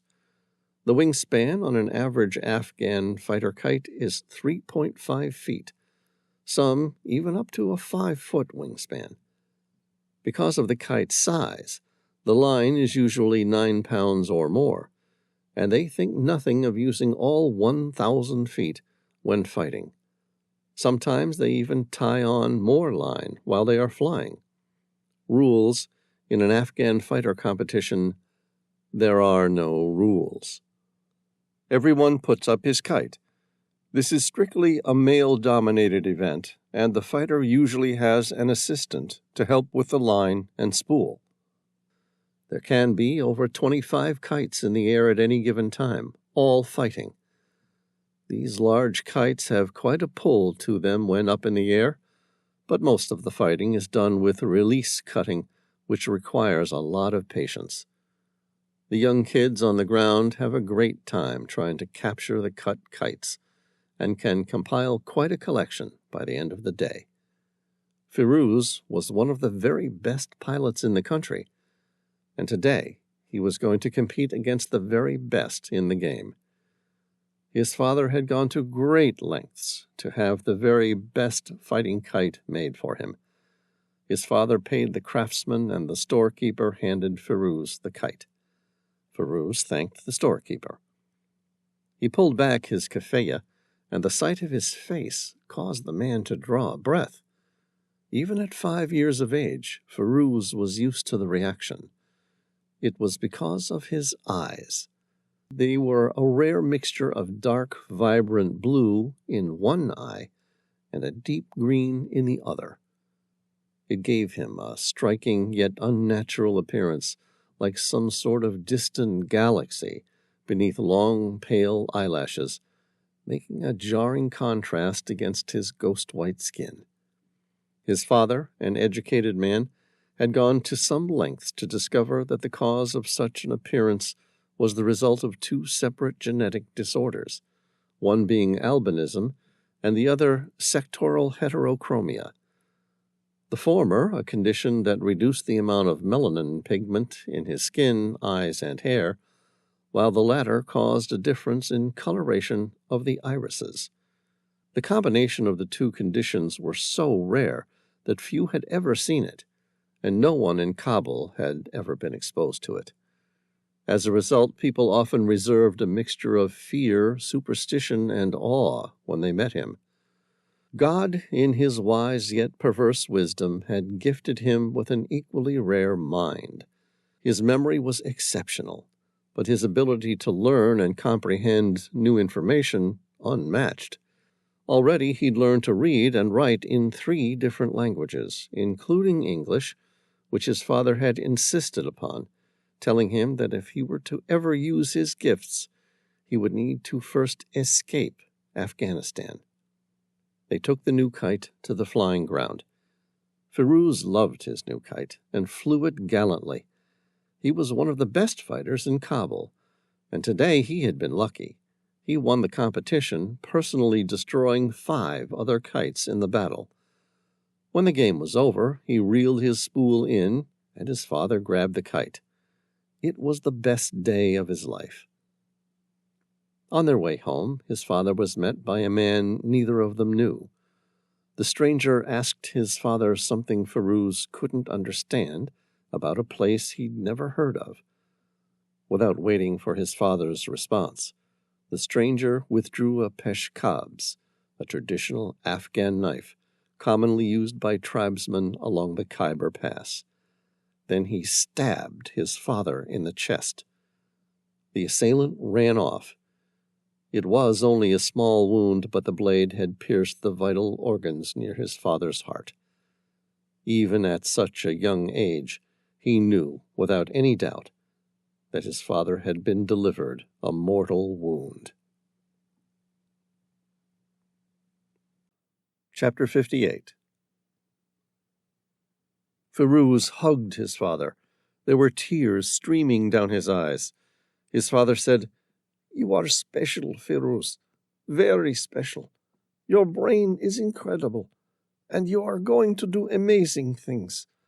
God, in his wisdom, has chosen you for a great purpose." "Father, don't go," he whispered. "I am dying, son." "No!" It came out as an emphatic whimper. His father lifted a single hand to get his son's attention. He removed a medallion from where it hung around his neck, sitting at his chest, and handed it to Firuz. "Take this." Firuz gripped it and tried to speak, but his father stopped him. "Go find your mother and your sister. Take them to the American embassy. Give one of the soldiers that medallion, and they will take you away. They will take you away from this terrible place. Promise me you will do that." "I promise," he said obediently. "Good. Now go, while I make peace with my Maker." Firuz ran all the way home to his mother. There were tears streaming down his face. An awful, guttural sob forced its way up from deep in his lungs and out through his lips. He quickly told her the news and what his father had commanded that they do. Without delay, they made their way to the American embassy. At the base, Firuz handed a soldier the medallion. He looked surprised. Turning so his back was to them, he used his radio to contact one of his superiors. But as the soldier turned around, a stray bullet whizzed past their heads. It struck the American soldier in the jaw. The second bullet went a little higher, and the man was dead before his legs gave way. Firuz and his family took cover. Soldiers protecting the embassy opened fire. When the monstrous sound of machine gun fire finally died down, Firuz stood up to run, but beside him, his mother and sister did not move. He tried to cajole them on, but then he saw the stream of dark fluid running down their backs. And in that instant, he knew he was now all alone in the world. Firuz kept running until he was far away. Cold, hungry, and suffering from indescribable grief, he was spotted by a kind man. The man said that he came from the mountains, and that the boy could come with him. Without too much effort, Firuz agreed. The man grasped his hand and offered him food, shelter, and the true meaning of Islam. Chapter 59. Hindu Kush, 1990. The Hindu Kush, commonly understood to mean killer of the Hindus, was a 500-mile mountain range that stretched through Afghanistan, from its center to northern Pakistan and into Tajikistan. The range forms the western section of the Hindu Kush Himalayan region and is the westernmost extension of the Pamir Mountains, the Karakoram, and the Himalayas. It divides the valley of the Amu Darya to the north from the Indus River Valley to the south. The range has numerous high, snow-capped peaks, with the highest point being Tirich Mir, at 25,289 feet in the Chitral district of Khyber Pakhtunkhwa, Pakistan. To the north, near its northeastern end, the Hindu Kush buttresses the Pamir Mountains near the point where the borders of China, Pakistan, and Afghanistan meet, after which it runs southwest through Pakistan and into Afghanistan near their border. The eastern end of the Hindu Kush in the north merges with the Karakoram Range. Toward its southern end, it connects with the Spingar Range near the Kabul River.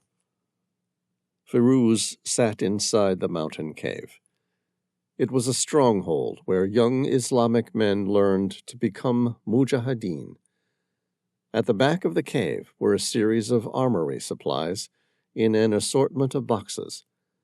These included more than a dozen FIM-92 Stingers, man-portable air defense systems known as man-pads, that operated as an infrared homing surface-to-air missile, SAM, from infantry shoulders.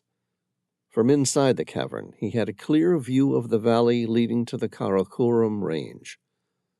Gunfire erupted, and everyone took cover, retreating to the well-protected depths of the cave system. It was a veritable maze that would take their Soviet attackers years to flush out. At the sound of gunfire, everyone ran for safety inside. All except Firuz. He would not cower in fear of the Soviets. The little albino stepped out to the edge of the cave and peered outside. Several men were making their way along the pass. They released their pack animals and took shelter. He recognized the sound of AK-47s. The travelers were shooting, but Firuz couldn't yet spot their prey. A few seconds later, the entire region erupted in the downward whoop-whoop of an Mi-24D helicopter gunship. It was the most feared predator in the Hindu Kush, used by the Soviets to enforce their control throughout Afghanistan. Like a colony of ants swarming to take down a large insect, his soldier brothers bravely focused their attack on the gunship. The helicopter banked and quickly began to exert its greater firepower. It focused its deadly Gryazev Shipunov GSH-23 twin-barreled 23mm autocannon. One by one, the travelers were killed. Yet one man at the front of the group kept running. The Soviet helicopter banked again in a large U-shaped direction and took up the chase. The albino couldn't stand by and watch any longer. He stepped back into the cavern, picking up one of the prized American FIM-92 Stinger surface-to-air missiles. Running back to the entrance of the cave, he placed the man-pad on his shoulder, looked through the simple sighting mechanism, and aimed at the Soviet helicopter gunship. He pressed the trigger, and the FIM-92 Stinger fired, leaving a trail of flame in its wake. The shot struck the Mi-24D on its fuselage. The gunship exploded.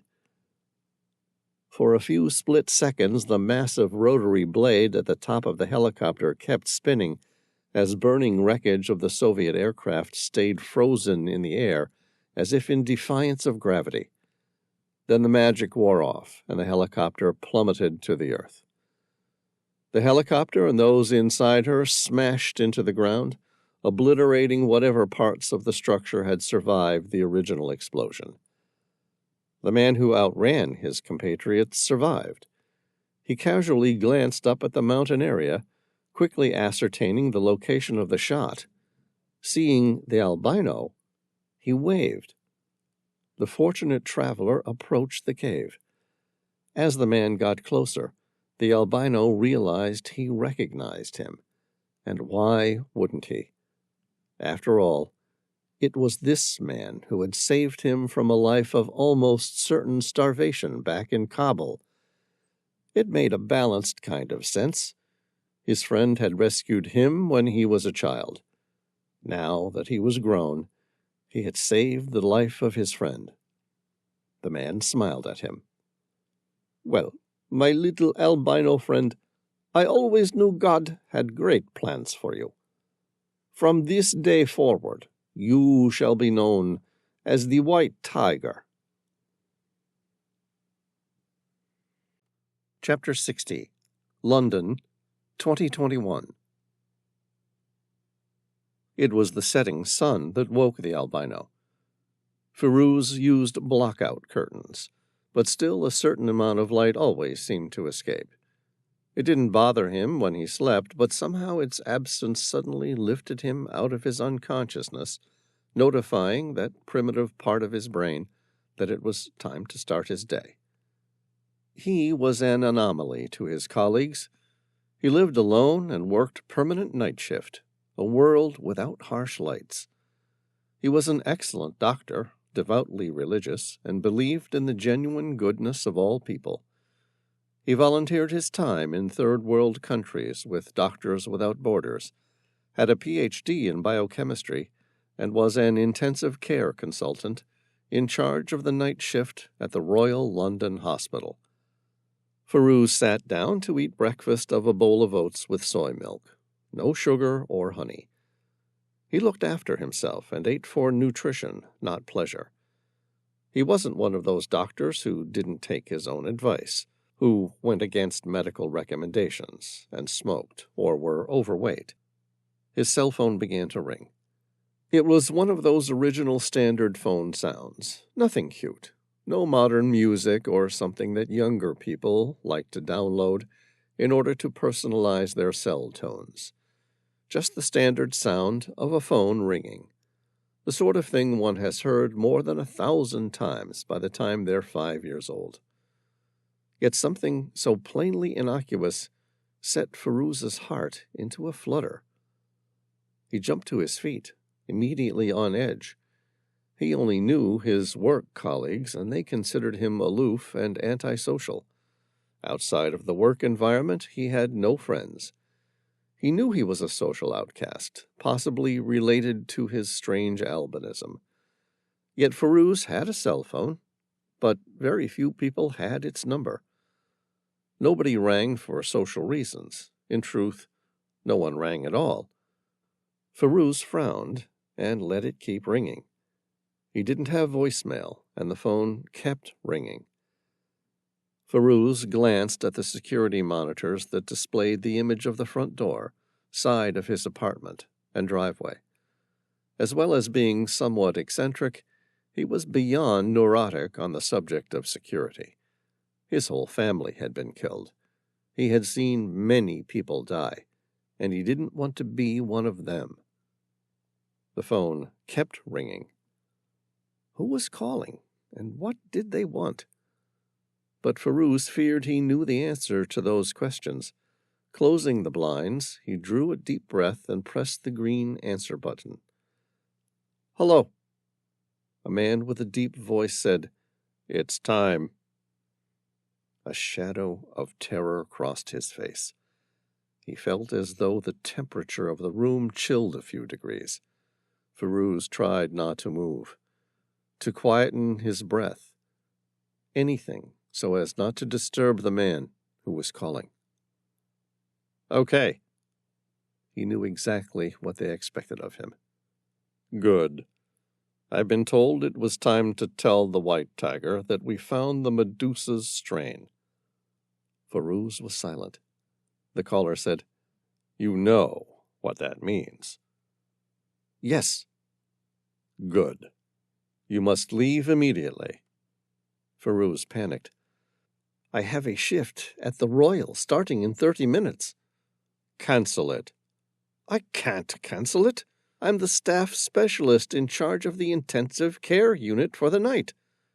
"It doesn't matter." "Of course it matters." "No, it doesn't. If you fulfill your part, the death of every patient in that unit will become irrelevant side notes in the annals of a long-lost newspaper discussing the evils of a civilization no longer in existence. So cancel your shift. Say it's a family emergency and do your fucking job." The albino submissively lowered his eyes. "Yes, of course. I'm sorry. Where do I go?" "Transport has been arranged. They will pick you up in 15 minutes. "That soon?" Firouz asked. "How do you expect me to pack so quickly?" The man sighed. "Living among them has made you soft, white tiger, but that's okay. Everything you need will be provided." Chapter 61. Hwange National Park, Zimbabwe. Sam and Freya reached the ranger's outpost by midday. Most things had been destroyed or taken by rebels since the pandemic had shut the world down. Yet they found the phone, and fortunately the line was still intact. Sam contacted the Tehillah. Elise answered the ship's phone. "Hello?" Sam said, "Hello, Elise." "Sam!" There was a short hesitation and a tap of keys. "What are you doing in a ranger outpost in Hwangi?" "It's a long story." Sam expected more of a surprise from her about being alive. He was going to ask how she knew where he was, but he'd long since stopped asking how she performed her technological magic. "Want to send Tom or Genevieve to come get us?" "Sorry, we can't." "Why not?" "The Tehillah's been moved." "I noticed," Sam said. "Where are you?" "The Arabian Sea." "Oh, obviously." Sam paused. Elise wasn't feeling in a mood to be forthcoming with much information. "What are you doing in the Arabian Sea?" "The Secretary of Defense asked Genevieve to retrieve a blood sample from an old friend of hers who's working as a mercenary in Pakistan." Sam frowned. "Why?" "The Mujahideen in the Afghan mountains appear to be immune to the virus. They have left their strongholds and are in the process of reclaiming parts of Afghanistan attacked during the 1980 Soviet-Afghan War, while the rest of the world reels from this disaster." The reality of the news hit him. The people of Afghanistan are immune to the virus? "Not all of them, just the Mujahideen, the Islamic rebels from the mountains." It was starting to make sense. But how the hell did Afghanistan manage to produce such an advanced viral weapon? "One of Genevieve's colleagues has captured a Mujahideen soldier. They've taken a blood sample to see if they can reproduce the antibodies to create a vaccine." "That's the idea. Why didn't the Secretary of Defense send her own team of SEALs in after the blood sample?" "International relations are at an all-time low. They can't be seen to be getting involved in local skirmishes or taking sides." "Why the hell not?" Sam asked, exasperated. "That's what we do." "Not anymore.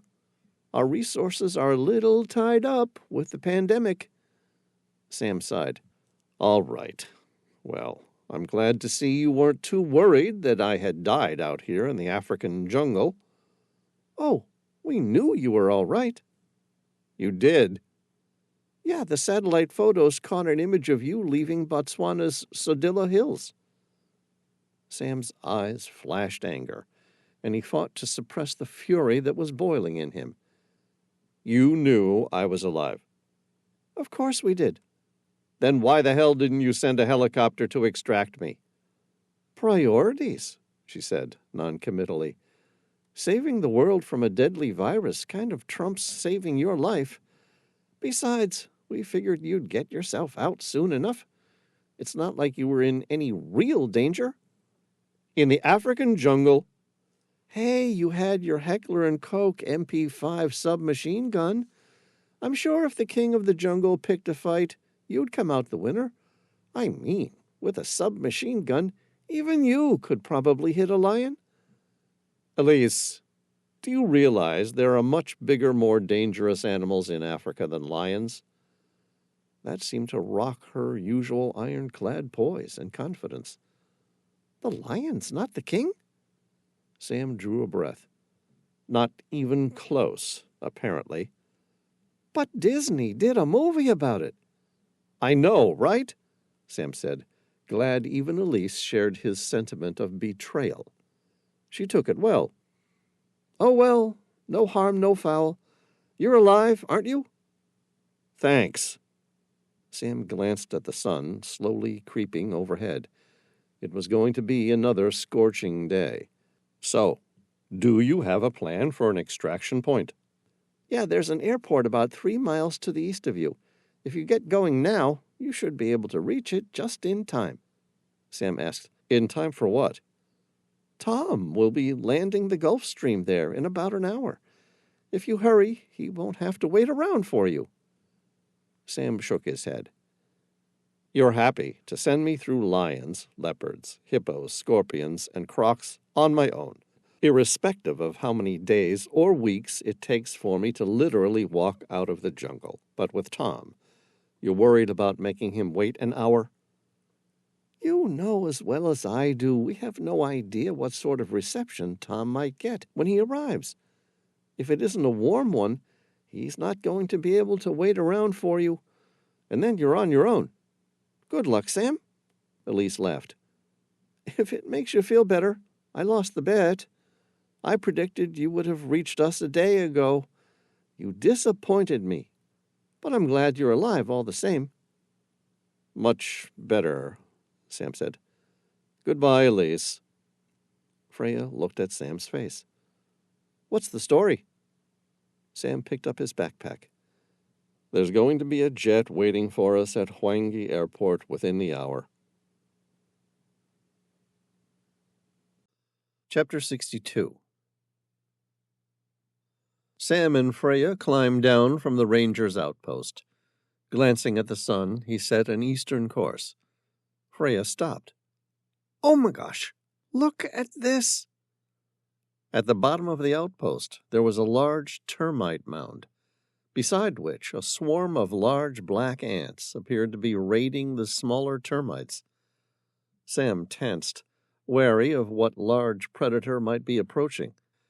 Seeing nothing, he asked, "Ah, the ants?" "Not just any ants. These are Matabele ants." "Okay." Seeing a clear lack of recognition on his eyes, Freya said, "AKA paramedic ants." "Right. Okay."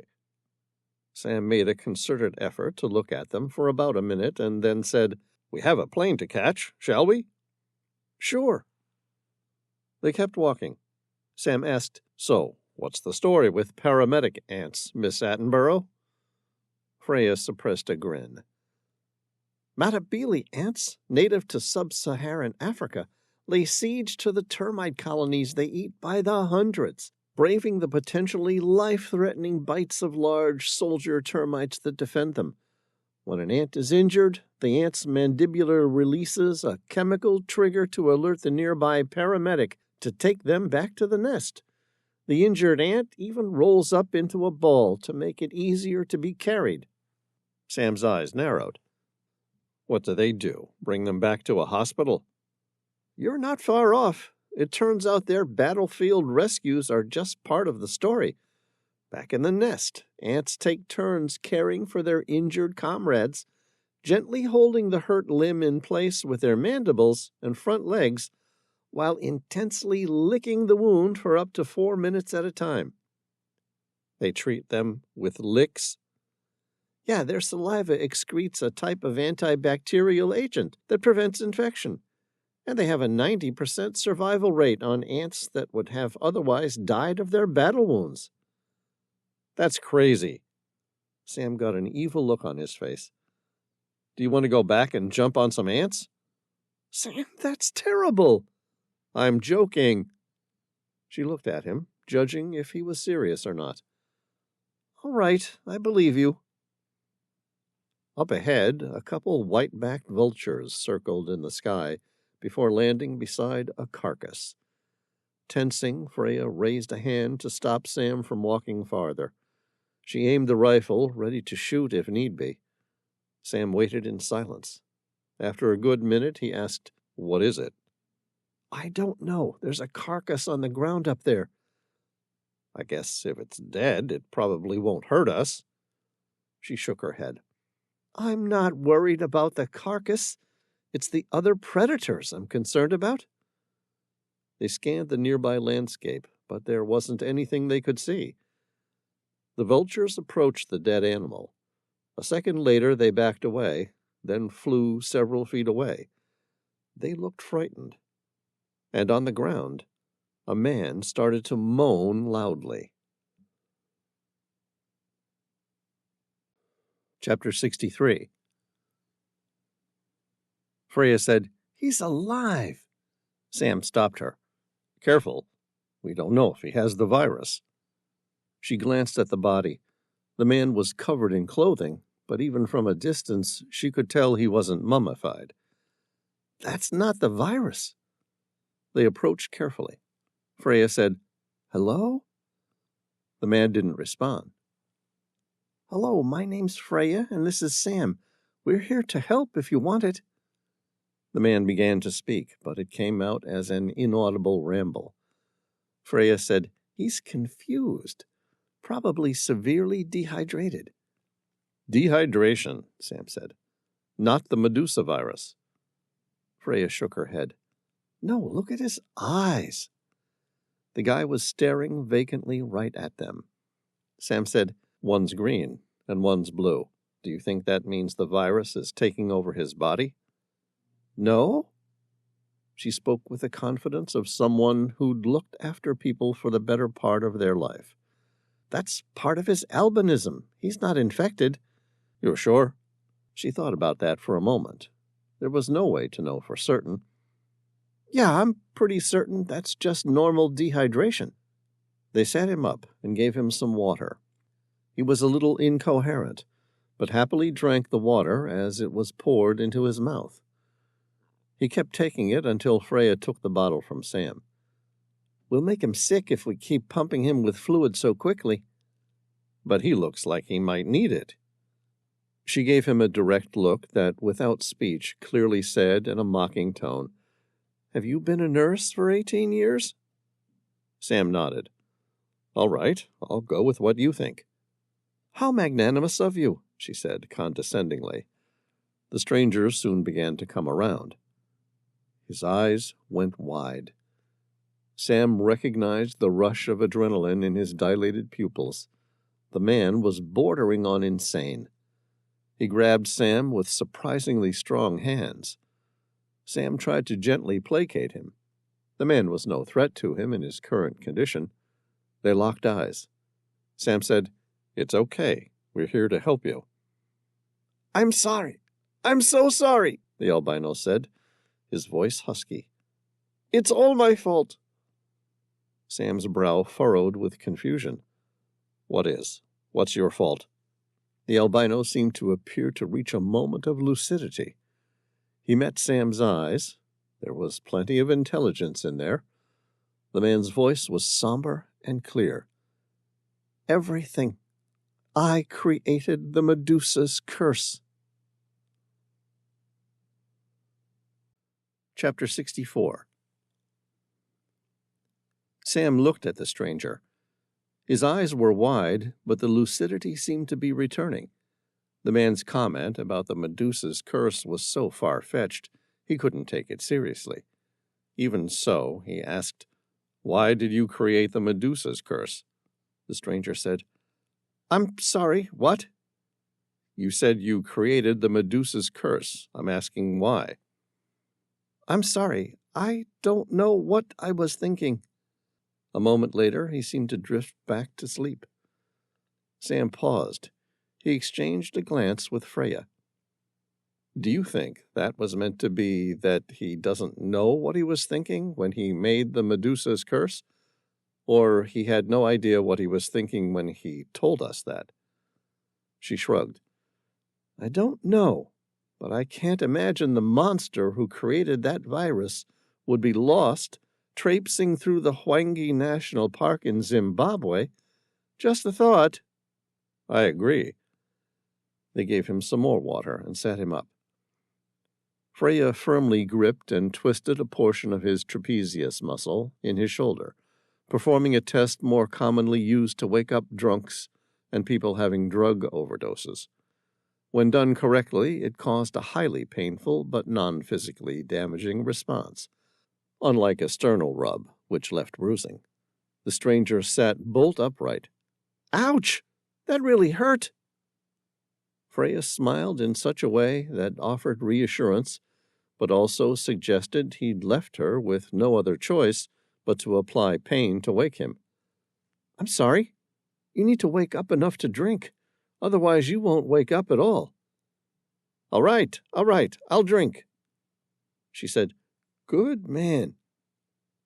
When he'd consumed a good portion of Sam's water bottle, they stood him up. Sam said, "Come on, we need to get going." A puzzled expression swept across his face. "Where?" "Does it matter?" Sam asked. "We can't stay in the jungle." "You're right. I'll come wherever you two are going. Out of curiosity, where are we going? There's a flight coming to pick us up in about 30 minutes. Great. Where's it taking us? Sam sighed. To be honest, I don't know. They started walking. Sam asked, Did you create the virus? What virus? The Medusa. Why? How many viruses have you created? To be honest, thousands. He seemed lost for the time being. Freya looked at Sam. You know he's still delirious, right? I know. I don't think he created the virus. All the same, I'd like to know who he is. Good point. Let's ask that, she said. Maybe something a little easier on his brain. Sam said, What's your name? The man looked back at him. Fear and curiosity plastered across his face. Mike Haddock. What are you doing here, Mike? Sam persisted. I don't really remember. What's the last thing you do remember? Freya asked, helpfully. I was here on assignment. I'm a virologist specializing in DNA genome editing. I normally work at London University Hospital, but 6 weeks of the year, during my vacation period, I work with Médecins Sans Frontières. That's very noble of you, Freya said. I work for Doctors Without Borders, too. You're a doctor? He asked, and Sam thought he saw his eyes flash with fear. Then, as though resorting to humor, he said, No wonder your trapezius squeeze was so painful. I'm lucky you didn't just do a sternal rub. She laughed a little at that, stopping herself. No, I'm a midwife. I was working to set up a women's and children's health clinic in Zambia. Mike smiled at her. That's very kind of you. You must be very popular. Everyone likes midwives. She laughed. No, they don't, but that's okay. The moms do. Sam returned to the virus questions. When you were a little delirious, you mentioned it all being your fault. Yes, it was, Mike confirmed. How? My job was to work out how to stop this virus entering the sub-Saharan Africa, where it would be difficult to manage given the nature of most people's employment in the region. Freya said, It slipped through, and you blame yourself? Yes, I do. Sam said, How did you end up here? My clinic was attacked by rebels. Most of the people I know were taken prisoner. I cowardly escaped and saved my own life. I don't regret it. There was nothing I could have done to prevent my friends being taken prisoner. My conscience accepts that I did the only thing I could to survive. And then you ended up walking through the jungle, searching for civilization? Freya asked. Yeah, that just about sums it up. They kept walking. After a while, Sam asked, Why are viruses so hard to kill? Mike said, Well, the short answer is, it's complicated. Sam smiled. I gather. The fact that they are not alive means they don't have to play by the same rules that living things play by. The doctor stumbled, and Sam held onto his arm so that he could keep going. Viruses have been among the biggest threats to humanity since the dawn of modern society, with the current pandemic showing how these pathogens can shut down countries, halt entire industries, and cause untold human suffering as they spread through communities. Sam said, Viruses have also evolved in such a way that they are difficult to kill. What makes them, including the coronavirus, so tricky to cure? Part of the problem is the nature of viruses themselves. They exist like freeloading zombies. Not quite dead, yet certainly not alive. Really? Zombies? Sam asked, thinking first we're dealing with an ancient Greek legend, now we're dealing in zombies. Mike said, Viruses don't really do anything. They're effectively inert until they come into contact with a host cell, But as soon as that happens, they switch on and come to life. They switch on? Yes, the odd makeup of these infectious agents is part of what makes them difficult to defeat. Compared to other pathogens, such as bacteria, viruses are minuscule.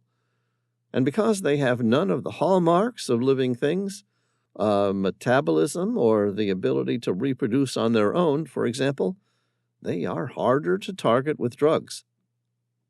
Mike tried to talk, but his tongue caught on the dry coating in his mouth. Sam handed him the drink bottle. "Thanks," the doctor said, taking a swig, and kept going. Antibiotics, which are used to fight bacterial infections, attack the bacteria's cell walls, block protein production, and stop bacteria from reproducing. But they aren't effective against viral infections because viruses don't carry out any of those processes on their own. Rather, viruses need to invade and take over host cells to replicate. But a virus can't break into just any cell in the body. Instead, one of its proteins will bind to another protein, akin to a key fitting into a lock, which then allows the virus to hijack certain cells.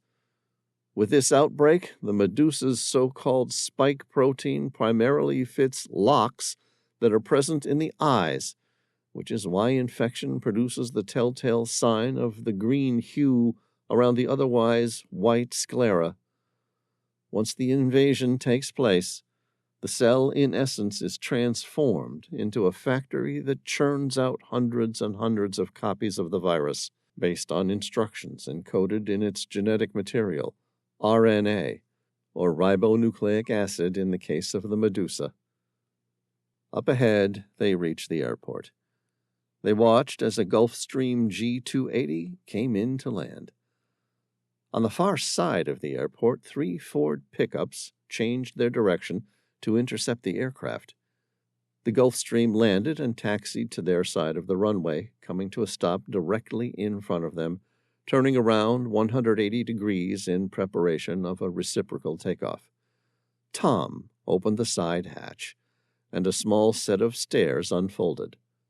A golden retriever greeted them with a bark. Sam, Freya, and Mike all climbed in. "Welcome aboard," Tom said, pulling the hatch closed. "Buckle up. We've got company. This might be a bumpy ride." Chapter 65. Sam jumped into the co-pilot seat in the cockpit. In the distance, he spotted what Tom was worried about. 3 Ford pickups were racing toward the airport. Tom folded his large frame into the pilot's chair. Pulling his seatbelt on, he pushed the twin throttles all the way forward. He glanced at the pickups. "Friends of yours?" "Not really." "Didn't think so." The Gulfstream G280 crept forward. Its 2 Honeywell HTF 7250G engines purred smoothly, each one offering 7,624 pounds of thrust. Tom did a mental calculation and predicted they were going to need every one of those pounds of thrust to take off before the rebels reached them. The Gulfstream 280 slowly approached its takeoff speed. The Hwangi National Park whipped past them through the windshield at 130 knots. Tom kept a little bit of forward pressure on the wheel, keeping them grounded until the very last minute. In front of them, the pickups drove through the wire fence and onto the runway, racing straight for them. Someone started shooting. The shots went woefully wide. "I think that will do," Tom said, pulling the wheel back toward his chest. The Gulfstream climbed with ease, and Tom kept it steady at a rate of climb of 5,000 feet per minute, quickly taking them to a cruising altitude of 45,000 feet, just out of reach of most commercial airliners. Sam said, "Where are we headed?" "At this stage, Dubai." "What's in Dubai?" "Nothing. It was just the closest place I could take off from. Why? Do you have another plan where to go?" Sam shook his head. "I'm good." He unclipped his seatbelt, clasped his hand on Tom's shoulder, and said, "Thanks for coming and getting me, Tom." "You're welcome. Where's our guests?" "One of them is most likely asleep by now. He's a doctor with Doctors Without Borders. Had some bad luck and nearly got himself killed." Tom nodded sympathetically and said, "And the girl?" "Caliburn's entertaining Freya." "He'll enjoy that, no doubt." "No doubt," Sam agreed. "I'm going to check on our passengers, and then I'll come back." "No problem," Tom said. "I'll bring us up to cruising, then put it on autopilot and come join you." Sam wandered back to the main cabin. Caliburn was indeed entertaining Freya, or vice versa, Sam couldn't tell. She was teaching him tricks, and the dog was wagging his tail triumphantly as he basked in her praise. Freya looked at Sam. "Smart dog." "You have no idea." "I taught him to sit." "Well done." "Hey, I did. Want to watch?" "Caliburn, sit." Caliburn didn't move. Freya persisted. "Come on, you did it before. Sit." Caliburn rolled over. Freya shook her head. "What's come over you? You followed all these things just minutes ago." Sam waved a dismissive hand. "It's okay. I believe you." "No, I'm serious. You should have seen it. Caliburn obeyed everything I asked him to do." "Okay, now that I don't believe. Caliburn rarely listens to anyone." He frowned.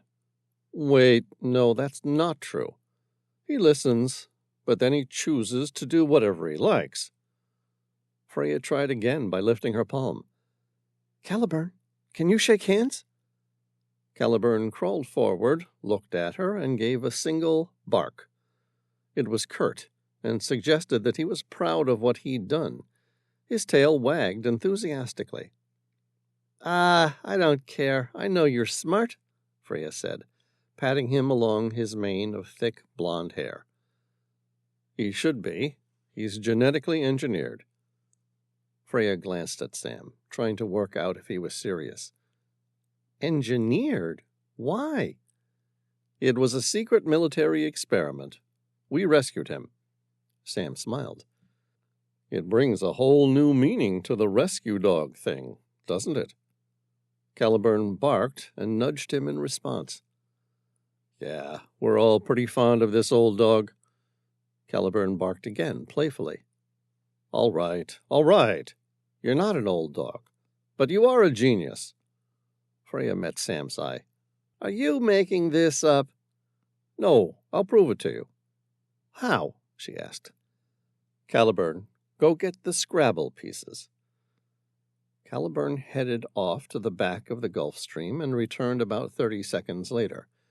He stopped in front of Freya and dropped a bag of Scrabble pieces, each one containing a single letter. Sam said, "She doesn't think you're a genius." The dog placed his head on his front paws and mewled. His tail wagged, and if one could read anything by it, they would guess Caliburn didn't care what Freya thought. Sam said, "Our guest thinks you're a smart dog, but doesn't believe you're a genetically engineered genius. Want to prove it to her?" Caliburn barked. It sure looked like an affirmative. "Good," Sam said, patting him. "Spell her name." Caliburn pulled on the back of the pouch that held the Scrabble pieces. The entire packet fell out. The dog nudged them aimlessly without spelling anything, and then barked. His big brown eyes darting between Sam and Freya, his tail wagged, as though he was expecting praise. Freya laughed, and then, having thought better of it, she covered her mouth apologetically with her hand. "I'm sorry." "Me too," Sam said. Then to Caliburn he said, "Hey, I can't believe you can't remember our guest's name. It's Freya. Got that?" Caliburn barked. The dog quickly set about moving the game pieces with his nose. When he was finished, he nudged them with his nose and then barked at Freya.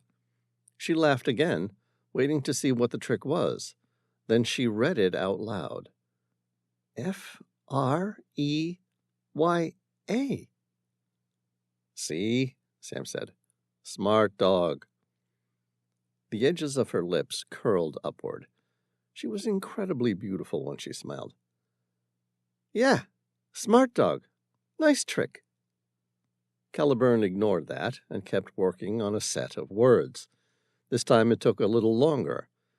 He had to keep nudging the pieces as though searching for specific letters. When the dog was finished, he backed away. Freya stared at the words left.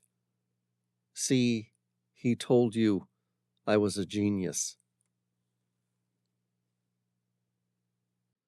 Chapter 66. Freya stared at the words. Her eyes turned to Sam's. She placed a hand on his chest. There was a subtlety to the gesture, but no doubt about the affection. She smiled. You're serious, aren't you? Sam nodded. About Caliburn being a rescue dog from a military experiment? She nodded. Yeah. Yes, he said. Wow, amazing. How much does he understand? About you? Yeah, what I'm saying. Probably more than I do. She laughed. Amazing. Any other tricks I should know about? Yeah, his hair changes colors, just like a chameleon. Really? Afraid so. To prove it, Caliburn changed his color to perfectly match the leather seats and mahogany armrest. Then, as if to say, Aren't you impressed with what I can do? He gave a little woof and began wagging his tail like crazy. Okay, now I'm impressed. Freya gave him a good pat. Then, turning to Sam, she said, And I thought as an Attenborough girl I had seen it all. How does it work? Sam said Caliburn was engineered with a mixture of DNA extracted from an octopus, among other things. He inherited from the octopus DNA a unique ability to camouflage its skin. The concept wasn't entirely rare in nature, albeit a little unusual for a dog. The defensive mechanism worked with chromatophores, or little sacs in an animal's skin and hair follicles, filled with pigmentation that erupt in response to external impulses in its nervous system that allows its hair follicles to alter color as a part of its intrinsic camouflage defense. That's amazing. Sam asked, How's the doctor? Good. I think he's sleeping at the back of the plane. I'll go check on him. Okay, thanks. Sam sat with Caliburn and poured himself a glass of water. He had a drink and patted the dog. Caliburn barked and nuzzled his nose into Sam's lap. Sam said, It's good to see you, too. Caliburn barked again. Sam nodded. Yeah, I like you, too. Freya returned a couple minutes later. There was something deeply disturbing about the look on her face. An obstinate knot of fear twisted in his belly. It started to hit him like heavy raindrops. Big thuds of fear. What is it? I don't think the doctor is who he says he is. The color drained from his face. It was as if the question had turned a spigot. His head swiveled toward the back of the jet. He's not Michael Haddock? A puzzled frown formed on Sam's lips. Who do you think he is? I don't know. She placed a small black container on the table beside him. Inside were 6 vials, each one labeled Medusa virus, version 1-6. But I found him holding these. Chapter 67. Sam pulled up a laptop and passed it to Freya. She connected to the internet and logged into her account with Médecins Sans Frontières. She found the staff page and list of medical volunteers and typed in Michael Haddock. A name came up for an ED staff specialist, but the face was completely different to the man they had found in the Hwangi wilderness. Her eyes narrowed. This confirms he's lying, but the question is, who is he? I don't know. I can send a photo of his face to Elise, a computer whiz who works for me. She has access to some pretty secure databases around the world. She'll be able to find out who he is." Behind them, they heard a man speak. His voice was hoarse, as though his throat had been damaged with dehydration. "That won't be necessary." Sam looked at the stranger, who seemed to have improved remarkably in the short time on board. Sam wished he'd taken the time to search the man earlier. He now worried the man might be carrying a weapon. He suddenly felt vulnerable without a handgun. In Sam's momentary pause, Freya lifted her double rifle and aimed it at the stranger. "Who are you?" The albino raised his hands. "My name is Firud Said, and I am the man who created this terrible virus. I never intended for it to be used the way it has, and when I realized just how dangerous this thing was, I tried to tell my people it needed to be shut down. Instead, they released it upon the world. They also tried to kill me and my colleagues. I got away, but my fellow researchers did not. They also destroyed all the precious work we had done." "The biolab in the Kalahari Desert?" "Yes, they demolished it with a hidden bomb I had unwittingly carried myself." Sam stared at the man. It was hard to believe he was looking at pure evil. He had a genuine, almost kindly face, filled with apology, not the face of one of the worst mass murderers in the history of the human race. The words escaped Sam's lips, slowly and almost softly, with a barely audible question. "Why?" Firuz said. "Why did I make the worst virus the world has ever seen?" "Yes." The albino nodded. "To answer that, my friend, I must tell you a story." Chapter 68. Over the course of the next 30 minutes, Firuz went through a heavily abridged version of his story. From his happy childhood through to his father being murdered, the medallion being taken to the American embassy, starving and being saved by the American-backed Mujahideen rebels who lived in the Afghan mountains, becoming what he figured Sam and Freya would consider radicalized, saving the leader's life by shooting down a Soviet helicopter gunship, and becoming the White Tiger, eventually being sponsored to study medicine at Oxford, even working for Médecins Sans Frontières. That much wasn't entirely a lie. He'd worked all over the world providing aid to people in impoverished places, going on to become a specialist in biochemistry, specializing in CRISPR, the new wonder technology for radically altering and editing DNA genomes to make targeted cures, and eventually being called upon to create the Medusa's curse. When he was finished, Sam said, "I can understand some of the strange events that have shaped your life, but you must know none of this makes what you've done right." Firuz nodded. "I understand that. I do. Sometimes we make mistakes that no amount of penance can make right. I assume that eventually I will be handed over to the authorities, tried for my crimes against humanity, and most likely sentenced to death." He spoke matter-of-factly, like someone who had already known the only outcome of a court case. It was impossible to imagine it going any other way, when the guilty party knows they're guilty. It seemed like such an insane waste. The man was clearly a genius. If things hadn't gone so terribly wrong in his life, he would have probably gone on to win a Nobel Prize for producing giant leaps in science and medicine. Sam felt that inherently Firuz was a good person, despite the horrors that he helped create. And as an intelligent man, He'd already reached the same inevitable conclusion that Sam had regarding the outcome of his life, which was that he would be tried and convicted in an archaic country that still believed in capital punishment, and eventually sentenced to death. Out of curiosity, Sam said, "Did you ever find out why your father sent you to the American embassy?" Firouz shook his head. "I tried many times, but never found anything.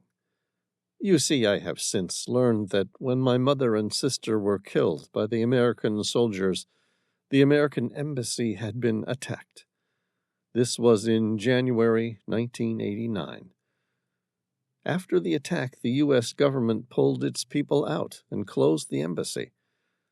Over the next 2 years, the CIA funneled $20 billion worth of American technology and weapons, mainly the prized FIM-92 Stingers, man-portable air defense system, known as MANPADS, that operated as an infrared homing surface-to-air missile, SAM, from infantry shoulders to destroy the Soviet Mi-24D helicopter gunships into supporting the Mujahideen rebels. Freya said, $20 billion? That's a lot of money for the U.S. to throw at some obscure war in Afghanistan, isn't it? Firouz shook his head. As I understand it, the Americans were trying to prevent the spread of communism and stave off the threat of a third world war. Sam had read the files. There were plenty of mistakes. Not to mention, all these years later, those same American-made FIM-92 Stingers had been used on American Blackhawks and Humvees. But hindsight is a critical master. It is always easy to see what should have been done in retrospect. And he still believed that those in power at the time did what they thought was best, despite the unfortunate outcomes. Sam said, "So, with the American embassy closed, you never got to find out why your father wanted to go there?" "No." "What about the medallion? Did it offer any hidden truth about your past?" "No, nothing. I have searched many times, hoping that perhaps it would lead to some secret that explained everything. But sometimes we search for answers or purpose because, like a child, we feel the need to have everything explained to us, wrapped up in a nice package. But sometimes there is no answer. Things just happen." "Can I see the medallion?" "Sure." The albino passed it to Sam. It was an ancient tribal Afghan necklace with natural Afghan lapis lazuli and silver, the sort of thing one would expect to buy in a trinket shop. He turned it over. There was an alphanumerical number etched into the silver. Sam asked, "Any idea what this number is?" Firouz shook his head. "No. I've tried many times, but it doesn't match anything, and there's no record of it anywhere. I've searched information about embassies, Americans and others, hoping that maybe there was a known code or filing system. Perhaps my father had tried to arrange a visa into the USA. I don't know. At the end of the day, whatever it was, it doesn't matter anymore.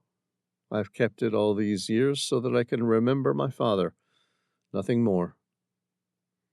Sam brought his phone up. "Do you mind if I take a photo of this? I have someone who works at the State Department. If this does mean anything, she might be able to help." "Sure. But as you and I both know, I'm awaiting a death sentence, so whatever you find is probably a little moot." "I know. It's just another mystery I'd like cleared." Sam returned to the task at hand. "There must be something we can do to stop the virus." The albino said, "I can make a vaccine." "How?" "Given enough time, I can make a vaccine from the current strain." "How much time?" About a month. That's what it took last time. Of course, that's a vaccine, not a cure. Sam said, Afghanistan. You vaccinated the Mujahideen. Yes. It was only so my brothers could take back the lands of our fathers, so that Afghanistan could be returned to those with whom the harsh lands belonged. Sam was incredulous. You destroyed the world to unite Afghanistan? I never thought it would get so out of hand. The virus was supposed to be kept strictly within Afghanistan. Our people were supposed to have been vaccinated.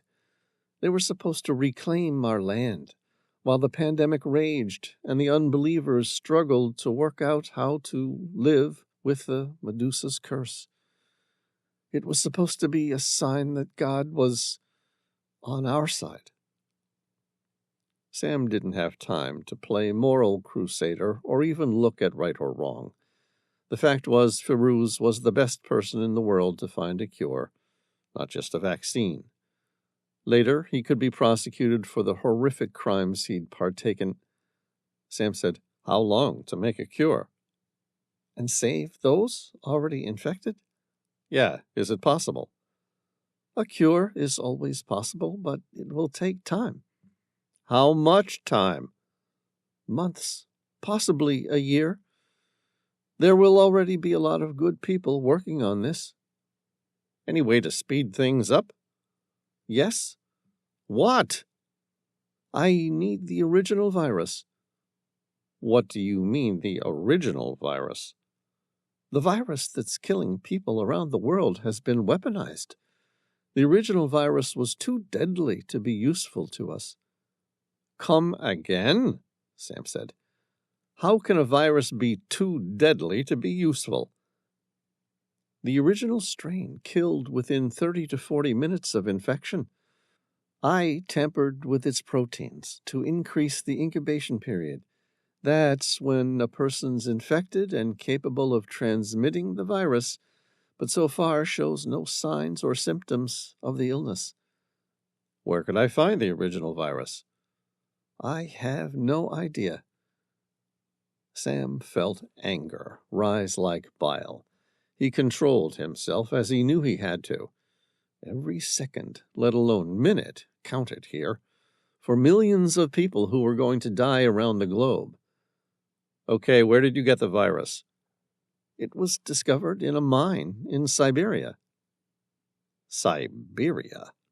Sam considered that. The permafrost melted, revealing the virus? No. A new borehole was drilled in search of gold.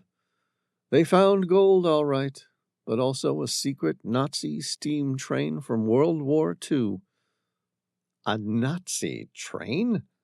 Sam arched an eyebrow. What the hell was a Nazi train doing in Siberia? Firuz shut him down with a wave of his hand. Who can say? The fact was, inside there were a number of American soldiers. Their bodies were mummified.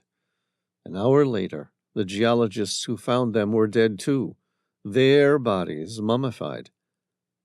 Sam said, They were infected with the Medusa's curse? Exactly. Okay, so where's this mine? We'll just fly straight to Siberia and find you a sample of the virus.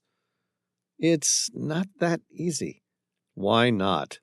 The infected bodies were all removed, and then the mine shaft was loaded with dynamite and the entire place imploded. It would take a month to reach the old train using a small army of digging machines. Okay, so how did the American soldiers get infected? That's a good question. That I couldn't tell you. There's a theory. Go on. Have you heard of the Greek Medusa? Sure. The Gorgon turned people to stone that looked into her green eyes. Firuz said, The green eyes belonged to a series of snakes that made a home in her hair. Obviously, Sam said, with a little bit of sarcasm. What about it? According to legend, The Greek mask of this Medusa really existed. In fact, it was this mask that the American soldiers almost certainly found. If I had to guess, I think Hitler probably had access to the mask and was trying to make a weapon, but the Allied forces reached it before he had any luck making anything akin to a usable weapon. It is this mask that has the very original strain of the virus. If I can access it, it will change everything. Sam was incredulous. Why? Do you have a doctorate in microbiology specializing in DNA genome editing? Sam withheld a smile. No. Then it would take me a year to try and explain the reason. But suffice it to say, if I have the original strain, I can do something.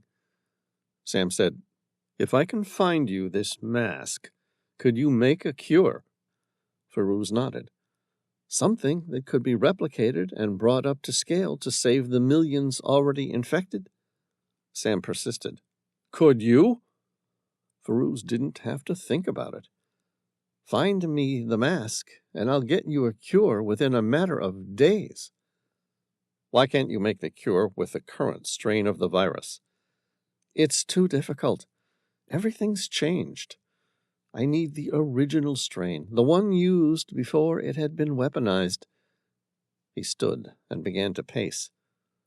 I need it, you see, to target the right proteins. That way I can isolate.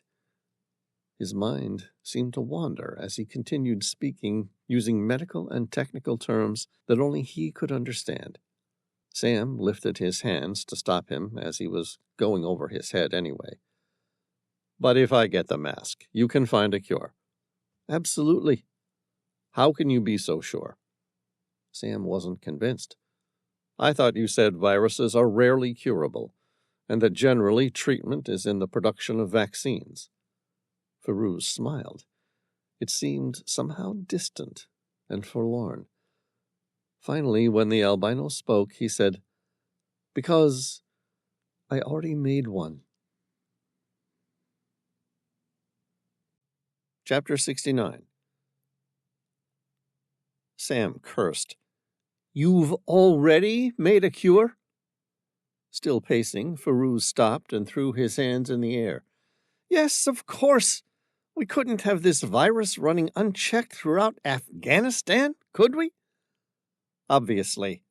So why can't you just replicate your original findings? He shook his head. It doesn't work like that. Why the hell not? There are complex equations, things that we need to produce, such as an antiviral agent. So find them, Sam countered. Firuz shook his head.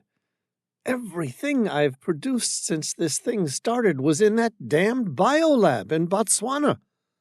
And it was burned down. Yes, to prevent you from having a change in heart? Exactly. And with it, humanity's hope of survival.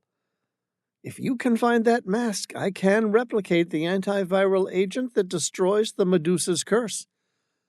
Sam thought about that for a second. Okay, so we need to find out where those American soldiers had come from. Can you remember anything about them? No, Sam persisted. Anything at all. Wait, they were wearing camouflaged uniforms with an American flag on their right shoulder, if I recall correctly. Okay, that's a start. American soldiers who came into contact with a Nazi train. Were there any German soldiers? Firuz thought about that for a few seconds. No. You're certain? Not really. Fact was, I couldn't care less who was there. I was only interested in the virus. Is there any chance the mask was still on that train? I mean, hidden somewhere? Firuz said, It's always a possibility, but I doubt it. I had a team that searched the entire area looking specifically for the mask. Okay. We're going to have to work on the assumption the mask isn't in that train. I can't be certain, though, Firuz warned. It doesn't matter. Why not? Because if it is in the train, the point is moot, as it would take too long to find. By that time, you would probably find the cure on your own. What else have you got for me? Like what? Anything. Can you remember what the soldiers looked like? They were mummified. No, I mean an insignia or something that might suggest where they had come from. Of course, Farouz said, hitting his forehead with his palm. I remember now. There was a strange emblem on one of the soldiers' jackets. It seemed odd. That's why it stuck with me. The thing looked like a ghost, with 3 bolts of red lightning shooting out of its hands. Sam grinned. The 23rd Headquarters Special Troops, a.k.a. Ghost Army. Come again? They were a tactical deception unit during World War II. Farouz considered that. They trick the enemy by using deception? Dummy tanks, aircraft, fake noise? That's the one. Unfortunately, they served in a lot of places. What's more, the Ghost Army recruited from a variety of professions, including artists, actors, and museum curators. In fact, one of the reasons these soldiers might have come into contact with the Medusa could have been specifically because there were specialists in art or artifacts.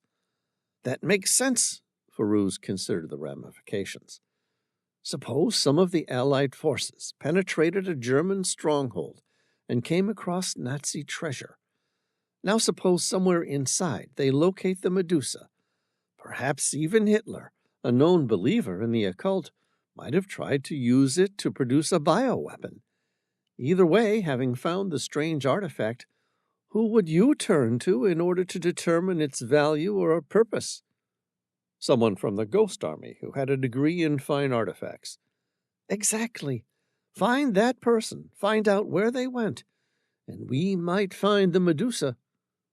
It's a long shot, but one we've got to take. Sam left Farouz in the care of Freya and Caliburn. Freya was happy as long as she could keep her double rifle aimed at the man. Sitting down in a makeshift office with his laptop, Sam contacted Elise.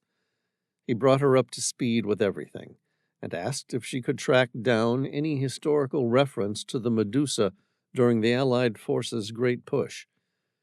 She did some sort of computer whiz magic to make it so that his computer mirrored hers, so that he could see what she was looking at and vice versa. Sam could hear the sharp staccato of her fingers on the keyboard. A few seconds later, she'd brought up a list of the names of those involved in the 1,100-man-strong Ghost Army and where they had been during the war. It was an extensive list, and pooled alongside the multiple battles, it made the possible computations untenable.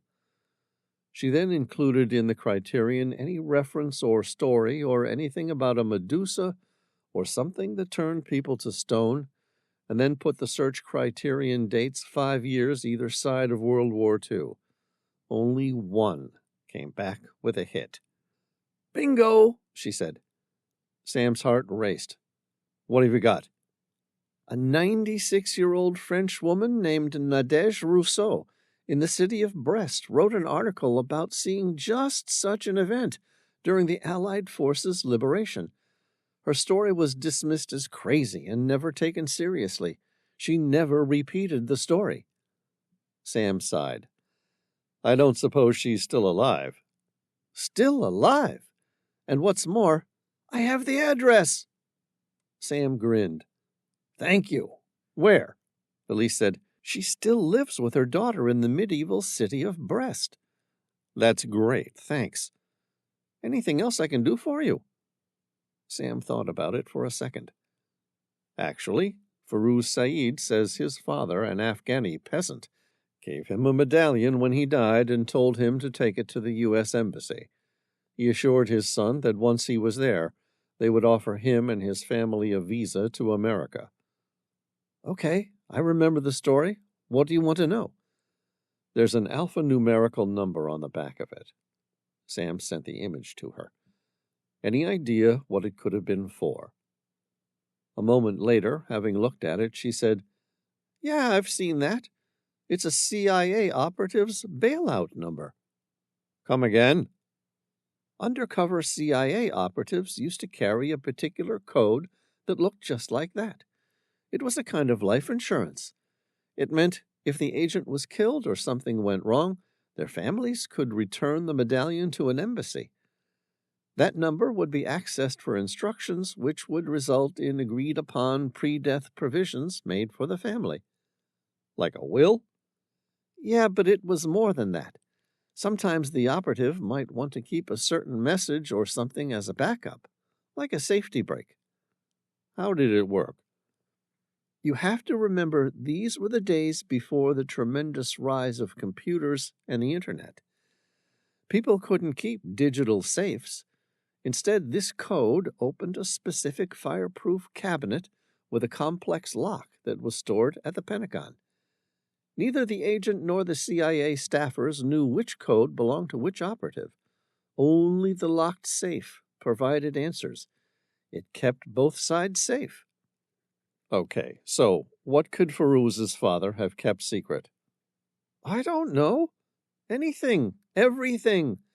Maybe who they were investigating and why. You have to remember, these operatives worked in a world filled with cloak and daggers, smoke screens, and mirrors. Quid pro quo was the name of the game, and spies had things on each other. Sam said, I just had an idea. What? Sam drew a breath. What if the information stored on that medallion was so valuable and dangerous that Firuz's father was killed to keep it secret? And what if, when his son and family approached the U.S. Embassy in Kabul, it made them a target? In that case, someone attacked the embassy that day in order to prevent those secrets from getting out. Elise said, It's a strong possibility. I'll contact the Secretary of Defense and make some quiet arrangements. Sam said, Thanks, Elise. Let me know what you find. Then he strode up to the cockpit to talk to his best friend, the pilot. Tom greeted him. Sam said, Change of plans. We're heading to Brest, France. Okay, what's in France? Sam grinned. If we're lucky, the head of the Medusa. Chapter 70. Brest, France. The Gulfstream G280 landed at Brest-Bretagne Airport at 9:15 a.m. It was mostly deserted, but being an airport, security was surprisingly still intact. Sam and Tom left Freya and Caliburn on board to look after Firuz. The Tehila had retrieved the samples of blood from one of the vaccinated mujahideens and was en route to the Mediterranean Sea to rendezvous with the Italian Navy. There, a leading biotechnician would take ownership of the sample and reproduce it. The vaccine would prevent people worldwide from contracting the terrible Medusa virus, but would do nothing to save those already infected. For this, Firuz Said had promised to do his best to make amends by creating an antidote. It was a wild long shot, but he was probably the most qualified person in the world to take that shot. And besides, if he failed, the world was no worse off than if he'd never even tried. On board the Tehila, a secure room down below had been transformed into a makeshift biolab. The Italian Navy had promised to secure all the supplies Said had informed them he would need. There was a car waiting for them at the airport. A bright yellow Citroën 2CV. In Sam's opinion, the machine might just have been the ugliest car of all time. Conceived by Citroën Vice President Pierre Boulanger to help motorize the large number of farmers still using horses and carts in 1930s France, the 2CV had a combination of innovative engineering and straightforward utilitarian bodywork with extra-thin panels reinforced by corrugating the metal. It was often called an umbrella on wheels. The fixed-profile convertible bodywork featured a full-width canvas rollback sunroof, which accommodated oversized loads, and until 1955 even stretched to cover the car's trunk, reaching almost down to the car's rear bumper. They drove the short distance from the airport to the harbor. Brest is a port city in Brittany, in northwestern France, bisected by the Penfeld River. It's known for its rich maritime history and naval base. At the mouth of the Penfeld, overlooking the harbor, is the National Navy Museum, housed in the medieval Château de Brest. Across the river stands Tour Tanguy, a medieval tower. To the northeast are the National Botanical Conservatory and the Oceanopolis Aquarium. They found the small stone cottage overlooking the back of the harbor. It was a quintessential rural French cottage. They knocked on the door and were greeted by the woman Elise spoke to on the phone. The woman was in her 60s. She carefully looked at both Sam and Tom's eyes, ruling out the telltale sign of the green haze around the normally white sclera. She nodded. "You're all right to go inside." Sam thanked her in French. The woman took them to meet her mother, Nadège Rousseau. They found her sitting in a recliner chair reading the leather-bound book of a journal. She was a short, slim woman with intense eyes and almost serene expression on her face. At a glance, Sam could see the flowing handwriting of the journal was of yesteryear, and he wondered if she had once written those words. The daughter introduced them in French and then told Sam she would leave them to talk. Tom, unable to speak much more than a few phrases in French, stood silently, allowing Sam and Nadège to talk. Sam showed her a printed version of the original story she had allegedly written. He then asked her about the mask of the Medusa, and if she had indeed been the author. Nadège's eyes became instantly alive. "Yes?" Sam asked, "How did you know it was the Medusa?" The woman gave an audible grunt. She shifted in her seat, like something didn't quite seem right to her. "I was there the night they found it," Sam said in a quiet voice. "Go on. What did you see?" There was a long, drawn-out pause, as though she'd forgotten where she was, or perhaps she was looking into the past. Then, just before Sam was about to prompt her again, she began to talk. And when she spoke, she had the animated authority of a much younger woman. "You must remember," she began, "most of those men in the Ghost Army, they were just kids. Some of them were older than most traditional soldiers, mind you, but idiotic children nonetheless. Even the professor was still a youngster. They were passing that damn mask around like it was some giant toy." "What happened?" "Well, as you probably already know, that mask, it was evil to its core." The old woman sighed. "That's why Hitler wanted it. That was what he yearned for, to comprehend. The Medusa yielded an unseen power. It was a harbinger of death." "What happened after everyone played with the mask?" "They died, of course." "How?" "They turned to stone." "All of them?" "Every one of them that had been close to seeing the Medusa's eyes." "There's no record of this?" She gave a shrug, and there was a mysterious twinkle in her eye. "There wouldn't be." "Did you report what you had seen?" Sam asked. "Of course I did." "And?" "No one believed me. Yet that is what happened." "It became a big secret." "That's right," she said. "The whole thing was swept under the rug. After all, when more than 7 million Jews are killed, what is a dozen American academics who turned to stone?" "Your daughter said you've never spoken about it to her or anyone else in all these years since you wrote that article." "No. I did not wish anyone to think I was crazy." Sam laughed. "I understand. What changed your mind?" "You mean, why have I come forward after all these years and agreed to talk to you. Yes.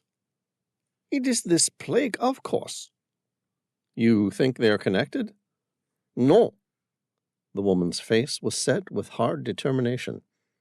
I believe it is identical. As soon as I saw those bodies, it was like washing away 75 years of my life. How could I forget? I was a young woman with her young man, consummating our love for the first time. Minutes later, we watched those men turn to stone as if by magic. Mark my words, whatever virus the Medusa held, it's currently ravaging the world. Sam said, I need you to concentrate very hard. Yes? Do you know where the mask was taken? After the men were killed? Yes. Sam leaned in close, as though he was really interested, which he was, to hear what happened. He said, Could you tell me? Nadej smiled. It's a long story, but if you have the time, I'll tell you. Thank you. I would really appreciate hearing it. She smiled again. There were almost tears in her eyes. I'll tell you, but I must warn you. It is the story of the greatest love on earth. Then she told them. Chapter 71. Having listened to the incredible story, Sam thanked her and went to speak to the woman's daughter. Sam said, Your mother's an interesting woman. Thank you. She has lived quite a life. I suppose she wasn't much help, but I'm sure you brightened her day, so thank you too. Sam frowned. No, she was very helpful, although some of it didn't quite match up. Like what? She said her husband stole the Medusa and buried it somewhere no one would ever find it. But the problem is, she couldn't seem to tell me if her husband is still alive.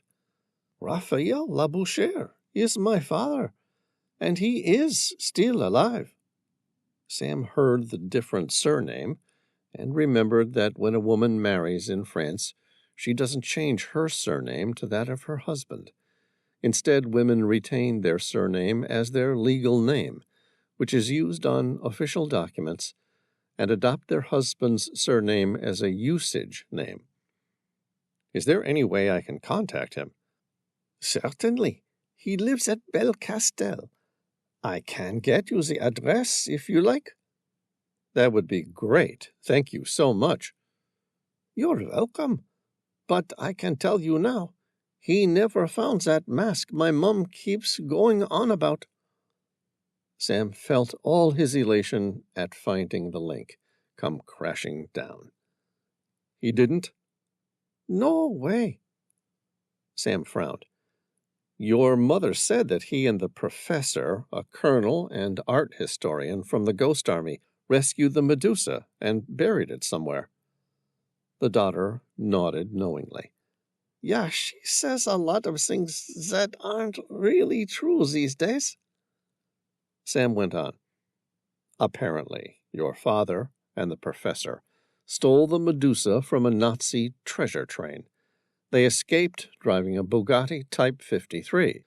Your mum said she and your dad used to drive that car out to a nearby lookout and just watch the night go by. The daughter put a hand up. I'll stop you there. What's wrong? My parents never owned a Bugatti. Sam said, Your mum seemed pretty convinced.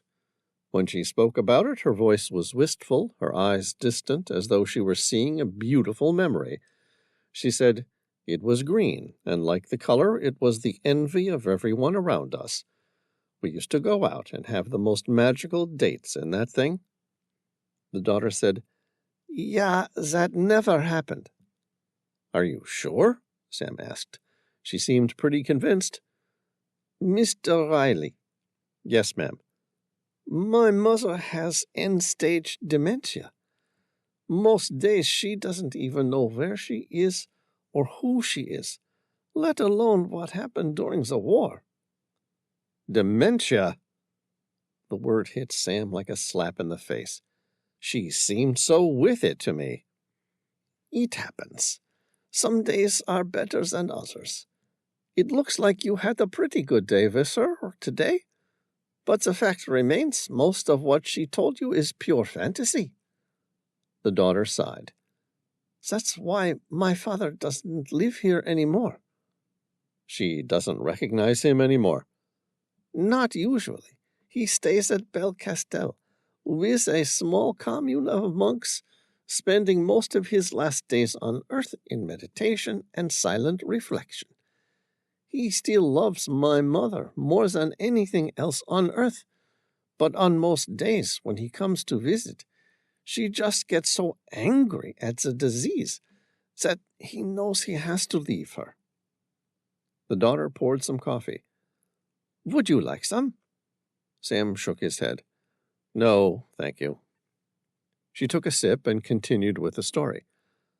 My mother doesn't recognize him at all anymore, but what's worse is somewhere in the back of her primitive part of her brain, her soul recognizes him. It stirs, and it gets so angry that they are no longer together and able to share this world. In the end, my mother lashes out, burns so much energy she ends up sedated and sleeping for a week. But every now and again, she has a good period. When that happens, my father will come and stay with her for as long as she can handle it. Yet it always ends the same way. Her in a state of incognizant fury. That's terrible. Yeah, it sure is. Sam said, I'll still like to go see your father. You never know, perhaps he can shed some more light on this whole Medusa thing. I doubt it, but you're welcome to try. I'd give you my father's phone number if he had one, but I'm afraid he doesn't carry anything anymore. Like my mother, he's distancing himself from the real world. Only in his case, it's a choice, whereas in hers, it was stolen from her by a vile disease. I'm just warning you, it's the dementia. My mother is convinced about a lot of things that aren't real anymore, so you're probably wasting your time. Sam said, I know, but I thought when people suffer with dementia, it's a cataloging issue with new memories. Like data, the recording device is still working, but it's retrieval of the data they struggle with. Old memories, like those from the war, were cataloged correctly and are easily accessible. She seemed sharp as they come when we were talking about the events of the war. The daughter shrugged. I don't know what to say, but I can tell you this. My parents never owned a Bugatti. Sam arched an eyebrow.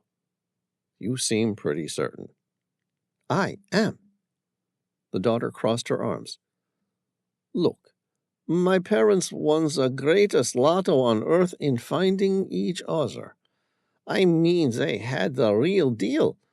All that stuff modern rom-coms would like to have you believe about finding the one and living happily ever after. We know it's all rubbish, but every now and again someone gets lucky. It happens. Just about anything is possible, given enough chances. And my parents happened to be those people who fell into it. But that's where their fortunes ended. Sam tried to keep track of her thought process. You're saying they were rich in love, but poor otherwise? My parents were both driven to help others. Something happened during the war. I don't know what, but they had two driving factors that influenced every single choice in their lives. One was each other, and the other was charity. They spent their lives helping others. It was a good life, but you don't get rich doing good for others. Do you understand? Sam nodded. I do. Thank you. I hope you find what you're looking for. The daughter smiled, touched Sam's arm, and said, Tell my father I love him, and that we miss him. Sam said, I will. I promise. Chapter 72. They headed out of the house, back to the Citroën 2CV. Sam was walking just in front of Tom. He felt a little lost and melancholy, as though the story he'd just heard was a tragic and sobering reminder that no matter how wonderful a life may be, it all has an end point. He wasn't ready to give up hope of finding the Medusa. The fact was, confused with dementia or not, Nadege knew things about the Medusa, things that only a person who had actually seen it could have known. And there was no way to know for certain how much of what she had said was true, but right now her husband was the only person on Earth who might be able to shed some life on it, so that's where they were heading. Sam was mildly lost in his own reverie. He thought about Nadege and decided she was right about one thing. It was quite the love story. A moment later, he heard Tom shout, "Look out!" Before Sam could see what the threat was, he felt Tom's massive frame shove him out of the way. Sam landed hard on the ground and rolled out of the way. Still standing, Tom had his Glock out. A middle-aged woman carrying a knife moved toward them, growling and making stabbing motions. Her eyes glowed with the green hue of the Medusa's curse. Tom fired 3 shots in rapid succession. The woman fell to the ground, dead. It was a tragedy. She was probably starving to death, as no one was willing to treat or care for those infected with a deadly and incurable disease, especially one with 100% mortality rate. Sam picked himself up, looked at Tom. "Thanks, Tom. You okay?" "Yeah, fine. It was just a near miss." "I'm sorry. I should have been paying more attention. I was lost in the love story of Nadege and Raphael." "It's all right. That's why you bring me along." "All the same, thanks." "You're welcome." Sam would have liked to bury the woman, but there was no time. He made a mental note to call someone, but the fact was they were on their way to try and save the world, and one more body being buried wasn't going to make a difference. They got in the ugly car and drove back to the airport. Halfway up the stairs, Tom stopped short and said, "You better go on without me." Sam frowned. "What are you talking about? What's wrong?" Tom made an apologetic gesture with his hands. "I'm afraid it wasn't just a near miss." "What are you saying?" "I don't know how it happened." "What happened?" Tom flashed with grief and anger. "Just look at my eyes." Sam swore. The white sclera was a fluorescent green. Tom stepped back. Sam let him go. "We're going to find the Medusa, Tom, and when we do, Feroz is going to make you an antidote." "I know you will," Tom said, still backing away. "I just wish it would happen in time." 28 days, Tom," Sam said. "You have 28 days. Plenty of time." Tom went to close the door to the Gulf Stream. "No, wait," Sam stopped him. "Where will you go?" "I'll steal a yacht from the harbor, a sailboat, something French and fancy, a Beneteau or maybe a Jeannot. Nothing big, something I can comfortably handle on my own. I'll spend my last days enjoying the waters of the Mediterranean." Tom smiled bravely. "I could think of far worse ways to end my last days on Earth." "We'll make it," Sam said. "I know you will," Tom said. Freya said, "You can't just leave him to die on his own." Sam smiled. "It's all right. I have no intention of leaving him long enough to die." You can't know for certain that you'll find the Medusa. Sam's voice turned cold and hard. I know, but when the time comes, I'll find him. Tom said, All right, if you're going to keep your word, you had better go now. Agreed, Sam said. Are you sure you'll be all right on your own? Tom nodded. Alone? I won't be on my own. I'll take Caliburn with me. Sam turned to Caliburn. What do you say? Do you want to look after Tom for me instead of standing guard with a jet? Caliburn barked and ran past Sam down the steps. In dog philosophy, it was always better to go somewhere than to be left behind. Sam drew a breath. All right. Good luck, my friend. When you find a yacht, give Elise a call so that she can keep tabs on where you are. We're going to need to know exactly where to find you as soon as we have a cure. Tom looked at him. I'll hold you to that. With one last longing look, Sam pulled the door to the jet shut. Chapter 73. They flew from Brest to Cassan-Bigonesse Airport. It was the fastest way to fill the gap between them and Belcastel. Genevieve and Veyron met them at the airport. The plan was for Genevieve and Veyron to fly Ferouz back to the Tahila so that he could start work on a cure for the virus. Ideally, he needed the Medusa, but there was still plenty to work on if Sam never found the mask. They had secured a motorbike for Sam, a Nightshade, Buell Firebolt XB9R. There was just one bike. Transport was scarce. Sam had asked Freya if she wanted to go back to the Tahila to ride out the pandemic, but she agreed she'd rather stay by Sam's side. Then, seeing his concern for her safety, she pointed out that with Tom away, she might have to take over the role of making sure he didn't do something too stupid. In the end, Sam had agreed, only too happy to have company and her assistance.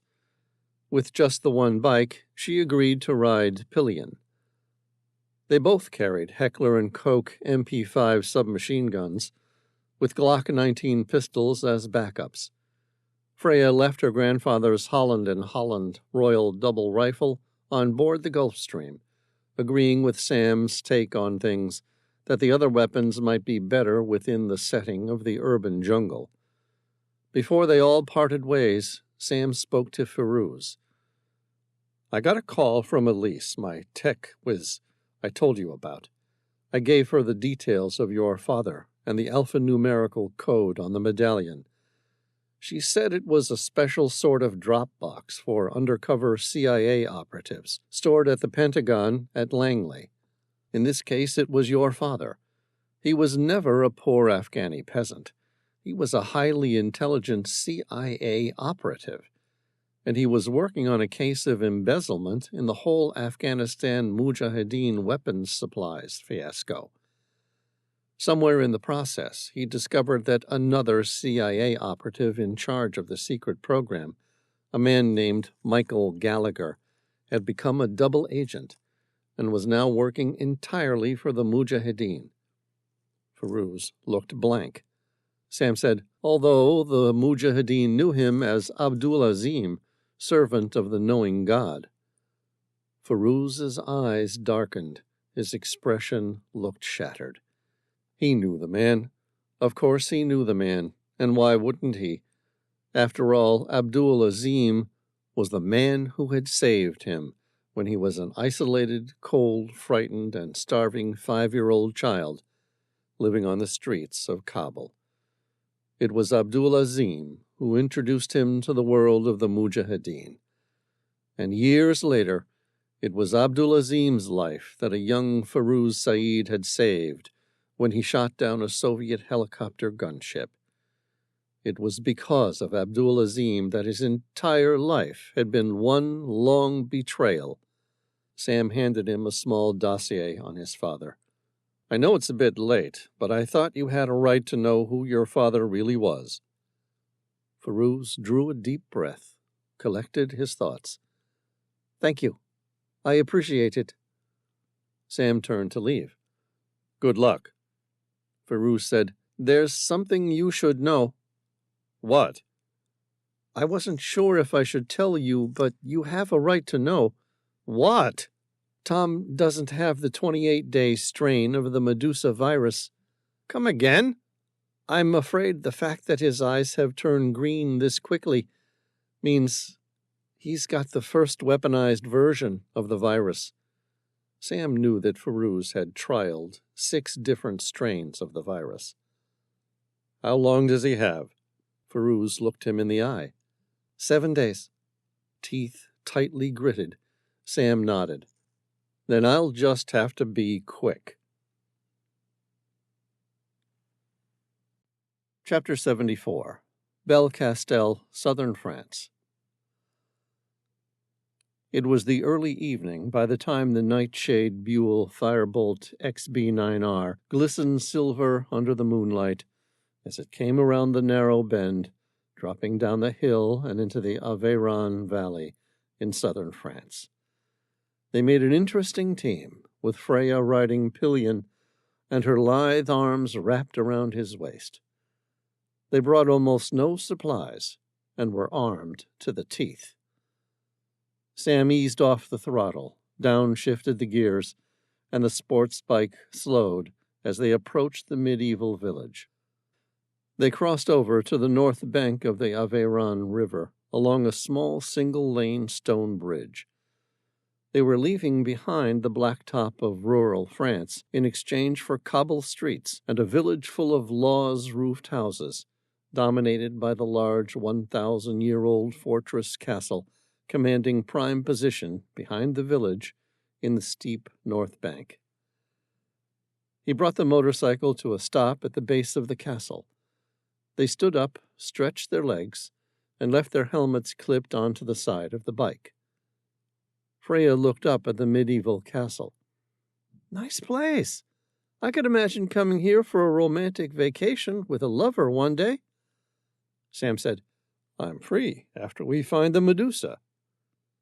She studied his face, her piercing blue-green eyes teasing. "What makes you think I was referring to you?" "I'm sorry. I didn't realize. Do I have competition?" he countered. "You don't." She squeezed his hand, leaned in, and kissed him on the lips. It was a brief embrace, soft and sweet. She smiled. "Since you asked, yes, I'd love to come away with you." "Okay, it's a deal." They made their way up the series of stony stairs through a narrow laneway that split the village in two. At the top, they followed a short walkway that rounded the backs of the village houses, before reaching the castle itself. It was easy to imagine a small group of monks avoiding the normal trials of society up here. There was a small moat, and the drawbridge was drawn. Sam shouted, "Raphael Labouchere!" A tall man slid open a door viewer. "Who's asking?" "My name's Sam Reilly. This is Freya Capel." "Are you aware this is a monastery?" The man seemed unhappy for the interruption. "We don't get many visitors." Sam said, "I need to ask Raphael some questions." "What about?" "The deadly mask he once buried with a Bugatti Type 53. The door viewer closed. Sam waited. After a good minute, he turned to Freya.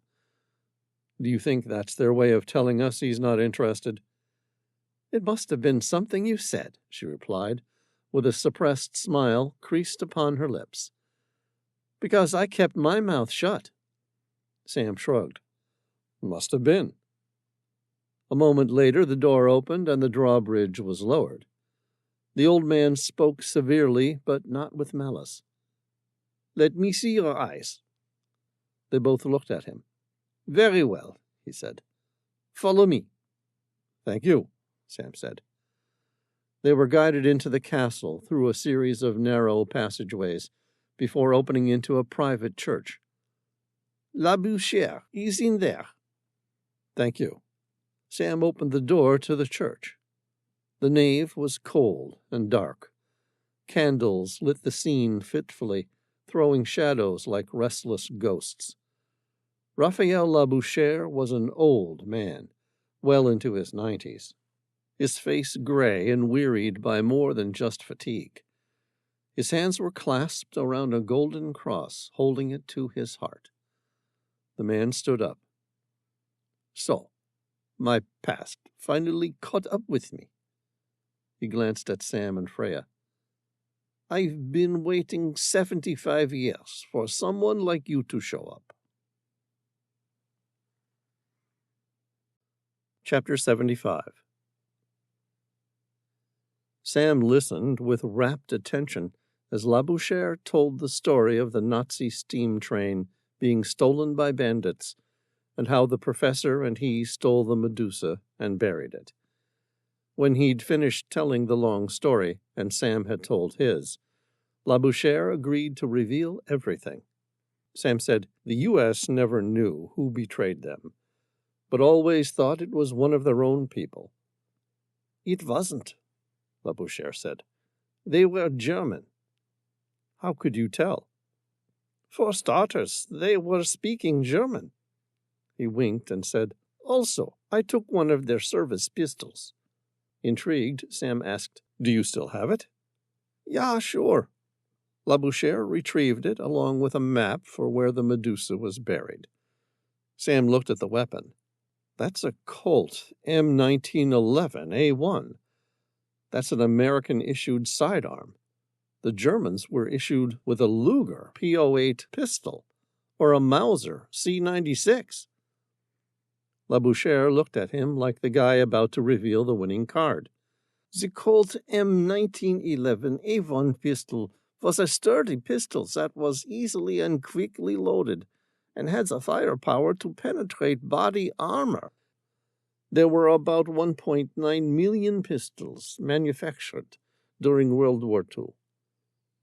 Sam looked at him, trying to see where he was going.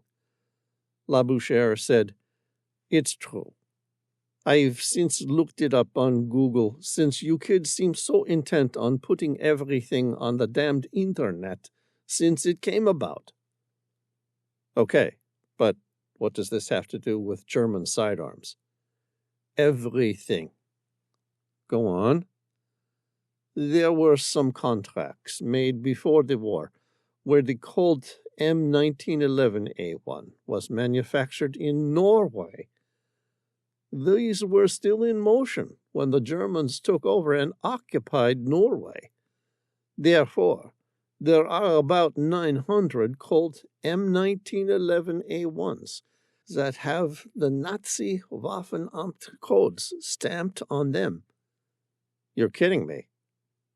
The Waffenamt was the German Army Weapons Agency. Inspectors were responsible for the testing and acceptance of all weapons, equipment, and ammunition before delivery to the Wehrmacht.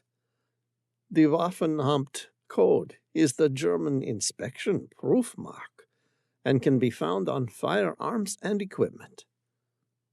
Okay, Sam said, glancing at the weapon. Where's the code? Labouchere grinned and turned over the Colt M1911A1. On the back of the handle was the Nazi Waffenamt stamp. Sam smiled.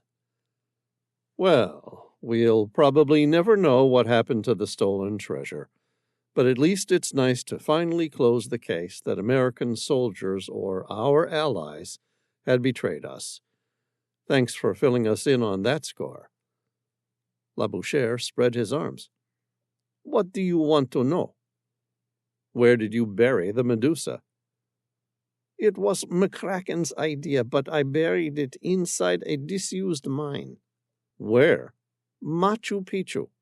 Machu Picchu? Sam was incredulous and also deflated. The distance meant it was unlikely he could possibly recover it before Tom died. What the hell made you think to bury some ancient treasure in Peru?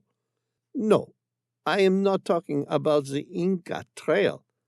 Labouchere clasped his hands together, His eyes looked up at the distant snow-capped mountains to the south. I'm talking about the Iron Trail. Come again. The highest mountain in the Pyrenees is nicknamed Machu Picchu. Sam's heart raced. They were close. They were getting answers. You buried it inside an old iron mine? Yeah. High up there in the mountains past there's an old disused iron mine. It's mostly banded iron formations. Do you know much about geology? Some, not a lot. These are sedimentary rocks that have alternating layers of iron-rich minerals and a fine-grained silica rock called chert. There's a tunnel that leads due east. After a few 100 feet, it opens into a large chamber. Pass through this one and keep going along the same tunnel. After another 50 or so feet, it opens up to a second chamber. This is the one you want.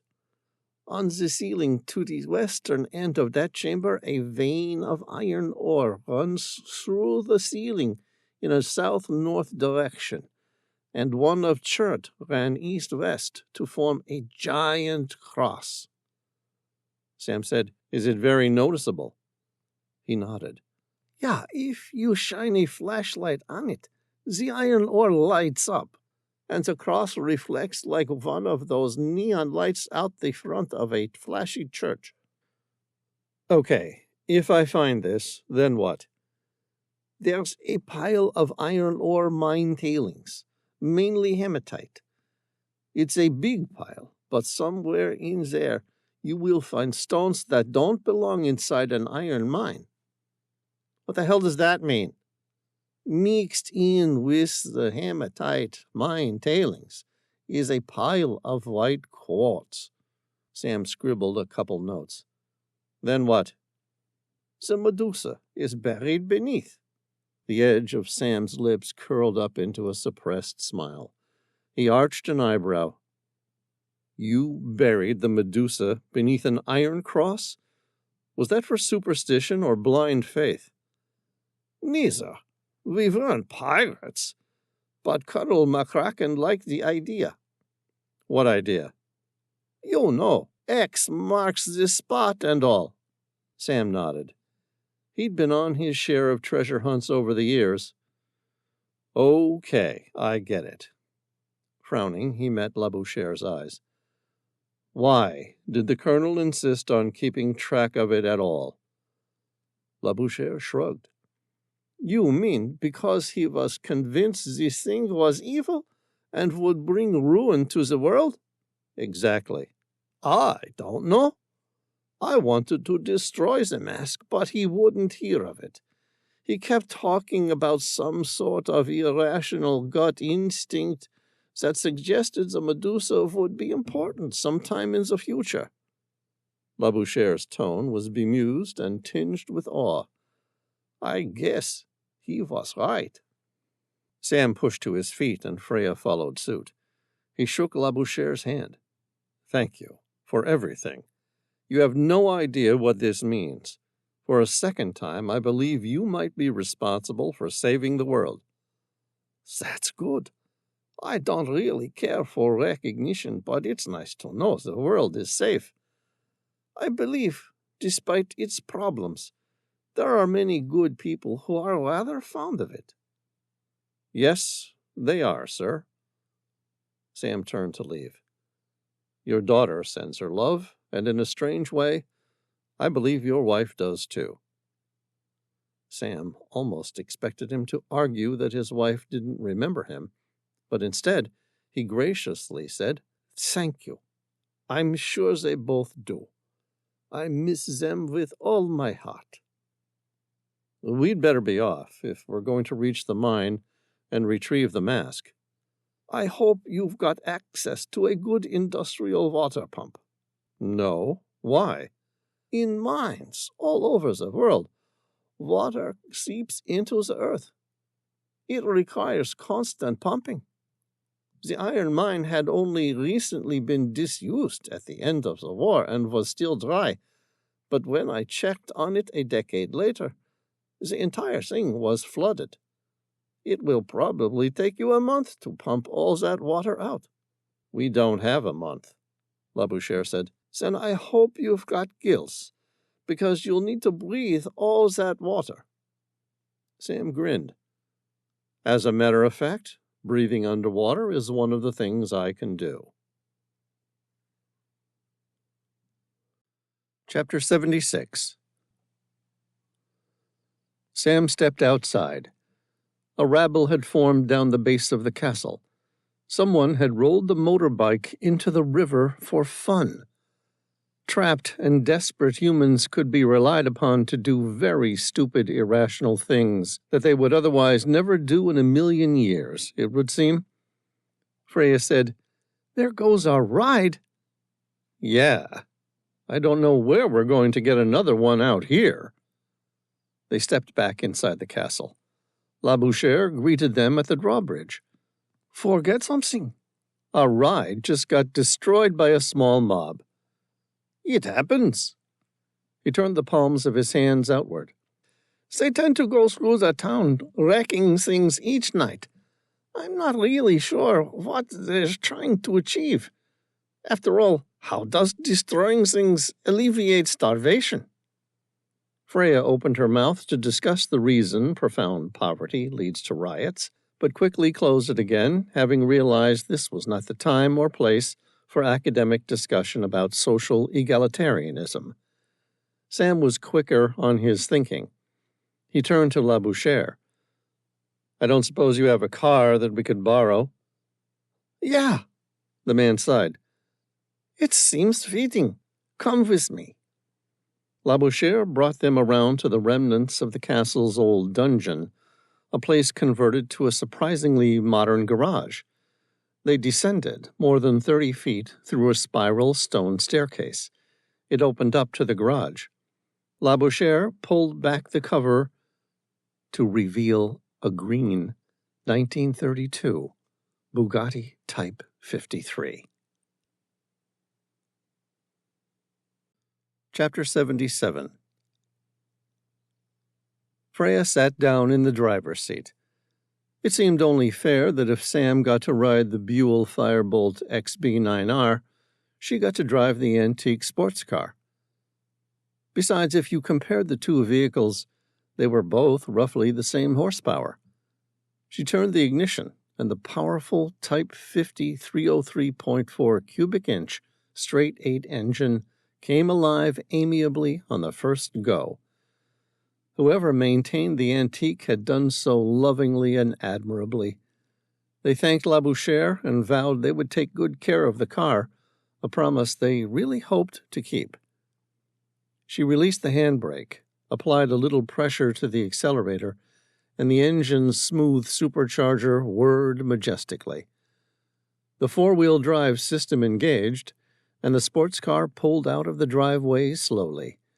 It was dark outside, and although the Bugatti was decades ahead of its time with its four-wheel driveline using 3 differentials, front, rear, central, the car wasn't advanced enough to have headlights. Fortunately, there was a full moon, and the sports car cast a silver shadow as Freya waved goodbye and eased the car gently through the narrow, cobbled streets, crossed the Aveyron River, rounded the bend out of sight of the Bel Castel, and gunned the engine. Freya laughed with pleasure as she pushed the antique sports car to race through the deserted rural roads of southern France. It felt like an overpowered go-kart, or a motorcycle with 4 wheels. Definitely nothing akin to a modern car. While Bugatti bodies are generally lithe and aerodynamic, style appeared to have been an afterthought in the Type 53, with its heavily louvered hood, rudimentary seating area, and huge fuel tank behind the driver. There was good reason for the four-wheel drive experiment. By 1930, Bugatti's 5-liter straight 8 was capable of 300 horsepower in competition form, powering a car weighing around 2,000 pounds. He remembered this was back when shock absorbers used friction instead of fluid, automobile axles were beams, and the width of your palm covered the tread of a race tire. Imagine then 300 horsepower on a wet road in a car that light. They drove through the night, taking turns to sleep and to drive, although not at the same time, and arrived at the southern French city of Perpignan. It skirted the Mediterranean coast on one side and the start of the Pyrenees Mountains on the other. It was roughly 9 a.m. by the time Freya decelerated, taking it slow as she drove into the city. It was easy to see it had once been the capital of the Kingdom of Majorca during the 13th century, and a significant Catalan influence was evident everywhere in its medieval core. South of the old town, the huge Gothic and Romanesque palace of the kings of Majorca had ramparts with views to the coast. In normal times, it was a mecca for modern adventure tours, with everything ranging from scuba diving, boating, whitewater rafting, canyoning, through to paragliding, and most importantly, cave diving. The place seemed deserted. Sam exchanged a glance with her. Not in a million years would I have believed that the world would be plunged into the depths of darkness as it succumbed to a virus every bit as bad as all the worst dystopian futures thriller writers might imagine. Freya shook her head. It's incredible, isn't it? She drove another 2 blocks before Sam's Google Maps on his phone indicated that they had reached their destination. Freya pulled to the curb and parked outside the front of an adventure dive shop. She glanced at the barred door and the closed sign. There's no way the dive shop's going to be open. Then we'll just have to open it ourselves. And what? Just take what you want? What we need, Sam said, as though it was all about the wording. But yeah, taking what we want will work. She shook her head, licked her lips, and laughed. Sam met her eye. What is it? You guys steal a lot of stuff, don't you? Sam suppressed a grin. Hey, we're still trying to save the world. She lifted her hands. I'm not complaining, just saying. He laughed with her. I'll leave them an IOU, I promise. Chapter 78. In the end, they stole 2 sets of dive gear and another tank of fuel. Sam wished they had been able to find another, more suitable car to use. Promises to Labouchere be damned. They were trying to save the world, and cars could be replaced. But unfortunately, they were in a ghost town, completely devoid of people and cars. They had to tie the dive tanks to a small steel rod that extended out from the engine bay. Sam wished they could have brought more tanks, but would have to reach the Medusa on their first dive. By Labouchere's description of the mine, it would be an easy dive, and the Medusa shouldn't be too difficult to locate. The dive gear itself was all packed into a large dive bag. That had been strapped onto the car's massive gasoline tank behind the driver's seat. It took them the better part of the day to climb the winding roads through the Pyrenees Mountains, before finally reaching the gravel track to the entrance of the mine at 3 a.m. Sam parked the car, began to empty the dive gear, and set it up. He switched on his flashlight and took a walk to the entrance of the underground mine. It was a horizontal opening, known as an adit, and led slowly deeper into the earth. Freya followed. Their twin flashlight beams flickered on the narrow walls. The place seemed dry for 100 feet or so, before the light finally reflected on the water up ahead. Sam stopped and studied the natural gradient of the mine. We'll have to walk another 100 feet before we dive. It shouldn't be too bad. Freya sighed. Didn't Labouchere say something about it being 100 feet in? Yeah, but... She crossed her arms. What? I was going to say he's an old man. I mean really old. And he buried it 75 years ago. Let's give him a little benefit of the doubt that his numbers might just be a little off. Freya's mouth dropped open. A little off? We're going to descend into a flooded mine shaft in search of an artifact buried long ago, and you're not concerned about the mental map we've been given being a little off? Hey, I'm working with what I've got. Sam shrugged. It should be an easy dive. Really? Sure. We head east until we find a chamber. Pass on straight through it until we reach the second chamber. Retrieve the treasure, and then dive west until we're no longer diving. He grinned. Child's play.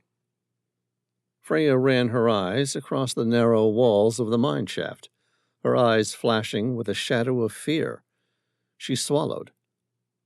I don't know what you did for entertainment as a kid, but my childhood sure as hell didn't take me down flooded hellholes. Sam shrugged. If you'd rather wait outside and mind the car, I'll try not to be too long. Freya thought back to the rebels in Africa, the woman who attacked Sam in Brest, Tom's infection, and the rabble who destroyed their motorcycle in Belcastel. She forced herself to take a deep breath and exhale. No, I think I'll come with you.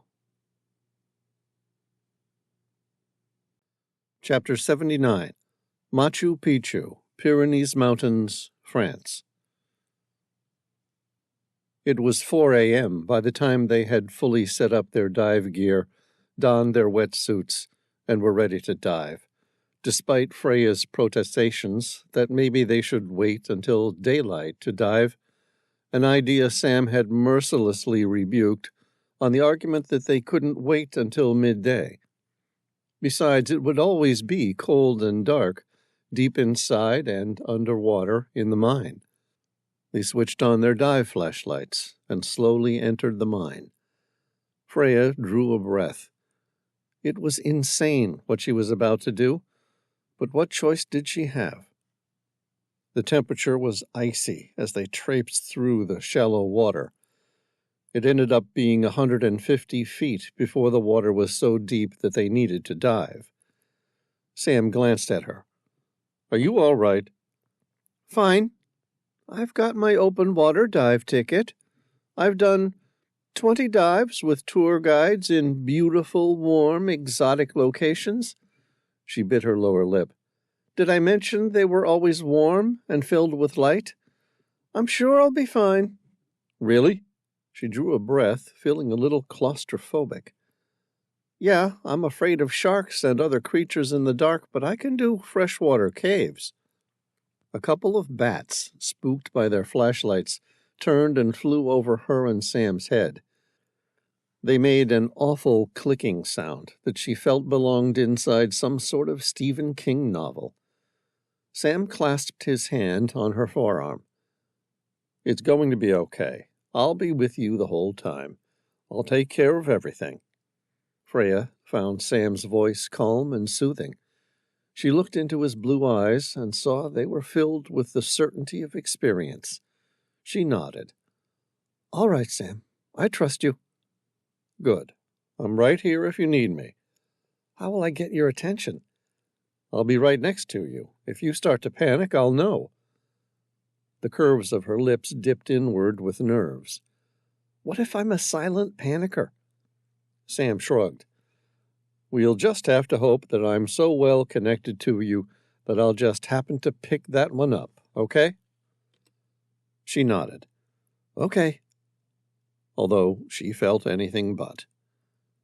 Freya placed her dive mask on her face, put the regulator into her mouth, and slowly dipped beneath the water. Her flashlight in her right hand cast a narrow beam through the crystal-clear waters of the mine shaft. The tunnel looked like it might go on forever. Her pulse picked up. She fought to slow her breathing. Beside her, Sam motioned for her to start swimming. It had been a while since she'd gone scuba diving, and she'd never cave dived. It took a few seconds for it all to come back to her. Adjusting the air in her buoyancy control device, she slowly made her descent. She equalized the pressure in her ears by swallowing until they popped. It was all a giant balancing act built on frequent minor adjustments. She could do this. All she had to do was forget about the fact that a mountain was above her instead of open water leading to the surface. Forget that if she messed up her buoyancy control, she would disturb the silt, turning the clear tunnel into a silt out, leading to instantaneously achieving zero visibility. She glanced at her dive gauge, feeling reassured that the numbers had barely shifted. She remembered Sam pointing out the fact that the dive would be shallow, under 10 feet the entire time. At such shallow depths, they would have plenty of airtime. She kept kicking her fins, keeping pace with Sam. It felt nearly impossible to judge how far they had swum. The mine tunnel seemed to go on forever. Freya shifted the beam of her flashlight around in a wide arc. The light bounced off the constricted walls and then stopped. She waved it the opposite direction, and the beam disappeared into a void. Her heart raced. They reached the first chamber. The thing seemed massive.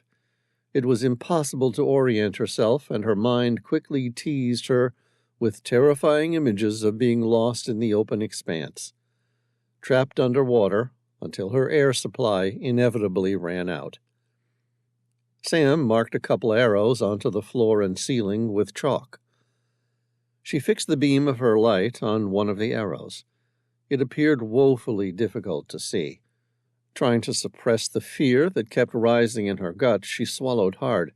She had to trust that Sam knew what he was doing. As if in confirmation, Sam began eagerly swimming again. They passed through the large chamber and were soon traveling inside the main horizontal tunnel. Freya didn't know if she felt better or worse for being confined to the narrow passageway again. It was nice to have proof that the old man hadn't completely lost his mental mind map of the mine site. But then again, having the walls literally closing in on her didn't do wonders for that whole trying not to panic claustrophobia type thing. Sam appeared to notice her. He squeezed her left hand in his right.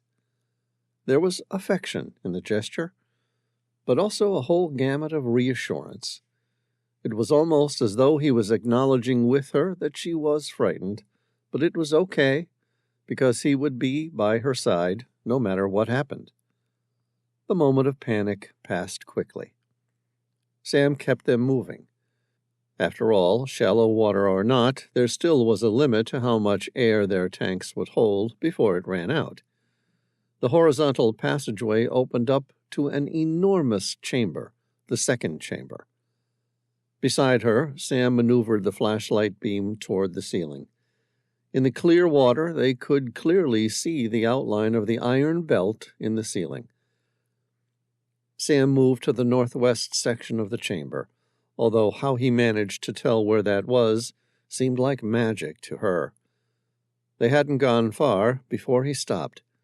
His flashlight was fixed on the ceiling above, and there, reflecting back at them, was an iron cross. Chapter 80. They found the pile of iron ore tailings. The rock pile seemed to go on forever, all filled with the distinctive dark gray color of hematite. Their two flashlight beams reflected against the pile of tailings. Everything looked nearly identical, and then it didn't. There was a small outline of white quartz. Sam quickly removed the rocks by hand. They were round and fit roughly in his palm. He glanced at his dive computer. They were taking longer than he would have liked. He then glanced at Freya's gauge. She was breathing through her air faster than he expected, and he'd expected her to panic a little. There was no option B. If they didn't retrieve the mask today, they would need to return to the coast and get more air tanks. The turnaround time would be greater than 24 hours, and that would put Tom perilously close to dying. Sam removed the rocks fast. Freya came in close and began to help. He imagined Labouchere digging a hole deep enough to bury the Medusa, and then placing the white stones on top. The question was, how deep would the man have been prepared to go? The ground was solid, which meant he must have used a pickaxe to chip his way into the ground. Together, they kept removing the stones. Finally, Sam reached down for another one, and his hand was greeted by the smooth shield of a canister. Labouchere had told them that the Medusa was sealed in an airtight metal container. 75 years of silt had built up, obstructing any movement of the case. He ran his fingers along the gap at the edge of the case, trying to free it. It only took a minute or two, but he was already mindful of the fact that Freya was running low on air. At last he got a grip around the back of the case and pulled. The case broke free, and he won the Medusa. In the process, silt stirred, and the entire chamber became blacked out in a shroud of debris. Visibility dropped to 0. Sam instinctively reached for Freya. His hand was greeted by nothing but a void. And in that one moment, his world turned to hell. Freya had disappeared. Chapter 81. Terror, cold, clammy skin, rapid breathing, nausea. Freya tried to suppress her panic, but she might as well have tried flying without a parachute for all the good it did for her. Everything happened so quickly. She replayed the events in her mind in an attempt to retrace her position. She was helping Sam remove the quartz. They had found the container holding the Medusa. It had come free, and in the process, silt had filled the chamber. In that instant, she had somehow become disoriented. All she had to do was stay still, but in the fine mist of silt, that was too difficult. She'd read long ago that it takes just 30 seconds for most pilots who aren't instrument-rated to crash once their aircraft is shrouded inside a cloud. Like so much in life, an inability to find anything firm upon which to navigate will quickly lead you to spiral without control. What she needed to do was find something to orient herself, something solid. She swung her arms around in a wild arc, hoping to connect with something. She didn't. Instead, she found herself spinning in a void. There was no way to tell if she was right side up or upside down. Her gut churned like crazy. Her breath was ragged. Bubbles poured across her face. It was the first sign that she was hyperventilating. Her hands and fingers were tingling. Her chest hurt, and she felt like she'd just run half a mile. But she needed to stop, because every excess breath she inhaled was one that she wouldn't get to take once she ran out of air. She needed to settle and orient herself. Then she remembered she was in water. All she had to do was expel some air, and she would naturally become negatively buoyant and would sink to the bottom. The chamber was less than 10 feet in height. She depressed the air release valve on her buoyancy control device, and she quickly sank to the silty bottom of the chamber. It wasn't much, but it was something, and she felt pitifully grateful for it. Now, she needed to find a wall. The chamber was large by diving standards, but it wasn't enormous. The fact was, if the chamber had been dry, it wouldn't have taken more than 10 seconds to walk from one end to the other. She glanced at her compass, and without caring the direction she was going, she focused on remaining in a straight line. It didn't take long. She reached a wall. She drew a deep breath and then consciously exhaled slowly. Once more, she'd added another bit of information to her gradually improving database about her location. She knew where the ground was, also where a wall was. The question remained, which direction? That's when it hit her.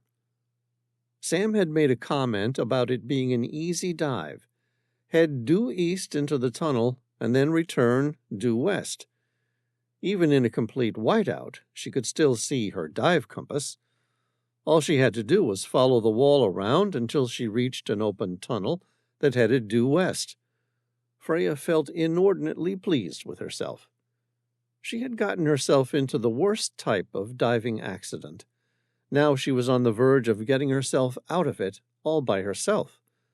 She slowly followed her way around the chamber, keeping her right hand on the wall at all times, until she finally reached a west-facing passageway. Freya drew a breath. It felt great. She'd done it. Now all she needed was to swim out of the mine. She went to draw another breath, but she couldn't. Everything became tight, because her tank was out of air. Chapter 82. Freya thought she had panicked before, but that was nothing. This was panic. Off-the-charts, frenzied, hysterical terror. It was a worst-case scenario. Everyone's nightmare of horrific ways to die type of dread. Her lungs begged her to hyperventilate, but there was no air to do so. Instead, her diaphragm kept on spasming as her closed mouth refused to allow her to breathe water. Freya held it as long as she could. One of the last thoughts she had was no longer one of fear. Instead, it was that of a strange curiosity. Call it mild interest, if you will. She wondered, of all the stupid things she'd done to reach this precise point in her life, to run out of air scuba diving in a fucking disused mine in the Pyrenees Mountains seemed the most ridiculous. And with that thought, her cognitive mind began to fade. Terror turned to comfort. Everything seemed okay. She was ready for whatever came next. Darkness pervaded everything, but it no longer scared her. Instead, it felt like a warm blanket, gently draped over her. Freya opened her mouth, dropping the regulator, and took a breath, welcoming the inevitable flow of water that beckoned. Only the water never seemed to come. Instead, she felt the soothing rush of air entering her lungs, flooding her with a sense of immortality. It tasted cool and surprisingly refreshing. She drew another breath. It felt good. At some sort of primitive level of the brain, Freya thought, "Hey, I'm doing this. I can breathe water. We've been conditioned all our lives to believe that we can only breathe air, but I'm breathing water, and I feel fine." There was a light approaching at the end of the tunnel. Freya thought, "Well, I guess that was it. I'm dead." Then she recognized Sam Reilly's face. He was shining a flashlight on hers to get her attention. Reality struck her like a sledgehammer.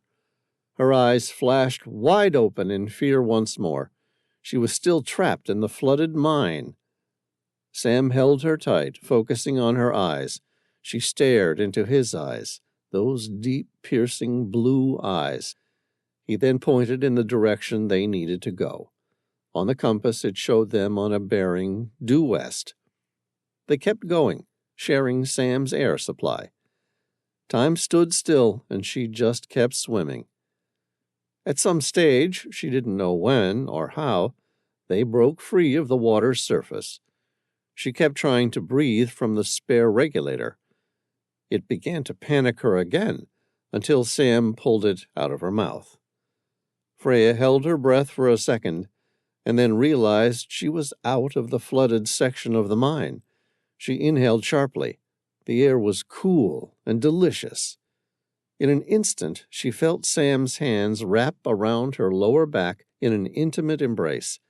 He was kissing her face, her eyes, her ears, her cheeks. There were tears in his eyes, and she saw for the first time abject fear in his eyes, followed by joy when he realized she was okay. Freya looked at him and smiled, and a second later she wrapped her arms around his neck and kissed him like mad. Chapter 83. Genevieve came to pick them up that night. All in total, it had taken them just 4 days to retrieve the Medusa. On the flight home, Genevieve filled him in that Firuz Said locked himself into the biolab room and had injected himself with the terrible virus. He argued that he, too, now had just 28 days to find a cure or suffer the consequences of his actions. Sam felt ambivalent.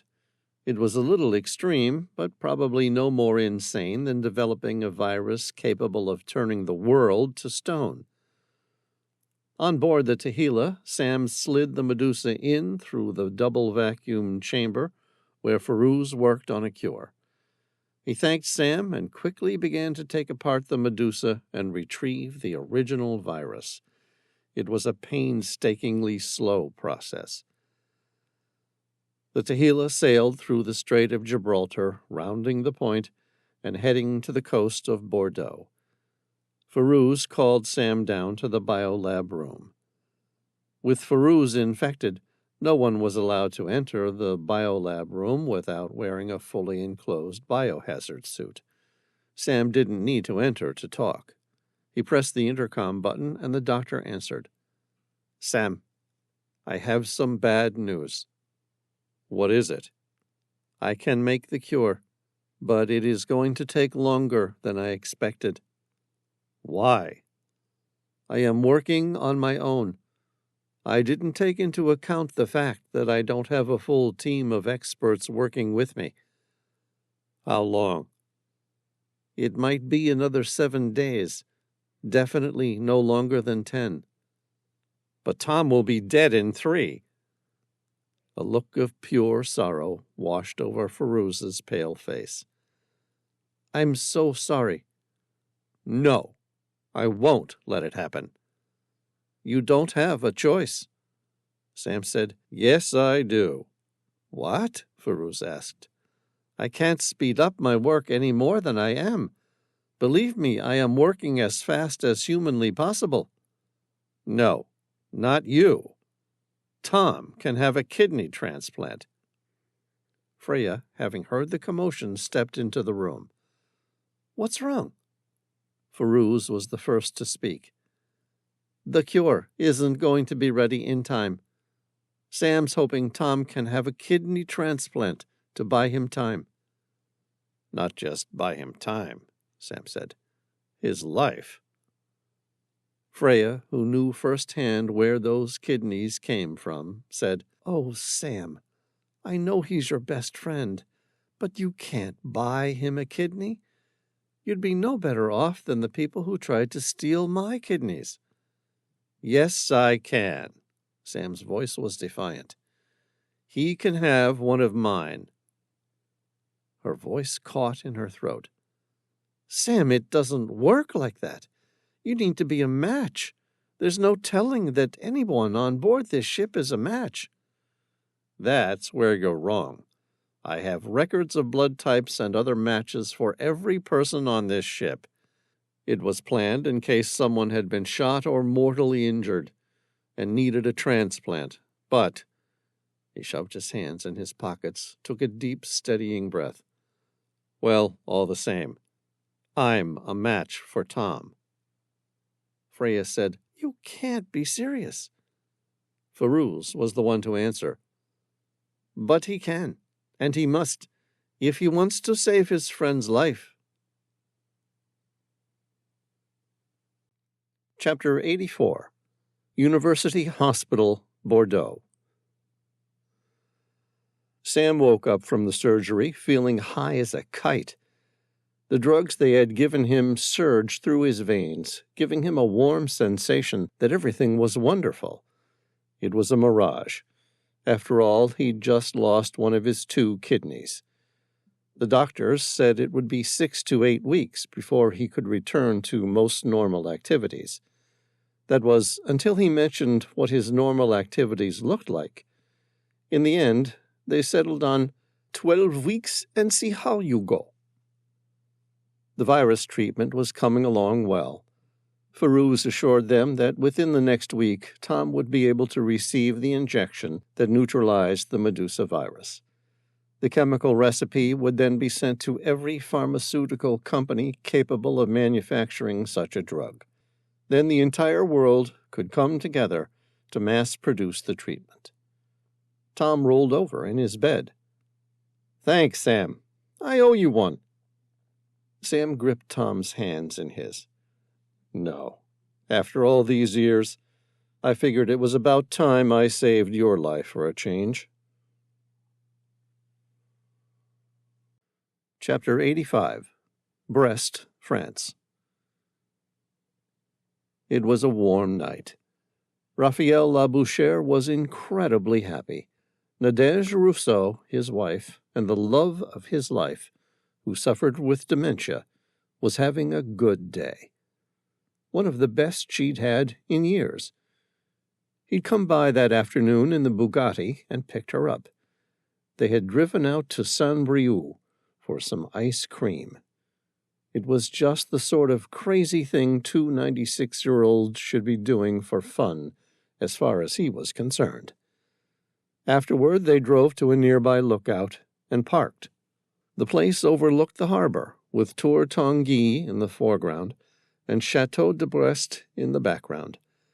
There were a few small sailing boats moored along the harbor, and on the far side an old train line and an old water tower, the historical remnants from World War II. They looked fondly on the medieval city in which they had spent most of their lives and watched the sun go down.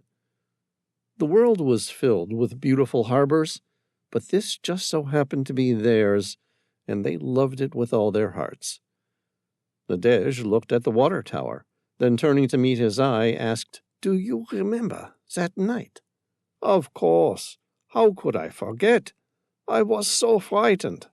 She held his hand with the gentle affection of two people who had had the good fortune to share a lifetime together. Her brow furrowed, the deep creases of age knitting together at the top of her forehead. "Because of the Medusa?" "That too," he admitted. "But no, I was frightened of what we were about to do." "Why?" "I don't know. Because we were kids." Her tone took on a harder edge. "And you didn't want to?" "Goodness, no. Of course I wanted to. I was just nervous." "Of what?" she asked, her eyes wistful, full of distant memories that felt like yesterday. He smiled at her, his eyes full of love. "Because I was afraid that I wouldn't be enough for you." She moved in close and held him. "Oh, darling, you were always enough for me, in every single way." They sat there in silence for hours, not saying a thing. They didn't have to. They just knew. It was Nadège who finally broke the silence. "Everything we had in our lives. We've been so incredibly lucky." "I agree. Most people don't get to enjoy what we've shared together." "No, we are the lucky few," Raphael said. "Do you know, I always knew I wanted to grow old with you." "Growing old sucks." She laughed and then shrugged. "But I never could find a way around it. Fact of life." "Yeah, but we sure did have some good times." Her eyes locked on his. "And I'm glad I got to share them with you," Raphael said. "Did I ever tell you about the time I saved the world?" "You did," she said, in a voice that suggested, even with her dementia, she could remember him telling that story more than once. "Something about a terrible monster with green eyes. You did well. You saved the world." He smiled with a bemused look. "Twice." "Really?" Her tone took on the sound of patient interest, like a parent hearing a story from their child for the 7th time that day. Good for you. I always knew you had it in you. He laughed. She was poking fun at him, but she loved him. He wished the day could go on forever, but he knew it was getting late. She would tire soon, and then she would have a series of bad days as fatigue tended to make her dementia worse somehow. But he didn't want to. And then he felt guilty about choosing to stay with her, even though it would inevitably result in her having some bad days. Finally, he said, "Should I take you home?" No, this is a good night. Let's stay out here all night long. What do you say? With you, darling? She smiled at him. Yeah. He closed his eyes, opened them again, and stared at her. I'll happily do anything you ask. Chapter 86. Sam was recuperating well on board the Tehila. It had been nearly 4 weeks since Firuz Said had produced a cure for the Medusa virus using the original strain found on the ancient mask. The chemical formula for the medicine had been taken up by pharmaceutical manufacturers globally. He got a call from his friend, the marine biologist, regarding the whale sharks. The biologist said, "We think we've got some answers." "Go on." There was some debate about what could be causing them to dive so deep. I'm really interested to hear the truth. "We believe the whale sharks are diving deep as a unique means of navigation, possibly involving some sort of synchronization with the magnetic poles." Sam frowned. "Not mating with the queen whale." "What? No! That's a crazy idea. Of course not." "Right," Sam said, without attempting to conceal his disappointment. "I just thought it would make a better story if the whale sharks were part of a nest where the queen lived at the bottom of the ocean." "Nice story, but I'm afraid it's not based on any facts." "Okay, thanks for letting me know." "No, thank you and your crew for helping with the tagging." There was a knock at Sam's quarters. It was Elise. "Firuz has asked for a word with you." "Okay, you can tell him I'll be down in a minute." Sam headed down to the biolab. Firuz was in the process of packing up all his works, including a detailed list of all his processes, something that any decent biochemist could work with for years in case the Medusa strain ever reared its ugly head to the world again.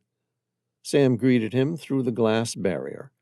Firuz was still working inside the biolab, and so Sam would have had to don special biohazard suits to enter. Firuz looked up. There was a soft melancholy in his eyes, mixed with the wonder of great achievement, and if Sam had to guess, he saw a certain level of peace in the man's face, a type of comfort and acceptance that hadn't been there even a few days earlier. Next week he was going to be picked up and transported to The Hague, where he would be tried for crimes against humanity. Everyone knew the inevitable outcome. Sam said, "What can I do for you, Firuz?" "I just wanted to thank you, Sam." Firuz met him with a candid gaze. "For everything.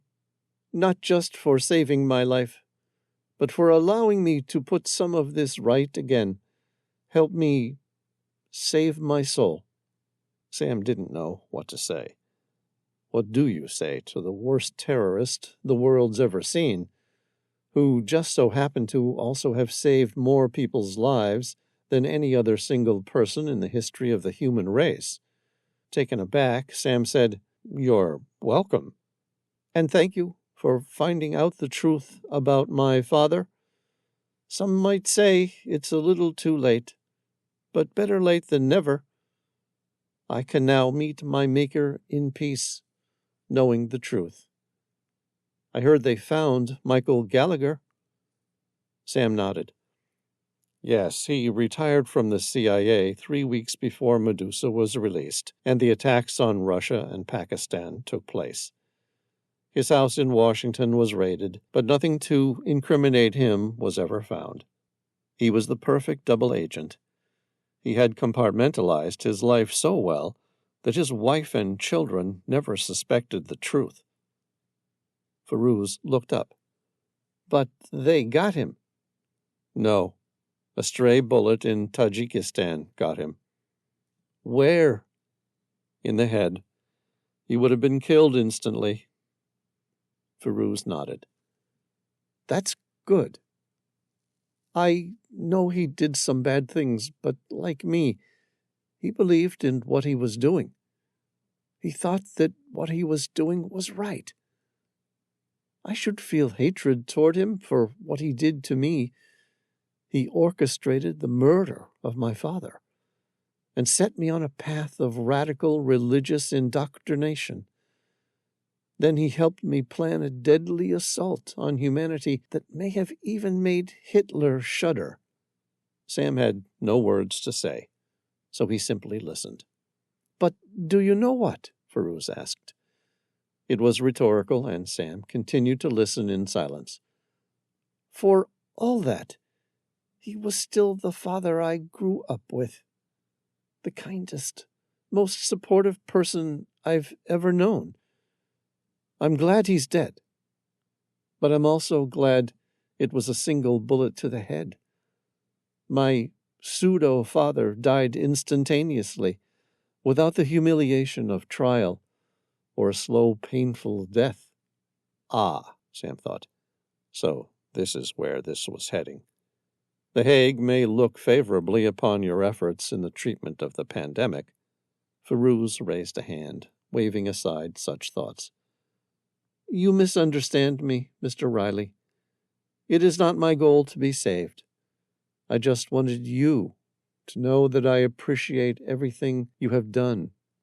A moment later, the albino began to squirm. Inside the makeshift biolab, the doctor wet himself. Sam put his hand to his mouth, feeling he might vomit with fear. His eyes narrowed, but he couldn't look away. Firuz's face twisted and distorted in agony. Sam said, You never took the cure yourself? He made a gesture of apology. I'm sorry, Sam. Monsters don't get to have happy endings. Chapter 87. Quibisa Plains, Zambia.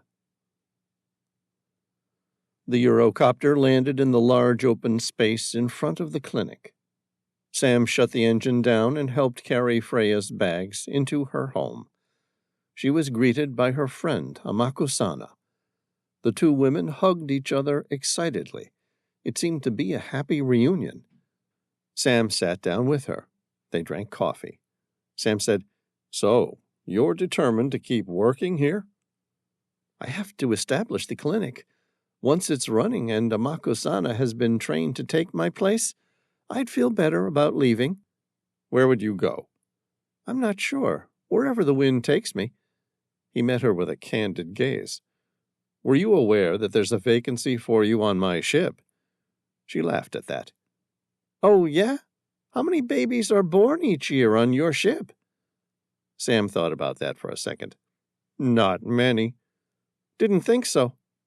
Sam held his breath. That's a no, then?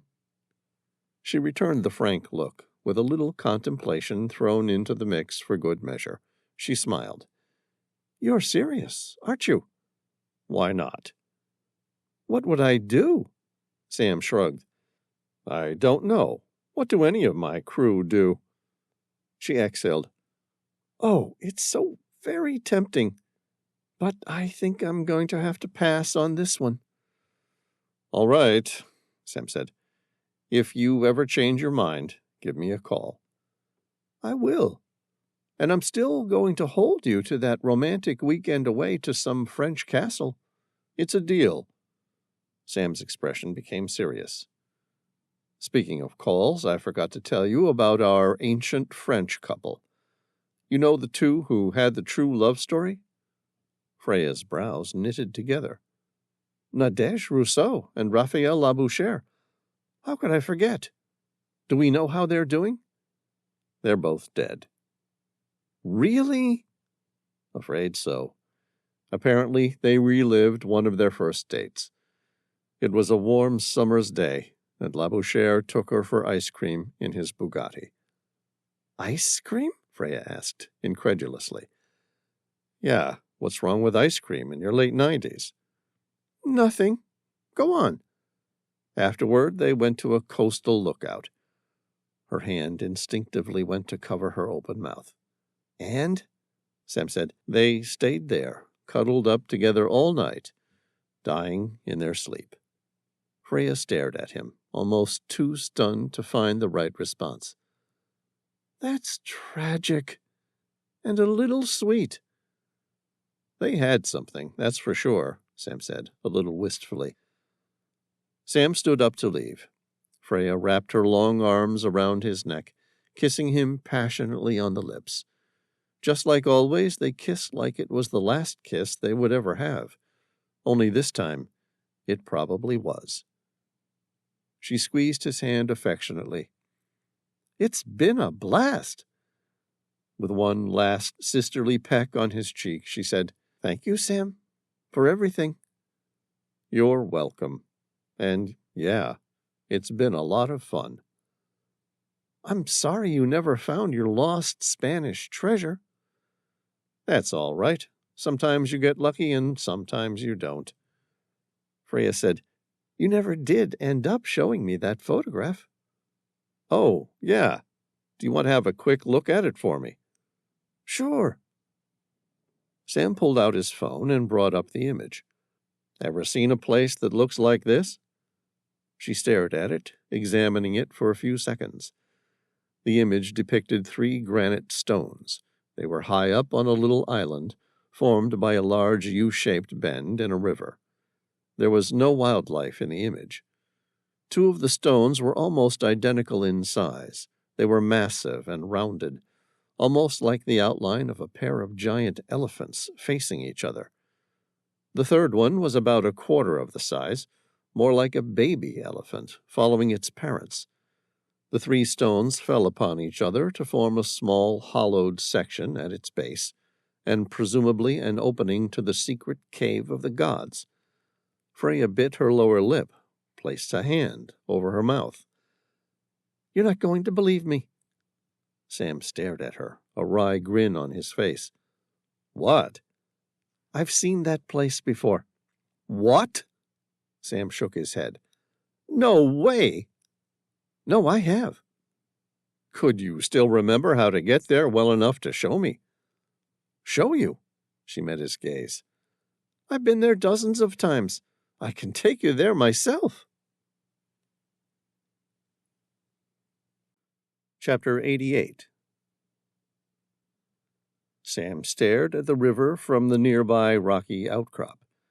It formed more of an oxbow lake. It would be easy to imagine that it was a U-shaped bend in the river 190-odd years ago, natural erosion and flooding having widened the river. His eyes narrowed in on the 2 granite boulders. They were roughly 25 feet high. The image in the cave of the scene didn't do the size of the boulders much justice. The shapes were right, they looked like elephants, but they were much too large for even the biggest of the African beasts. Sam said, We seem to be missing one of the boulders. Freya took off her glasses and stared at the water. The baby elephant? Yeah, that's the one. She frowned. It's funny. I could have sworn it was there, too. I don't think it washed away. No. Different times of the year, the water level changes with seasonal floods and droughts. I'm almost certain I've seen the baby there, too. Come on, let's go find out. They made a unique sight. Freya was a fit hiker, with strong legs in sturdy leather boots. In her hand, she carried her grandfather's Holland & Holland Royal Double Rifle. Sam, more of a traditional hiker, was carrying a large backpack with a pair of snorkels, fins, and flashlights. He figured if they got lucky, the water would be shallow enough that he could free dive to check it out. After a few minutes, they reached the bank of the river. There was a small dugout canoe pulled up along the shore, where a local fisherman worked with his nets. Freya spoke to the man. His English was broken, but he seemed to get the idea of the 3 stones, and when Sam showed him the photo on his phone, the man nodded and pointed at the twin granite boulders. Sam grinned. There was something about the fisherman's face that reflected certainty. Freya chatted to the man, and within a few minutes she thanked him and told Sam that the fisherman had agreed to lend them his canoe. They thanked him and climbed into the canoe. Sam placed his backpack in front of him. Sam looked at the fisherman and asked, "What about crocodiles?" He shrugged. "Lots down river. Some up river. Here not so many." Sam smiled and thanked him. He turned to Freya. "Well, that's reassuring, isn't it?" Together they slowly paddled out to the boulder outcrop in the middle of the lake. It was a warm, clear day, and beams of sun shone through the clear water, penetrating to the rocky bed some 10 to 15 feet below. It was a good sign. If they were in the right place, it would be easy to confirm or debunk by simply free-diving overboard. They reached the first of the 2 boulders. It was uncanny how, once up close, the stones appeared even more like a pair of elephants. There were no signs of human carving in the rock, just the natural fractures of time and erosion that shaped it in such a way. They paddled around to the opposite side. Light rays from the sun penetrated the water all the way to the rocky bed, and there, in no more than a few feet of water, was the outline of a 3rd boulder, the baby elephant. Within a couple of minutes, Sam had his shirt off, his dive mask and fins on, along with a flashlight secured to his wrist, and a GoPro mounted to his mask to record the event. He turned to Freya. "Are you sure you don't want to join me?" She shook her head. "I'll wait here and keep an eye out for crocodiles." "All right, suit yourself." A second later, he rolled back into the water. He surfaced, took a couple of deep breaths, and disappeared far below. Chapter 89. The fresh water was so clear its depth was deceptive. Sam dived all the way to the bottom of the boulders, where the 3 of them formed a hollowed section at the base. He could just make out the opening from the surface, and as he neared it, he became infinitely certain he was on the right track. The opening was big enough to comfortably squeeze an adult inside. Several old tree roots from a long-since expired tree were draped over the top of it. Sam used his knife to cut through these, and poking his head in, he peered inside. The beam of his flashlight shone deep inside the cave's opening to reveal a void of unknown depths. For a split second, he imagined the place being a perfect home for a crocodile or any number of Africa's deadly river monsters.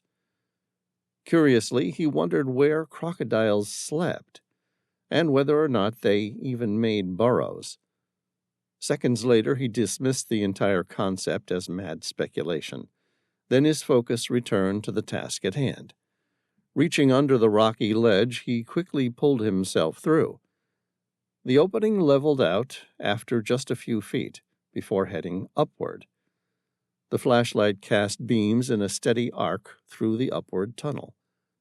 Sam's head broke the surface of the water, and he found himself inside a large chamber.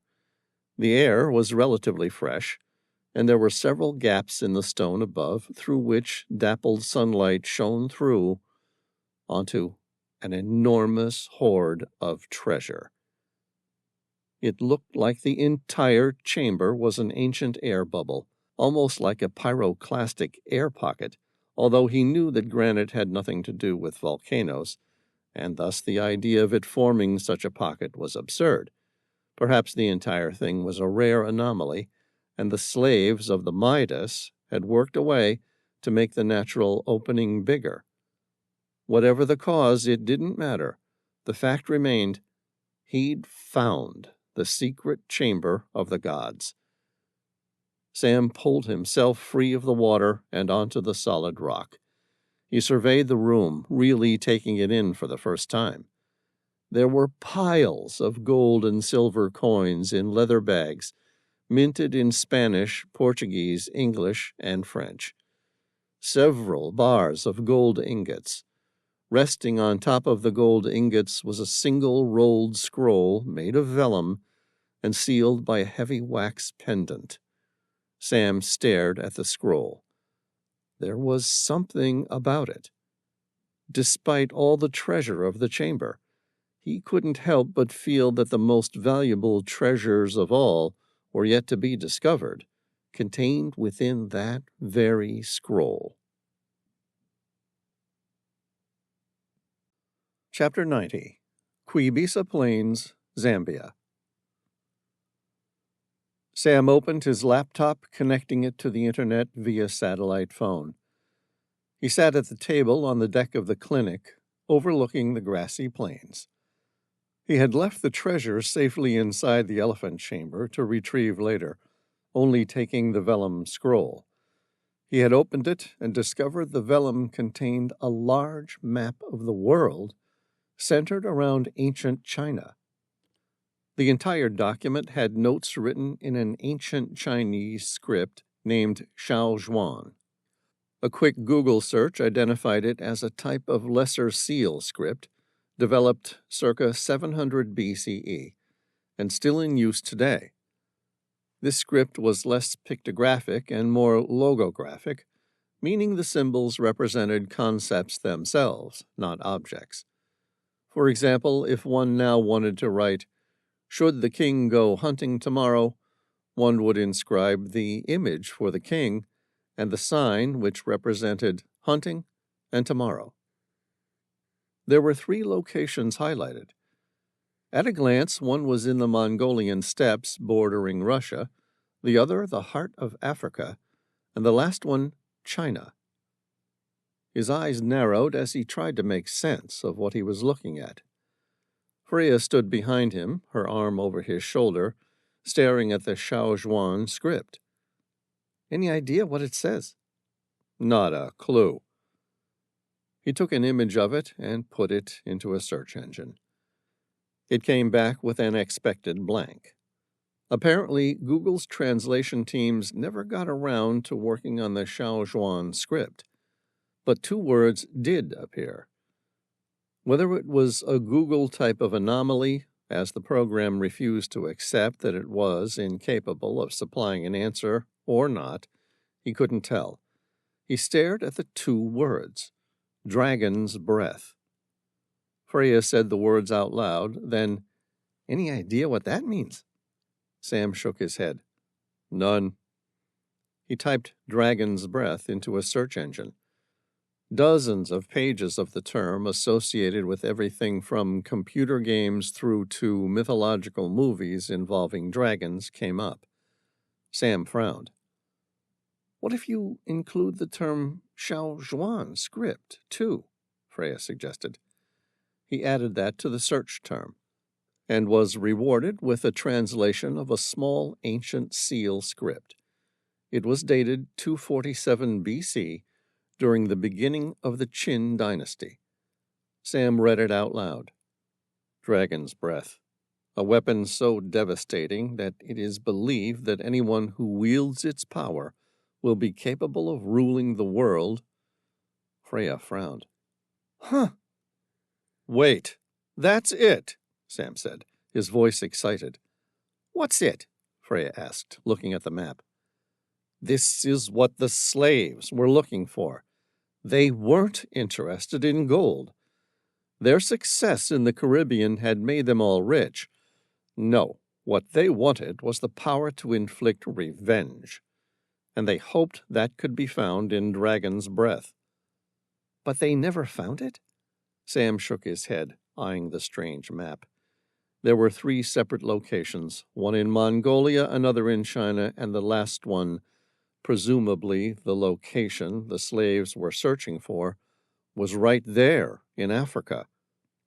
Sam searched the locations on the internet. It came up with a giant crater, the sort of thing a meteorite might have caused millions of years ago, only this one occurred much more recently. Freya said, "It looks like they found it." Yeah, whatever it was, Dragon's Breath was unstable and killed them. Judging by the shape of the mountain range destroyed, it appears that the weapon was more like a medieval equivalent to an atomic bomb. What about the other two? Sam frowned. Other two? Yeah, the one in Mongolia and China. Sam brought up the rough GPS location of the Mongolian one. There was a massive hole in the ground. Again, the sort of thing that looked like the remnants of an ancient meteorite or half a dozen A-bombs leveling the mountainside. He then flicked across to the location in China, more specifically Lintong District, Xi'an, Shaanxi Province of China. Freya asked, "I don't see any sort of destroyed mountain range like the other two locations. Maybe Dragon's Breath hasn't yet been retrieved there." I don't know. Wait a second, I'll see what the region is known for. He typed a few words into the search engine, and an image of terracotta warriors came up. She drew a breath and said, "The mausoleum of the first Qin emperor, Qin Shi Huang." Oh my goodness. Sam couldn't contain his elation. What is it? I just had a thought. She pressed a hand against his shoulder. Well, let's hear it. Don't keep it to yourself. Sam said, I'm thinking that those 10,000-strong terracotta warriors were never there to guard the emperor's mausoleum. No? No. They were there to prevent the evil inside, Dragon's Breath, from being released into the world. Chapter 91. The Eurocopter was loaded with the Midas treasures. Freya had ducked inside to grab a pen and paper to write down his details. It seemed strange after all this time that neither of them had exchanged phone numbers and email addresses. But the truth was, neither had their phones for most of the time, and there was no point trading physical addresses because they both moved so frequently. There was a slight rustle in the long grass, a shadow of fear stirring the primitive part of Sam's brain into survival instincts. He leaned into the helicopter to retrieve the Mossberg 590A1 pump-action shotgun from where it was kept beside the pilot's seat. He withdrew it, turned, and was greeted by a fist to the head. The force almost knocked him out. His world turned to darkness, and if it wasn't for someone moving in quickly to grab him, he doubted he would have remained standing. He licked his lip. There was blood in his mouth. Sam opened his eyes. There were 5 people, most likely of Chinese background. And if he was going to guess that much, then it was fairly safe to say they were all part of Yosha. 5 motorbikes were parked in front of him, all black ARC Vectors. Electric motorcycles, super fast, entirely silent. That explained how they closed in on him so quickly without making much of a sound. These men, like the ones he met in Zanzibar, were fast, too. Sam opened his arms outward. I was wondering how long it would take for you guys to show up. A tall man, in charge of the group, said, We hoped you would have given up by now, Mr. Reilly. Sam shrugged. I'm sorry to disappoint.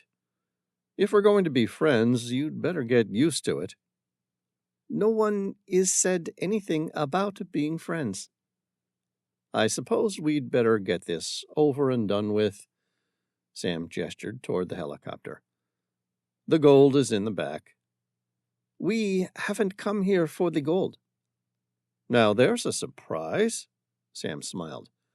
So this really was a social visit? The leader shook his head. We came for the map. The map? Don't play games, Mr. Reilly. We've come for Dragon's Breath. Oh, sure, Sam nodded.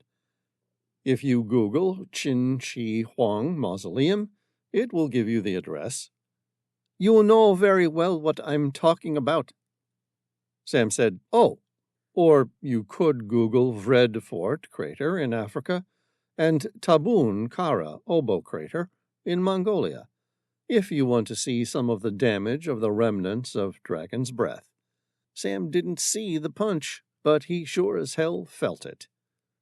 It was a quick, decisive hit to his solar plexus, sending his diaphragm into a spasm.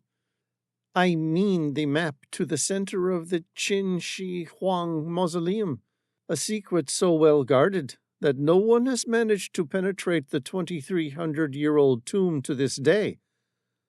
Sam gasped, finally catching his breath. Oh, that map. The tall Yosha stepped toward him. Sam said, all right. Now I remember seeing that thing. He reached in and grabbed a small sealed bag containing the vellum scroll. The Yosha took it and stepped back. All 5 of the men were armed with QSZ-92 pistols, the same handgun used by the People's Liberation Army. The Yosha said, I'm sorry it had to end this way. You seem like a decent man, although a touch too obstinate for your own good. Freya stepped into the arena. She was carrying the Holland & Holland Royal Double Rifle. The weapon looked every bit as deadly in her hands as one would expect of something designed to take down Africa's largest game animals. Loaded with 577 Nitro Express, it was the sort of weapon that would leave little left in the way of resembling a human body. She wore the expression of a hunter, looking forward to a good fight. Hello, gentlemen. Nobody spoke, and no one moved. Freya gave a short laugh. Somehow it sounded genuine, yet sardonic, just like a crazy person might sound. And crazy people were the most dangerous of all, because there was no way to know how they might respond. In a calm, collected voice, she said, right now, you're all guessing how many rounds this thing carries. Still no answer. There's just 2. She spoke loudly, a wry confidence in her voice. So now you're probably wondering, do I just carry this thing for show, or am I one of those girls who loves to shoot and is going to kill 2 of you before you make a move? The tall Yosha said, you're going to do this. There's 5 of us, 1 of you, and you just said you don't have enough rounds to... Freya fired. 2 shots in immediate succession. Perfect shots. 2 people were dead before they knew the gunfight had begun. The tall guy and the shorter one holding on to Sam were gone. In a split second, Sam stepped forward and grabbed the tall guy, pulling him in close. He used him as a shield, while the other 3 took their shots. Freya dropped the double rifle and drew the Glock 19 from behind her back. With a steady and well-practiced aim, she didn't even have to think. Her actions were fast, smooth, instinctive. She shot the guy farthest on the left in the head. Then the one on the right got hit in the throat next. A round slammed into the side of her abdomen. Barely reacting, she spun and shot him in the chest. The 5th opponent was already on his bike and accelerating hard. If she had another round in the double rifle, she could have placed it in him for sure, but with the Glock it was a near impossible shot. She took it anyway. A small spark flicked off the back of the bike, but the motorcycle kept accelerating into the distance. Sam looked at the 4 Yosha sprawled in various positions in the dirt. He checked to see if any were still alive or posed further threat. None of them moved. Sam shook his head in wonder. Her talent seemed supernatural. Freya, true to her word, was one of those shooters with an innate ability. Every single round had been placed perfectly. Every single shot taken had been a kill shot. She looked at him. "You okay?" "Yeah." Sam licked his bloodied lips. "I'm fine. You?" Freya touched the small hole on the side of her abdomen. There was blood on her hand, but not a lot. It had gone in and out, skimming her side and missing any vital organs. "First time I've been shot, but I think I'll live." Sam stepped forward to embrace her. "Hurts like hell, doesn't it?" "You've been shot?" Sam shrugged. "A few times." "Really?" "Call it an occupational hazard, as much as intermittent stupidity." Freya looked at the leather satchels that contained the pirate gold. "At least they didn't get anything." Sam said, "But he stole the map to Emperor Qin Shi Huang's mausoleum." "Oh, that's bad," Freya said, her eyes narrowing. "They know about the weapon?" "It would appear so." "They have the map to find a weapon more powerful than a modern nuclear bomb?" Freya frowned. "You know what this means, don't you?" "Yes." Sam nodded, his jaw set with defiance. "It means we're going to have to beat them to it." This has been Medusa's Curse, Sam Reilly, Book 25, written by Christopher Cartwright, narrated by David Gilmore. We hope you've enjoyed listening. Copyright 2021 by Christopher Cartwright. Production copyright 2021 by Christopher Cartwright.